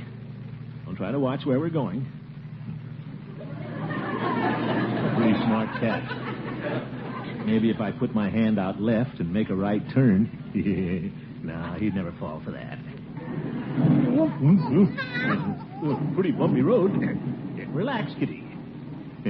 Don't know where you are, do you, Kitty? Cats hate water. If I take this side road for about a mile, I can drive through the creek. Then I'll go over those hills through the woods. Hope I can find my own way back.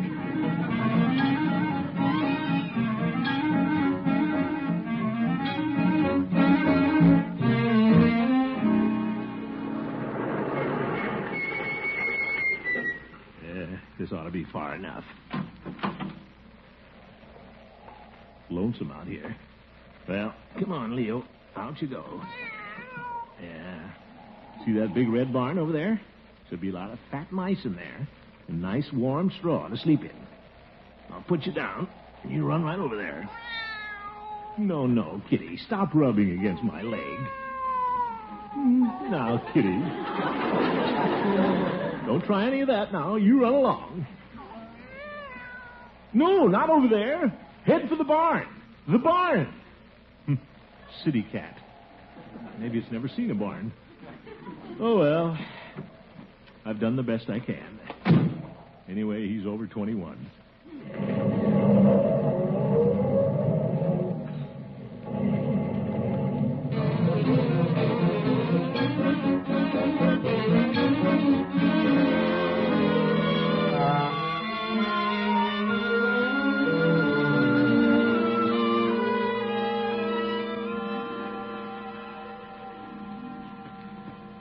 Good night's rest tonight.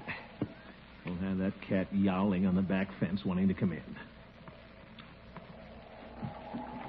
Wonder why I can't get to sleep. Wind seems to be getting stronger out there. Bet it's cold outside. That'll be nice and warm in that barn, if we found the barn. Now it's starting to rain. Better get up and put the window down. Good night out for man or beast. Beast. I'm not going to worry about Leo, though. Cats can take care of themselves. After all, they have 9 lives. Oh, brother, on a night like this, a cat could use them up pretty fast. Might just tiptoe downstairs and open the back door, just in case. Of course, I don't know why he'd want to come home. He should know by now we don't want him around here. I'll open the door about 6 inches. Zeke, raining pitchforks. Wonder if Leo's getting wet. Look at that lightning. Cats are full of electricity, but I doubt if Leo could handle that bolt. Well, better get back to bed. Might leave a little milk by the door, though, just in case. Hi, Unc. Oop, Leroy, you frightened me. What are you doing up? Gosh, I couldn't sleep, and I heard you come downstairs. Well, I couldn't sleep either. You worried about the cat, Unc? Me worried about the cat? Of course not. What's there to worry about? Just came downstairs to have some milk. Yeah? When did you start drinking out of a saucer?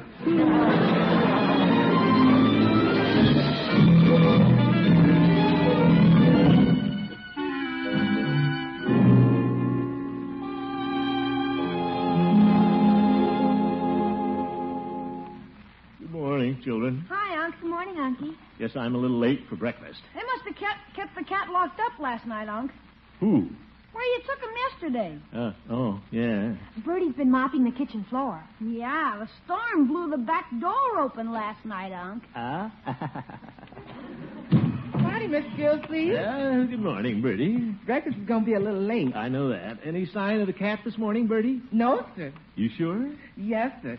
You must have found him a good home this time, Miss Gildersleeve. Yeah. I certainly didn't like that old cat. But it was kind of you, Unky, making sure he was taken care of. Yeah. It's a good thing he had a home last night. That was the worst storm we ever had. Wind, rain, thunder, lightning. Please, Bertie. You're a very kind man, Mr. Gildersleeve. I think I'll go read the paper. What's the matter, Unky? Nothing. Call me when breakfast is ready. Even the headlines are all about the storm. That poor little dumb animal. So trusting. I'll never forget the way he brushed against my leg and purred when I dumped him. Well, he's gone. He's gone. Might as well sit down and read the paper.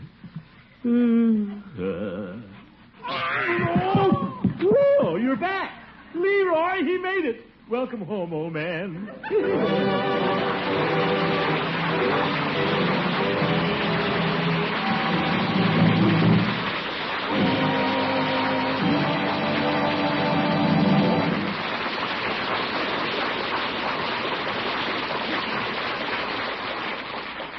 And now, the first week's winners in Parquet Margarine's 5-week $50,000 Name My Song contest. $1,000 in cash to Mrs. Sue Sanders, Route 1, Box 652, Bessemer, Alabama. Alabama, huh? Mrs. Ressa M. Bader, 362 South 12th Street, Apartment 2F, Richmond, California. Richmond? Mrs. Anita Whitterell, 18 Ward Avenue, Millbury, Massachusetts. Eldred C. Newman, 1520 Penn Avenue, Bartlesville, Oklahoma. Good. And 270 other winners to be notified by mail.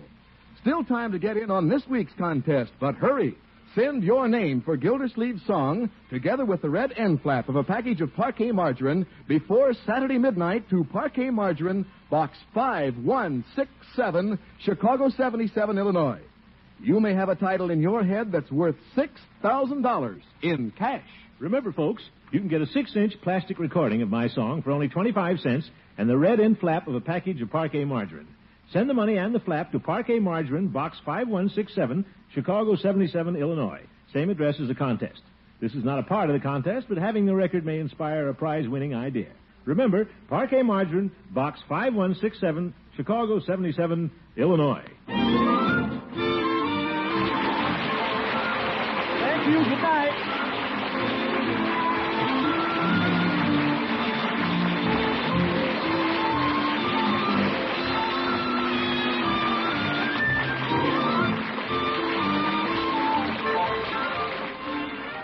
The Great Gildersleeve is played by Harold Perry. The show is written by Paul West, John Elliott, and Andy White, with music by Jack Meakin. Included in the cast are Walter Tetley, Mary Lee Robb, Lillian Randolph, Earl Ross, and Dick LeGrand. This is Jay Stewart saying goodnight for the Kraft Foods Company, makers of the famous line of Kraft quality food products. Be sure to listen in next Wednesday and every Wednesday for the further adventures of the Great Gildersleeve. Good night.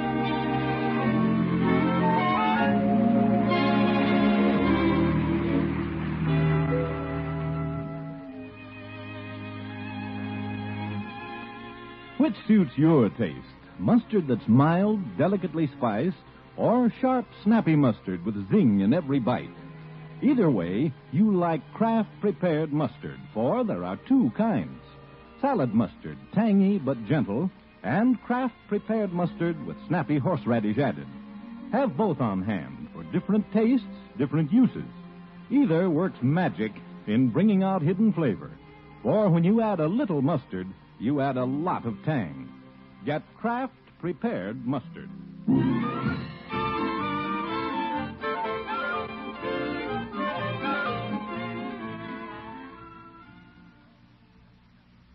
You are tuned for the stars on NBC.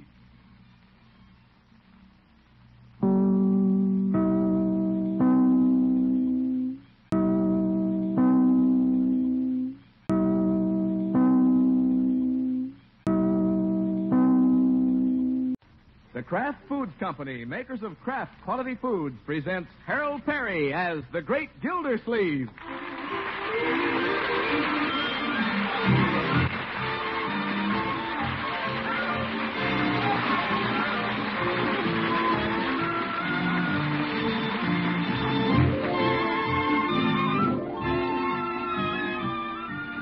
Going, but not gone. Still this week and next to get in your names for Gildersleeve's song. Still time to win up to $6,000 in cash in Parquet Margarine's $50,000 Name My Song contest. Get this week's entries in before midnight this Saturday. Then try again next week, often as you like. Contest open to listeners in the United States and Canada. The oftener you enter, the better your opportunities. Remember, a simple title for Gildersleeve's song is going to win up to $6,000 in cash. More details later. Meanwhile, remember, when you buy margarine, get the kind that tastes so good. That's P-A-R-K-A-Y, Parquet Margarine, made by Kraft. And now, before we hear tonight's Gildersleeve story, here's the great man himself singing his song. There's an old familiar strain, a haunting refrain that takes me back to days of yore. I see a chapel on the hill, spring's first daffodils, reflected in the mill pond from the shore.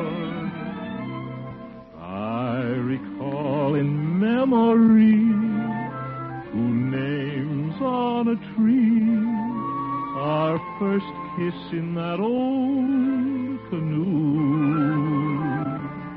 And though we've drifted far apart, this song lives in my heart.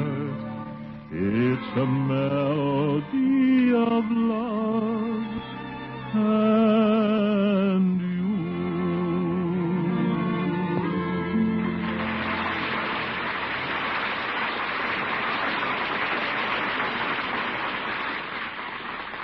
Thank you, folks. We're going to save the second chorus till the end of the show.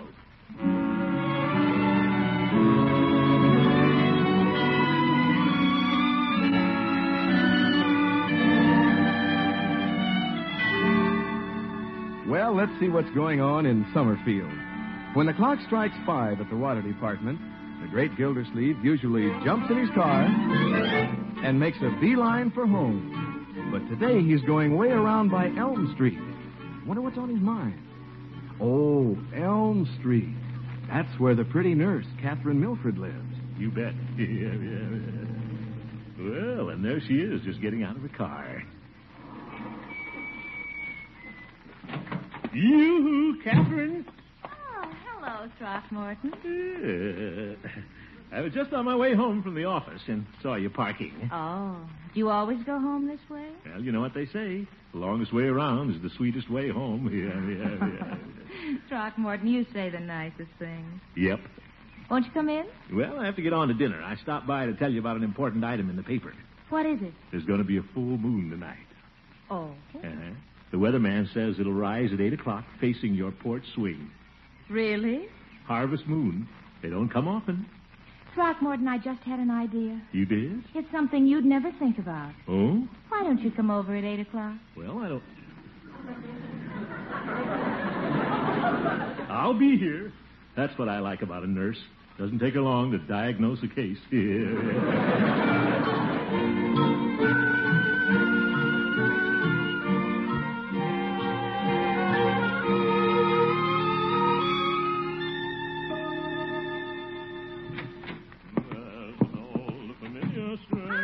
Well, hello, Leroy. Hello, Marjorie. Marjorie, I said hello. Hello, Uncle Morris.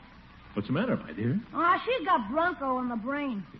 Bronco, that football player? Yeah, she's jealous. Stop it, Leroy. He stood her up for a blonde. Leroy? What's this all about, Marjorie? I thought you had Bronco locked in the stable. I'd rather not talk about it, Unky. Bronco didn't ask her to the Halloween dance. Leroy, you know nothing about this. The heck I don't. Guess who was cheering Bronco at scrimmage this afternoon, Marge? Sugar Murphy. Was she out there again? Yeah, she pinned up a hole in his jersey with her bobby pins. Oh, that blonde weasel. Yes, now, my dear. You should have heard her, Marge. Let Sugar pin it up, Bronky boy. Bronky boy? He mustn't take cold in that big, strong shoulder.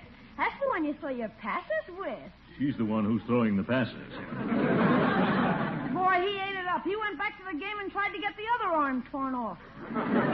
Oh, Marjorie, please. What's the matter with her? Leroy, you better go up and wash up for dinner. Okay. Gosh, what did I do? No, my dear, don't cry. Who's crying? Oh, my goodness.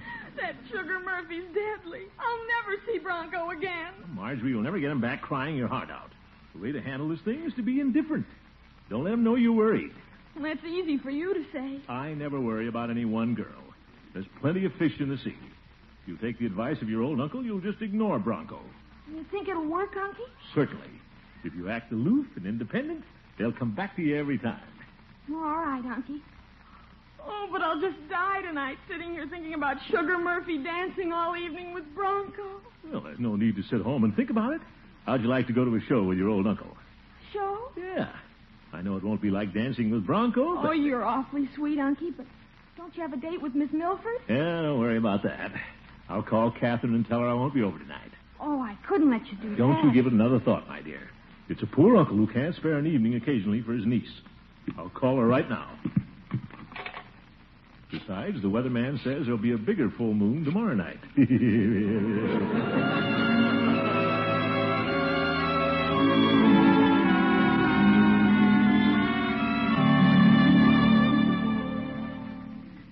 Marjorie, I'm ready.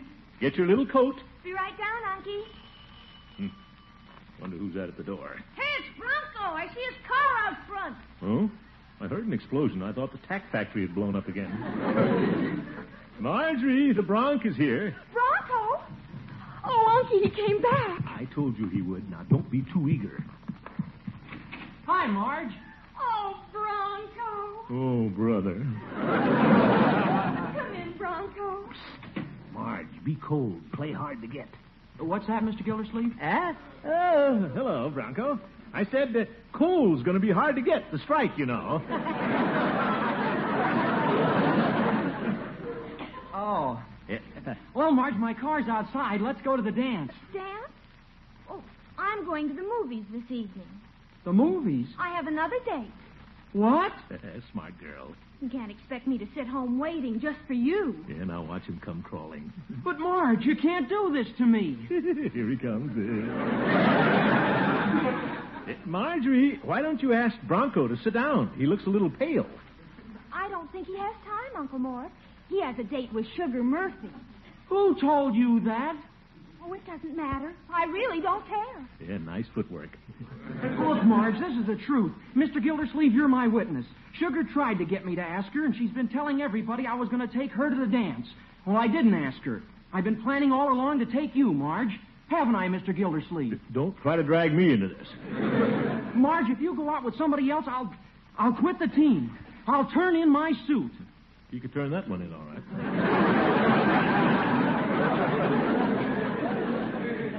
Well, I don't want to ruin the team. Come on, Marge. Wait till I change. I'll be right down. Hurry up. Oh, thanks, Uncle Mort. It worked perfectly. Nothing, my dear. Simple psychology. Well, but what are you going to do? You've broken your date with Miss Milford. Huh? Oh, I'll wander over there after a while. If I feel like it. She'll be waiting.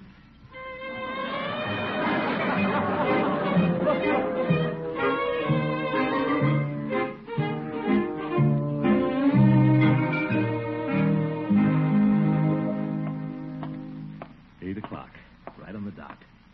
Suppose I should have phoned Catherine, told her I was coming. Nah, let her worry a little. Do her good. Women love surprises. Guess she didn't hear the bell. I'll be right there, Clarence. Okay. Clarence?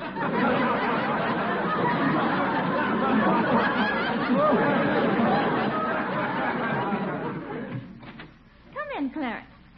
Oh, it's you, Throckmorton. That's right, it's me. I found I could make it after all. Who's Clarence? Well, you see, Throckmorton, after you phoned you weren't coming over, I made another date. Another date? Clarence Olson called. He's an intern at the hospital. Dr. Clarence Olson. Oh, an intern, eh? Hadn't heard about him.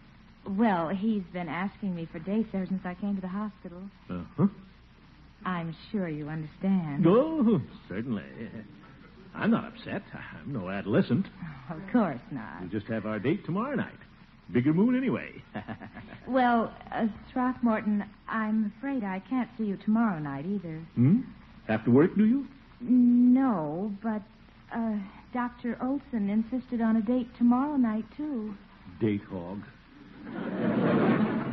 I'm sorry, Throckmorton, but, well, you don't know Dr. Olson. He's rather impetuous. Huh? He's really awfully nice. Impetuous, huh? He'll be here any minute. Wouldn't you like to wait and meet him? Oh, no, I'll be on my way. Well, good night, Throckmorton. Good night.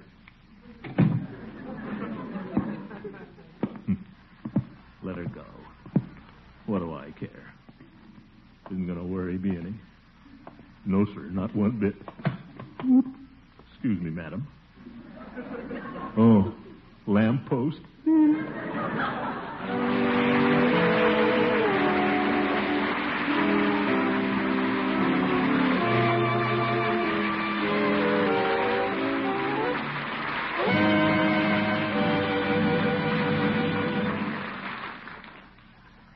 Prizes, prizes, prizes. Get in on this week's prizes in Parquet Margarine's $50,000 Name My Song contest. This week alone, Parquet Margarine is awarding 4 $1,000 cash prizes, 20 $100 cash prizes, 50 $20 cash prizes, 200 $10 cash prizes, and then there's that grand prize of $5,000 extra, $6,000 in all for the best title received for Gildersleeve's song. Simple to enter. Just send your song title, together with the red end flap of a package of Parquet Margarine, to Parquet Margarine, Box 5167, Chicago 77, Illinois. Your dealer has entry blanks with contest rules and the words to Gildy's song. Or use plain paper if you prefer. Be sure to include your own and your dealer's name and address. Now write down that address. Parquet Margarine, Box 5167, Chicago 77, Illinois. This week's entries must be postmarked before midnight Saturday. Only one more week after that. Send several entries, but hurry. Any song title you think of might be worth up to $6,000 to you in cash.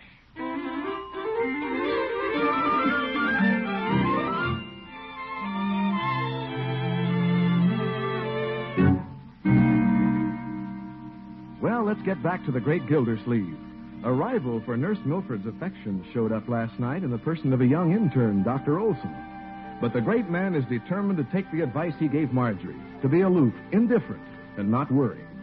So today we find him going about his work at the water department in his usual efficient fashion. Bessie? Yes, Mr. Gildersleeve? Bessie, let's get some of this work cleaned up around here. Where's the intern report? Intern? I mean the Olson. The Clarence. Oh, never mind.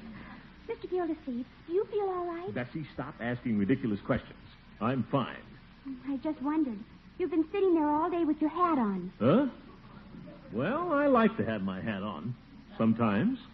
You've got it backwards. I have?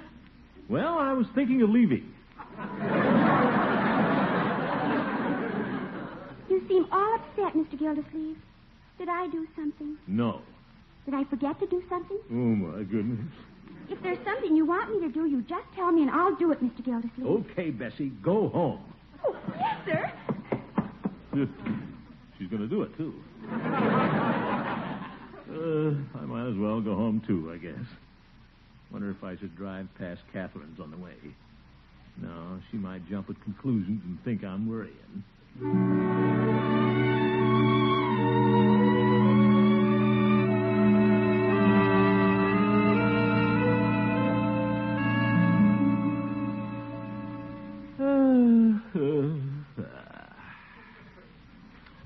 I'll do a little reading tonight.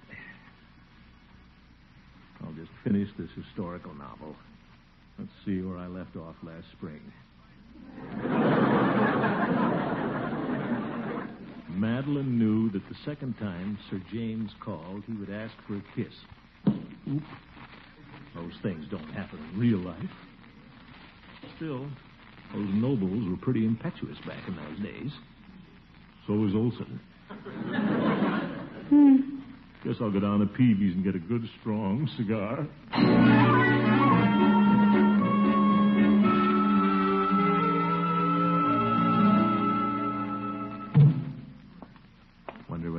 tonight. Didn't see anybody at Catherine's when I drove past.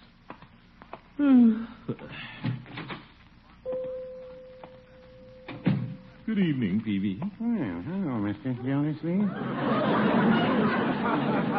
What can I do for you this evening? Give me a couple of cigars, Peavy. Yeah, well. On your way to a date this evening, are you, Mr. Gildersleeve? Well, no, Peavy. I thought I'd just sit around and talk to you. Yeah, probably cost you less. Now, what do we talk about? Well, Peavy, you're acquainted with a lot of doctors in town. Do you happen to know a Dr. Clarence Olson? No. You want a doctor, Mr. Gildersleeve? If there's anything I don't want, it's a doctor. No, I guess you don't, since you have a private nurse. That'll do, Peavy. Might interest you to know that I'm not seeing Miss Milford for a while. You don't say. Something came up, and I canceled a date with her last night. And tonight, for all I know, she's out with somebody else. Dr. Olson, I presume? Well, yes. A little worried, are you, Mr. Gildersleeve? Of course not. The way I look at it, after she has a few dates with this young intern, she'll appreciate me all the more. Well, I wouldn't say that. What? Nurses and doctors seem to have a lot in common. Well, maybe they do in a business way. Yeah, they're probably spending the evening together down at the hospital watching an operation. My. Good evening, gentlemen. Well, hello, John. Hello, Horace. It's a little chilly outside, isn't it? Yes, good. It's going to be nice Halloween weather. I may just go soaping windows. Second childhood. You seem a little down the mouth, Gilda, and I know why. Oh? I saw your pretty nurse with another man. You did? And what did he look like, Judge? Well, as I recall, he was quite tall, broad of shoulder, handsome of feature, blonde. Sounds like an Olson. Struck me as being quite a young man, Gilda. Well, that doesn't interest me. About Miss Milford's age, I guess. Perhaps a year or two younger. What? Nothing, Judge. Where were they? Not that I'm interested. Mr. Gildersleeve seemed to think they were at the hospital watching an operation. If they're watching an operation, it's being performed on the dance floor of the Summerfield Grill. All right, Judge. You too, Peavy. Go ahead and laugh, both of you. Doesn't worry me one bit where she is. Not one bit. Well, now, I wouldn't say that.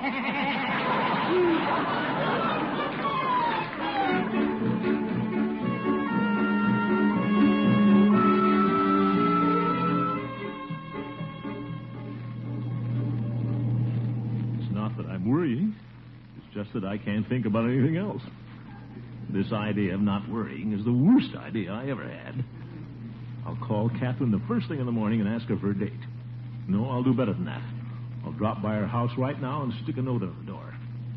Hope she reads it before that intern gets a chance to date her up next week. I'd better mark the note Rush.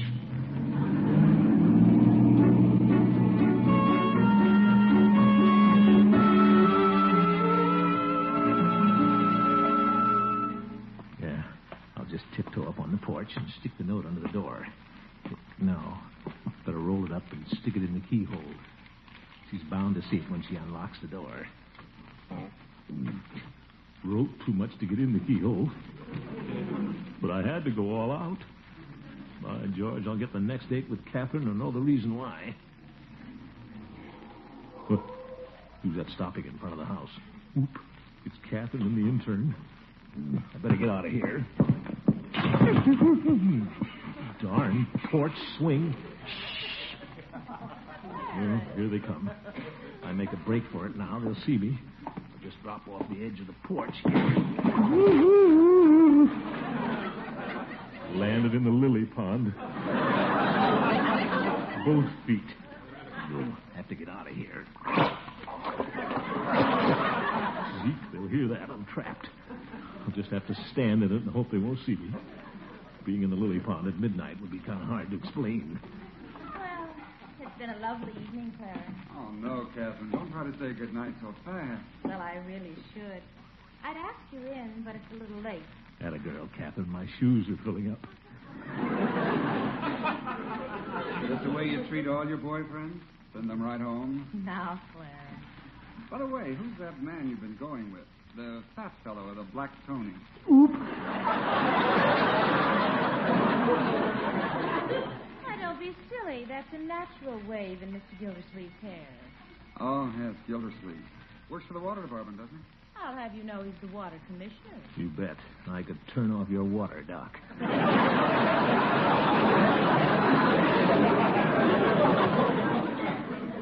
I wish I could drain this pond. I'd better say goodnight now, Clarence. Oh, wait a minute, Captain. Why don't we sit here on the porch and just swing a while? Oh, go home. It's a little cold for the porch swing, isn't it? No, not for a red-blooded couple like us. He'd better watch it. Well, we'll sit down for a minute. We don't want to catch the sniffles out here. You do. Dr. Olson will take your case. Pushy Swede. What would you prescribe, Doctor? Well, first, I'd advise that you take preventative measures, my dear. Oh? Way to ward off a cold is to keep warm. Let's sit closer together. Now, Doctor. Oop, what a sneaky way to operate.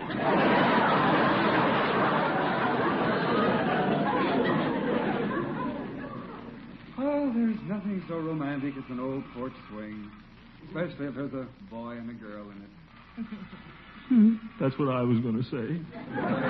And look at that big yellow harvest moon over there. Doesn't that suggest anything to you? Now he's using my moon. Well, it suggests that I'd better be going in. Get up and go, Catherine. My feet are freezing. Oh, please, just 5 minutes more. Oh, my goodness. I'll just have to try to make myself comfortable.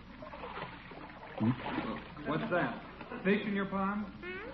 Oh, no. There hasn't been a fish in that pond since we've been here. That's what she thinks.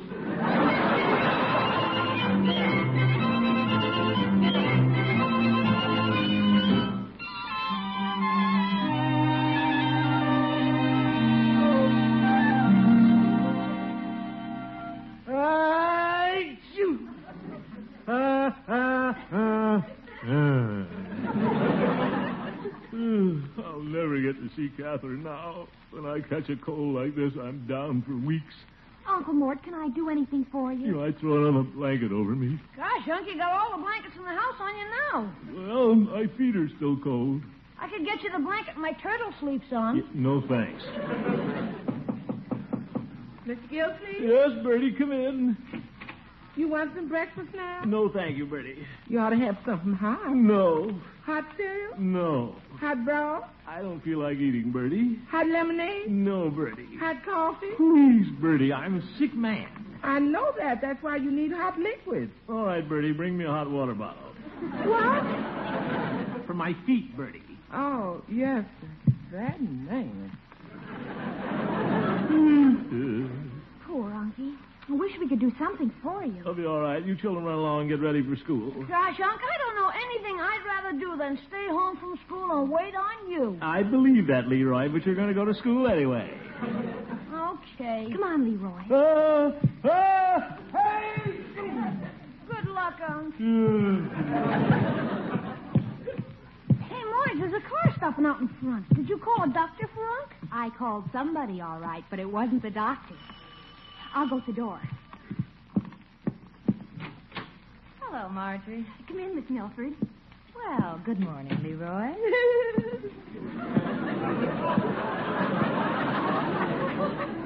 How is the patient? Well, come on, I'll take you up to his room. Bertie, hurry up with that hot water bottle. I'm shaking again. This isn't Bertie, Throckmorton. What? Well, Catherine, what are you doing here? Well, she just came by to see how you were feeling, Unky. Yes. How are you feeling? Oh, fine. Throckmorton, how did you ever get such a bad cold? Well, I was delivering a letter and I stepped in a puddle. Oh. Well, let me make you comfortable. Raise up while I fluff up your pillow. Yeah. That's right. Now let me lay your head back. Your forehead feels quite cool. It does? Mm. Try it again. Well, you do have a little temperature. Yeah. Well, I'll go down to the kitchen and see Bertie. I want you to have some hot liquids. Hot liquids? Oh, that's a great idea, Catherine. I've been wanting hot liquids all morning. I'll be right back. Yeah, I'll be here.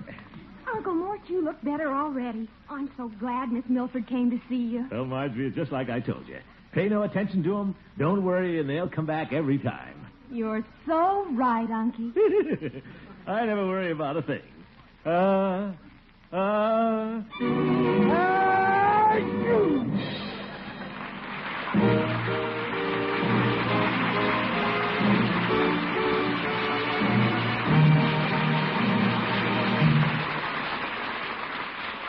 Second week's winners in Parquet Marjorie's $50,000 Name My Song contest.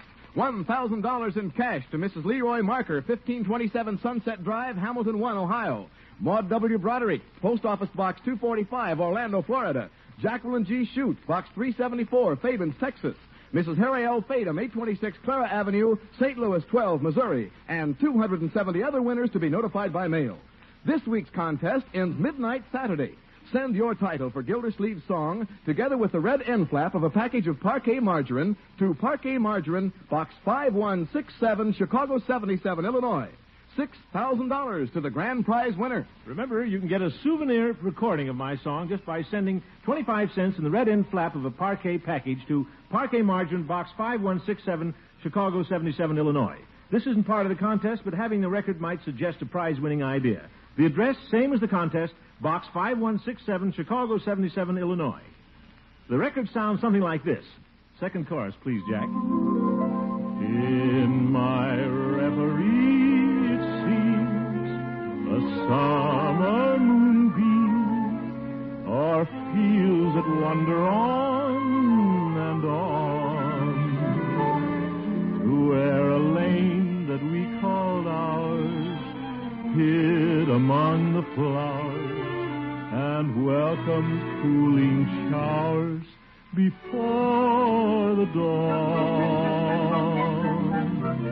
There's a lilac trellis gate where each night we'd wait to breathe the fragrance in the air. And so wherever I may roam, my thoughts will return to home. For I know that love and you are you.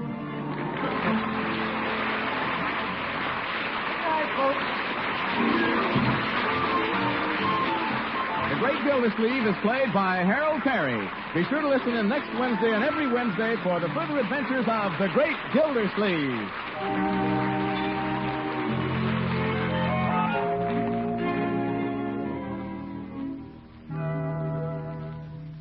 Throughout the entire nation, communities this month are conducting their annual Community Chest Drive.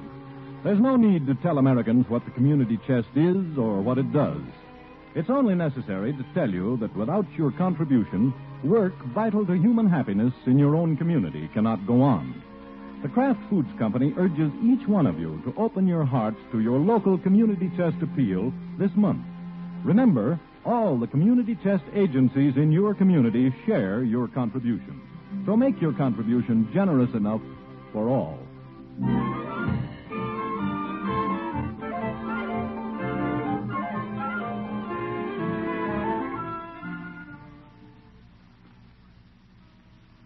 Stay tuned now for Break the Bank on NBC.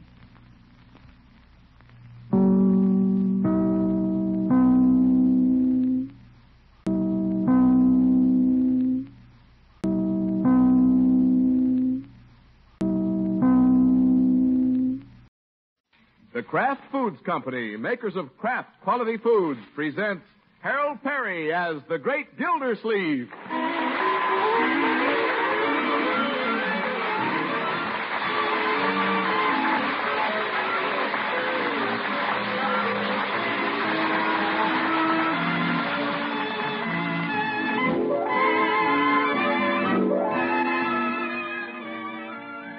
Last call for entries. Last chance for prizes. Parquet Margarine's $50,000 series of Name My Song contests ends this Saturday at midnight. Just 4 more days to name Gildersleeve's song and perhaps win up to $6,000 in cash. No limitation on entries. Send 3 or 4 if you choose, from anywhere in the United States or Canada. The song in just a moment, and full contest details in our next announcement. Meanwhile, remember, when you buy margarine, get the margarine that tastes so good. That's Parkay, Parquet Margarine, made by Kraft. And now, before we hear tonight's story, here's the great Gildersleeve with the song he's written.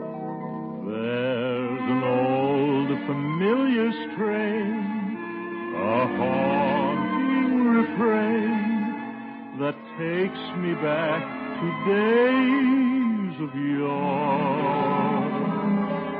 I see a chapel on the hill, spring's first daffodils reflected in the mill pond from the shore. I recall in memory 2 names on a tree, our first kiss in that old canoe. And though we've drifted far apart, this song lives in my heart. It's a melody of love and you.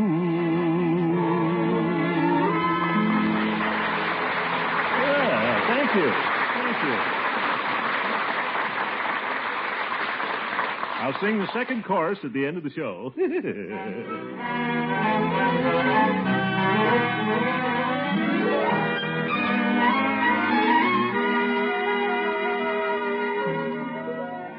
Well, let's see what's going on in Summerfield. For quite a while, the great Gildersleeve had clear sailing with that pretty nurse, Catherine Milford. But then last week, the great man found they had competition. A certain young Dr. Olson. Horse doctor, I'll bet. What's more, Dr. Olson has been ringing Catherine's doorbell almost every night. Yeah, the eager beaver. But competition brings out the best in a man. This is the water commissioner's night to ring the doorbell, and he's going all out.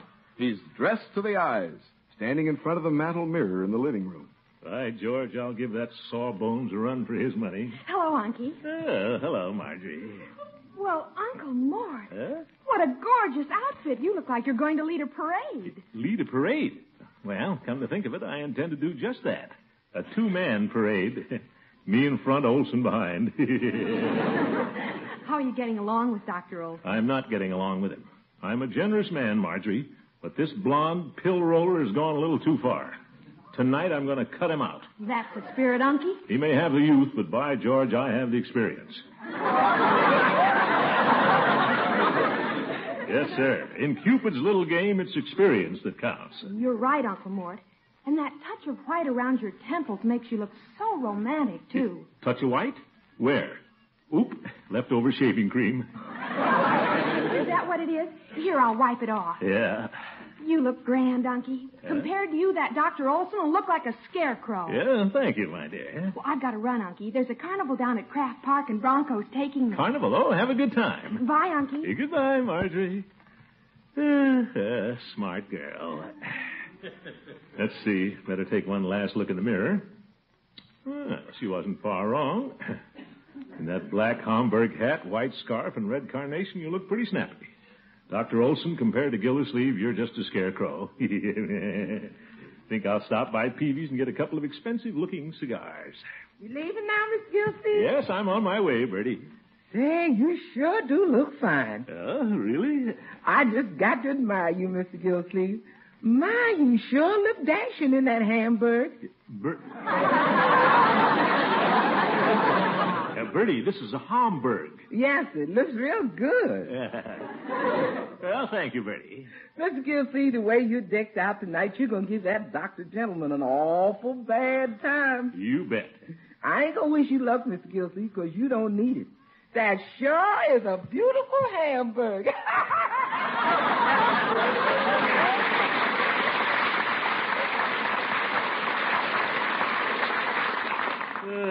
that, Bertie. Hi, George. I do look dashing in this hat. What a powerhouse. Wonder if I should call Olson at the hospital and tell him he's washed up. Nah, let him find out the hard way.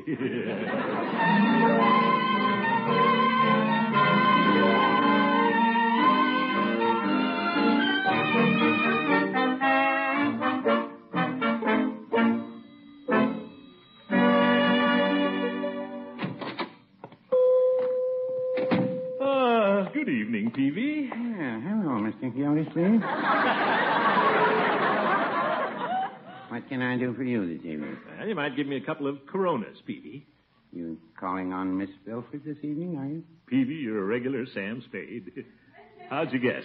Well, Dr. Olson brought her here for a soda last night, and I thought it might be your turn. Yeah. Well, I don't think we'll have to worry about taking turns after tonight. Giving up, Mr. Gildersleeve? Giving up? Peavy, I've just begun to fight. I've been pretty tolerant about him dating my girl, but I wouldn't be surprised if that doctor hasn't said good night, nurse, for the last time. You don't say. You bet. You never get anything without fighting for it. No, I wouldn't say that. What? I got Mrs. Peavy without a struggle. But this feud between Olson and me is different. Mr. Gilson, have you met Dr. Olson? No, I've only seen him at a distance. Good evening, Mr. Peavy. Oh, good evening, Doctor. But if I never see him again, it'll be too soon. Well, I guess this is too soon, then. What? Mr. Gildersleeve, meet Dr. Olson. Dr. So you're Dr. Olson. Oh, so you're Gildersleeve. Yes, indeed. I'm certainly glad to meet you, Doctor. It's nice to meet you. It's nice to meet you, too. My. Mr. Peavy, I'd like a 2-pound box of chocolates. Very well. Candy, eh? Out with another girl this evening, Dr. Olson? Another girl? Oh, no. I'm taking these to Miss Milford this evening. This evening? Now, wait a minute, Doctor. I thought it would be a good time to drop by and show her these x-rays. X-rays? What a sneaky way to horn in. Here's your candy, Doctor. Oh, thank you, Miss Peavy. 2 pounds of candy should make a nice impression.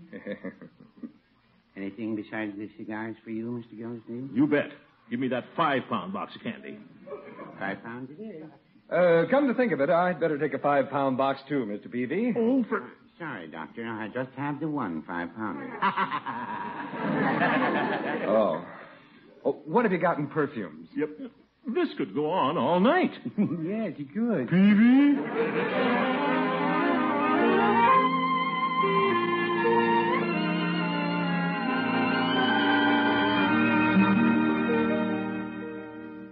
Now, take this x-ray, Catherine. Notice the fused vertebral segments of the sacroiliac. 10 o'clock, and they're still talking about sacroiliacs.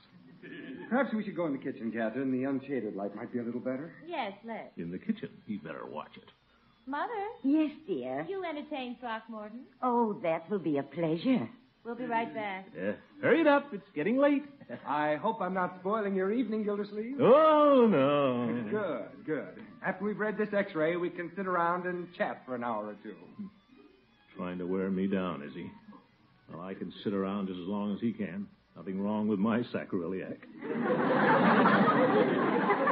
Mr. Gildersleeve, I don't think you're having a very good time. Well, Mrs. Milford, looking at pictures of skeletons isn't exactly my idea of a pleasant evening. I know. Isn't it awful, looking at people's bones?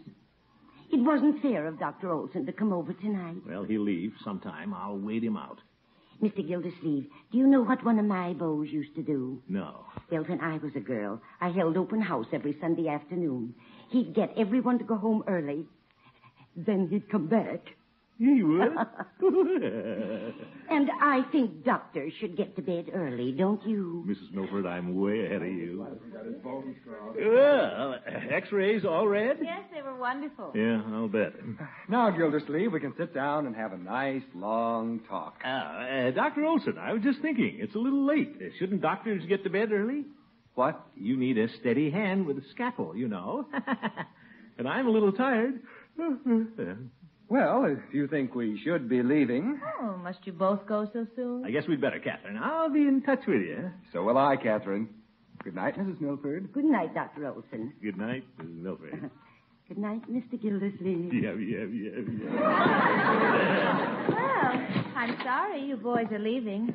Thanks for the candy and perfume. Good night. Good night. Good night. Well, Dr. Olson, my car's over this side of the house. Oh?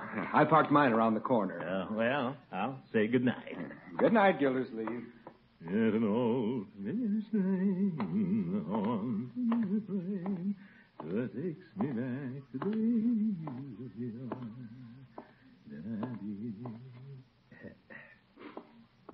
Hi, George. Mrs. Milford's a good friend to have. Olson should be in his car by now. I'll just tiptoe back up on the porch and wait for him to drive away. It's dark. He won't see me. Who's that? Olson. Gildersleeve. What are you coming back for? Me? I came back for my hat. What are you doing here? Oh, I came back for my x-rays. I hate to mention this, Olson, but you have your x-rays under your arm. I have? Well, you have your hat on your head. Okay, you win. Let's go home.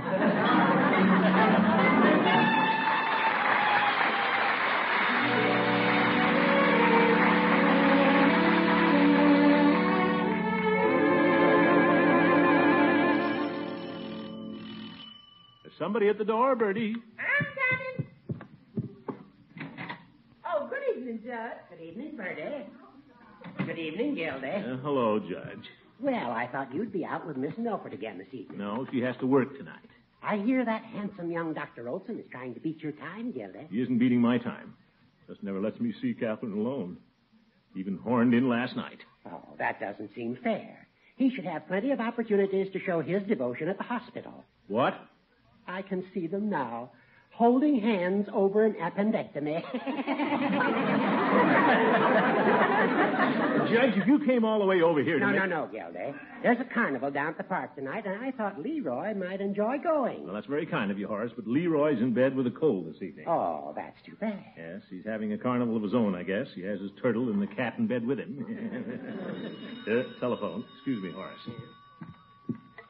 Hello? Is that you, Mr. Gildersleeve? Oh, hello, Mrs. Milford. Mr. Gildersleeve, I have a little secret for you. What, another one? Catherine's not going to the hospital this evening. Oh, she isn't? They gave her the evening off. I thought you might just drop over. Well, thank you very much. I'll do that. And remember, you haven't talked to me. A little bird told you. Sure. Goodbye, Mr. Gildersleeve. Goodbye, bird. Gildy, how about you and I walking over to the carnival? Can't do it now, Judge. Just got a hot tip. Catherine's alone this evening. This is my big chance. Well, good luck, Gildy. Guess I'll run down to the park. You do that, Judge, and I'll run over to Catherine's. And I do mean run.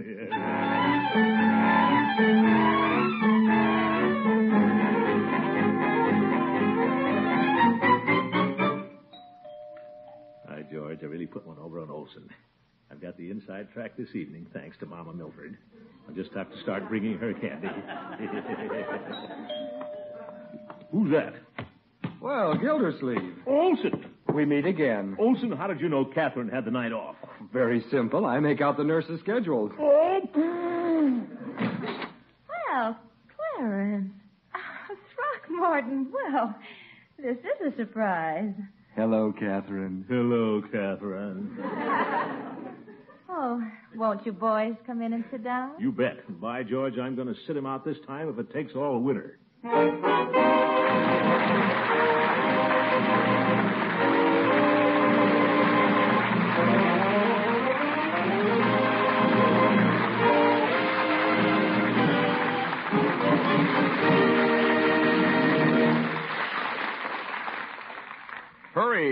Hurry. Only 4 days left to get in on Parquet Margarine's $50,000 Name My Song contest.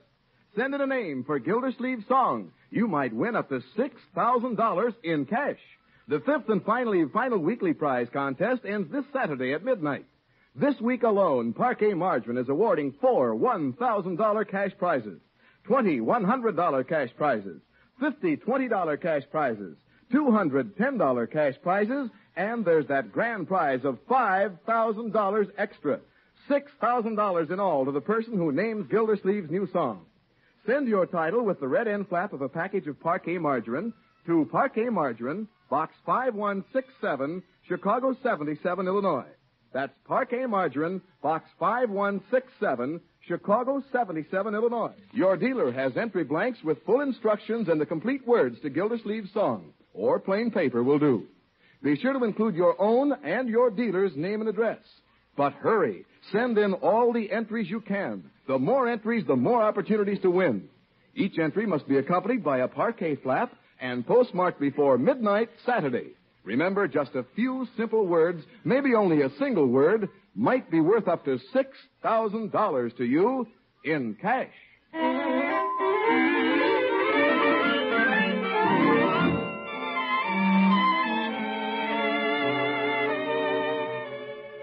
Well, it seems the great Gildersleeve has more competition than he can handle. Every time he thinks he has a date with his pretty nurse, his rival, the intern, shows up. As we rejoin them, they're still sitting in Miss Milford's parlor, waiting each other out. That's a pretty dress you're wearing this evening, Catherine. I'm glad you like it, Throckmorton. Lovely. But the dress isn't nearly as pretty as the girl who's wearing it. Ooh la la. Medical school French. Well, now that we're all together again, what shall we do? Oh, I don't know.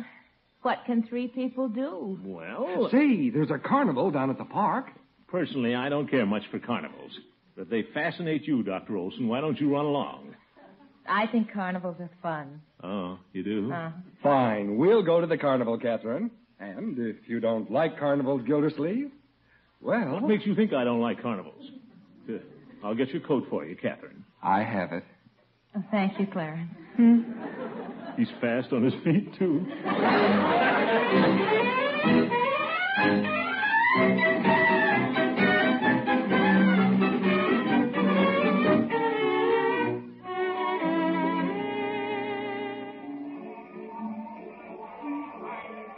Listen to that music.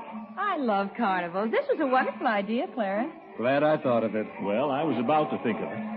Oh, look, there's one of those fortune-telling machines. Shall we try it? Good idea. I think I have some nickels, Catherine. Oh, never mind, Gildersleeve. I have one right here. He doesn't miss a trick. Ladies first, Catherine. Thank you. What do I do? We just drop in the nickel and wait for the card to come out. Oh. I can't wait to read it. What does the card say, Catherine? Well, it says, a tall blonde man will figure prominently in your future. Oop. Does that sound interesting? Yes, I like that.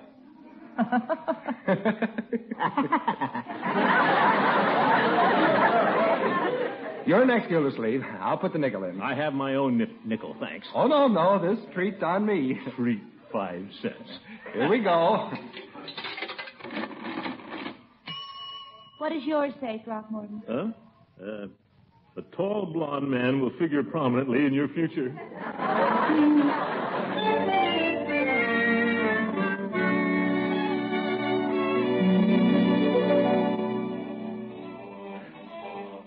You were terrific throwing those baseballs, Clarence. You didn't miss one. Oh, there's really nothing to knocking over those milk bottles. Nah, I just lost control momentarily.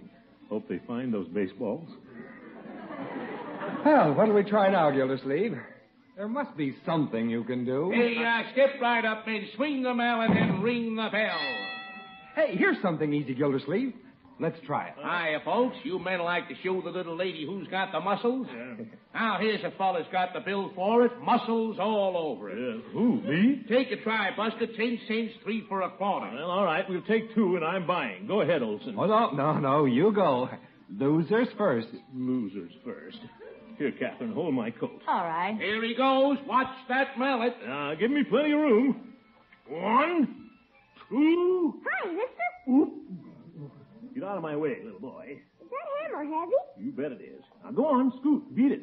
Friend of yours, Throckmorton? I never saw him before. Look out now. I'll start all over again. Here he goes. Watch him swing. You betcha. 1, 2. I can turn to 50. Oop. What's the matter, Gildersleeve? I can't do anything with this miniature Milton Berle standing there. Little boy, look, here's a dime. For me? Yeah, now you take this and go buy something. Get some cotton candy. Where? Over on the other side of the park. Way over. Just keep going. Gee, thanks, mister. He was cute. Yeah, now... All right, folks, here he goes again. Yeah, I'll get it this time. 1, 2. Well, hello, Gildy. Judge Hooker. What are you doing, Gildy? I'm shoeing a horse. Now stand back, will you, and keep quiet. Oh, a test of strength. Look out, Judge. All right, folks, here he goes again. Stand back, the man looks dangerous. By George, I am. 1, 2, 3. Where'd it go? Up to the place marked maiden ladies, old duffers, and large midgets.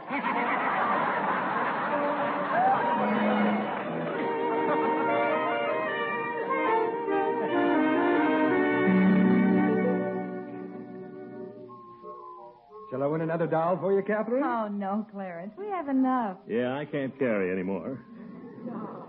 Gotta find something I can do better than this guy. Oh, there's the tunnel of love.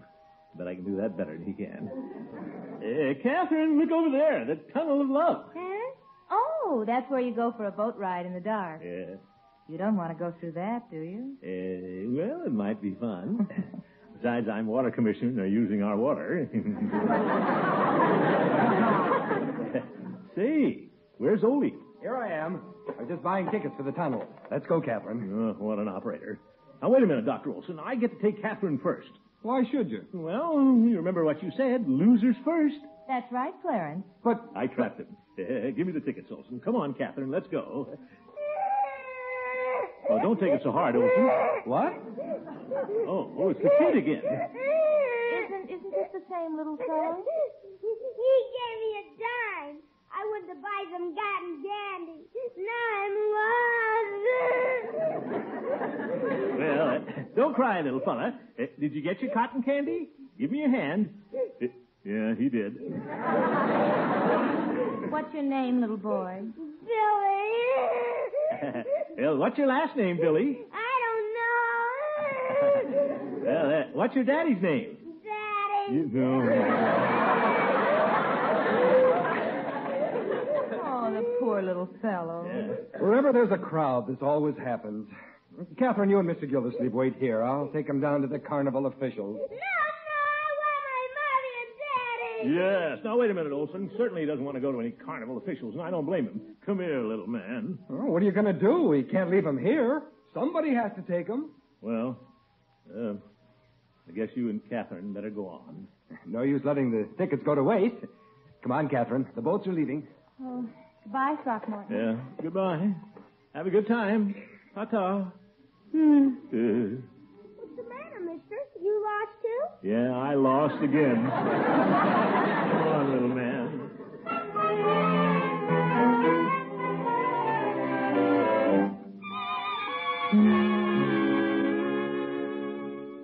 Now, you keep an eye out for your mommy and your daddy. I'm watching. Pull the baseball at the milk bottles again. Yeah, all right. I'm going to put a curve on this one. You got 'em all. Gee, you're good, mister. Not bad.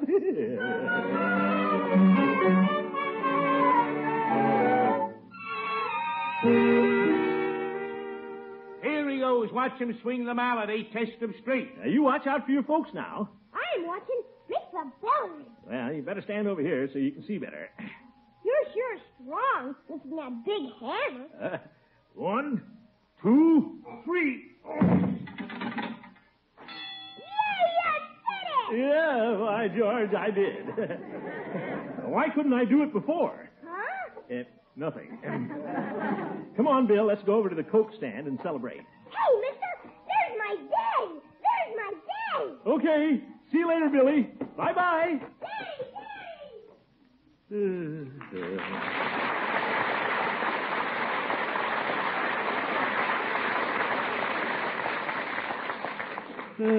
Look at that little fella go. That's his daddy, all right. Look at the way he's hugging him. I should have gotten married. Might as well go home. Hello, Throckmorton. What? Oh, Catherine.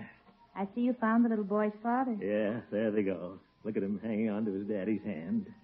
Throckmorton, I'd like to hang on to yours. Huh? Where's Olson? Clarence? Oh, I put him on the merry-go-round. Told him I had to make an important call. Did you make it? I'm making it now. Pick up your receiver. Me? That was pretty nice of you, giving up your fun to help that little boy. Well... And as far as I'm concerned, it's just like Clarence said. Losers first. Losers first? Mm-hmm. Come on, Catherine, let's get lost.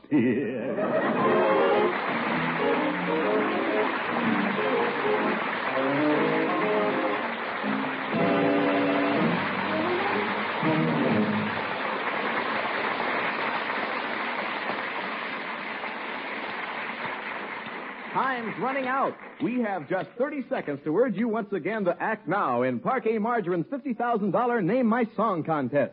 You have until midnight this Saturday to send in the title for Gildersleeve's song that might win you up to $6,000 in cash. Remember the address, Parquet Margarine, Box 5167, Chicago 77, Illinois. Don't forget the red end flap of the Parquet package with each entry. Send in 3 or 4 entries, but hurry. Your entries can be postmarked from anywhere in the United States and Canada, but they must be stamped before midnight this Saturday. From now on, all winners will be announced by mail. Imagine the thrill you'll get if you're the grand prize winner. Just think what you could do with $6,000 in cash. And there's still time to get that 6-inch plastic recording of my song, folks. Just send 25 cents in the red end flap of a Parquet package to Parquet Margarine, Box 5167, Chicago 77, Illinois. 5167.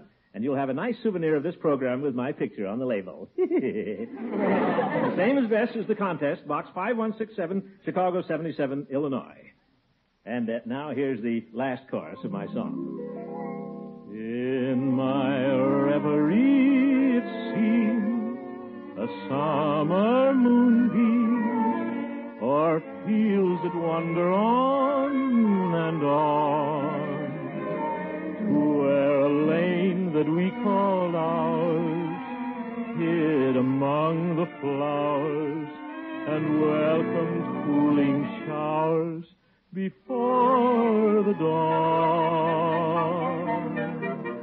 There's a lilac trellised gate where each night we'd wait to breathe the fragrance in the air. And so wherever I may roam, my thoughts will turn to home. For I know that love and you are there. Good night, folks.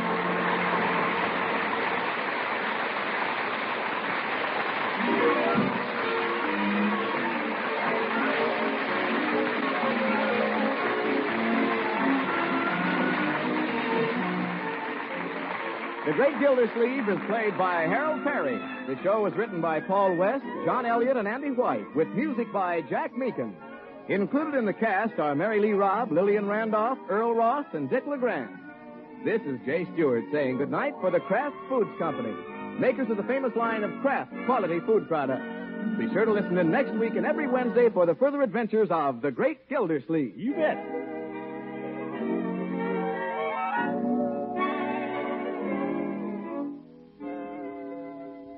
Which suits your taste? Mustard that's mild, delicately spiced, or sharp, snappy mustard with zing in every bite? Either way, you like Kraft prepared mustard, for there are 2 kinds. Salad mustard, tangy but gentle, and Kraft prepared mustard with snappy horseradish added. Have both on hand for different tastes, different uses. Either works magic in bringing out hidden flavor, or when you add a little mustard, you add a lot of tang. Get Kraft prepared mustard.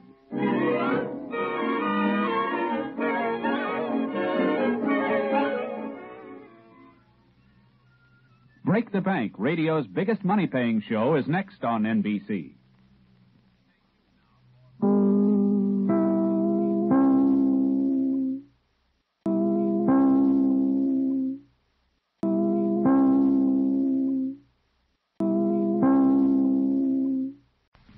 The Kraft Foods Company, makers of Kraft quality foods, presents Harold Perry as the Great Gildersleeve.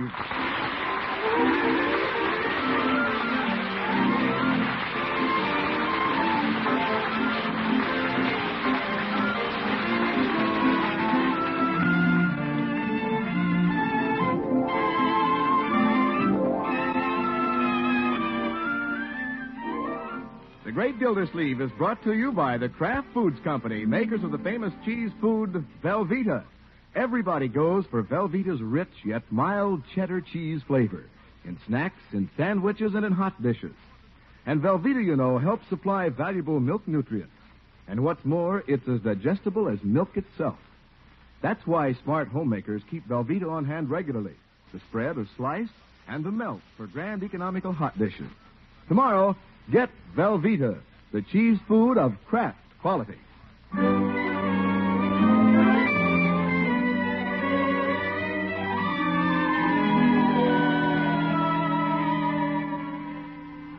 There's one thing you can be sure of at the Great Gildersleeve's house.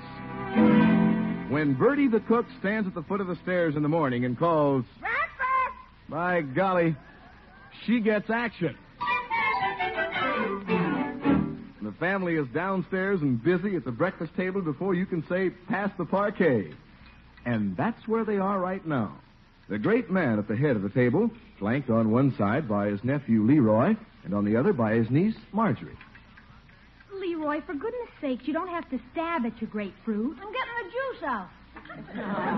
Well, watch it, Leroy. That last squirt nearly got me.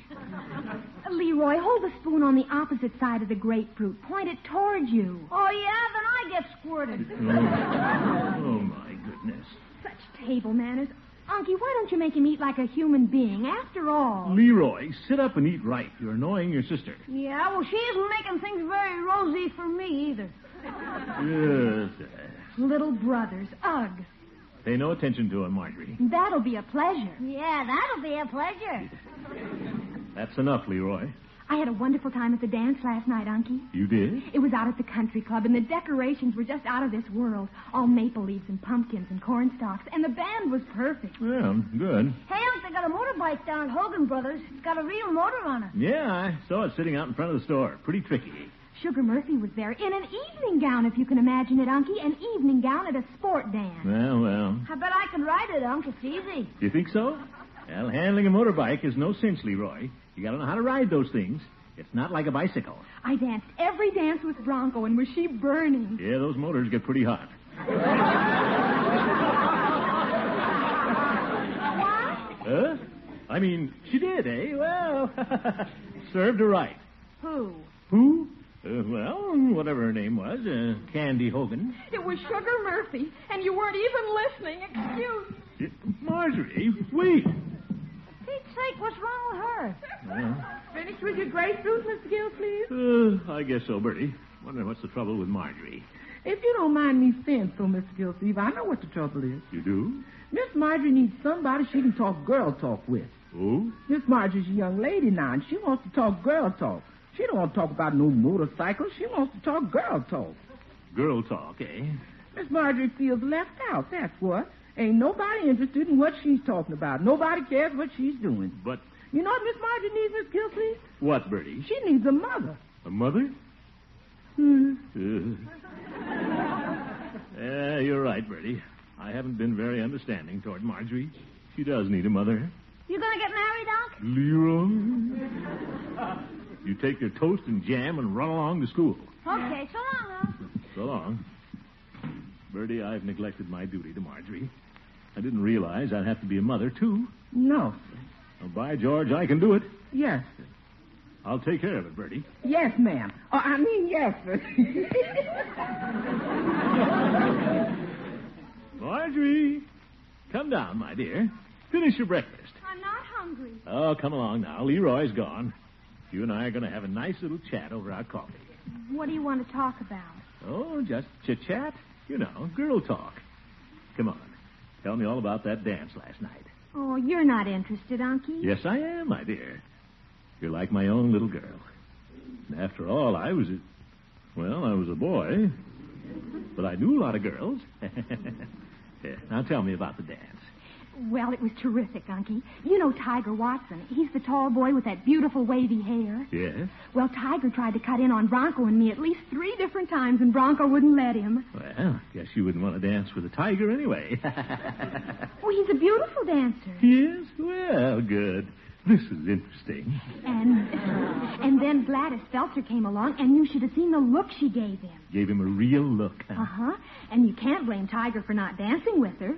Who? Gladys. Oh, yes. Gladys Watson. No, Gladys Fetzler. Watson is Tiger. Tiger Watson. Oh, certainly. Tiger gave Gladys that look. No, Unky. Gladys gave Tiger the look when Gladys came in. That's right. Oh, this is very interesting. Gladys is the one with the wavy hair. No, Tiger has the wavy hair. Doesn't Gladys have anything? Oh, let's give up. I know you're trying to be kind, Uncle Mort, but it won't work. You don't have to pretend just for me. Marjorie, please, Marjorie. Girl talk. I sure botched that up. Shame on you, Gildersleeve. A fine mother you turned out to be.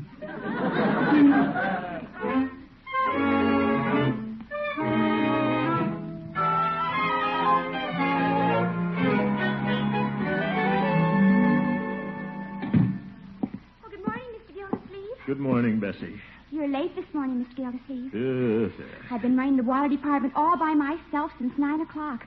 It's 9:15 now. That's 15 minutes. Lightning calculation. Pretty tiring for a girl to handle an office like this all alone for a quarter of an hour. Telephone been busy? No, nobody called. People been in? No, nobody was in. Then what happened? Nothing. But I had to be ready in case something did happen. Oh, for heaven's sake. I've been sitting here like a mouse at a cat hole. A mouse at a cat. All right, Bessie. Get out the water bills. Let's go to work. Yes, sir. Bessie, you're a girl. Yes, I am. Bessie, if you wanted your mother to do something nice for you, what would you want her to do? Well, let's see. I think it's always nice when Mother buys me something, like a surprise. Well, like you know. Yeah, maybe that's a thought. A very feminine little gift of some kind might cheer Marjorie up no end. It's simple, but after all, it's the simple things that count. Watch the office, Bessie. I'll be right back. But Mr. Gildersleeve, you just got here. Bessie, you haven't seen me this morning. I haven't been in yet. That's funny.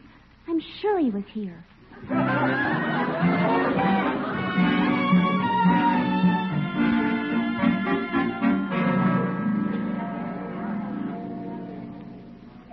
May I help you, sir? Yes, you may, young lady. I'm looking for a gift. Something rather nice. For a lady? Yes, it's for a young lady. I thought it would be. Been reading too many Esquires. Well, now, perfume is always a nice gift. See how you like this fragrance. No, this young lady is my niece. Oh. Well, maybe she'd like a nice pair of gloves or an attractive leather-bound address book. Well, they don't sound very exciting. Seems to me I've heard something about hats. Say, when a woman wants to give her spirits a lift, she goes out and buys a hat. By George, that's it. Young lady, where's the hat department? Hat? Over this way. I don't know what size she wears. I'll have to sort of guess at it. Now, what type of hat did you have in mind? Well, something bright and rather jolly. Well, I don't know if we have any jolly hats. Now, if you want something gay, I might suggest this little number. Oh, here, I'll put it on so you can see how it looks. There. Do you like it? Where is it? Oh. Well, it's worn on the back of the head. There, you see? Oh, well, don't you have one she could wear on the front of her head? She meets quite a few people. Well, here's a very smart little tam she might like. No, that's too flat on the top. Don't you have a hat with something on it? Some decorations? Decorations? Well, berries and things. Oh, well, I don't know. Let me see. Perhaps up on the back of this shelf here, there used to be... Oh, I think I may just have what you're looking for. Good. Pretty dusty back there. Well, the hat's in this box. I'm sure it's in good condition. We only took it out once. Oh, there it is. Well, now that's more like it. Yes, sir. Very pretty. Yes, it's quite a hat. Sure. That's got something to it. I'll take that one. How much is it? Would $1.85 be too much? No. That sounds quite reasonable. Wrap it up. Yes, sir. Yeah, Marjorie's eyes will sure light up when she sees that. There's nothing difficult about understanding a girl like Marjorie. If you put a little thought to it, give a woman a new hat and she's a queen. The simple, lovable creatures.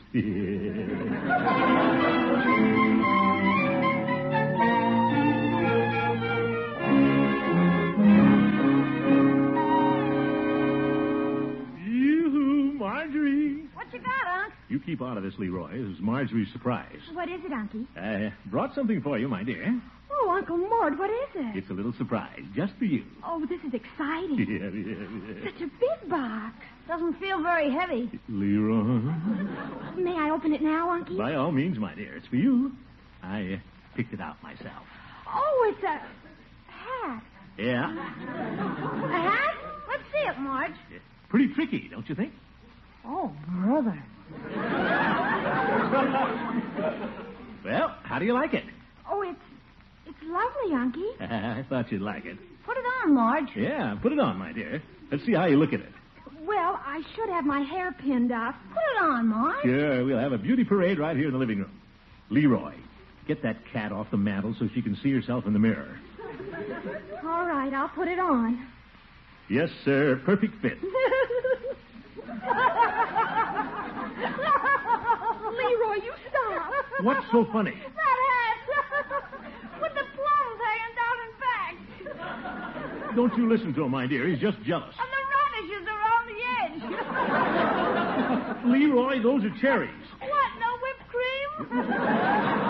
That's enough of your crude humor. Marjorie, that's a stunning hat. Oh, Unky. Marjorie, you forgot your hat. Well, there she goes again. Leroy, you and your big mouth. My big mouth is this hat. This is like nothing I ever saw. What? No kidding. Unc, did you buy this for Marge to wear? I most certainly did. What do you suppose I bought it for? I thought you got it for lunch.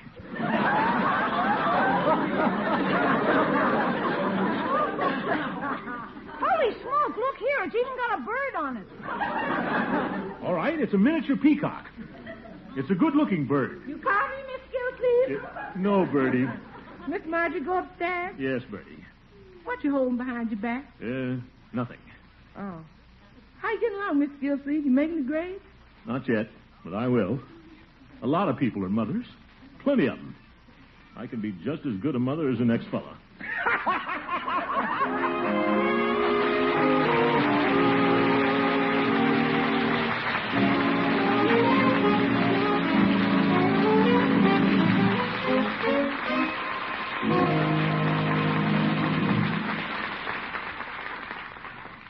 Here's a question and a really helpful answer for you women who have to whip up a meal in a hurry.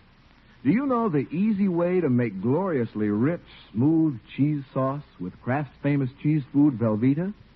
Once you catch on to this Velveeta trick, you can turn out a grand main dish or swell party refreshments in a matter of minutes. And easy Velveeta cheese sauce is the golden key to glamorizing vegetables and leftovers, too. Now, here's the trick that's easy as 1, 2, 3. 1, melt a half a pound of golden Velveeta in the top of the double boiler. 2, stir in 1/4 cup of milk. 3, well, that's for you to decide. If it's a hearty main dish you need, toss cooked rice or seafood or macaroni into that velvet smooth cheese sauce. Or leftover ham or chicken. If it's a supper party you want to serve, pour the elegant sauce over toast points and sprinkle with a few shredded toasted almonds. And do try that sauce to glamorize the family's vegetables. Do you see what a help that Velveeta sauce trick can be? Well, then, buy Kraft's famous Velveeta in the economical 2-pound size that keeps you stocked for snacks and sandwiches and grand cheese sauce dishes, too. Tomorrow, get genuine Velveeta, Kraft's famous cheese food that's such a help to you.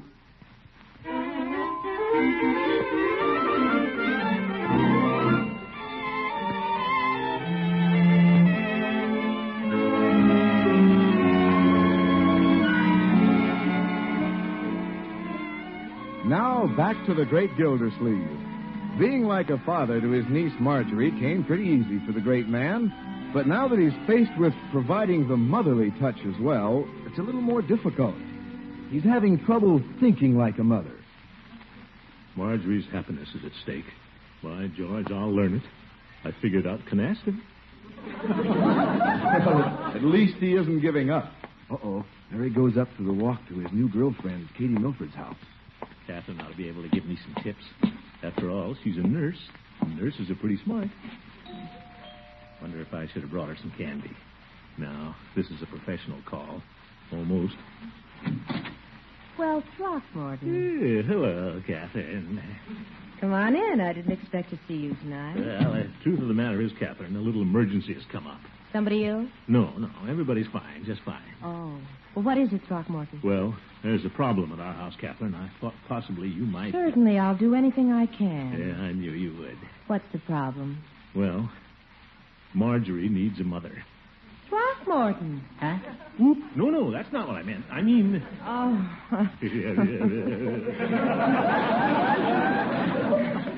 Throckmorton, you're blushing. Yeah, this shirt collar's kind of tight. Must have shrunk in the wash. Yes. Say, you're blushing, too. I'm not either. You are, too. Well, what were you saying? Huh? Oh, let's see. Gotta find another way to say it now. Well, I know what you mean. Marjorie's reached the age where she needs the sympathy and understanding of a mother. That's precisely the problem.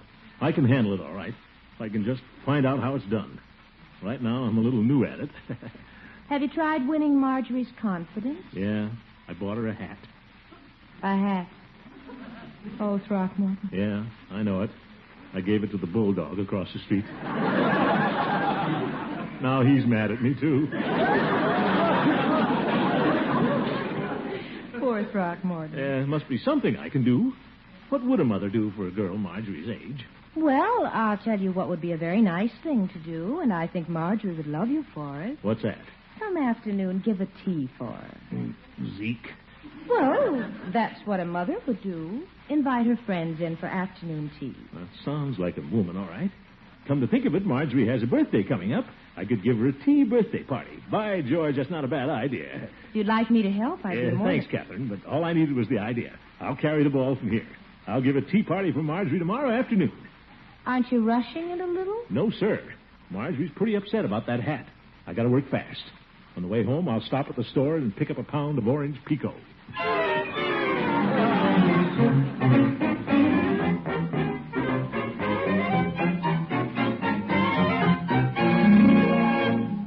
Leroy, get out that ice cream. Oh, just tasting it. How's it coming, Bertie?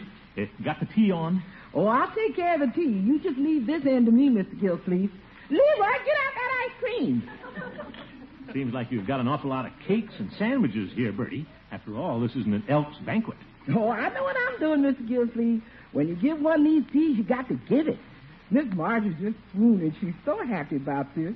First tea she ever had. I'm going to shoot the works. I'm going all out. Leroy, get out that ice cream. Well, I hope you know what you're doing, Bertie. Oh, I know what I'm doing. I'll take care of this end. You just take care of that end. Yeah, but Bertie. Don't but Bertie me now. I got this whole thing rolling. I'll take care of this end. You take care of that end. This end, that end. Leroy, get out that ice cream. Come out of the kitchen, Leroy. Okay.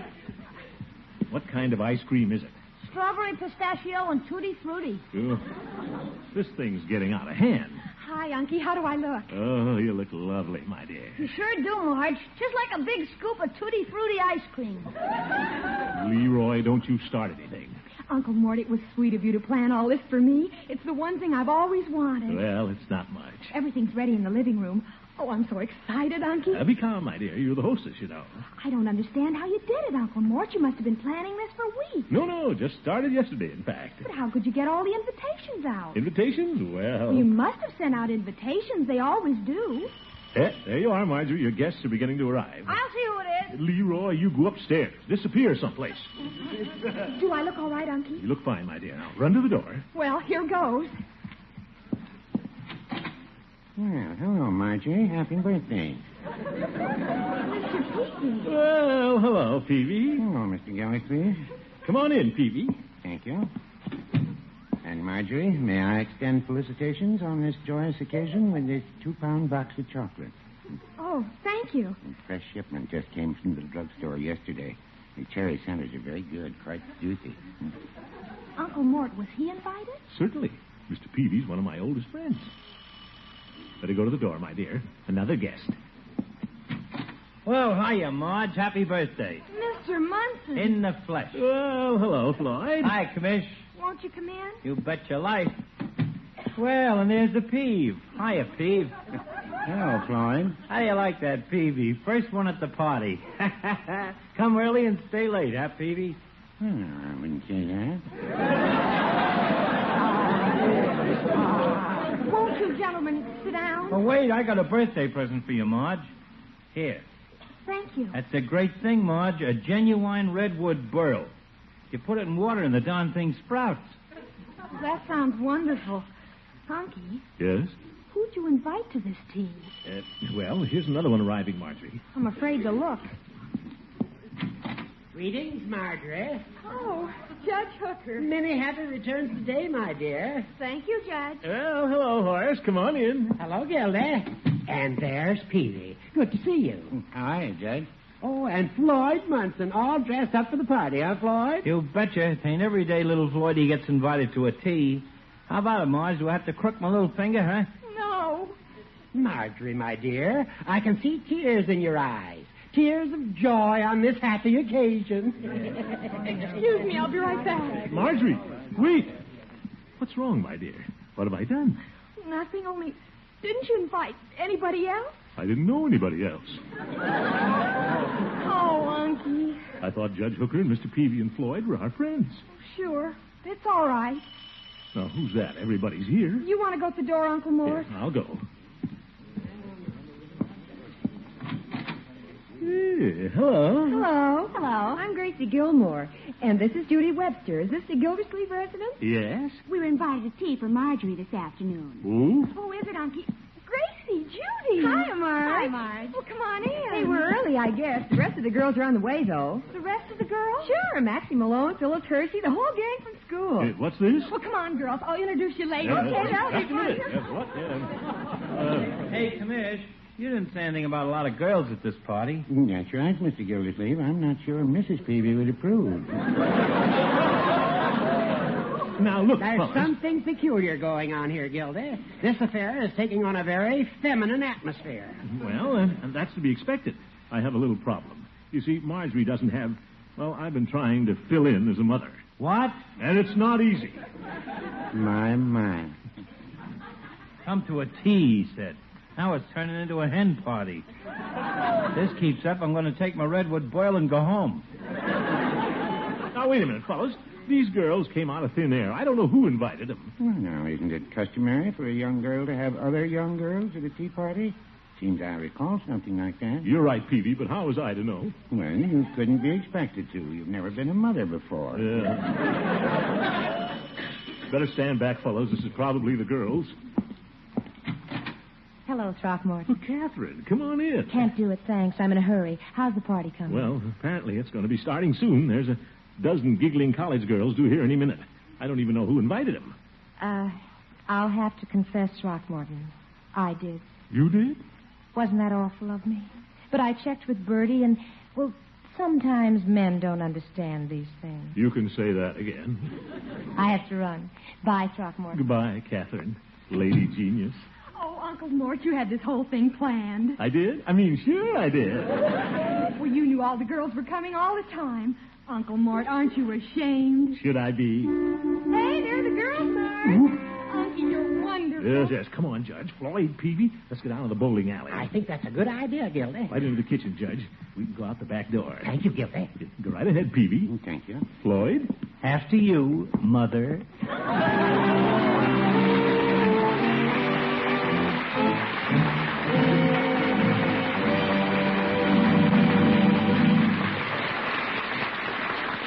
The Great Gildersleeve will be back again in just a minute.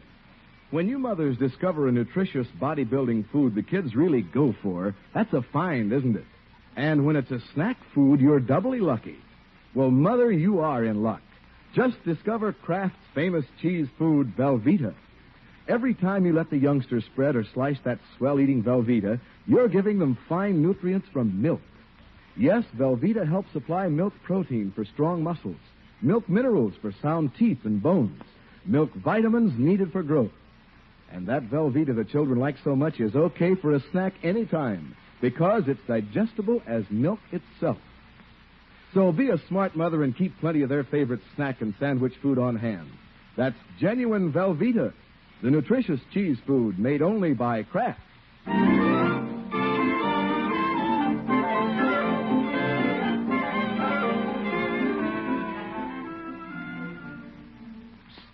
Bertie. Huh? Oh, you back, Mr. Gildersleeve? I thought you was down at the bowling alley. Well, I thought I'd drop back for a minute, Bertie, and see if everything is all right. I don't want to butt in. Oh, it's going fine. Why don't you go in and join the party? No, they don't want me in there. I think I'll... Hello, Unky. Come on in and meet the girls. No, I don't want to. Oh, please, Unky. No. Come on. No. Girls, this is my uncle, Mr. Gildersleeve. Wow! Why didn't you tell us you had such a good-looking uncle? Next to me, Mr. Gildersleeve. No, he's going to sit next to me. Unky, you aren't going back to the bowling alley, are you? I should say not. I can go bowling any day. Somebody pour me a saucer of tea.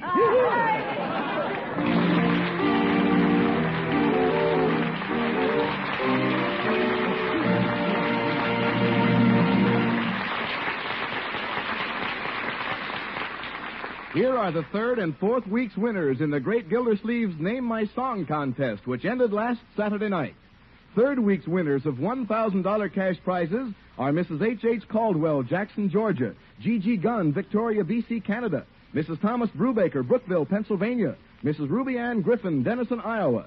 And in the fourth week's contest, 4 $1,000 prizes are awarded to Mary Ann Gahan, San Antonio, Texas; Edna T. Storier, Syracuse, New York; Mrs. Willis A. Varner, Osceola, Nebraska; Miss Maud Hawley, Central Point, Oregon. Other third and fourth week winners will be notified by mail. Next week, we'll announce the 4 $1,000 winners in the fifth week's contest. The grand prize of $5,000 extra has yet to be determined. The contest, remember, closed at midnight last Saturday.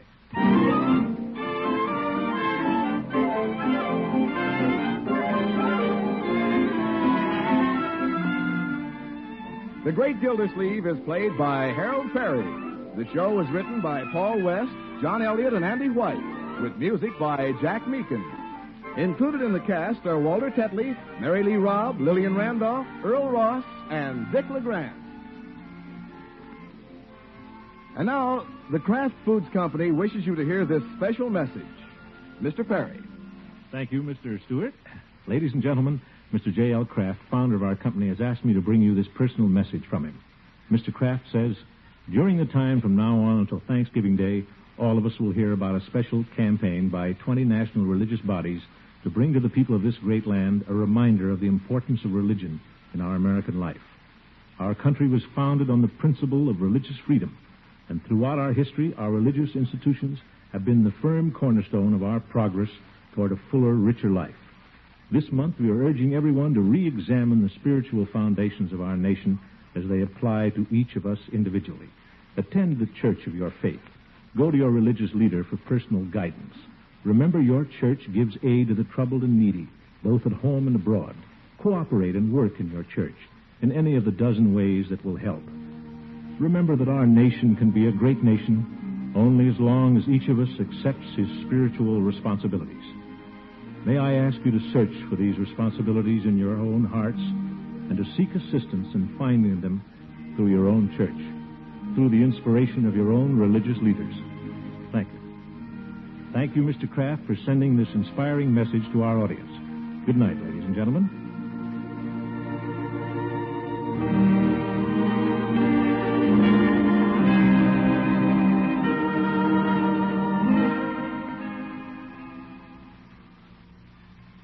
This is NBC, the national broadcasting company.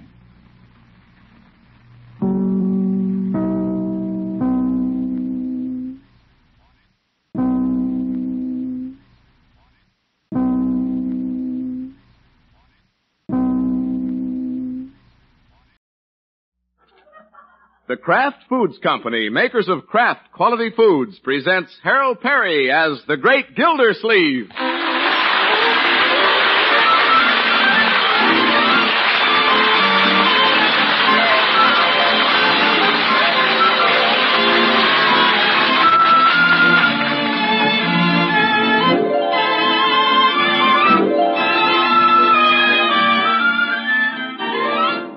The Great Gildersleeve is brought to you by the Kraft Foods Company, makers of the famous cheese food Velveeta. Everybody goes for Velveeta's rich yet mild cheddar cheese flavor in snacks, in sandwiches, and in hot dishes. And Velveeta, you know, helps supply important food values from milk and is as digestible as milk itself. That's why smart homemakers keep Velveeta on hand regularly to spread or slice and to melt for grand economical hot dishes. Tomorrow, get Velveeta, the cheese food of Kraft quality.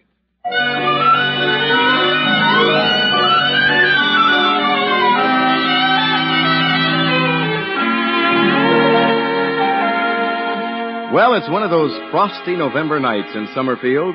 A clear white moon, wood smoke in the air. Most folks are home by the fire. And the great Gildersleeve? Well, he's heading in that direction. In fact, he's walking up his front steps right now with that pretty nurse, Katie Milford. By George, Catherine. Tonight we'll have the parlor all to ourselves. Just you and I? Yeah. Throckmorton? We'll have a nice, quiet evening together. Nobody home but Bertie.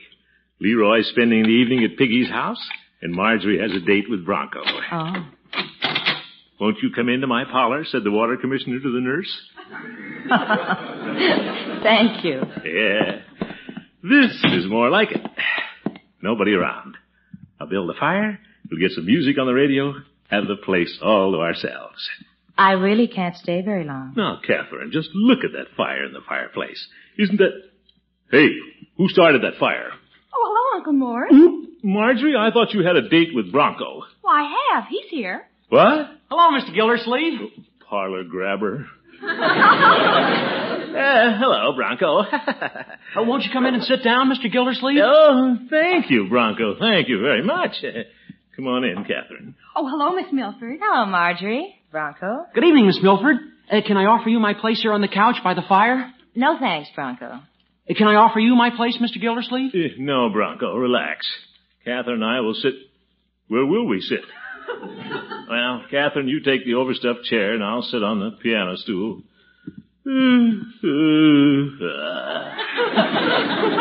My, that's a lovely fire. Isn't it? Bronco lighted it. Yeah, I brought in the wood. Marjorie, I thought you and Bronco were going to the movies this evening. Well, we decided to stay home. Oh? That's fine. You know, we've really never had a chance to talk.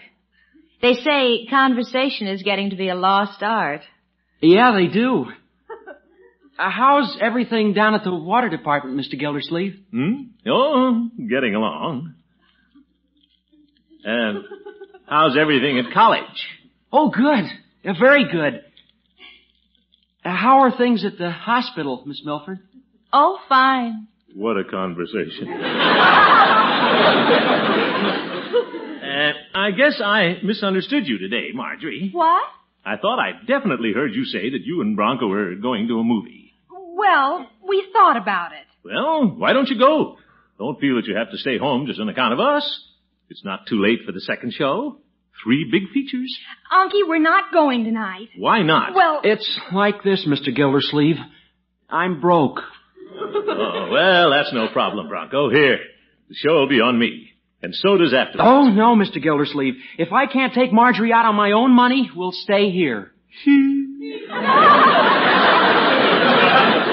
Bronco has a job at school in the afternoons, but they don't pay him enough. Golly, no. I only get $4 a week for dusting the books in the library. Book duster, huh? Unky, don't you know somebody who can give Bronco a better job after school? Well... Do you, Mr. Gildersleeve? I've got ambition. I've got drive. I want something I can get my teeth into. Look out, you're pushing me off the piano stool. I don't think there's much future in dusting books, and I want something with a future. Oh? A fellow's got to start thinking about things like that. Let me get off this piano stool. Am I right, Mr. Gildersleeve? Am I right? I can't back up any farther. I'm at a very critical point. So am I. Ooh. Oh, excuse me, Mr. Gildersleeve. Oh, I'm very sorry. That's all right. Piano needs tuning anyway. Unky, you're the water commissioner. Maybe you could get Bronco a job with the city. That's a wonderful idea. Why not? The city? Now, wait a minute. Throckmorton, a man in your position, all you'd have to do is say the word. Oh? Well, I do have a certain amount of influence. Well, you have a lot of influence, Unky. You can walk into the mayor's office anytime you want. Yeah, that's true. You'll do it, won't you? Well... Oh, Bronco, Unky's going to get you a job. Thanks. Thanks, Mr. Gildersleeve. You see how easy it is, Bronco, when you know the right people. You have a job, my boy. Drop in at the water department tomorrow afternoon and ask for me.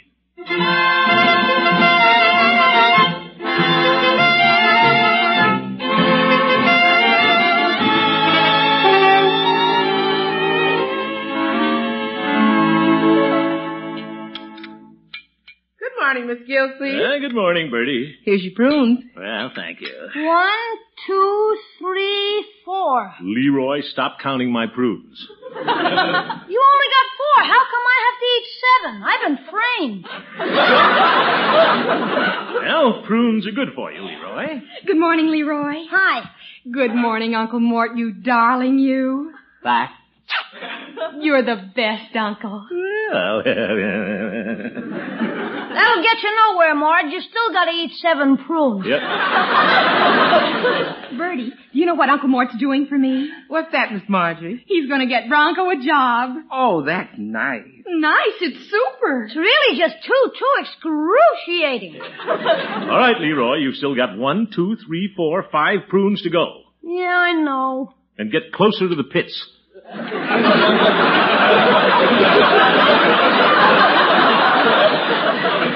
kind of a job you going to get him, Miss Gildersleeve? Well, I'm going to see what's open down at the city hall, Bertie. Depends a little on what Bronco's qualified for. Well, he's on the scrub team. You might get him a job scrubbing streets. Leroy! I'm eating them. Yeah. All Bronco needs is an opportunity. He's so ambitious. Oh?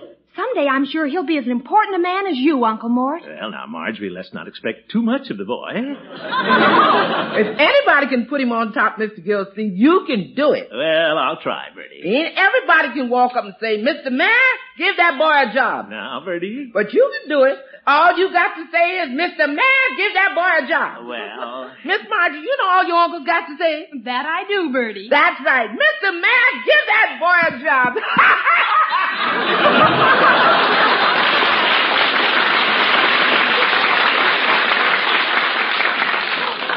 Well, I guess my voice does carry some weight. Leroy, eat those prunes. Yes, sir, Commissioner.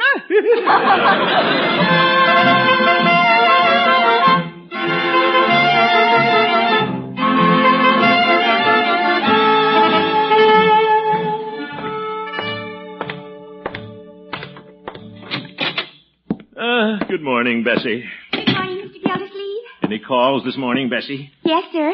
I've had 3 and you've had 1. 3 to 1, eh? Who called? Well, Homer at the malt shop, and Perry, he's that darling salesman at Hogan Brothers. Bessie, who else called? My mother. I mean, who called me? Oh, the mayor. What did he want? You. I assumed that, Bessie. Well, he said he'd drop in and see you this morning about the new fire hydrant. He did, eh? Well, I'll have something I want to talk to him about, too. We're going to be having a new employee in the city hall, Bessie. You mean I'm fired? Yeah, no, Bessie. I'm going to arrange a job for a young college boy. A football player. Really, Mr. Gildersleeve? Yeah.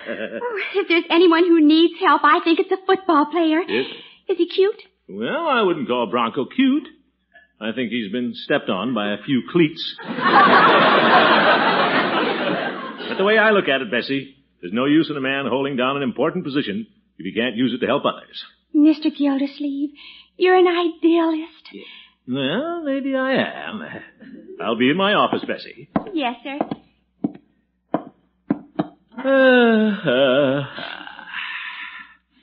Now, let's see.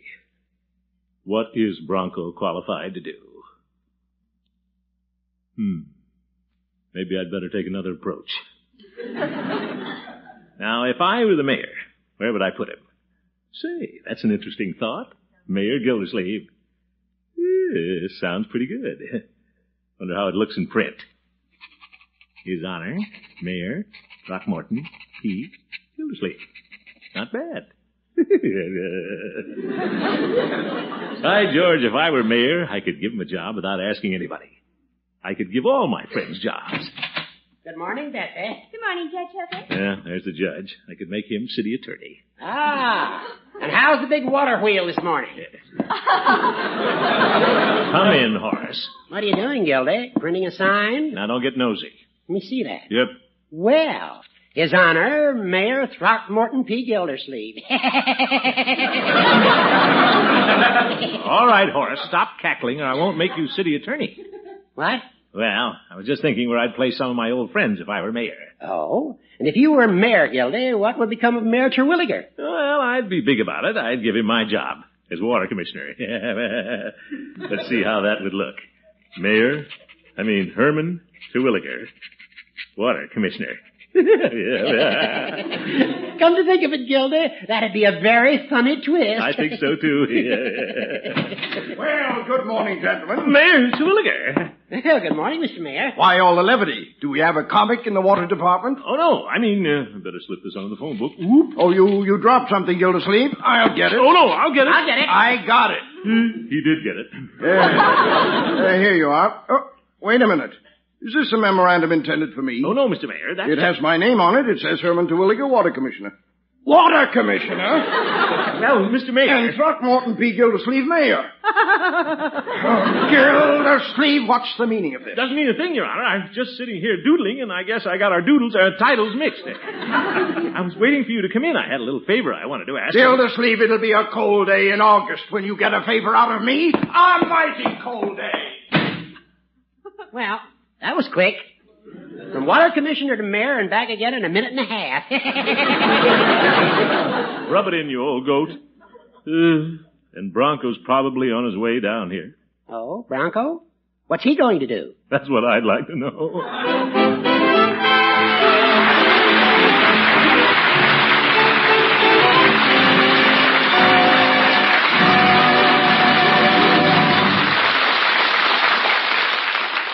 We'll see how the great Gildersleeve handles this situation in just a minute. Say, Mom, if you want the folks to do a real double take on the vegetables at dinner, listen to this. The family will ask for seconds when you serve those vegetables in a rich cheese sauce you make the easy way with Kraft smooth-melting cheese food, Velveeta. Yes, Velveeta's grand, rich, yet mild cheddar cheese flavor adds wonderful goodness to such vegetables as cabbage, cauliflower, green beans, spinach, and so on. Swell-eating Velveeta sauce gives those vegetables extra nourishment, too. You know, Velveeta helps supply important food values from milk. And here's all you do to make this grand cheese sauce. Just melt 1/2 pound of Velveeta in the top of your double broiler. Then gradually stir in 1/4 cup of milk. Season to taste, and there it is. A vegetable glorifier that'll have the whole family calling for more. You know, Velveeta sauce is a leftover glorifier, too. Perfect for turning leftover chicken or ham into a hearty main dish. So when you shop, get Kraft smooth-melting cheese food Velveeta in the economical 2-pound loaf, so there'll be plenty on hand for snacks and sandwiches and grand cheese sauce dishes, too. Just be sure you get genuine Velveeta. It's the cheese food of top quality, made only by Kraft.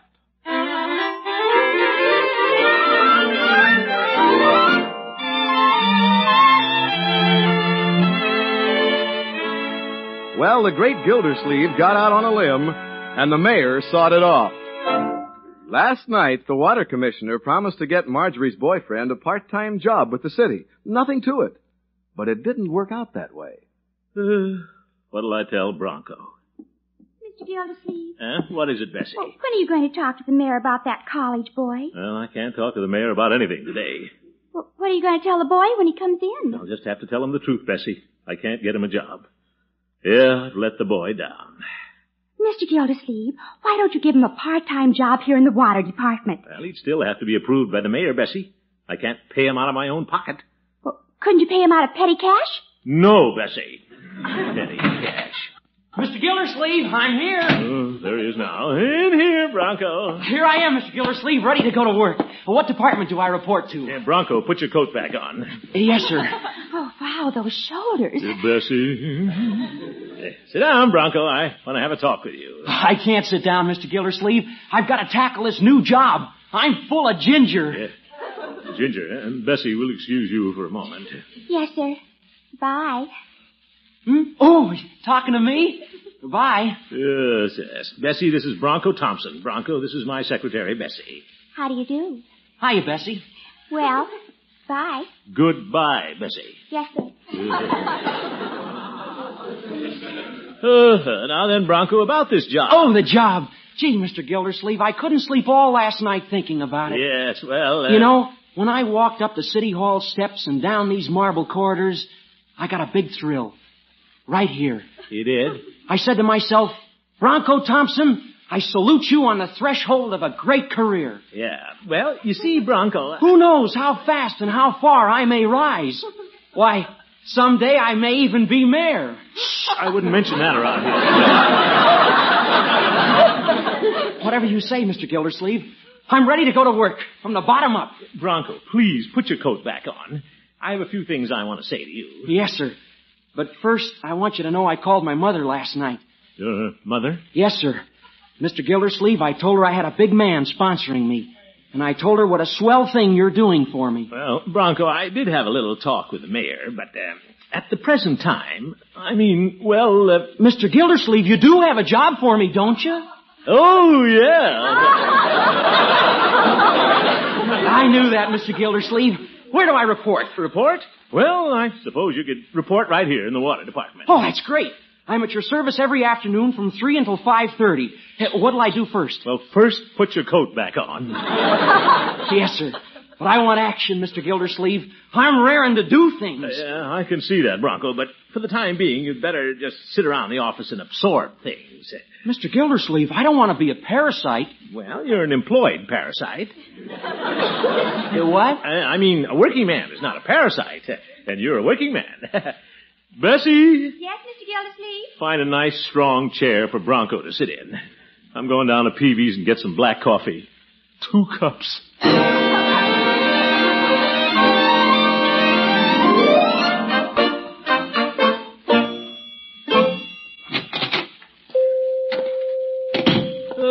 Hello, Peavy. Hello, Mr. Gildersleeve.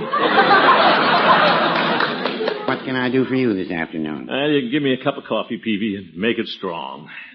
Having trouble staying awake, are you? No, Peavy, it's nerves. Got a college boy in the office. Believe me, he's a problem. Well, that must be the young fellow who was in here a while ago. He said he was on his way down to see you. Yeah, Bronco. He ordered a double malted milk, and he drank it between here and the door. Yeah. That was Bronco. He's Marjorie's boyfriend. He said he had to have quick energy to tackle his new job. That boy doesn't need energy. He needs a sedative. Trying to get him through college, are you, Mr. Gildersleeve? No, Peavy, I'm trying to get him out of the parlor. I promised Marjorie I'd get him a job. Well, that's commendable. He doesn't really need the job, Peavy. Just wants money to entertain Marjorie. Now I've got him on my neck. As one might say, you're saddled with Bronco. Little witticism there. Saddled, Bronco. Good. The worst part of it is, Peavy, it isn't costing the city a cent. I'll have to pay him out of my own pocket. My. Won't be able to afford it very long, but he's loaded with ambition. I don't want to break his spirit. That's right. What do you have him doing? He's sitting up there in a chair. Rather difficult to imagine a Bronco just sitting. By George, Peavy, I think you've got something. How's that? If there's nothing to do, he'll probably get fed up and leave of his own accord. Well, he might at that. Peavy, that's exactly what'll happen. In fact, I doubt if he's there when I get back. But I've done my part. I told him I could get him a job, and I did. If it doesn't suit him, he can go find one of his own. That sounds fair enough. You bet. Besides, nobody wants to sit around the water department drawing pay and doing nothing. Well, no, I wouldn't say that. Peavy!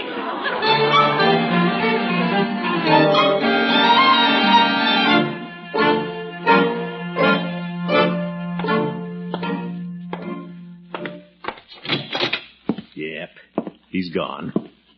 Looks like some of the furniture is gone, too. Oh, everything has just changed around. Looks pretty good. Is there something I can do for you, sir? Oh, it's you, Mr. Gildersleeve. Bronco, I thought you... Are you still here? Oh, yes, sir. Why wouldn't I be? Well, I thought perhaps you'd get tired just sitting around with nothing to do. Oh, I couldn't stand that, so I took the initiative and put myself to work. Look what I'm doing to your office, Mr. Gildersleeve. My office? I put the filing cabinet over here, and now you won't have to take the bottle off the water cooler every time you want to file something under the A's. Oh? Then I took all those old reports off your desk so you could see over it. Oh? I put them in a neat pile and put them in the closet. And then I put the old magazines away and put the wastebasket under the desk. Oh. By the way, where'd you put Bessie? Oh, I sent her down to get a malt. You did? That girl needs energy, Mr. Gildersleeve. Yeah, well... Bessie wanted me to go with her, but I couldn't take the time. I'm too interested in this new job. Oh, yes. About this job. You see all these unpaid water bills I found on your desk? Forget those old bills, Bronco. We charged those off in 1946. Nobody could collect them. Well, if you have no objections, I'd like to try. But it's pretty hard to say no to me, Mr. Gildersleeve. You're doggone right it is.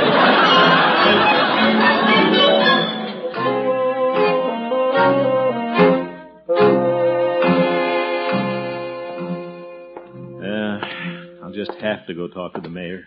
I can't tell that boy he isn't really working for the city. I can't keep paying him myself either. Gildersleeve, you're on the horns of a dilemma. I'll just nonchalantly walk into the mayor's office and tell him to put Bronco on the payroll. Sure. Wait a minute, Gildersleeve. Don't be a fool. Go home. Nope. Can't do that either. Marjorie's counting on me to get Bronco a job. And I told Catherine there was nothing to it. Well, maybe there isn't anything to it. The mayor's a pretty understanding fellow. Well, yes, he is. Sure. Go on in there, Gildersleeve. Probably forgotten all about this morning. Yes, my dear. Yes.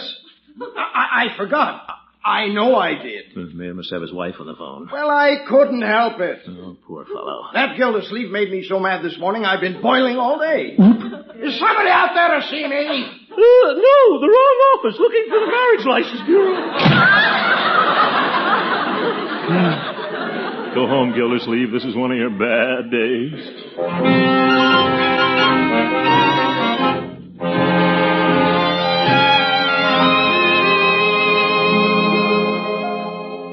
Now, Uncle Mort, tell me all about it. About what, Marjorie? Well, you said after dinner you'd tell me all about Bronco's new job. Well, there isn't much to tell, my dear. He, Well, what's Bronco's salary, Unky? Well, not much.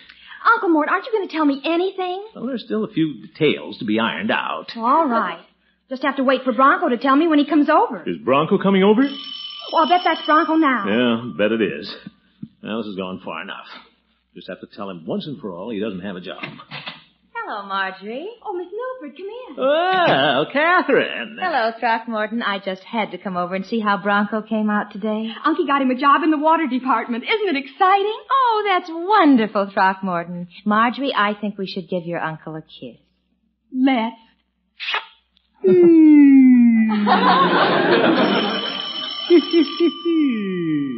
Somebody's at the door, Unky. Door? Somebody? Who? Oh, the door. Oh, the door. I'll get it, yeah. Hello, boss. Boss? Oh, yes. Come in, Bronco. Thanks. Hiya, Marge. Hello, Bronco. Congratulations, Bronco. I hear Mr. Gildersleeve got you a job. Yeah, wasn't that swell of him? Put her there, boss. Thanks a million, Mr. Gildersleeve. Now, Bronco, not so fast. I've got something to tell you. I know what it is. You forgot a little something today, didn't you? I did? You forgot to tell the mayor you hired me. Oh. After you left, the mayor came in. Zeke. He saw what I'd done today, and he was tickled pink. He was? I collected all those old water bills. No! Sure. You weren't there, so I gave the money to the mayor. Oh, my goodness. But he said hiring me was a fine idea. He thinks you're great. He does? Of course he does. Isn't Unky marvelous? Throckmorton, you're a born executive. No. We sure made a hit with the mayor, Mr. Gildersleeve. But why didn't you tell him you hired me? Well, I don't think I ought to tell the mayor everything. Oh, come on, Marge. I want to tell you all about it. Oh, I'm just dying to hear it. That was close. Well, I guess I'd better go. No, wait a minute, Catherine. I can't let you run off so soon. We never did get to sit by the fire last night. That's right, we didn't. Yeah. Let's go into the parlor. Kids have the parlor again. Well, I'll take care of that. Oh, come in, Uncle Mort. Children, since we've improved Bronco's financial situation, I suppose you'll be going to that movie you wanted to see last night. Oh, no, Mr. Gildersleeve. Now that I've got a good job, I'm saving my money. No.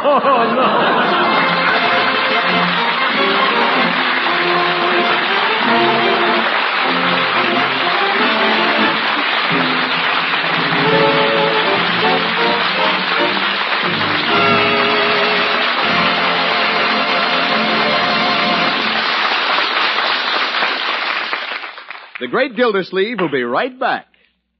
If the folks at your house don't go to bed till they've raided the icebox, I just hope that icebox holds a 2-pound loaf of Kraft's famous cheese food, Velveeta. Because golden Velveeta is so good eating, with its grand, rich-tasting yet mild cheddar cheese flavor. And you know you can enjoy Velveeta snacks anytime, because Velveeta is as digestible as milk itself, and really nutritious.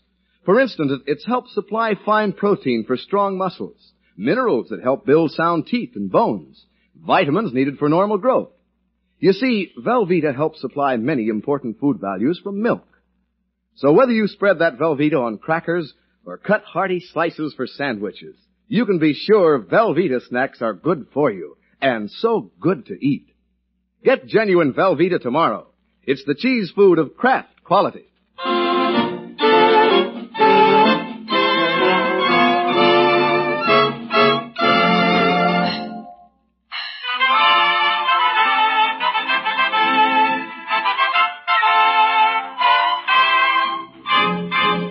We're just in time. The newsreel is just finishing. Oh, yeah, the newsreel. A couple of good pictures on tonight, too. 2, sir. Yes, miss. 2 together in the middle. Right, this way. Here you are. Good. After you, Catherine. Thank you. Oh, bald head. Pardon me. Excuse me, madam. Big feet. There we are. Good seats. Yeah. At last. May I hold your hand, Catherine? I don't mind at all. That's one thing about a movie theater. Maybe 1,000 people, but you can still be alone. Hi, Unc. Leroy! Where are you? Right behind you. Oh, for heaven's sake.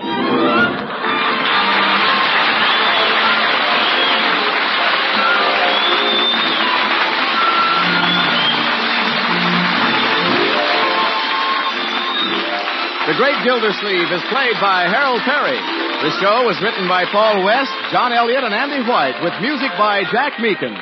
Included in the cast are Walter Tetley, Mary Lee Robb, Lillian Randolph, Earl Ross, and Dick LeGrand.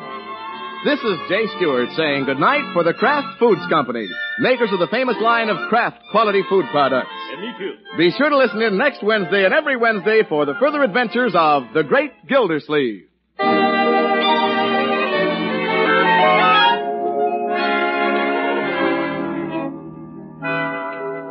Ladies, Pabstet, the delicious cheddar cheese food, is offering you a knife of 100 uses, the Super Slicer.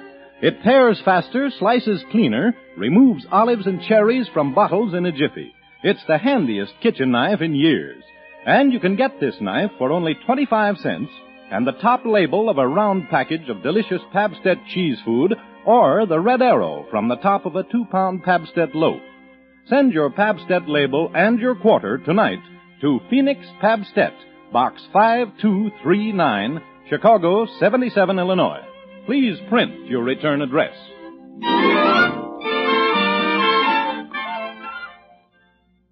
Break the Bank, radio's biggest money-paying show, is next on NBC.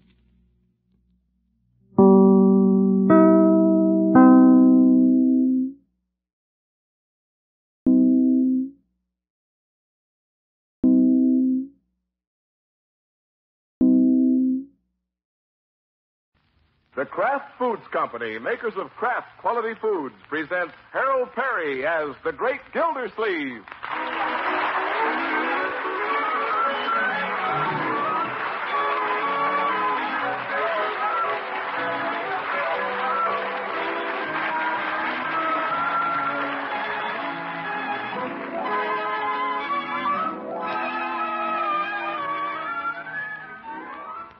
Gildersleeve is brought to you by the Kraft Foods Company, makers of the famous cheese food Velveeta. Everybody goes for Velveeta's rich yet mild cheddar cheese flavor in snacks, in sandwiches, and in hot dishes.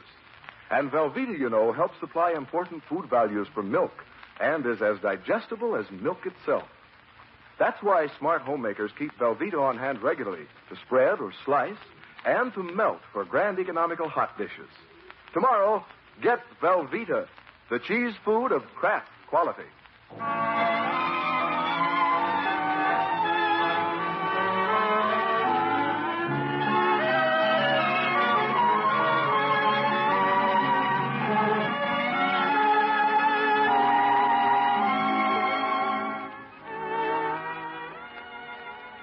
Well, there's a meeting of the Jolly Boys Club tonight, but there's one thing the great Gildersleeve is a stickler for.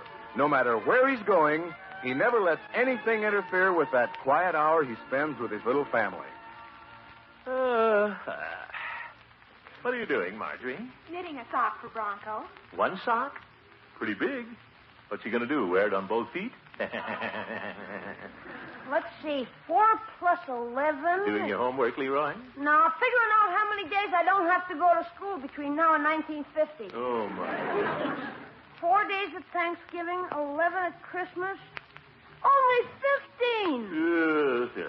Wonder why there has to be a million more school days than there are holidays. What a mean way to treat little kids. Leroy, what's the matter with you in school? There's nothing the matter with me. School's dull, that's all. Now, my boy, school isn't dull. It's a lot of fun. You kidding? Algebra, history, hygiene. I'm not referring to your studies, young man. There's all sorts of interesting activities in school that can make your work seem easier. What do you do during recess? I eat lunch. Why don't you participate in the sports? You didn't even go out for touch football. Oh, I can't run fast enough. Well, what about the folk dancing they have at school? You could run fast enough for that. Folk dancing? Duh.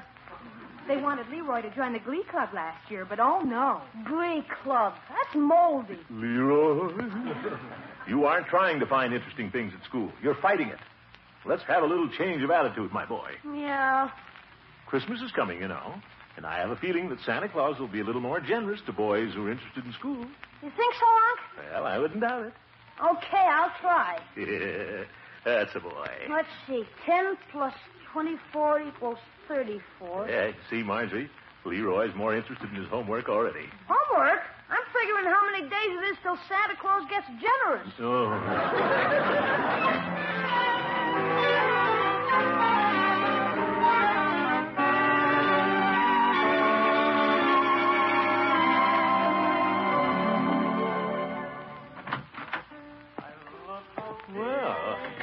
Somebody's at the Jolly Boys Club. Sounds like Floyd working over that new song I gave him. Oh, brother, he's really working it over, too. Hi, Commish. Hello, Floyd. I was just amusing myself till the fellas got here. You're a little late tonight. Well, I had to have a talk with Leroy. Oh, yeah? The boy just isn't taking the proper interest in school, Floyd. Oh, well, you don't have to worry about him, Commish. A lot of kids come into my barber shop, and Leroy's got as fine a head for his age as any kid I ever worked on. He's got his bumps in the right places. I'm not worried about Leroy's bumps, Floyd. I'm trying to get him interested in outside activities. Those things are good for a person. Sure they are. Sure. You know how much the Jolly Boys mean to us. Say, where is everybody? Search me. We ain't had 100% attendance in months. Last week, Peavy and the judge was both missing. That's right. And the week before, Chief Gates skipped it to play pinochle with a prisoner. Yeah. The club's dying on its feet, Commish. Now, Floyd, this little group has held together for a good many years. Remember our slogan, all for one and one for all. Well, I, for one, wish all would show up. While we're waiting, let's run through the song, huh? Just the two of us? Certainly, Floyd. You play and I'll sing. Okay. Take it, Commish. I love those dear hearts and gentle people who live in my hometown, because those dear hearts and gentle people will never, ever let you down. They sure letting us down tonight. Yeah, Floyd. They read the good book from Friday till Monday, That's how the weekend goes. I've got a dream house I'll build there one day with picket fence and rambling rose. I feel so welcome each time that I return that my happy heart keeps laughing like a clown. I love the dear hearts and gentle people who live and love in my hometown.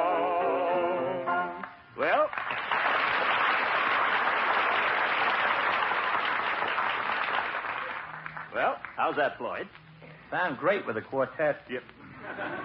Where are all those dear hearts and gentle people that were supposed to show up? Well, if Floyd... this keeps up, I got a good notion to rent this room out. Rent it out? A guy was in the other day wanting to open a walk-up-and-save-two-pants suit store. What? Sure, he even offered to give me a two-panter if I'd sign the lease. Floyd, you wouldn't toss out 4 friends for 2 pairs of pants. No, I guess I wouldn't. But, gee, this meeting's a dud. Let's go home, Commissioner. They'll show up, Floyd. Come on, let's run through the song again. Okay, and this time I'll sing. Well, I love the dear heart and gentle. Floyd! You're right. The meeting is a dud. Let's go home.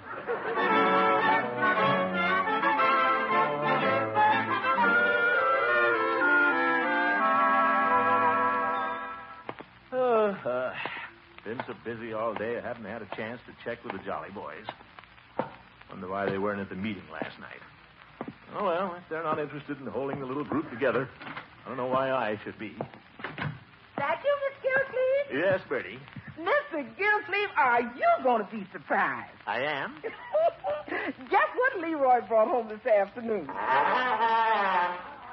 cow? Well, take your choice. It's either a cow or a trombone. Oh, I almost hope it's a cow. Yes, sir. Yes, Ladies and gentlemen. Leroy? Between halves, you will be entertained by the Summerfield School Band. What's this? Featuring Leroy Forrester on the slide trombone. Oh, my goodness. Forward, march! Leroy, what are you doing with that trombone? Oh, watch it. Nearly knocked my hat off. Keen, huh? Leroy, I thought you were going to keep that upstairs. Hello, Uncle Mort. Hello, Marjorie. Leroy, where did you get that infernal thing? I got it at school. Well, take it back. Leroy, why would anybody as smart as the professor give you a slide trombone? Gosh, Unc, you told me to get interested in something at school. I don't...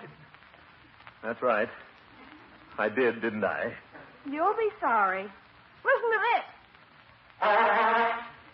You like it, don't you? Oh, yeah. Very good, Leroy. Ain't that something, Miss Gildersleeve? Yeah, it's something, all right. Leroy, show your uncle how well you play that first lesson. Sure. We got a musician in the family. That's what we got. Yeah, all right, Leroy. Let's hear your lesson. Stand back, everybody. I'm going way back. I'm going up to my room and stuff a rug under the door. Coward! Leroy, on with the concert. Sure. You'll be surprised what I learned the first day. Yeah, I bet I will.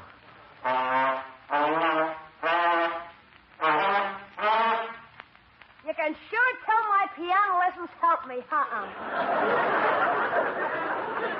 Yes, indeed. Of course, I run out of breath pretty easy. Well, don't strain yourself, my boy. That's enough practicing today. Put the horn away. Yeah, I'll stand it here in the corner. I want to go study anyway. Yeah, you want to go study? Yeah, you can't play in the school band unless you got passing grades. See you later, Unc. All right, my boy. Well, I got to put a cake in the oven and so ain't going to be no encore. Yes. Who'd think a trombone could make Leroy take such an interest in school? Let's have a look at this thing. Looks like they've been playing hockey with it. Wonder if I can get anything out of a trombone. It's a lot like the bugle I used to play. Same thing with more pipes. I'll try the scale.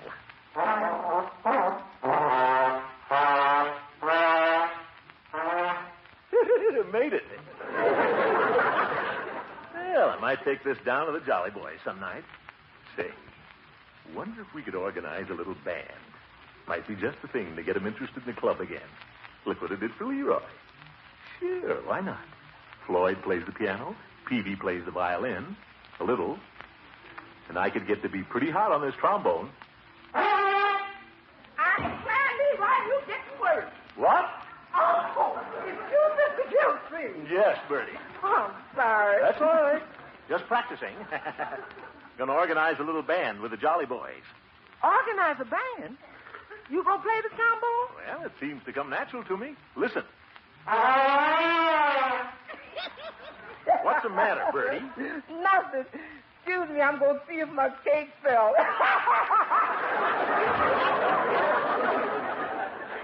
Well, must be a very sensitive cake.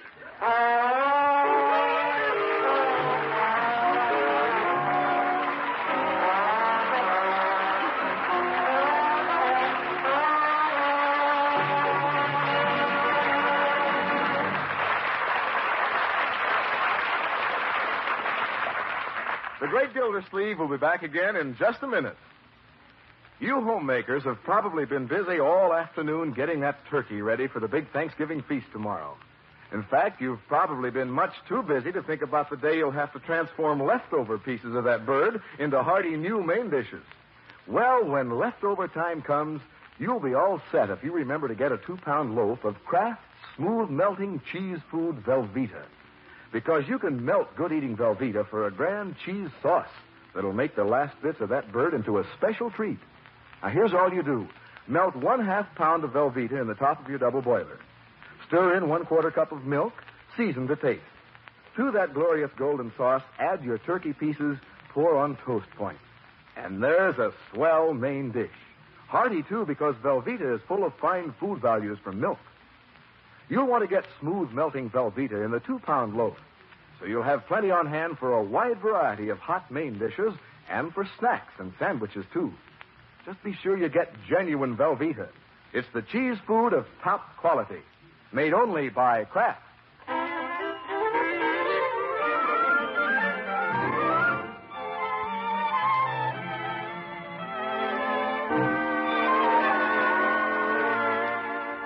Well, it seems the Jolly Boys Club has been falling apart lately. To stimulate interest, the great Gildersleeve has decided to organize a band and lure the strays back into the fold. And it so happens that Mr. Peavy is one of the strays. Well, hello, Peavy. Hello, Mr. Gildersleeve. What can I do for you today? Peavy, I missed you at the Jolly Boys Club the other night. I'm sorry I couldn't make it. You gentlemen have a pleasant evening at the club? Peavy, there wasn't anybody there but Floyd and me. And frankly, I'm a little disturbed about our attendance. That's so? Certainly. Right at the holiday season when we should be getting together, we seem to be drifting apart. Well, I hadn't thought of that. Peavy, do you still have your violin? Oh, yes. Do you play it? Oh, my, yes. At night, after we've done the dishes, I often play and Mrs. Peavy hums. Yep. Good. I've got a surprise for you, Peavy. I'm going to organize a Jolly Boys band. How's that? A Jolly Boys band. There are 5 of us. We'll have a little quintet. Now, you'd be interested in attending the Jolly Boys meetings if we played music, wouldn't you, Peavy? Well, yes. But who'd be playing in the band, Mr. Gildersleeve? Why, all of us. My. Peavy, I haven't said anything about this, but I've recently taken up the trombone. Don't say. Yeah. I used to play the bugle in military school. Well, here comes Chief Gates. We'll talk to him about it. Hello, fella. Yeah, hello, Chief. Chief, what did you play when you were in school? Well, don't tell anybody, but I played hooky. Oh, my goodness. Mr. Gildersleeve has quite an idea here, Chief. You bet. I'm organizing a Jolly Boys band. Say, that is quite an idea. Did you ever play any musical instruments, Chief? Well, I used to be pretty good on the bass drum. Bass drum? Well, that was when we had the old police band. Well, good. That's great, Chief. Now, all I have to do is see Judge Hooker. We already have a piano, trombone, violin, and a bass drum. As Guy Lombardo says, we'll make the sweetest music this side of heaven. Well, I wouldn't say that.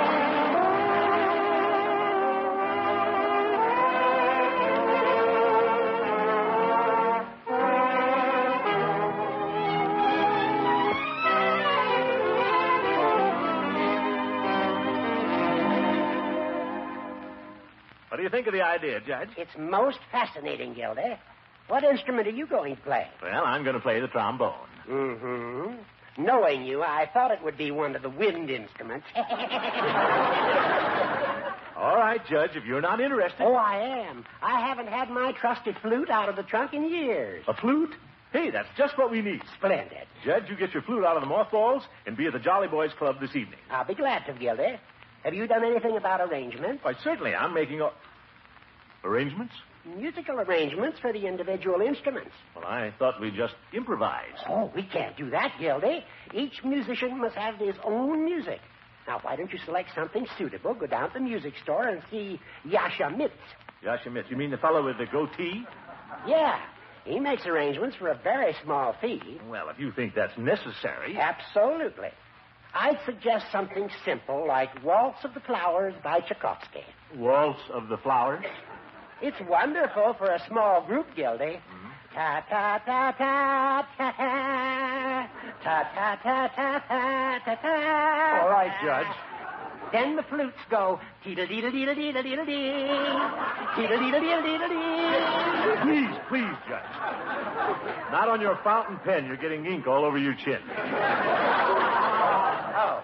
Well, you get the idea. Yeah, definitely. Imagine an old goat playing the flute.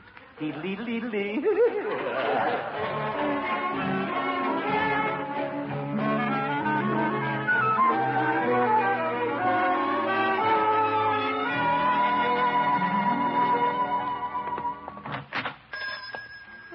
Little bells. There's something mighty nice about a music store. May I help you? Nicer than I thought. Do you wish something? Yes. Is Mr. Yasha Mitz in? No, he just went out to lunch. Oh, well, I wanted him to make an arrangement for a little musical group, quintet. Well, I'm sure he'd like to. What selection did you wish arranged? Well, I thought I might talk that over with Mr. Mitz. How about that Waltz of the Flowers? What are the instruments in your group? I'd better write them down for Mr. Mitz. Oh, yeah. Well, we have a piano, of course. Yes, of course. Violin. Violin. Flute. Flute. Bass drum. Bass drum? Yeah, that's right. And trombone. Oh. Well, I'm sure Mr. Mitz will be quite interested in working this out. Oh, you think so? Well, good. I'd like to have the arrangement this evening. Oh, that might be rushing him a little. Well, tell him to arrange as much as he can. We're just amateurs. Yes, well, I'll give this to Mr. Mitz. Thank you. Say, beautiful trombone you have there. Do you like it? Oh, yes, indeed. Trombone is my instrument. I really ought to have one. You don't have one? Well, been using a borrowed one. How much are they? Well, we have them starting at $85. Zeke.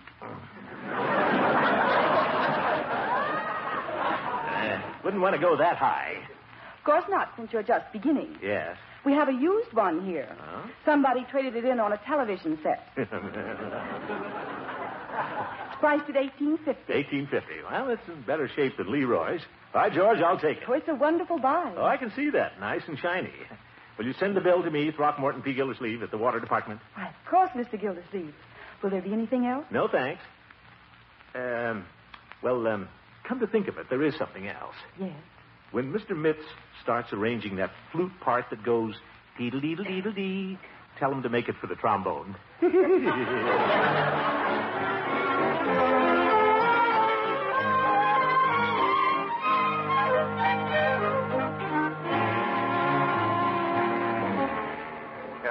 Well, that's all right. Oh, this is wonderful. Hey, put the Cokes in that tub of ice, Peavy. All right, George, it certainly is good to have all the Jolly Boys here at the club again. Say, where's Hooker? He'll be along. Well, I'll pass out the music. Floyd, here's the piano part. Okay, Commish. Peavy, here's the part for violin. Well, it's his first violin. And only violin. Chief, you get the drum arrangement. Thank you, Commissioner. Chief, you've got a hole in your drum. Well, we used to play at the baseball games. Foul ball. No. Well, it doesn't hurt the tone any. Listen. Sounds like you singing, Chief. Hey, is this the kind of stuff we're going to play? What's the matter with it, Floyd? Waltz of the Flowers. Whoop! I'm a butterfly flitting from flower to flower. Floyd, if it's good enough for Tchaikovsky, it's good enough for you. Yeah, well, I'll soon tell you.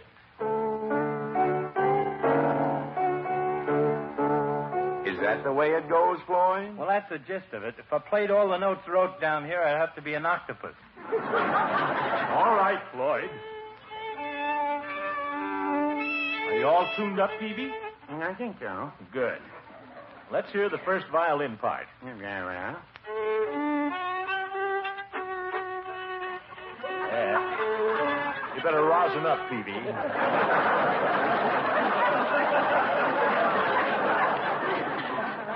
But it is very good, though, Peavy. Thank you. What's that? Sounds like a flute. Must be the judge.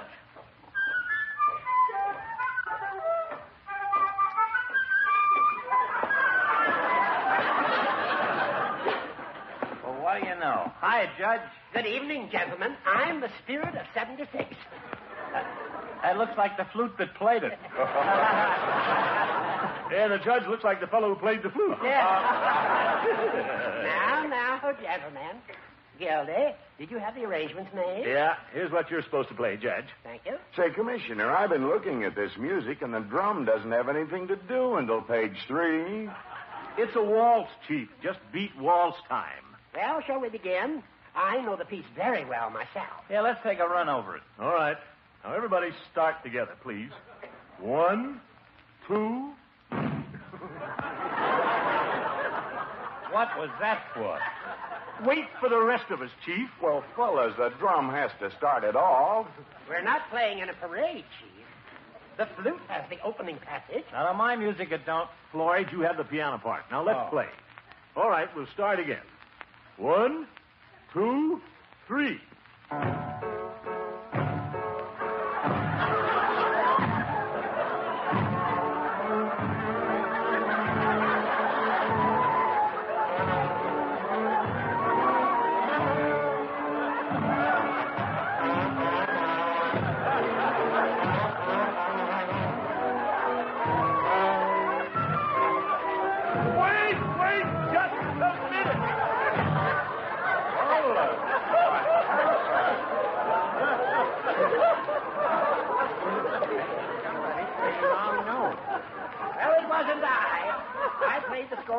Exactly as it was written. Put your glasses on, Hooker. You were way off. I was way off. You weren't even playing in the same key. What? Now, just a minute. If you ask me, there wasn't anybody playing in the same key.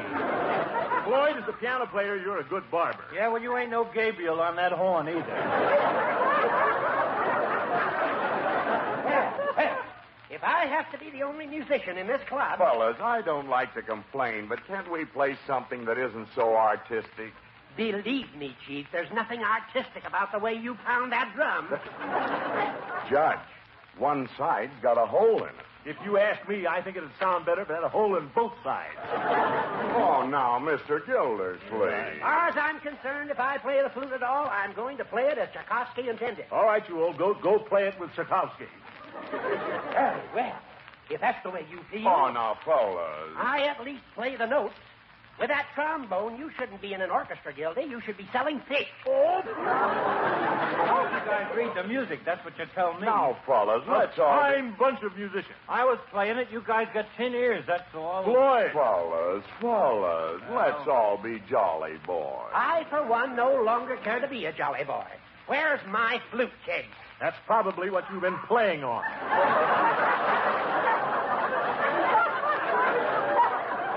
Give me my trombone. I'm going home. Me, too. I hate to see this happen, fellas, after all these years. Too bad. Well, who's going first? You go first, Judge. This is the end of the Jolly Boys. No, you go first, Gildy. What do we have to go for? Well, everybody wants to break up the club. Not me. Wasn't my idea. And don't look at me.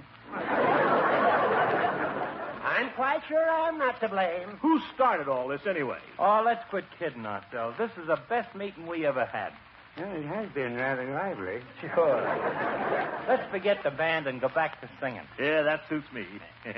My baritone is better than my trombone anyway. Well, no, I wouldn't say that. Peavy! Come on, let's go, gang. I love those dear hearts and gentle people who live in my own town.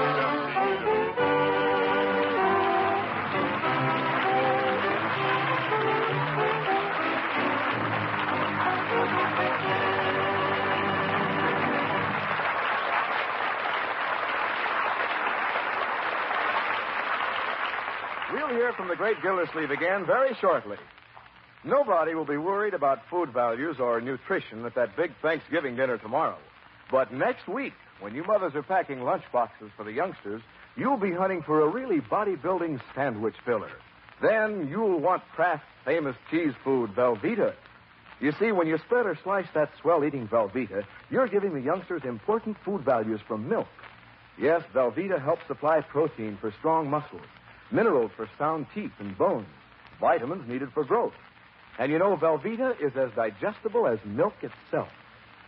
So for wholesome, good-eating luncheon sandwiches the youngsters will go for, keep stocked with Velveeta. Get the 2-pound loaf so there'll be plenty for snacks, too. That's genuine Velveeta, the cheese food of Kraft quality.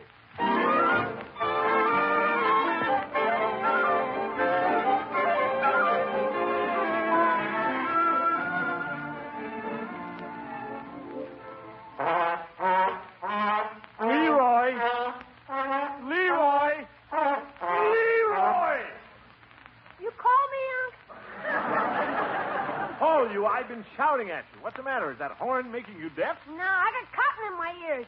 Sounds better that way. Well, I can believe that. Leroy, I've got a little surprise for you. For me? Yeah.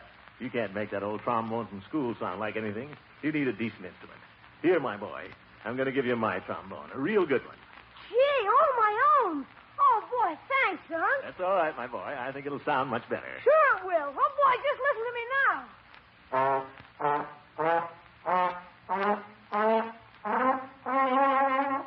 the difference in the world, huh? Yes, yes. Leroy. Yeah? Pass the cotton.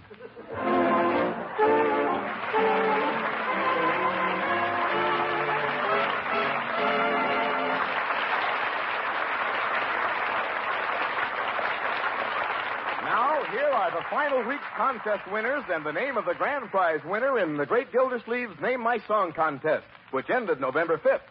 Mrs. Jack Dixon, Pullman, Washington. Mrs. James L. Dunbar, Jr., Terre Haute, Indiana. Elmer H. Purchase, Newark, New Jersey. Mrs. Rose G. Schultz, Cicero, Illinois. Other fifth week contest winners will be notified by mail. And now for the news you've been waiting for. The winning title for Gildy's song was suggested by Mrs. Anita Whitterell, 18 Ward Avenue, Millbury, Massachusetts. Our special congratulations to you, Mrs. Whitterell. You not only get $1,000 for winning one of the weekly prizes, you get the grand prize of $5,000 in cash.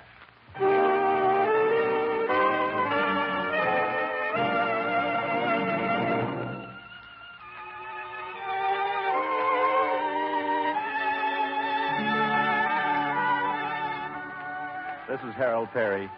Tomorrow, if we could come to your Thanksgiving table, gleaming and heaped with good foods, we would put beside each plate 5 kernels of corn. It's an old New England custom, and here's what it means. It betokens prosperity to you for the coming year.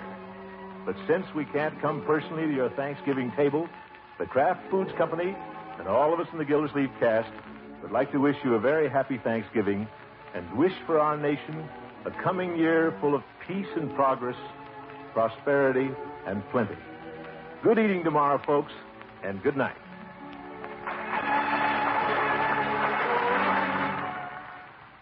Break the Bank, radio's biggest money-paying show, is next on NBC.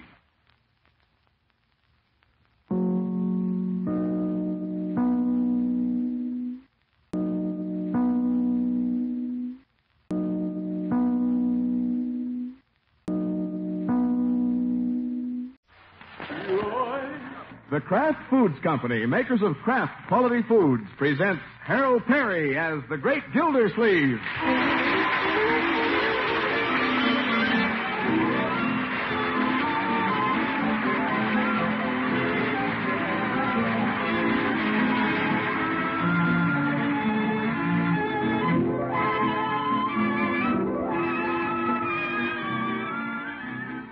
The Great Gildersleeve is brought to you by the Kraft Foods Company, makers of the famous cheese food Velveeta. Everybody goes for Velveeta's rich yet mild cheddar cheese flavor in snacks, in sandwiches, and in hot dishes. And Velveeta, you know, helps supply important food values from milk and is as digestible as milk itself. That's why smart homemakers keep Velveeta on hand regularly to spread or slice and to melt for grand economical hot dishes. Tomorrow, get Velveeta, the cheese food of Kraft quality.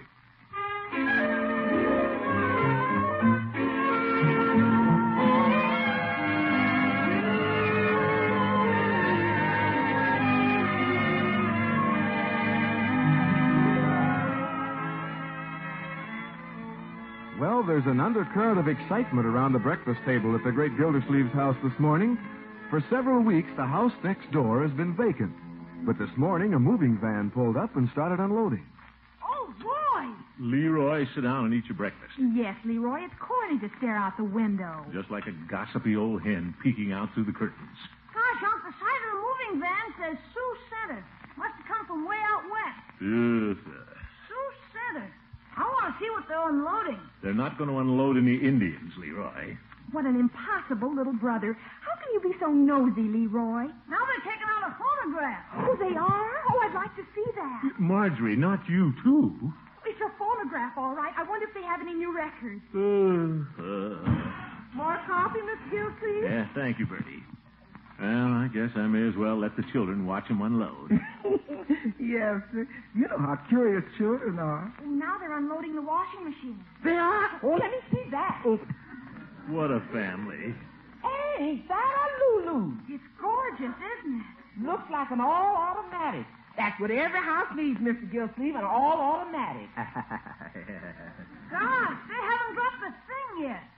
What's that? That's a high boy. Hi.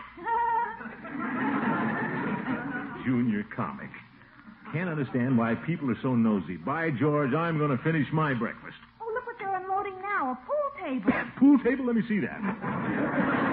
There's room at the window for Mr. Gildersleeve. Bertie, I'll come to the window, but I won't look. I'm not that curious. Oh, that must be the man who rented the house. Just drove up. Yep, that's the guy. South Dakota license plate. Where you going, Unky? Well, if we're going to have a new neighbor, my dear, the proper thing to do is go over and get acquainted. Okay, I'll go on. No, you won't. I'll go over myself. It's not that I'm curious. It's simply the polite thing to do. Wait, Unky. What's the matter? You still have your toast in your hand. Toast? Oh, well, I'll take it along. Can't tell. On the way over, I might meet a bird.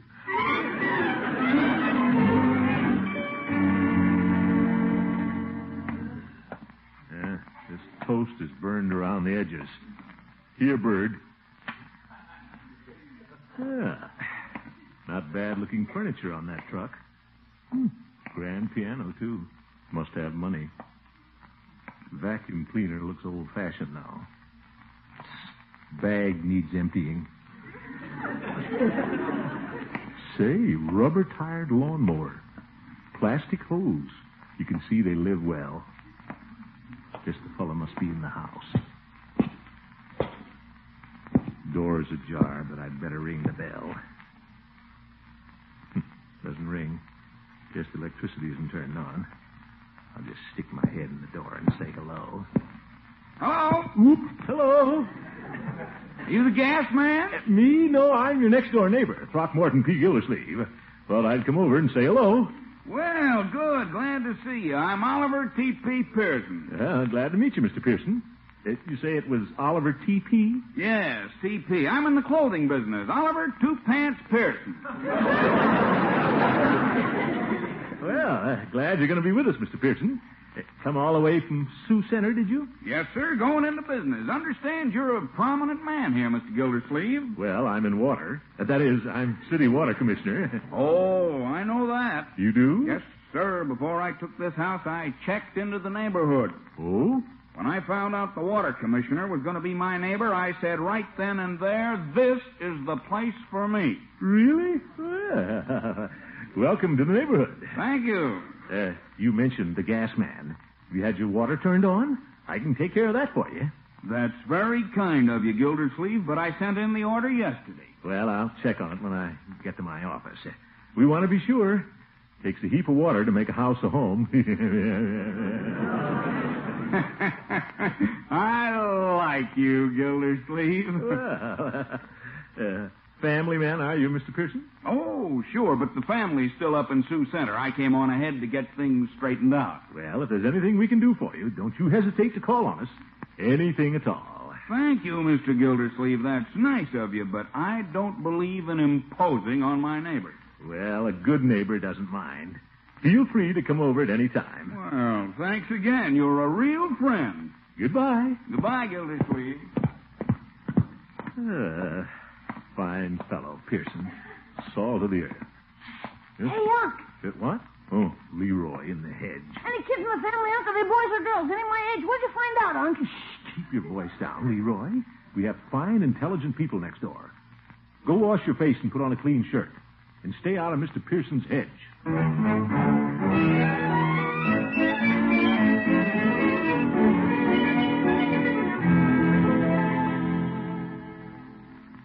Bessie, come into my office. Bessie? Did you call me, Mr. Gildersleeve? Bessie, do you know if Mr. Oliver Pearson's water has been turned on? Mr. Oliver Pearson? Yes, I just talked to him. Doesn't he know? Oh, my goodness. Bessie, he's just moved to town. Oh, yes, sir. That's the Pearson. That would be under the P. It was when I went to school. Oh, here it is. Oliver Pearson. Well, good for you, Bessie. Oh, Mr. Gildersleeve, it's a good thing we looked up his card. Why, Bessie? He didn't pay his water bill last month. Bessie, Mr. Pearson wasn't in town last month. Oh, well, that explains why he didn't pay it.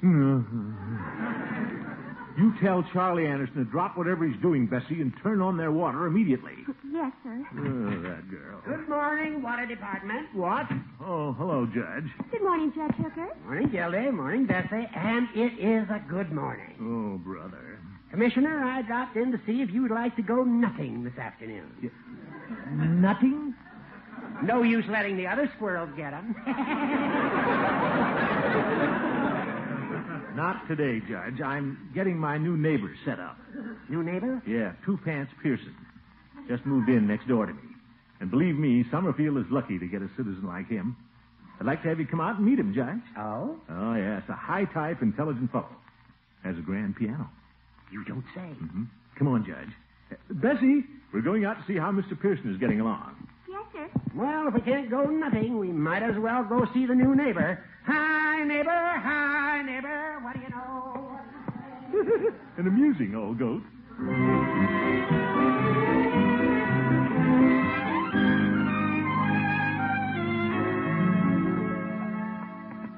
Yes, sir, Judge. This fellow Pearson is a charming fellow. We might do well to invite him to join the Jolly Boys Club. Can he sing? Of course he can sing. He's a regular fellow. Look, there he is waving at me from the upstairs window. He isn't waving at you, Gildy. He's just cleaning the windows. Oh. Well, if he's busy now, we'll go over a little later, huh? Come on in the house, Judge. Thank you, Gildy. That you, Miss Gildersleeve? Yes, Bertie. Hello, Bertie. Well, good morning, Judge Hooker. We just stopped in for a minute, Bertie. We're going to call on our new neighbor, Mr. Pearson. Yes, sir. He was just over here to call on you, Miss Gildersleeve. Oh? Bought 3 light bulbs. He did? Well, I told him to come over for anything he wanted. Well, that's what he wanted. We didn't have any spare bulbs, but I dug them up for him. Well, good for you, Bertie. One out of the service porch, one out of the hall, and one out of your reading lamp. My reading lamp? That's all right, Gildy. If you want to read, you can go over to his house. Now, Judge, I'm glad he feels free to come over here when he needs something. I'll get it. Never mind, Bertie. I'm right here. Oh, hello, Mr. Gildersleeve. Well, Mr. Pearson, come right in. I'd like to have you meet a very good friend of mine, Judge Horace Hooker. Judge Hooker. Well, how do you do, sir? This is indeed a pleasure. Thank you. Pleasure to know you, Mr. Pearson. I don't want to be a bother, Mr. Gildersleeve, but I wonder if I can use your telephone. Oh, no bother at all. Not at all. Go right ahead. It's right there in the hall. Well, thanks very much. The Summerfield directory is right there with the telephone. Oh, I won't need it. I'm calling long distance. Oh? Well, help yourself. My, long distance. He did say long distance, didn't he? Operator, I'd like to talk to Mrs. Oliver Pearson, Sioux Center, South Dakota. South Dakota? That's a long ways away. Yeah. I'm calling my wife in South Dakota, Mr. Gildersleeve. Well, good.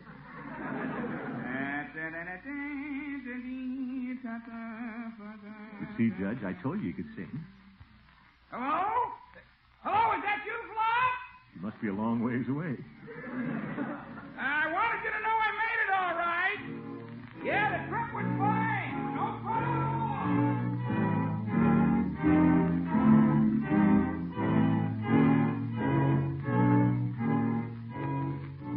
What did you say, Fluff? Still at it. Will you repeat that, Fluff? Oh, yes. The neighbors are fine. Wonderful neighbors. He's a grand fellow. His name is Gildersleeve. No, Fluff, not Gilder Cheese, Gildersleeve. That's right. Gilder cheese. All right, Judge. Tell me, Fluff, how's your mother? He's been on the phone over 6 minutes, Gildy. That's quite a while on long distance. Mm-hmm. That's his business, Judge. It's his phone call. Yeah, but it's your phone bill. Mm-hmm. Well, dandy, Fluff. Now, Judge, Pearson can't pay me till he calls the operator back and finds out what the bill is. I'll hang up now. He's going to hang up. Nice to talk to you, Fluff. I'll expect you next week. Goodbye, Fluff. Goodbye. 7 minutes on the nose. Please, Judge, he can afford it. Thanks a lot, Mr. Gildersleeve. Oh, that's perfectly all right. Well, I'd better get back. So soon, but, Oh, yes, I have more windows to clean. Well, have a city yet. But, Pearson, aren't you, forgetting something? Forgetting something? Oh, yes, I beg your pardon. Sure. Goodbye, Judge Hooker. It's been a pleasure to meet. Oh, goodbye, Mr. Pearson. Gildy, do you mind if I use your phone? I want to call South Africa. Never mind. Give me that telephone.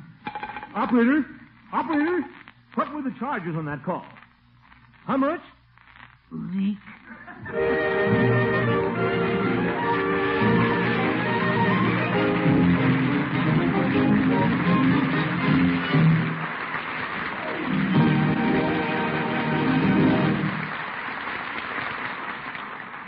The great Gildersleeve will see Mr. Pearson about that in just a minute. If you're one of the mothers who are trying to solve the problem of what to put in Junior's lunchbox, here's an A-plus solution. Make his lunchbox sandwiches with Kraft's famous cheese food, Velveeta, often. That young man of yours will really go for Velveeta sandwiches. And Velveeta is rich in important food values from milk. For instance, it helps supply Junior with fine protein for strong muscles, minerals that help build sound teeth and bones, vitamins needed for normal growth. Yes, Velveeta helps supply many important food values from milk that youngsters should have. And Velveeta is as digestible as milk itself, so the youngsters can have it as often as they want.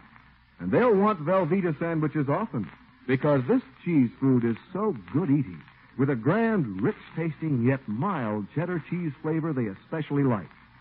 So, Mom, spread or slice the golden Velveeta thick for those box lunches, or for the quick meals you fix for the children at home.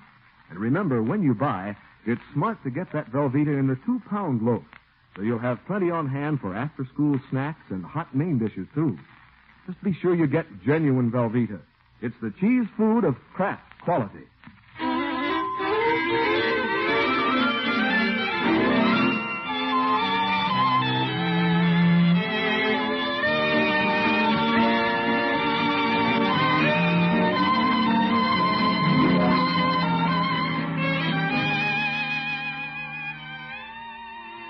Well, when the great Gildersleeve found out he had a new neighbor, he immediately went over and extended the hand of hospitality. Now he suspects the hand was bitten. Anyway, he's on his way over to collect for a long-distance call. I don't mind him borrowing the light bulbs. They only cost a few pennies. It won't hurt to tactfully remind him that his call to South Dakota cost $7.80. Well, hello, neighbor. Hello. Come in. We're seeing a lot of each other today, aren't we? Well, yes. Yes, you might say we're beating a path to each other's door. Hey, by the way, do you have any mouse traps over there? Mouse traps? Well, there may be a few in the garage you can borrow. Must have been nice to talk to your wife way up in South Dakota. Say, that reminds me. Yeah? My wife likes the couch in front of the bay window. You grab that end, and I'll take this end, and we'll put it over there. Well, if that's the way she wants it. You'll have to lift up a little more. Pretty heavy. Must be full of rocks. Good work, Gildersleeve. Did you get this couch in Sioux Center? Oh, sure. Long way to Sioux Center. But on the other hand, it's as close as my telephone. That's awfully kind of you, Gildersleeve. I'll probably take you up on it from time to time. Yes, but... I'm being quite sincere in saying this, Gildersleeve. I hope we'll be neighbors for a good many years. Just live here and grow old together. He's giving me a head start.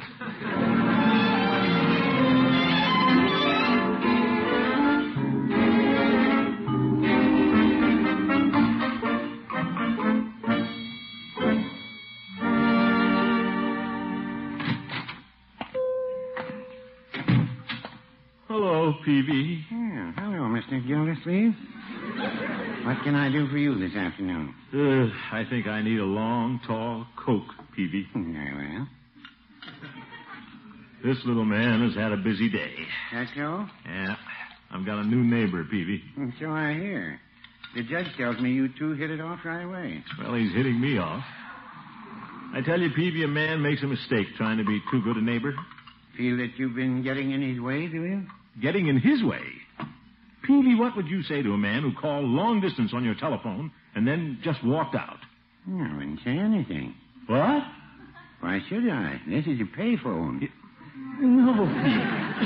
This was on my own telephone at home. He ran up a bill over $7 talking to his wife in South Dakota. Well, when a man's talking to his wife, you know how it is. No, I guess you wouldn't either.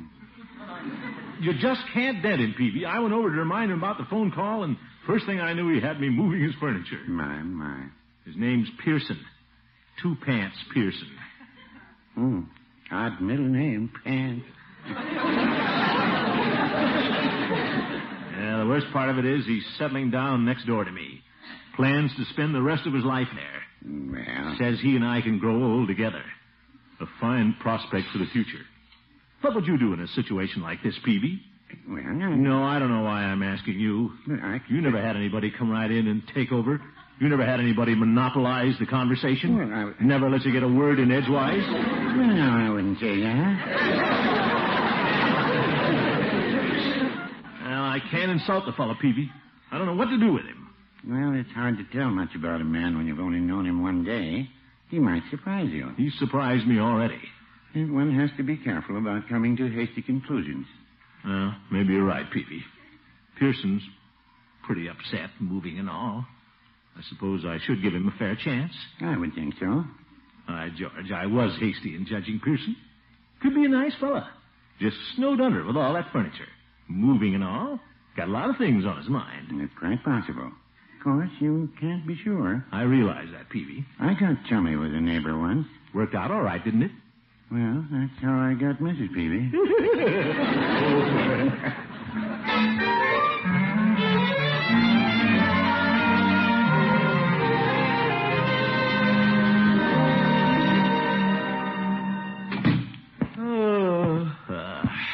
What a day. Bertie! Yes, Miss Gildersleeve? I'm starved. What are you going to have for dinner? Well, we're going to have lamb chop Good. with boiled potatoes, gravy, and Brussels sprouts. Sounds wonderful, Bertie. Yes, sir. Guess I'll go read the paper till it's ready. Hi, Unc. Hello, Leroy. Hey, was it okay to let your pal next door borrow the axe? Sure, good old Pearson. Is it okay if he broke the handle? Sure, good... What? I forgot to tell you, Mr. Gildersleeve, I let the man next door take the dishpan. All right, Bertie. That's his ring. He's getting pretty frisky. You want to turn out the lights and pretend we're not home, Unc? No, Leroy. I'll answer the door. Well, hi, neighbor. Neighbor. Well, hello, Mr. Pearson. What can we do for you this time? I wonder if I might borrow a couple of your pots. Pots? I'm going to do a little cooking, and I haven't had time to unpack the kitchen things. Oh, well, you go out and talk to Bertie. She's custodian of the pots and pans. Thank you. I'll talk to good old Bertie. Who was at the door, Uncle Mort? Nobody for you, Marjorie. Mr. Pearson. Oh, is he over again? Yeah, this time he's borrowing pots and pans. Is he going to cook his own dinner? Why don't you invite him to have dinner with us? Well, since his wife isn't here to do these things, I think it'd be a very neighborly gesture. I don't know. I've become a little shy of these neighborly gestures. But I guess I should. Well, Bertie gave me everything I need. Mr. Pearson, why cart all our pans over to your house? Why not stay and have dinner with us? Oh, I wouldn't think of imposing on you folks. Well, we'd be glad to have you, Mr. Pearson. Thank you very much, but I don't want to be a nuisance. Oh, no. Will you open the door for me, Gildersleeve? Yes, certainly. Thank you. Thanks for everything. That's all right. Hope he remembers where he got those pots and pans. Now, Uncle, you told him to come over for anything he wanted. Yeah, I guess I did. Well, there he is again. So soon? Yes, Mr. Pearson. Hello again, Mr. Gildersleeve. Hello. It was awfully silly of me to take those pots and pans. Huh? I got outside the door, then I remembered my gas hasn't been turned on. Oh, it hasn't? Well, in that case, you better have dinner with us. Oh, no, I wouldn't think of imposing. But I wonder if good old Bertie had let me use one of her back burners. Yes, but you know the way to the kitchen.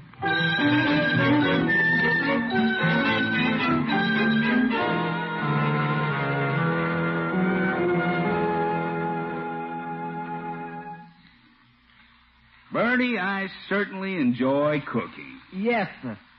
You going to be using that other burner very long?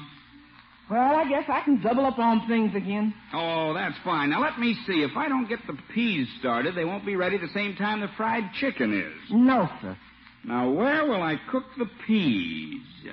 Any suggestions, Bertie? Okay, take the burner I'm on. I'll just dump everything together. That's quite a dish you've concocted, Bertie. Yes, sir. I hope they think so. Got to take it in anyway. Sorry I'm so late, Mr. Gildersleeve. That's all right, Bertie. We realize you're not operating under ideal conditions. No, sir. Bertie's been cooking a long time, but this is the first time she's been shoved right off her own stove. How are you and Mr. Pearson getting along? Care for some stew?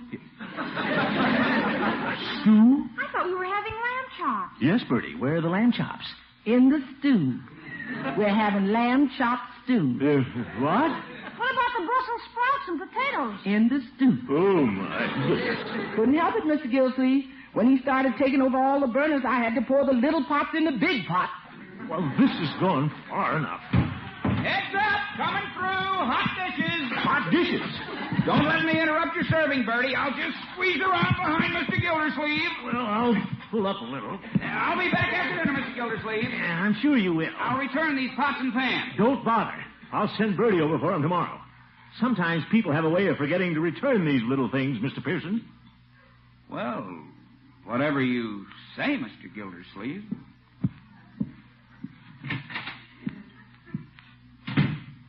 Unky, I think you hurt his feelings. Well, look what he did to my dinner.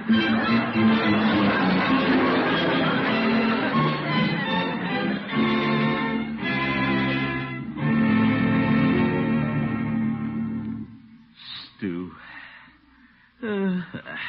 9 o'clock.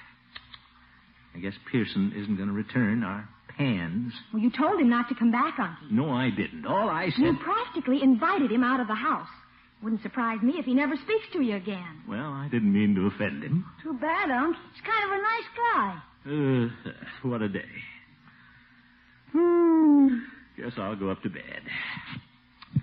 Good night, infants. Good night, Unky. So long, Unc. Leroy, you better be getting to bed, too. Okay.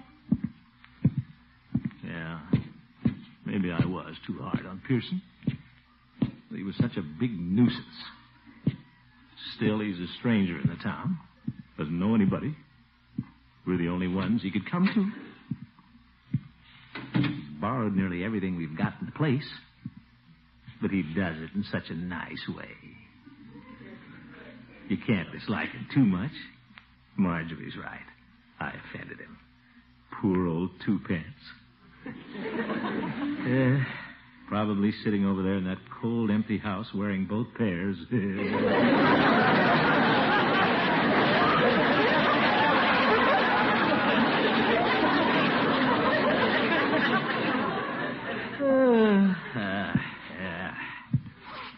Well, I'll open the window and wind the clock.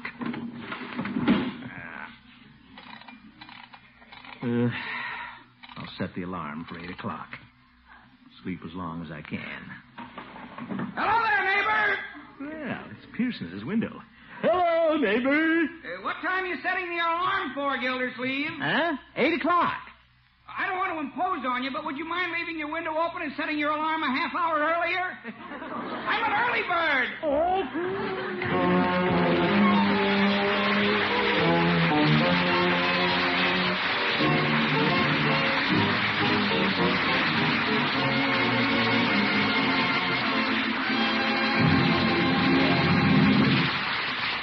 We'll hear from the great Gildersleeve again very shortly.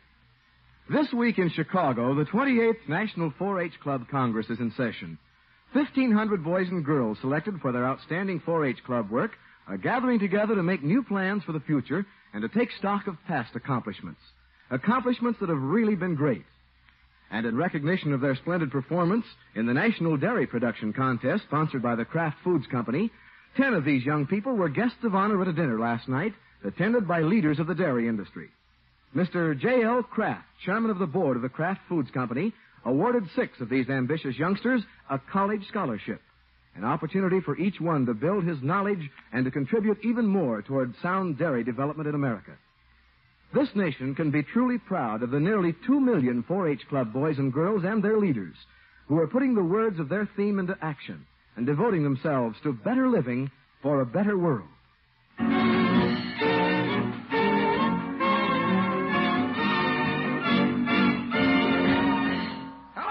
Gildersleeve? Oh, it's him again. Hello, neighbor. Gildersleeve, I feel terrible. I walked out yesterday and forgot to pay you for that phone call to Sioux Center. Well, those things happen. It was only $7.80. If you need change, I think I have it here. I can't thank you enough for all you've done, neighbor. Well, that's all right. Believe me, it isn't often a fellow can come into a town, a complete stranger, and be treated as royally as you've treated me. Well, thank you, old man. Don't think I'll ever forget it either. Oh, it was nothing. Well, I have to run along, Gildersleeve. Goodbye. Goodbye, neighbor. Fine fellow, that Pearson. Yes, indeed. Wait a minute. What about that $7.80? The Great Gildersleeve is played by Harold Perry. The show was written by Paul West, John Elliott, and Andy White, with music by Jack Meakin. Included in the cast are Walter Tetley, Mary Lee Robb, Lillian Randolph, Earl Ross, Dick LeGrand, Gloria Holliday, and Herb Vibrant. This is Jay Stewart saying goodnight for the Kraft Foods Company, makers of the famous line of Kraft quality food products. Be sure to listen in next Wednesday and every Wednesday for the further adventures of the Great Gildersleeve. Good night. Ladies, Pabstet, the delicious cheddar cheese food, is offering you a knife of 100 uses, the Super Slicer. It pares faster, slices cleaner, removes olives and cherries from bottles in a jiffy. It's the handiest kitchen knife in years. And you can get this knife for only 25 cents and the top label of a round package of delicious Pabstet cheese food or the red arrow from the top of a 2-pound Pabstet loaf. Send your Pabstet label in your quarter tonight to Phoenix Pabstet, Box 5239, Chicago 77, Illinois. Please print your return address.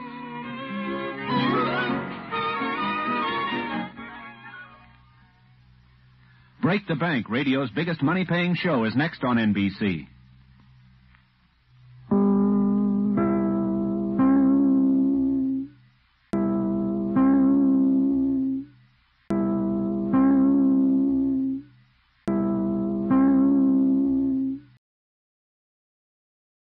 The Kraft Foods Company, makers of Kraft quality foods, presents Harold Perry as the Great Gildersleeve.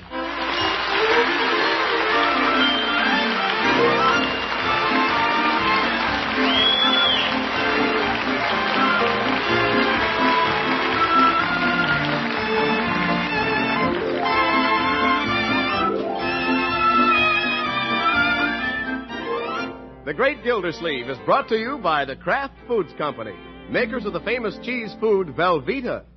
everybody goes for Velveeta's rich yet mild cheddar cheese flavor in snacks, in sandwiches, and in hot dishes. And Velveeta, you know, helps supply important food values from milk and is as digestible as milk itself. That's why smart homemakers keep Velveeta on hand regularly to spread or slice and to melt for grand economical hot dishes. Tomorrow, get Velveeta, the cheese food of Kraft quality.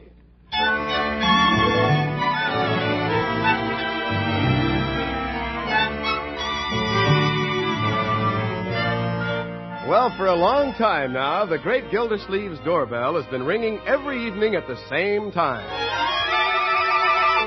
And Marjorie rushes to the door with the same eager anticipation to greet the same young man. Hello, Bronco. Hiya, Marge.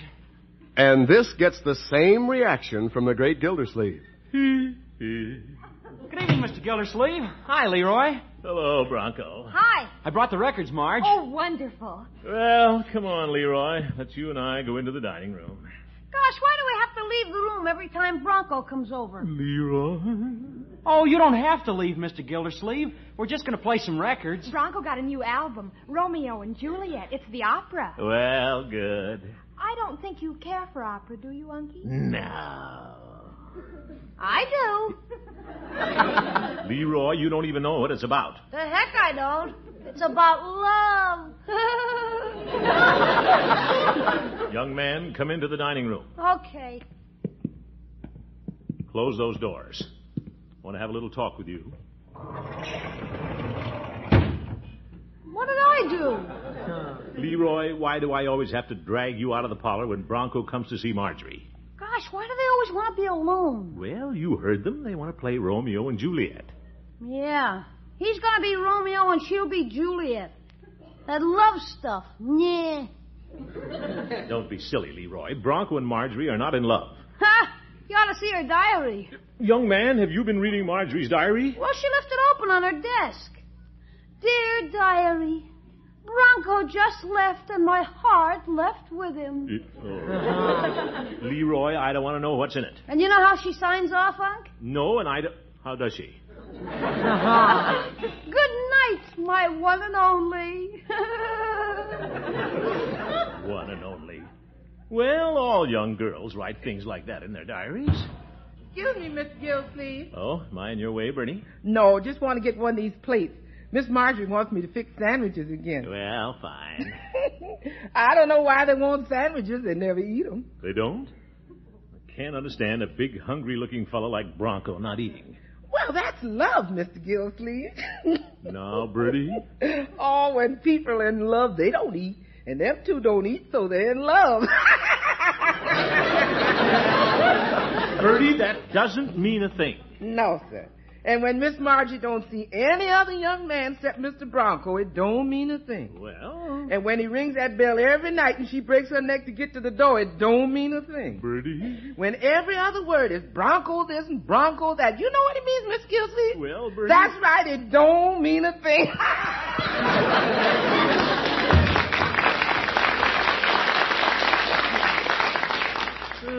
It might mean something at that.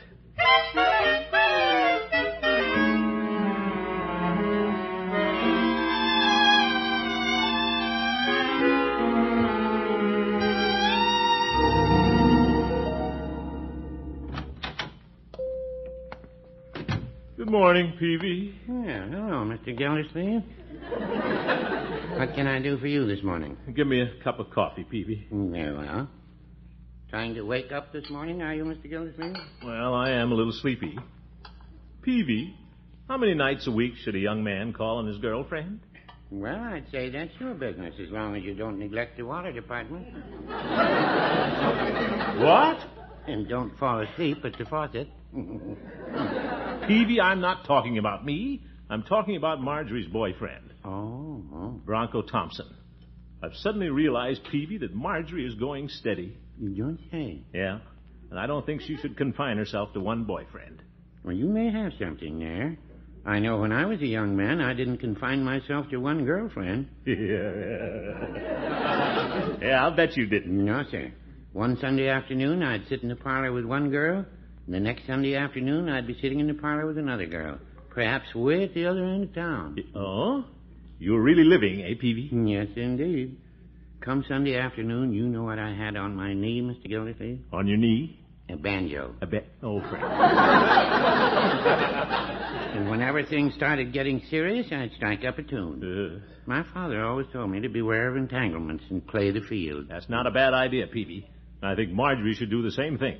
Scatter her dates around a little. That's what I used to do.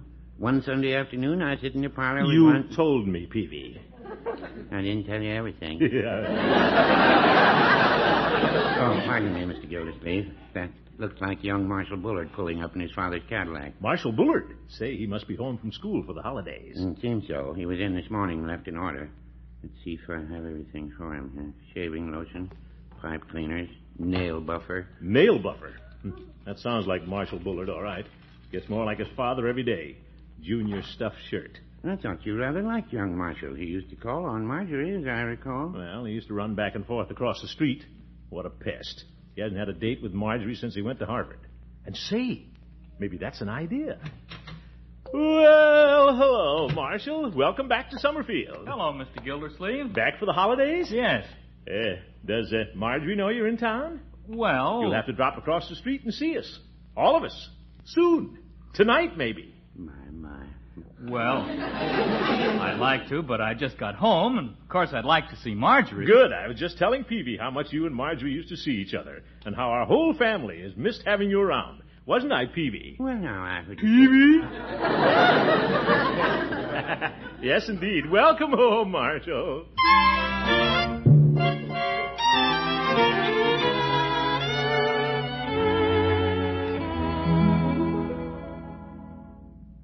Marjorie. Yes, Unky? Isn't it about time you powdered your little nose and prettied up a bit? Bronco thinks I'm pretty. Yes. Besides, it isn't time for him to come over yet. Well, one of your other beaux might drop over. Unky, I don't have any other beau, and you know it. You might have a secret admirer. Marshal Bullard's in town. Marshal Bullard? Uh-huh. I saw him today in Peavy's, and they said he might drop over tonight. Uncle Mort, what have you been up to? Oh, Marjorie, don't you get excited. He used to come over a lot before he went to Harvard. But I have a date with Bronco. Well, you and Bronco just sit around and listen to records. Why can't the three of you sit around and listen to records? Honestly, Uncle Mort, I'm not going to the door for Marshal Bullard. You answer it. All right, but you be nice to him, Marjorie. Well, come in, Marshal. Marshal? Oh, Bronco. Come in. Did I say Marshal? Slip of the tongue. Oh, hi, Marge. Hello, Bronco. I'm a little early. Did I surprise you? I thought it was somebody else. Somebody else? Who else would it be? Well, you see, Bronco, Marjorie's a pretty popular girl, and, pardon me, I'm the doorman tonight. Well, come in, Marshal. Thank you. Good evening, Mr. Gildersleeve. Who's this Marshal? Well, Bronco, he's just home from Harvard. And Harvard? Marjorie, how nice to see you. Hello, Marshal. Here, let me look at you. Why, you're even prettier than when I left for school. Oh, Marshal. And can this be Leroy? My, how you've grown. I'm not Leroy. Marshal, this is Bronco Thompson. Oh. Bronco, this is Marshal Bullard. Yes, Marshal lives across the street. He and Marjorie sort of grew up together. Oh, ho! How do you do, Bronco? Hello, Bullard. Here, let me take your coat and gloves, Marshal. Thank you, Mr. Gildersleeve. Well, real pigskin. Marjorie, I thought we might take a spin in the Cadillac tonight. It's a much sweeter job than the one we used to run around in. Well, Marshal... Oh, it seems like old times to be in this living room again. Oh, it was awfully nice of you folks to invite me over tonight. Well, I guess I'd better be going. So soon, Bronco? Bronco, you're not leaving. Well, I wasn't exactly invited over. I just dropped in, as usual. No need to leave, Bronco. Oh, of course not, old man. All three of us can take a drive in the cad. No, thanks. I have things to do. Oh, Bronco, please don't go. I think I'd better... Good night, Marge. Good night. Well, perhaps you can come over tomorrow night, Bronco. You're welcome any time, and so is Marshal. Thanks, Mr. Gildersleeve. Good night. Good night. Marjorie, Come inside with me now. You left Marshall in the parlor. Uncle Mort, look what you've done. What? Now Bronco's all upset. He's not upset.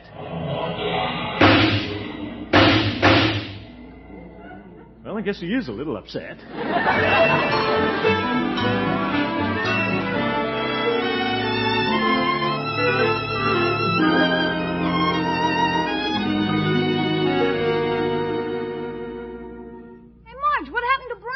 Haven't seen him around for 2 nights in a row. You might ask Uncle Mort about that, Leroy. Now, my dear. Dear Diary, Bronco didn't call tonight, and am I blue? Oh, stop it.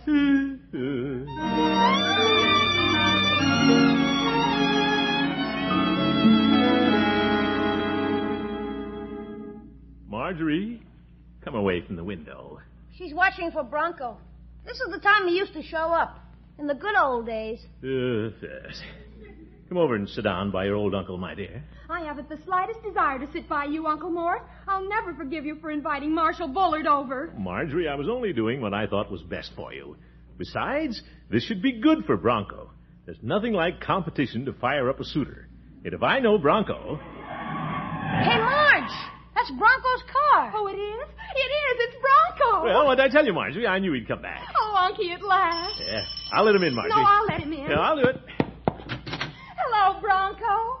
Hi, Marge. Well, Bronco, come in. No, thanks, Mr. Gildersleeve. I'll just stand here in the doorway and say what I have to say. What? Bronco, come on in. Don't be silly. I'm not being silly, Marge. I've been thinking this out for 3 days. I don't think I should take up any more of your time. Bronco, what are you talking about? Marge, you'll be a lot better off going with Marshal Bullard than with me. What? Now, Bronco, there's no reason why both you and Marshall can't see Marjorie. Thank you, Mr. Gildersleeve, but I'm bowing out. It's for Marjorie's own good. I've got it all figured out on paper. On paper? Yes, sir. I drew a line down the middle of the sheet, and I put Marshall's qualifications on one side and mine on the other. Oh, Fred. He's got money, a Harvard background, a big car, expensive clothes. And what did I have on my side of the paper? Blank. Blank. Bronco Thompson, you're being ridiculous. Yeah, guess I am ridiculous. Oh, my goodness. And when I found out you and Marshall were childhood sweethearts, well, I can't break up a beautiful thing like that. I'm no cad, Mr. Gildersleeve. We know that, Bronco. We all think you're a fine boy. Well, he'll be better for Marjorie. What's going on out here? Leroy, you stay out of this. I'll say goodbye now. Bronco. Thanks for everything. But now, let's part with no regrets. But, Bronco... I'll just walk off into the fog.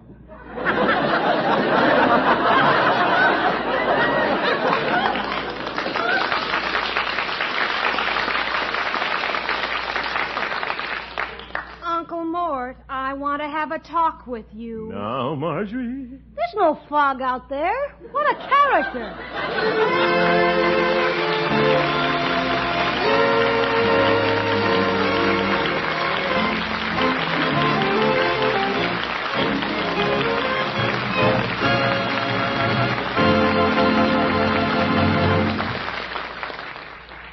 The great Gildersleeve will be back in just a minute. Remember the saying, a man may work from sun to sun, but a woman's work is never done. Well, you homemakers can remedy that situation when it comes to after-hours snack fixin'.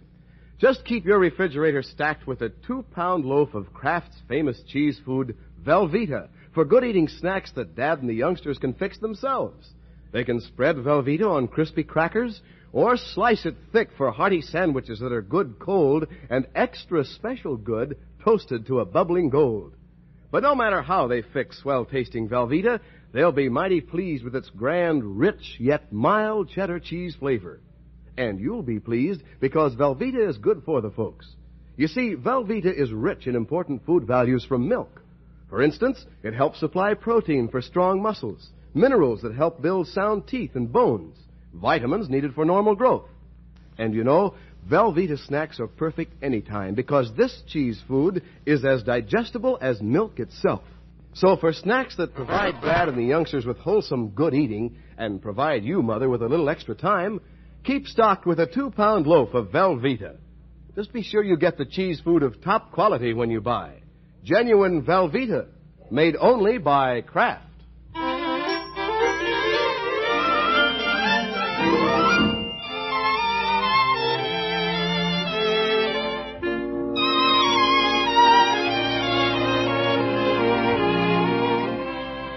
Well, the great Gildersleeve didn't like the idea of his niece Marjorie going steady with Bronco Thompson. So he invited Marshal Bullard over to give Bronco a little competition. How's it working out? It isn't. Isn't Marjorie having any dinner, Bertie? No, sir. Have another hot biscuit, Leroy? Yeah, I'll take those two that are stuck together. Gosh, imagine Marge not eating dinner for 2 nights. Yeah, I don't know what to do about that girl. No, sir. I don't know how she does it. She must be sneaking crackers. Yep.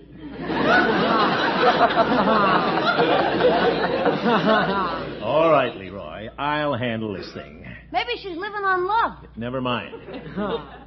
I did what I thought was best, Bertie. A girl owes it to herself to look around a little. Yes, sir. I didn't know Bronco would act this way.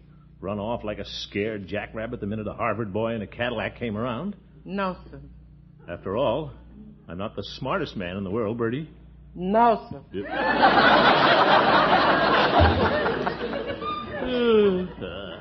Where do you suppose Bronco disappeared to, Unc? You think he joined the Foreign Legion? I doubt that, Leroy. The way he acted, I doubt if he has enough gumption to join anything. Here she comes, Unc. Okay, Leroy, let's be tactful. Let's pretend we didn't even notice she wasn't here. I get you. Well, hello, my dear. Hi. Hello. Sit down, Marjorie. Perhaps Leroy and I started a little early. Yeah. We didn't even notice you weren't here. Yeah. Tactful little fellow. I might have a little dessert. Dessert? Good. Take mine. I wasn't going to eat it anyway. You in love too, Unc? Leroy. Have a date tonight, Marjorie? Yes. Well, anybody we know? Marshal Bullard. Oh, Marshal again, eh? Well, that's what you wanted, isn't it, Uncle Mort? Well, no, it isn't, Marjorie. Well, that's what you're going to get. You drove Bronco away, and now you're going to see Marshal Bullard around here until you're as sick of him as I am. Marjorie. Hey, maybe that's Bronco on the phone. I know who it is. Hello? Oh, hello, Marshal. Zeke. Why, of course, Marshal. I'd love to. Come over any time. The sooner the better. Goodbye. That settles it. I've got to get Bronco back in the parlor.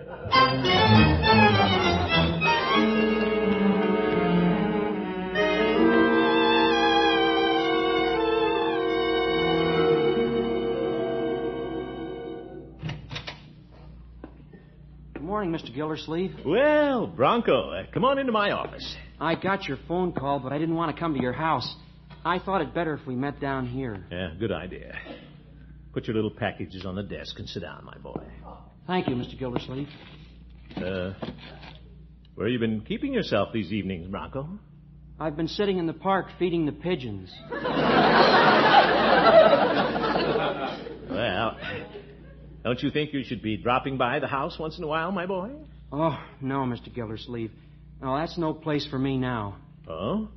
Well, what would you say if I told you Marshal Bullard has been seeing Marjorie quite often? Well, I'd say, lucky him. But doesn't it make you a little jealous? Doesn't it make you want to put up a fight? Ask for a date, maybe? Mr. Gildersleeve, I'm doing what I think is best for Marjorie. Oh, brother, we're right back where we started. Marshall has a lot more to offer Marjorie than I have, and all I'm interested in is her happiness. Yes. By the way, you left all your record albums in the parlor. Don't you think you should drop by and pick them up? No use letting Marshall and Marjorie play Romeo and Juliet. I'd like Marjorie to have my records. For Auld Lang Syne. For Auld Lang Syne. I give up. Goodbye, Mr. Gildersleeve. Think it over, Bronco. Remember, faint heart near one fair lady. No, sir. But a Cadillac and a Harvard education can do it. Oh, my goodness. Say, the boy left his packages here. Popcorn. Must be for the pigeons. What's this book? Life in a Monastery. Anybody home? Oh, come in, Judge. Good morning, Gildy. Wasn't that Bronco I saw going down the hall? Well, it could have been, Judge. What are you reading, Gildy? Well, Life in a Monastery. Are you thinking of donning the cloth? all right, Judge. Put the book down. It belongs to Bronco. Oh, poor fellow. From what you've told me, the boy probably considers himself a martyr. I suppose so. He's completely withdrawn from the field, and poor little Marjorie is just eating her heart out. Too bad. Doesn't Bronco know how Marjorie feels about it? How can he, Judge? He won't even come near her. I tried to make him jealous so he'd show Marjorie a little fight, but nothing happened. He just blinked his eyes and looked at me like a sick chicken. Gildy, why didn't you come right out and tell Bronco that Marjorie prefers him to Marshal Bullard? Well... Bronco's been belittling himself. But if he knew that Marjorie's happiness depended on him, he'd be over there in a jiffy. Say, I believe he would at that. Then you can leave everything up to Marjorie. A woman can't hide her true feelings, Gildy. I know. Oh. By George Horace, that's a prize-winning idea. I'm glad you thought of it. Thank you, Gildy. Yes, sir. And here's your prize, Judge. Popcorn? For me? No, the popcorn's for the pigeons. You get to eat the bag, you old goat.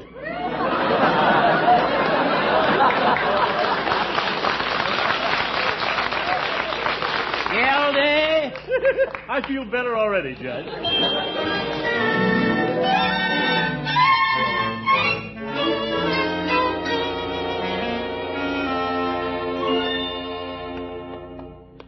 You know, I'm certainly glad you see it my way at last, Bronco. Well, Mr. Gildersleeve, all I've been thinking about is Marjorie's happiness.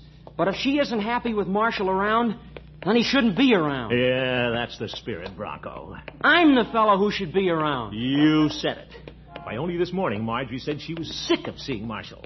Is that so? Yeah. You'll see it with your own eyes when we get in the house. A woman can't hide her true feelings, you know. Well, I don't know much about that. Marjorie's the only woman I know. Oh, yeah. They'll be in the parlor. Let's go right in. All right. I know three's a crowd, but if Marjorie doesn't like the fella, I feel like crowding somebody. Yeah, that's the spirit. Hello, Uncle Mort. Good evening, Mr. Gildersleeve. Well, hello, Marshall. Guess who's with me, Marjorie? Hiya, Marge. Well, I haven't seen you in quite a while, Mr. Bronco Thompson. Not very enthusiastic. Oh, I've been around. Hello, Bullard. Well, hello. Bronco's been pretty busy. Oh? Yeah.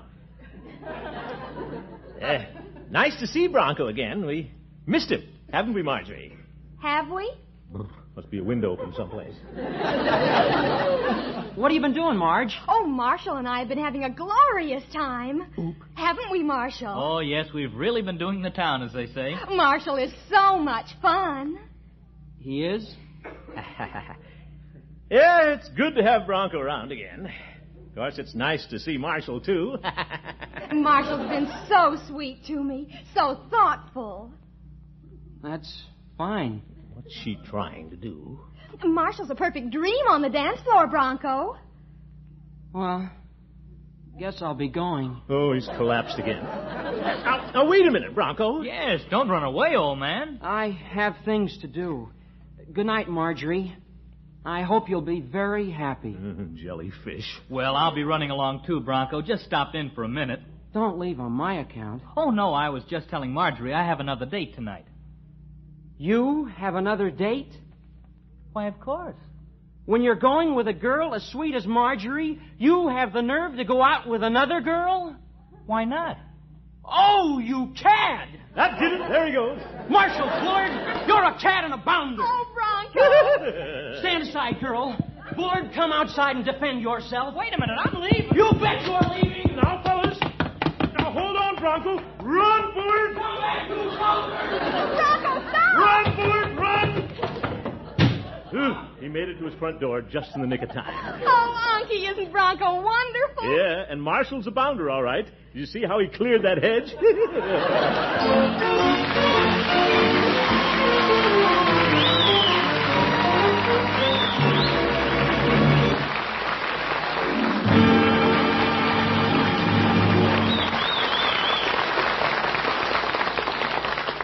We'll hear from the great Gildersleeve again very shortly. Lady, if all the menu planning talk you hear about making use of leftovers leaves you a little skeptical, here's an idea that's bound to make you a believer.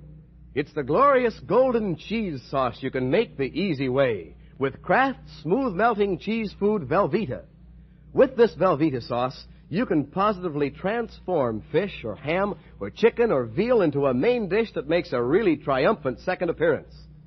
You see, Velveeta has such a wonderful, rich, yet mild cheddar cheese flavor. And Velveeta has a lot of fine nourishment, too, the kind you expect from a main dish. To make this easy sauce, just melt 1/2 pound of Velveeta in the top of your double boiler. Stir in 1/4 cup of milk and season. Glamorize your leftovers with this golden good sauce of wholesome Velveeta real soon. Get a 2-pound loaf tomorrow, so you'll have plenty for both cooking and snacks. Get genuine Velveeta, the cheese food of Kraft quality.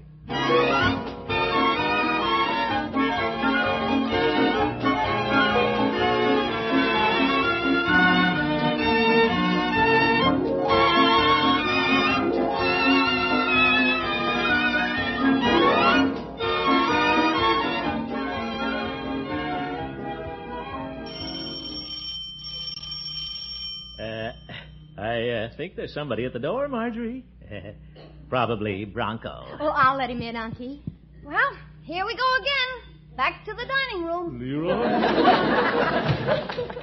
Hello, Marge. Hello, Bronco. Romeo and Juliet. Good evening, Mr. Gildersleeve. Well, hello, Bronco. I stopped in at the telegraph office on my way over, and I brought some news for you. News? Oh, what is it? They got the winning title for your song. It's Tug of My Heart. Tug of My Heart? Well, good. Thank you, Bronco. Come on, Leroy. Well, Unky, you don't have to go in the dining room. No, you don't have to, Mr. Gildersleeve. Well, you know what they say. 2's company. 3's a crowd. And 4 is a... Well, good night, little children.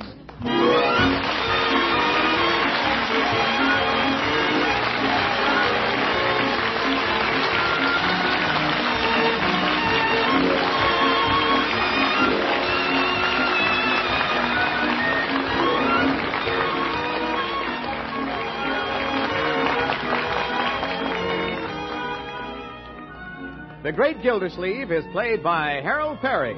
The show was written by Paul West, John Elliott, and Andy White, with music by Jack Meakin. Included in the cast are Walter Tetley, Mary Lee Robb, Lillian Randolph, Earl Ross, Dick LeGrand, Dick Crenna, and Gil Stratton. This is Jay Stewart saying goodnight for the Kraft Foods Company, makers of the famous line of Kraft quality food products. Good night for me, too. Be sure to listen in next Wednesday and every Wednesday for the further adventures of the Great Gildersleeve.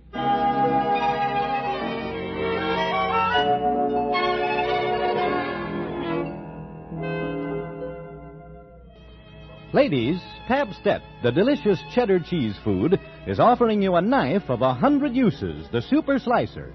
It pares faster, slices cleaner, removes olives and cherries from bottles in a jiffy. It's the handiest kitchen knife in years. And you can get this knife for only 25 cents and the top label of a round package of delicious Pabstet cheese food or the red arrow from the top of a 2-pound Pabstet loaf. Send your Pabstet label and your quarter tonight to Phoenix Pabstet, Box 5239, Chicago 77, Illinois. Please print your return address.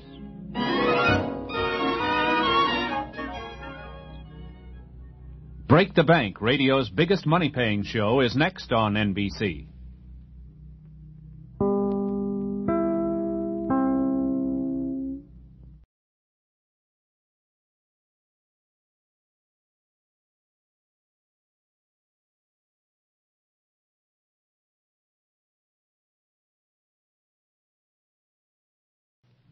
The Kraft Foods Company, makers of Kraft quality foods, presents Harold Perry as the Great Gildersleeve.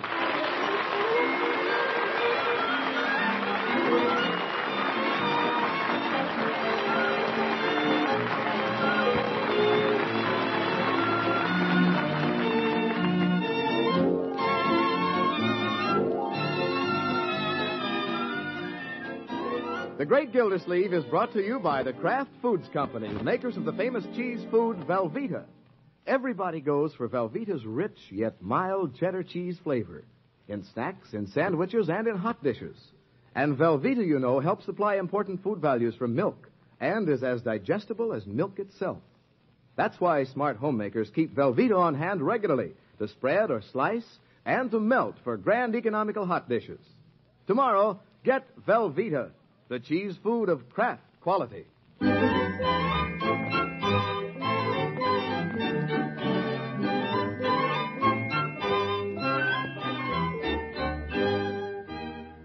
Well, it's a crisp, cold night in Summerfield. Here and there, a lighted Christmas tree glows warmly in a window. Holly wreaths have begun to appear. The ground is white with new snow, and it's still falling.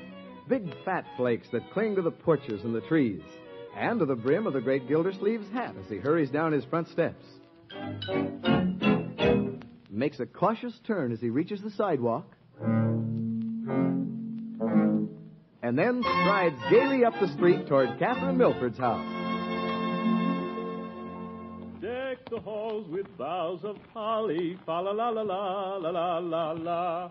'Tis the season to be jolly, fa la la la la. What? Wait for me. Leroy, I wouldn't run so fast. These sidewalks are slippery. Sure, I can slide even. Look here. Yeah, pretty good. This is one time those big feet come in handy. Better than skis, Leroy. Where you going, Unc? Well, I thought I'd be dropping in at Miss Milford's for a while this evening. Can I walk with you? I'm going to Piggy's house. They're putting up their tree tonight. We're going to decorate it. Well, good. Don't stand on the furniture. You going to help Miss Milford decorate her tree? Well, you can never tell, Leroy. We may string a few cranberries, drape the icicles around. What if Dr. Olson is there? Leroy, don't you worry about Dr. Olson. I'm not. But you said he was a pain in the neck. You said he was always hanging around her house when you wanted to be there. Well, you weren't supposed to have heard that, but it used to be that way. How is it now? Yeah. Suffice it to say, my boy, that your old uncle has a situation very well under control. The fact is, I haven't seen Dr. Clarence Q. Olson in over 3 weeks. Gee, then you're winning, aren't you, Unc? You bet I'm winning. Golly, you got to be smart to be the doctor, too. You said it. Gee, you're my uncle. Yeah. Well, here's Piggy's house. See you later, Unc. Yeah, see you later, Leroy. Yes, sir, there's a mighty fine boy.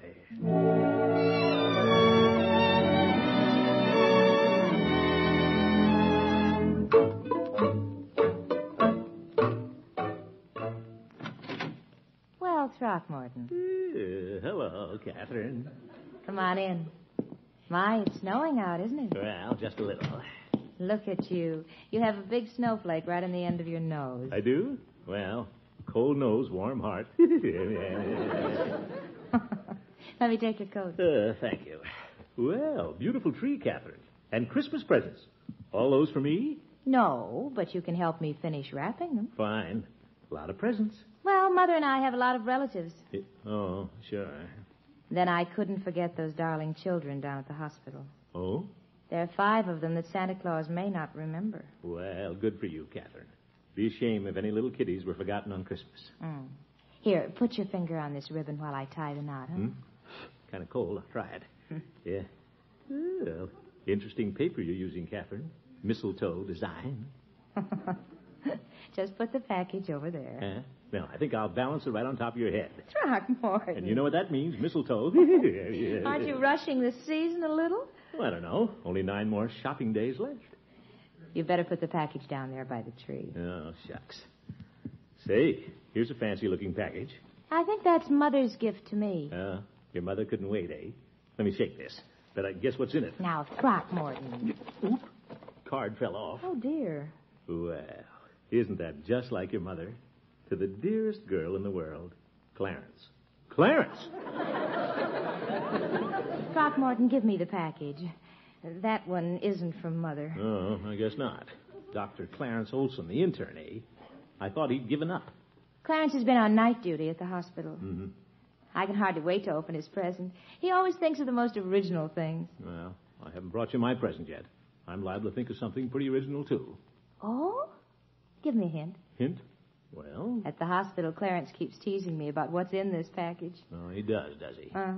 All he'll tell me is that it starts with a K for Catherine. Isn't that clever? Well, I guess there's a fine line between being clever and being corny. Now, Throckmorton, he's very ingenious. In fact, the mistletoe paper was his idea. It was? Well, might have been his idea, but I was the first one who thought of holding it over your head. I think.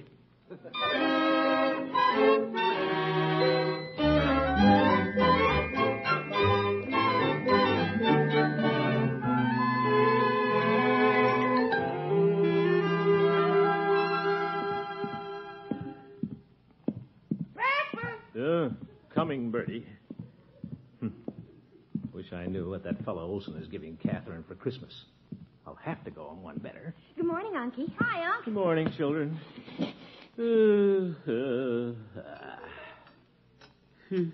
Gruel. Marjorie, what Christmas presents can you think of that starts with the letter K? K? Well... Who's the present for, Unc? A little kid we know, spelled K-I-D? Hardly, Leroy. I was thinking about something for a young lady. Oh, you mean me? Well, we'll get around to you children later. There's a present under Miss Milford's tree, and it starts with a K. I'm trying to think what it is. Forgot what you gave her, huh, Unc? I haven't done my shopping yet, Leroy. This was from somebody else. Oh-ho. What do you mean, oh-ho? Oh, it's Miss Milford's present from Dr. Olson, isn't it? Well, yes. Well, if it's from the doc, why do you want to know what it is, Unc? Well, I don't want to give her the same present, Leroy. I'd like to give her something a little better. Well, if it starts with a K, maybe it's a Kodak, Unky. Kodak? No, it's a pretty big package. I know, Unc. It's a kangaroo. Okay. I doubt that, Leroy. Dr. Olson isn't that ingenious. Canary? I don't think it's alive, Leroy. As I recall, canary doesn't start with a K. Like some hot coffee, Mr. Gildersleeve? Thank you, Bertie. It could be knickknacks. No, sir, this is coffee. What? Bertie, we're trying to think of some gift a woman would like starting with K. Oh? Any ideas, Bertie? I'm getting them from everybody. And some pretty bad ones. Well, if it's for a woman, maybe it's something for the kitchen. Kitchen? Well, I can't think of anything for the kitchen that starts with a K. Except Kraft cheese. I can't think of anything. Maybe it's kisses, Mr. Gildersleeve. Kisses? The candy type. You know, candy kisses wrapped in paper.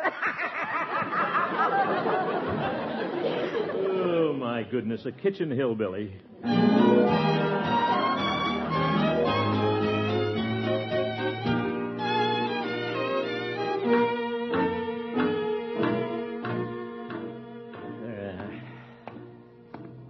Dr. Olson. Wish I'd thought of giving her something starting with K for Catherine. I could give her something starting with G for Gildersleeve. Nah, that's not the same idea. Let's see. K, carrot. He could be giving her a diamond. He wouldn't dare. Kettle drums. Kilts. He wouldn't give her those. She'd look cute in kilts, though. Well, good morning, Gildy. Well, the Honorable Judge Hooker. Good morning, Horace. You were walking along with a faraway look in your eye. Were you dreaming of a white Christmas?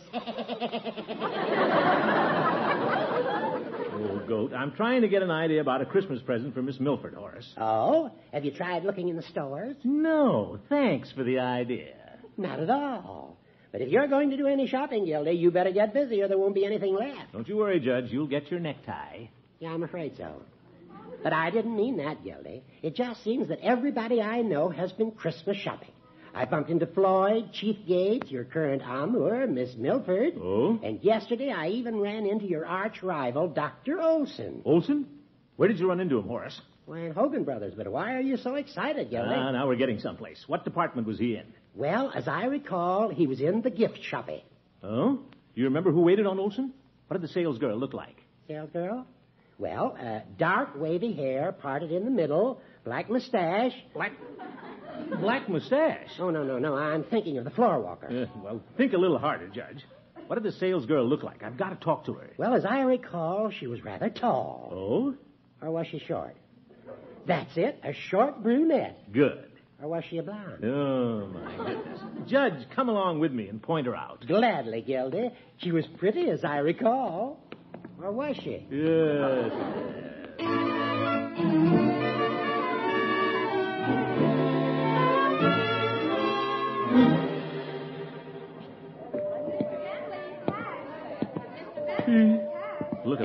shoppers. Stay right behind me, Judge. Don't you worry about me, Gildy. If I start losing ground, I'll grab you by the coattails. Oh, pardon me, miss. Madam. Are you Excuse me, coming through. Yeah, here's the gift shop. Now, where's the sales girl, Horace? There she is at the end of the counter. Oh? Are you being helped? Not yet, miss. I'd like a little information. Yes, sir. Dr. Clarence Olson, a friend of mine, was in your department yesterday and bought something. As I recall, he was carrying a little black bag, and he placed it on your counter here. I seem to remember that. Yes, he's a tall young man with blonde, wavy hair. Oh, you mean the tall, handsome, blonde man? Well, I wouldn't go so far as to say he's handsome. That sounds like Dr. Olson to me. Please, Horace. Miss, do you remember what he bought? Well, he looked at several things. He did. We're on the right track, Judge. Now I'll find out what he got for Catherine. I showed him a diamond necklace like this. The diamond necklace? My. But he didn't buy it. Good. Then he looked at these watches. Platinum. But he didn't buy one.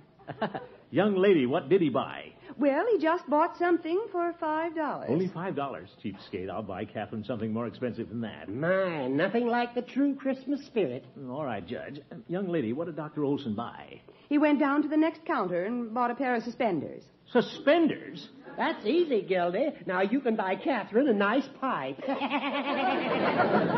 Is there something I can show you? You can show me the way out.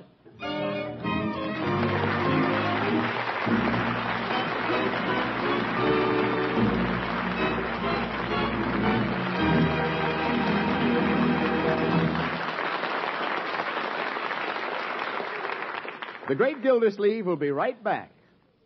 Well, Christmas comes but once a year, so who cares if holiday preparations keep you mothers so busy you can't fuss with the old 3 squares? You can do very well without fussing. For instance, take lunch. You can serve jiffy, quick, and easy pan-fried sandwiches of Kraft's famous cheese food, Velveeta. They're delicious, with Velveeta's grand, rich, yet mild cheddar cheese flavor. And they're nourishing, too, because Velveeta is rich in important food values from milk. It helps supply protein for strong muscles, minerals that help build sound teeth and bones, vitamins needed for normal growth. Yes, Velveeta helps supply many important food values your family should have. To make these wholesome sandwiches, all you do is melt some butter or parquet margarine in a skillet. Then fry the sandwiches till the bread is golden brown on both sides and the Velveeta melting. Easy, aren't they? And so good, you'll serve wholesome pan-fried Velveeta sandwiches often, whether you're in a hurry or not. So keep your refrigerator stocked with a 2-pound loaf of Velveeta. Just be sure you get genuine Velveeta when you buy. It's the cheese food of top quality, made only by Kraft.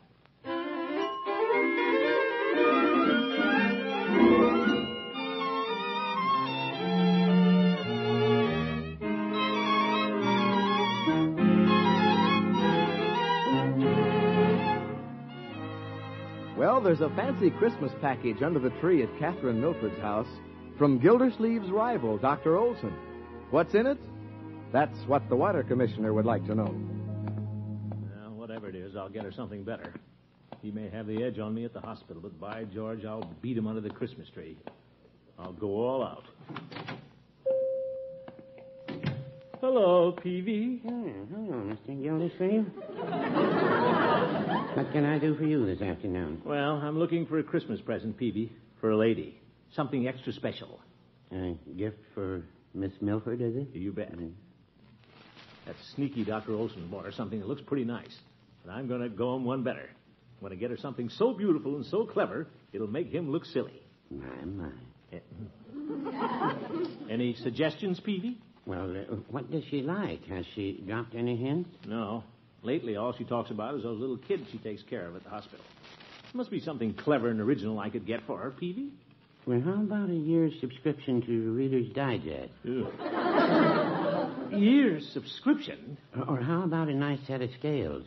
Women like to weigh themselves, you know. Peavy, she can weigh herself at the hospital. Does she like sweetmeats? Sweetmeats? We have some very attractive boxes of candied prunes. Quite helpful, too. No, Peavy. How about some musical bath salts? No. Ballpoint pen? No. Mr. Gildersleeve, you're rather hard to please. Oh. Peavy, I've got to get something different, something original. Now, you've had plenty of experience at this Christmas thing. That's true. You've been buying Christmas presents for Mrs. Peavy for 20 years. Yes, I have. Well, certainly after all that time, a man should know what it takes to please a woman. Well, no, I wouldn't say that. Oh, my goodness. I can see you're going to be of no help at all, Peavy. I'm going back downtown. That's a good idea. Happy shopping, Mr. Gildersleeve. Happy shopping to you.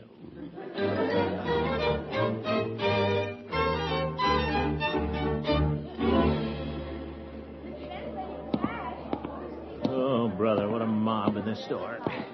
Why does everybody wait till the last minute to buy their Christmas presents? Watch it, madam. Wonder if Catherine would like an alligator bag. No, I don't think she likes alligators. I don't either. Have to look around some more. Excuse me. Pardon me. Ow! That's my foot, lady. Going up, please. Oops, where's everybody rushing to? Huh? The elevator. Hey, I don't want to get on this elevator. Oh, watch it.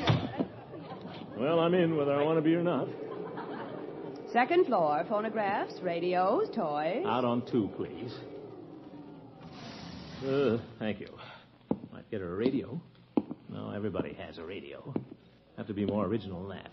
I'm going to beat that slick intern. Wish I had chairs around here. My feet hurt. Might just as well sit on this little red wagon a minute. Well, cute toys up here. Is that you, Mr. Gildersleeve? Well, hello, Bertie. What are you doing up here in toys? Oh, I got a lot of little nieces and nephews I have to buy for. Oh, yes.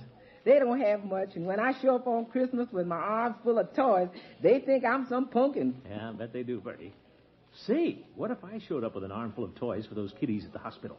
The ones Miss Milford is so fond of. Them children would think you were some pumpkins, too, Mr. Gildersleeve. Yeah, I guess they would. What's more, I'd be some pumpkins with Miss Milford, too. Yes, sir. You bet. There's nothing I could do that would impress her more. By George, this is a great idea we had, Bertie. Clerk! I want to buy some toys. Whoop, what was that? That's the wagon you just bought. Okay, I'll buy it. And half the toy department, too. Clerk! What an idea.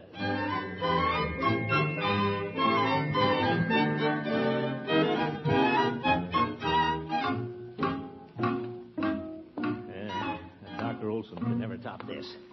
I'll walk in on Catherine, pass out these toys to her little kiddies, and tell her this is my Christmas present to her. What can she say except that I'm the greatest guy in the world? The kids will get a kick out of it, too. Intern, turn in your suit.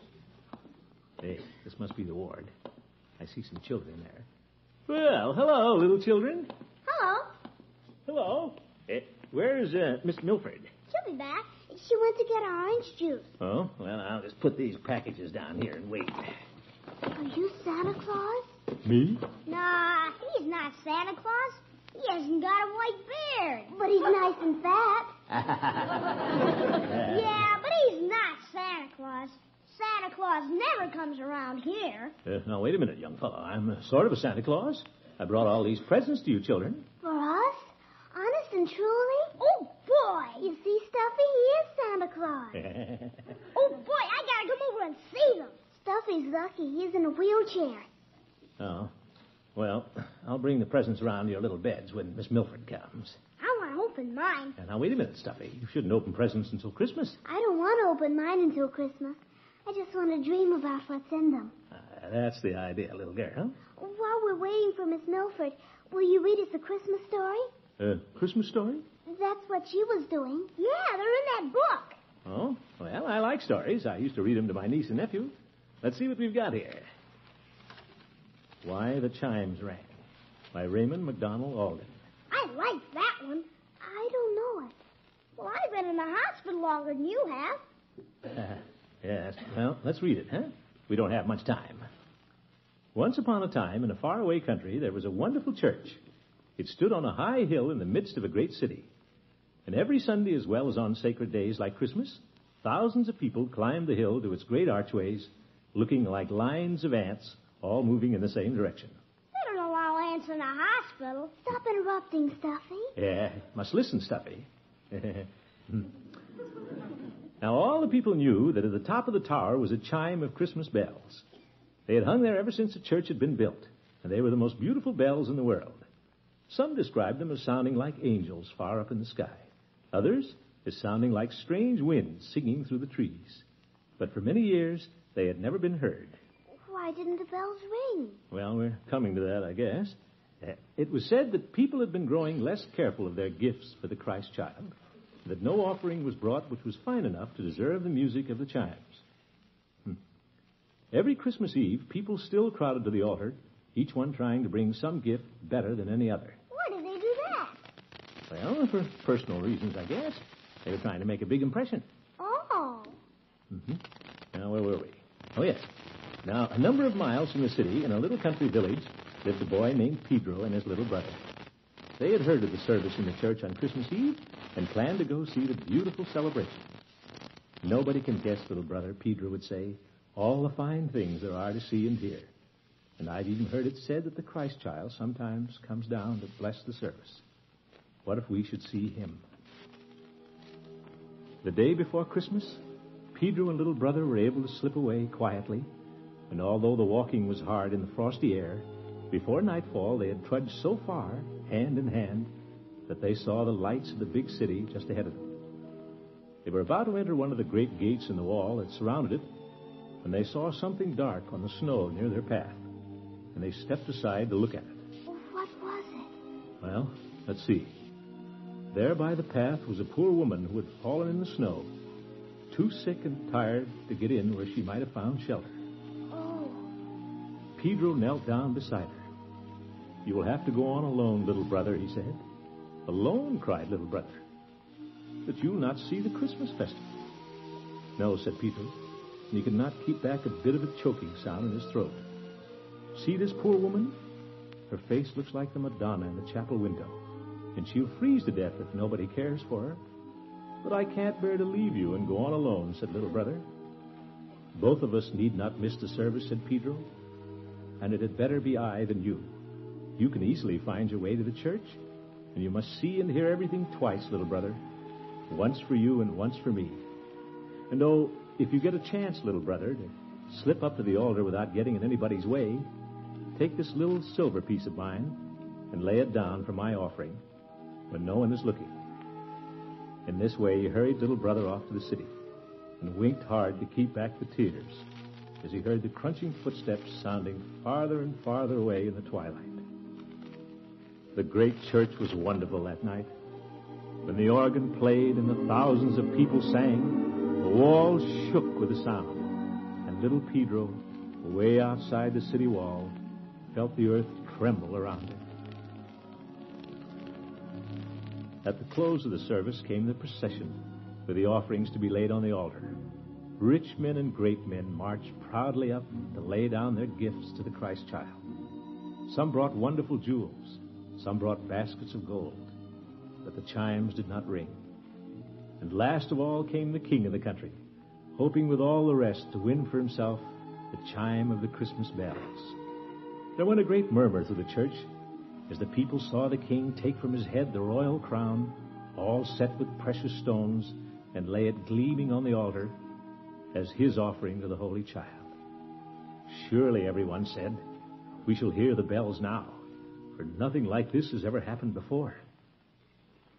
But still, only the cold old wind was heard in the tower, and the people shook their heads, and some of them said, as they had said before, that they never really believed the story of the chimes, and doubted if they ever rang at all. Suddenly everyone looked at the old minister, who was standing by the altar, holding up his hand for silence. Not a sound could be heard from anyone in the church, but as all the people strained their ears to listen, there came softly but distinctly, swinging through the air, the sound of the chimes in the tower. So far away, and yet so clear the music seemed, so much sweeter were the notes than anything that had been heard before, rising and falling away up there in the sky, that the people in the church sat for a moment as still as though something held each of them by the shoulders. And they all stood up together and stared straight at the altar to see what great gift had awakened the long, silent bells. But all that the nearest of them saw was the childish figure of little brother, who had crept softly down the aisle when no one was looking and had laid Pedro's little piece of silver on the altar. That's a wonderful story. Why did the bells ring when little brother laid the piece of silver on the altar? Well, Why didn't they ring when the great men brought jewels and things? well, like the book said, each one was trying to bring some gift better than any other. Those men were trying to outdo each other, while little Pedro gave out of the goodness of his heart. He didn't have an ulterior motive. What's an ulterior motive? Well, I guess that's what I had when I came here. That's Miss Milford coming. It is? Yeah. Well, guess I'll be going. Aren't you going to wait and see our nurse? Where you going, mister? Well, I think I'll sneak out this side door. But how'd you know who brought the presents? Well, that's not important anymore. Merry Christmas. Thanks. Merry Christmas. Merry Christmas. I'll tiptoe down the back steps. 5 o'clock. I didn't know the hospital had chimes.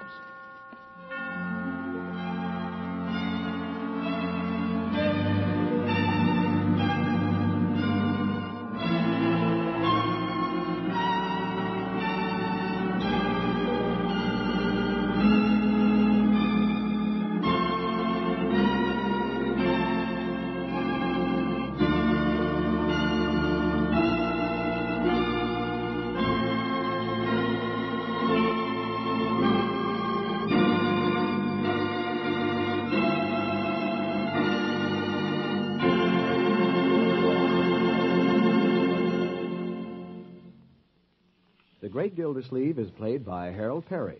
The show was written by Paul West, John Elliott, and Andy White, with music by Jack Meakin.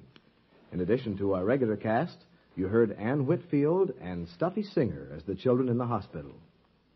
The Great Gildersleeve is brought to you each week by the Kraft Foods Company, makers of the famous cheese food Velveeta, and the complete line of Kraft quality food products.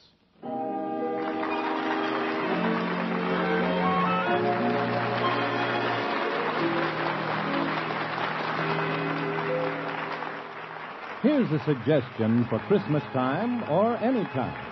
Begin now to save for a happier future with the regular purchase of United States savings bonds. Automatic purchase plans that make saving painless are available to you either where you work or where you bank. Ask about them. $3 invested now will get you $4 when the bonds mature. Or you can cash your bonds any time after 60 days and get back every cent you put in plus accrued interest. Be happy tomorrow because you were wise today. Buy United States savings bonds regularly. Good night, folks. See you next week.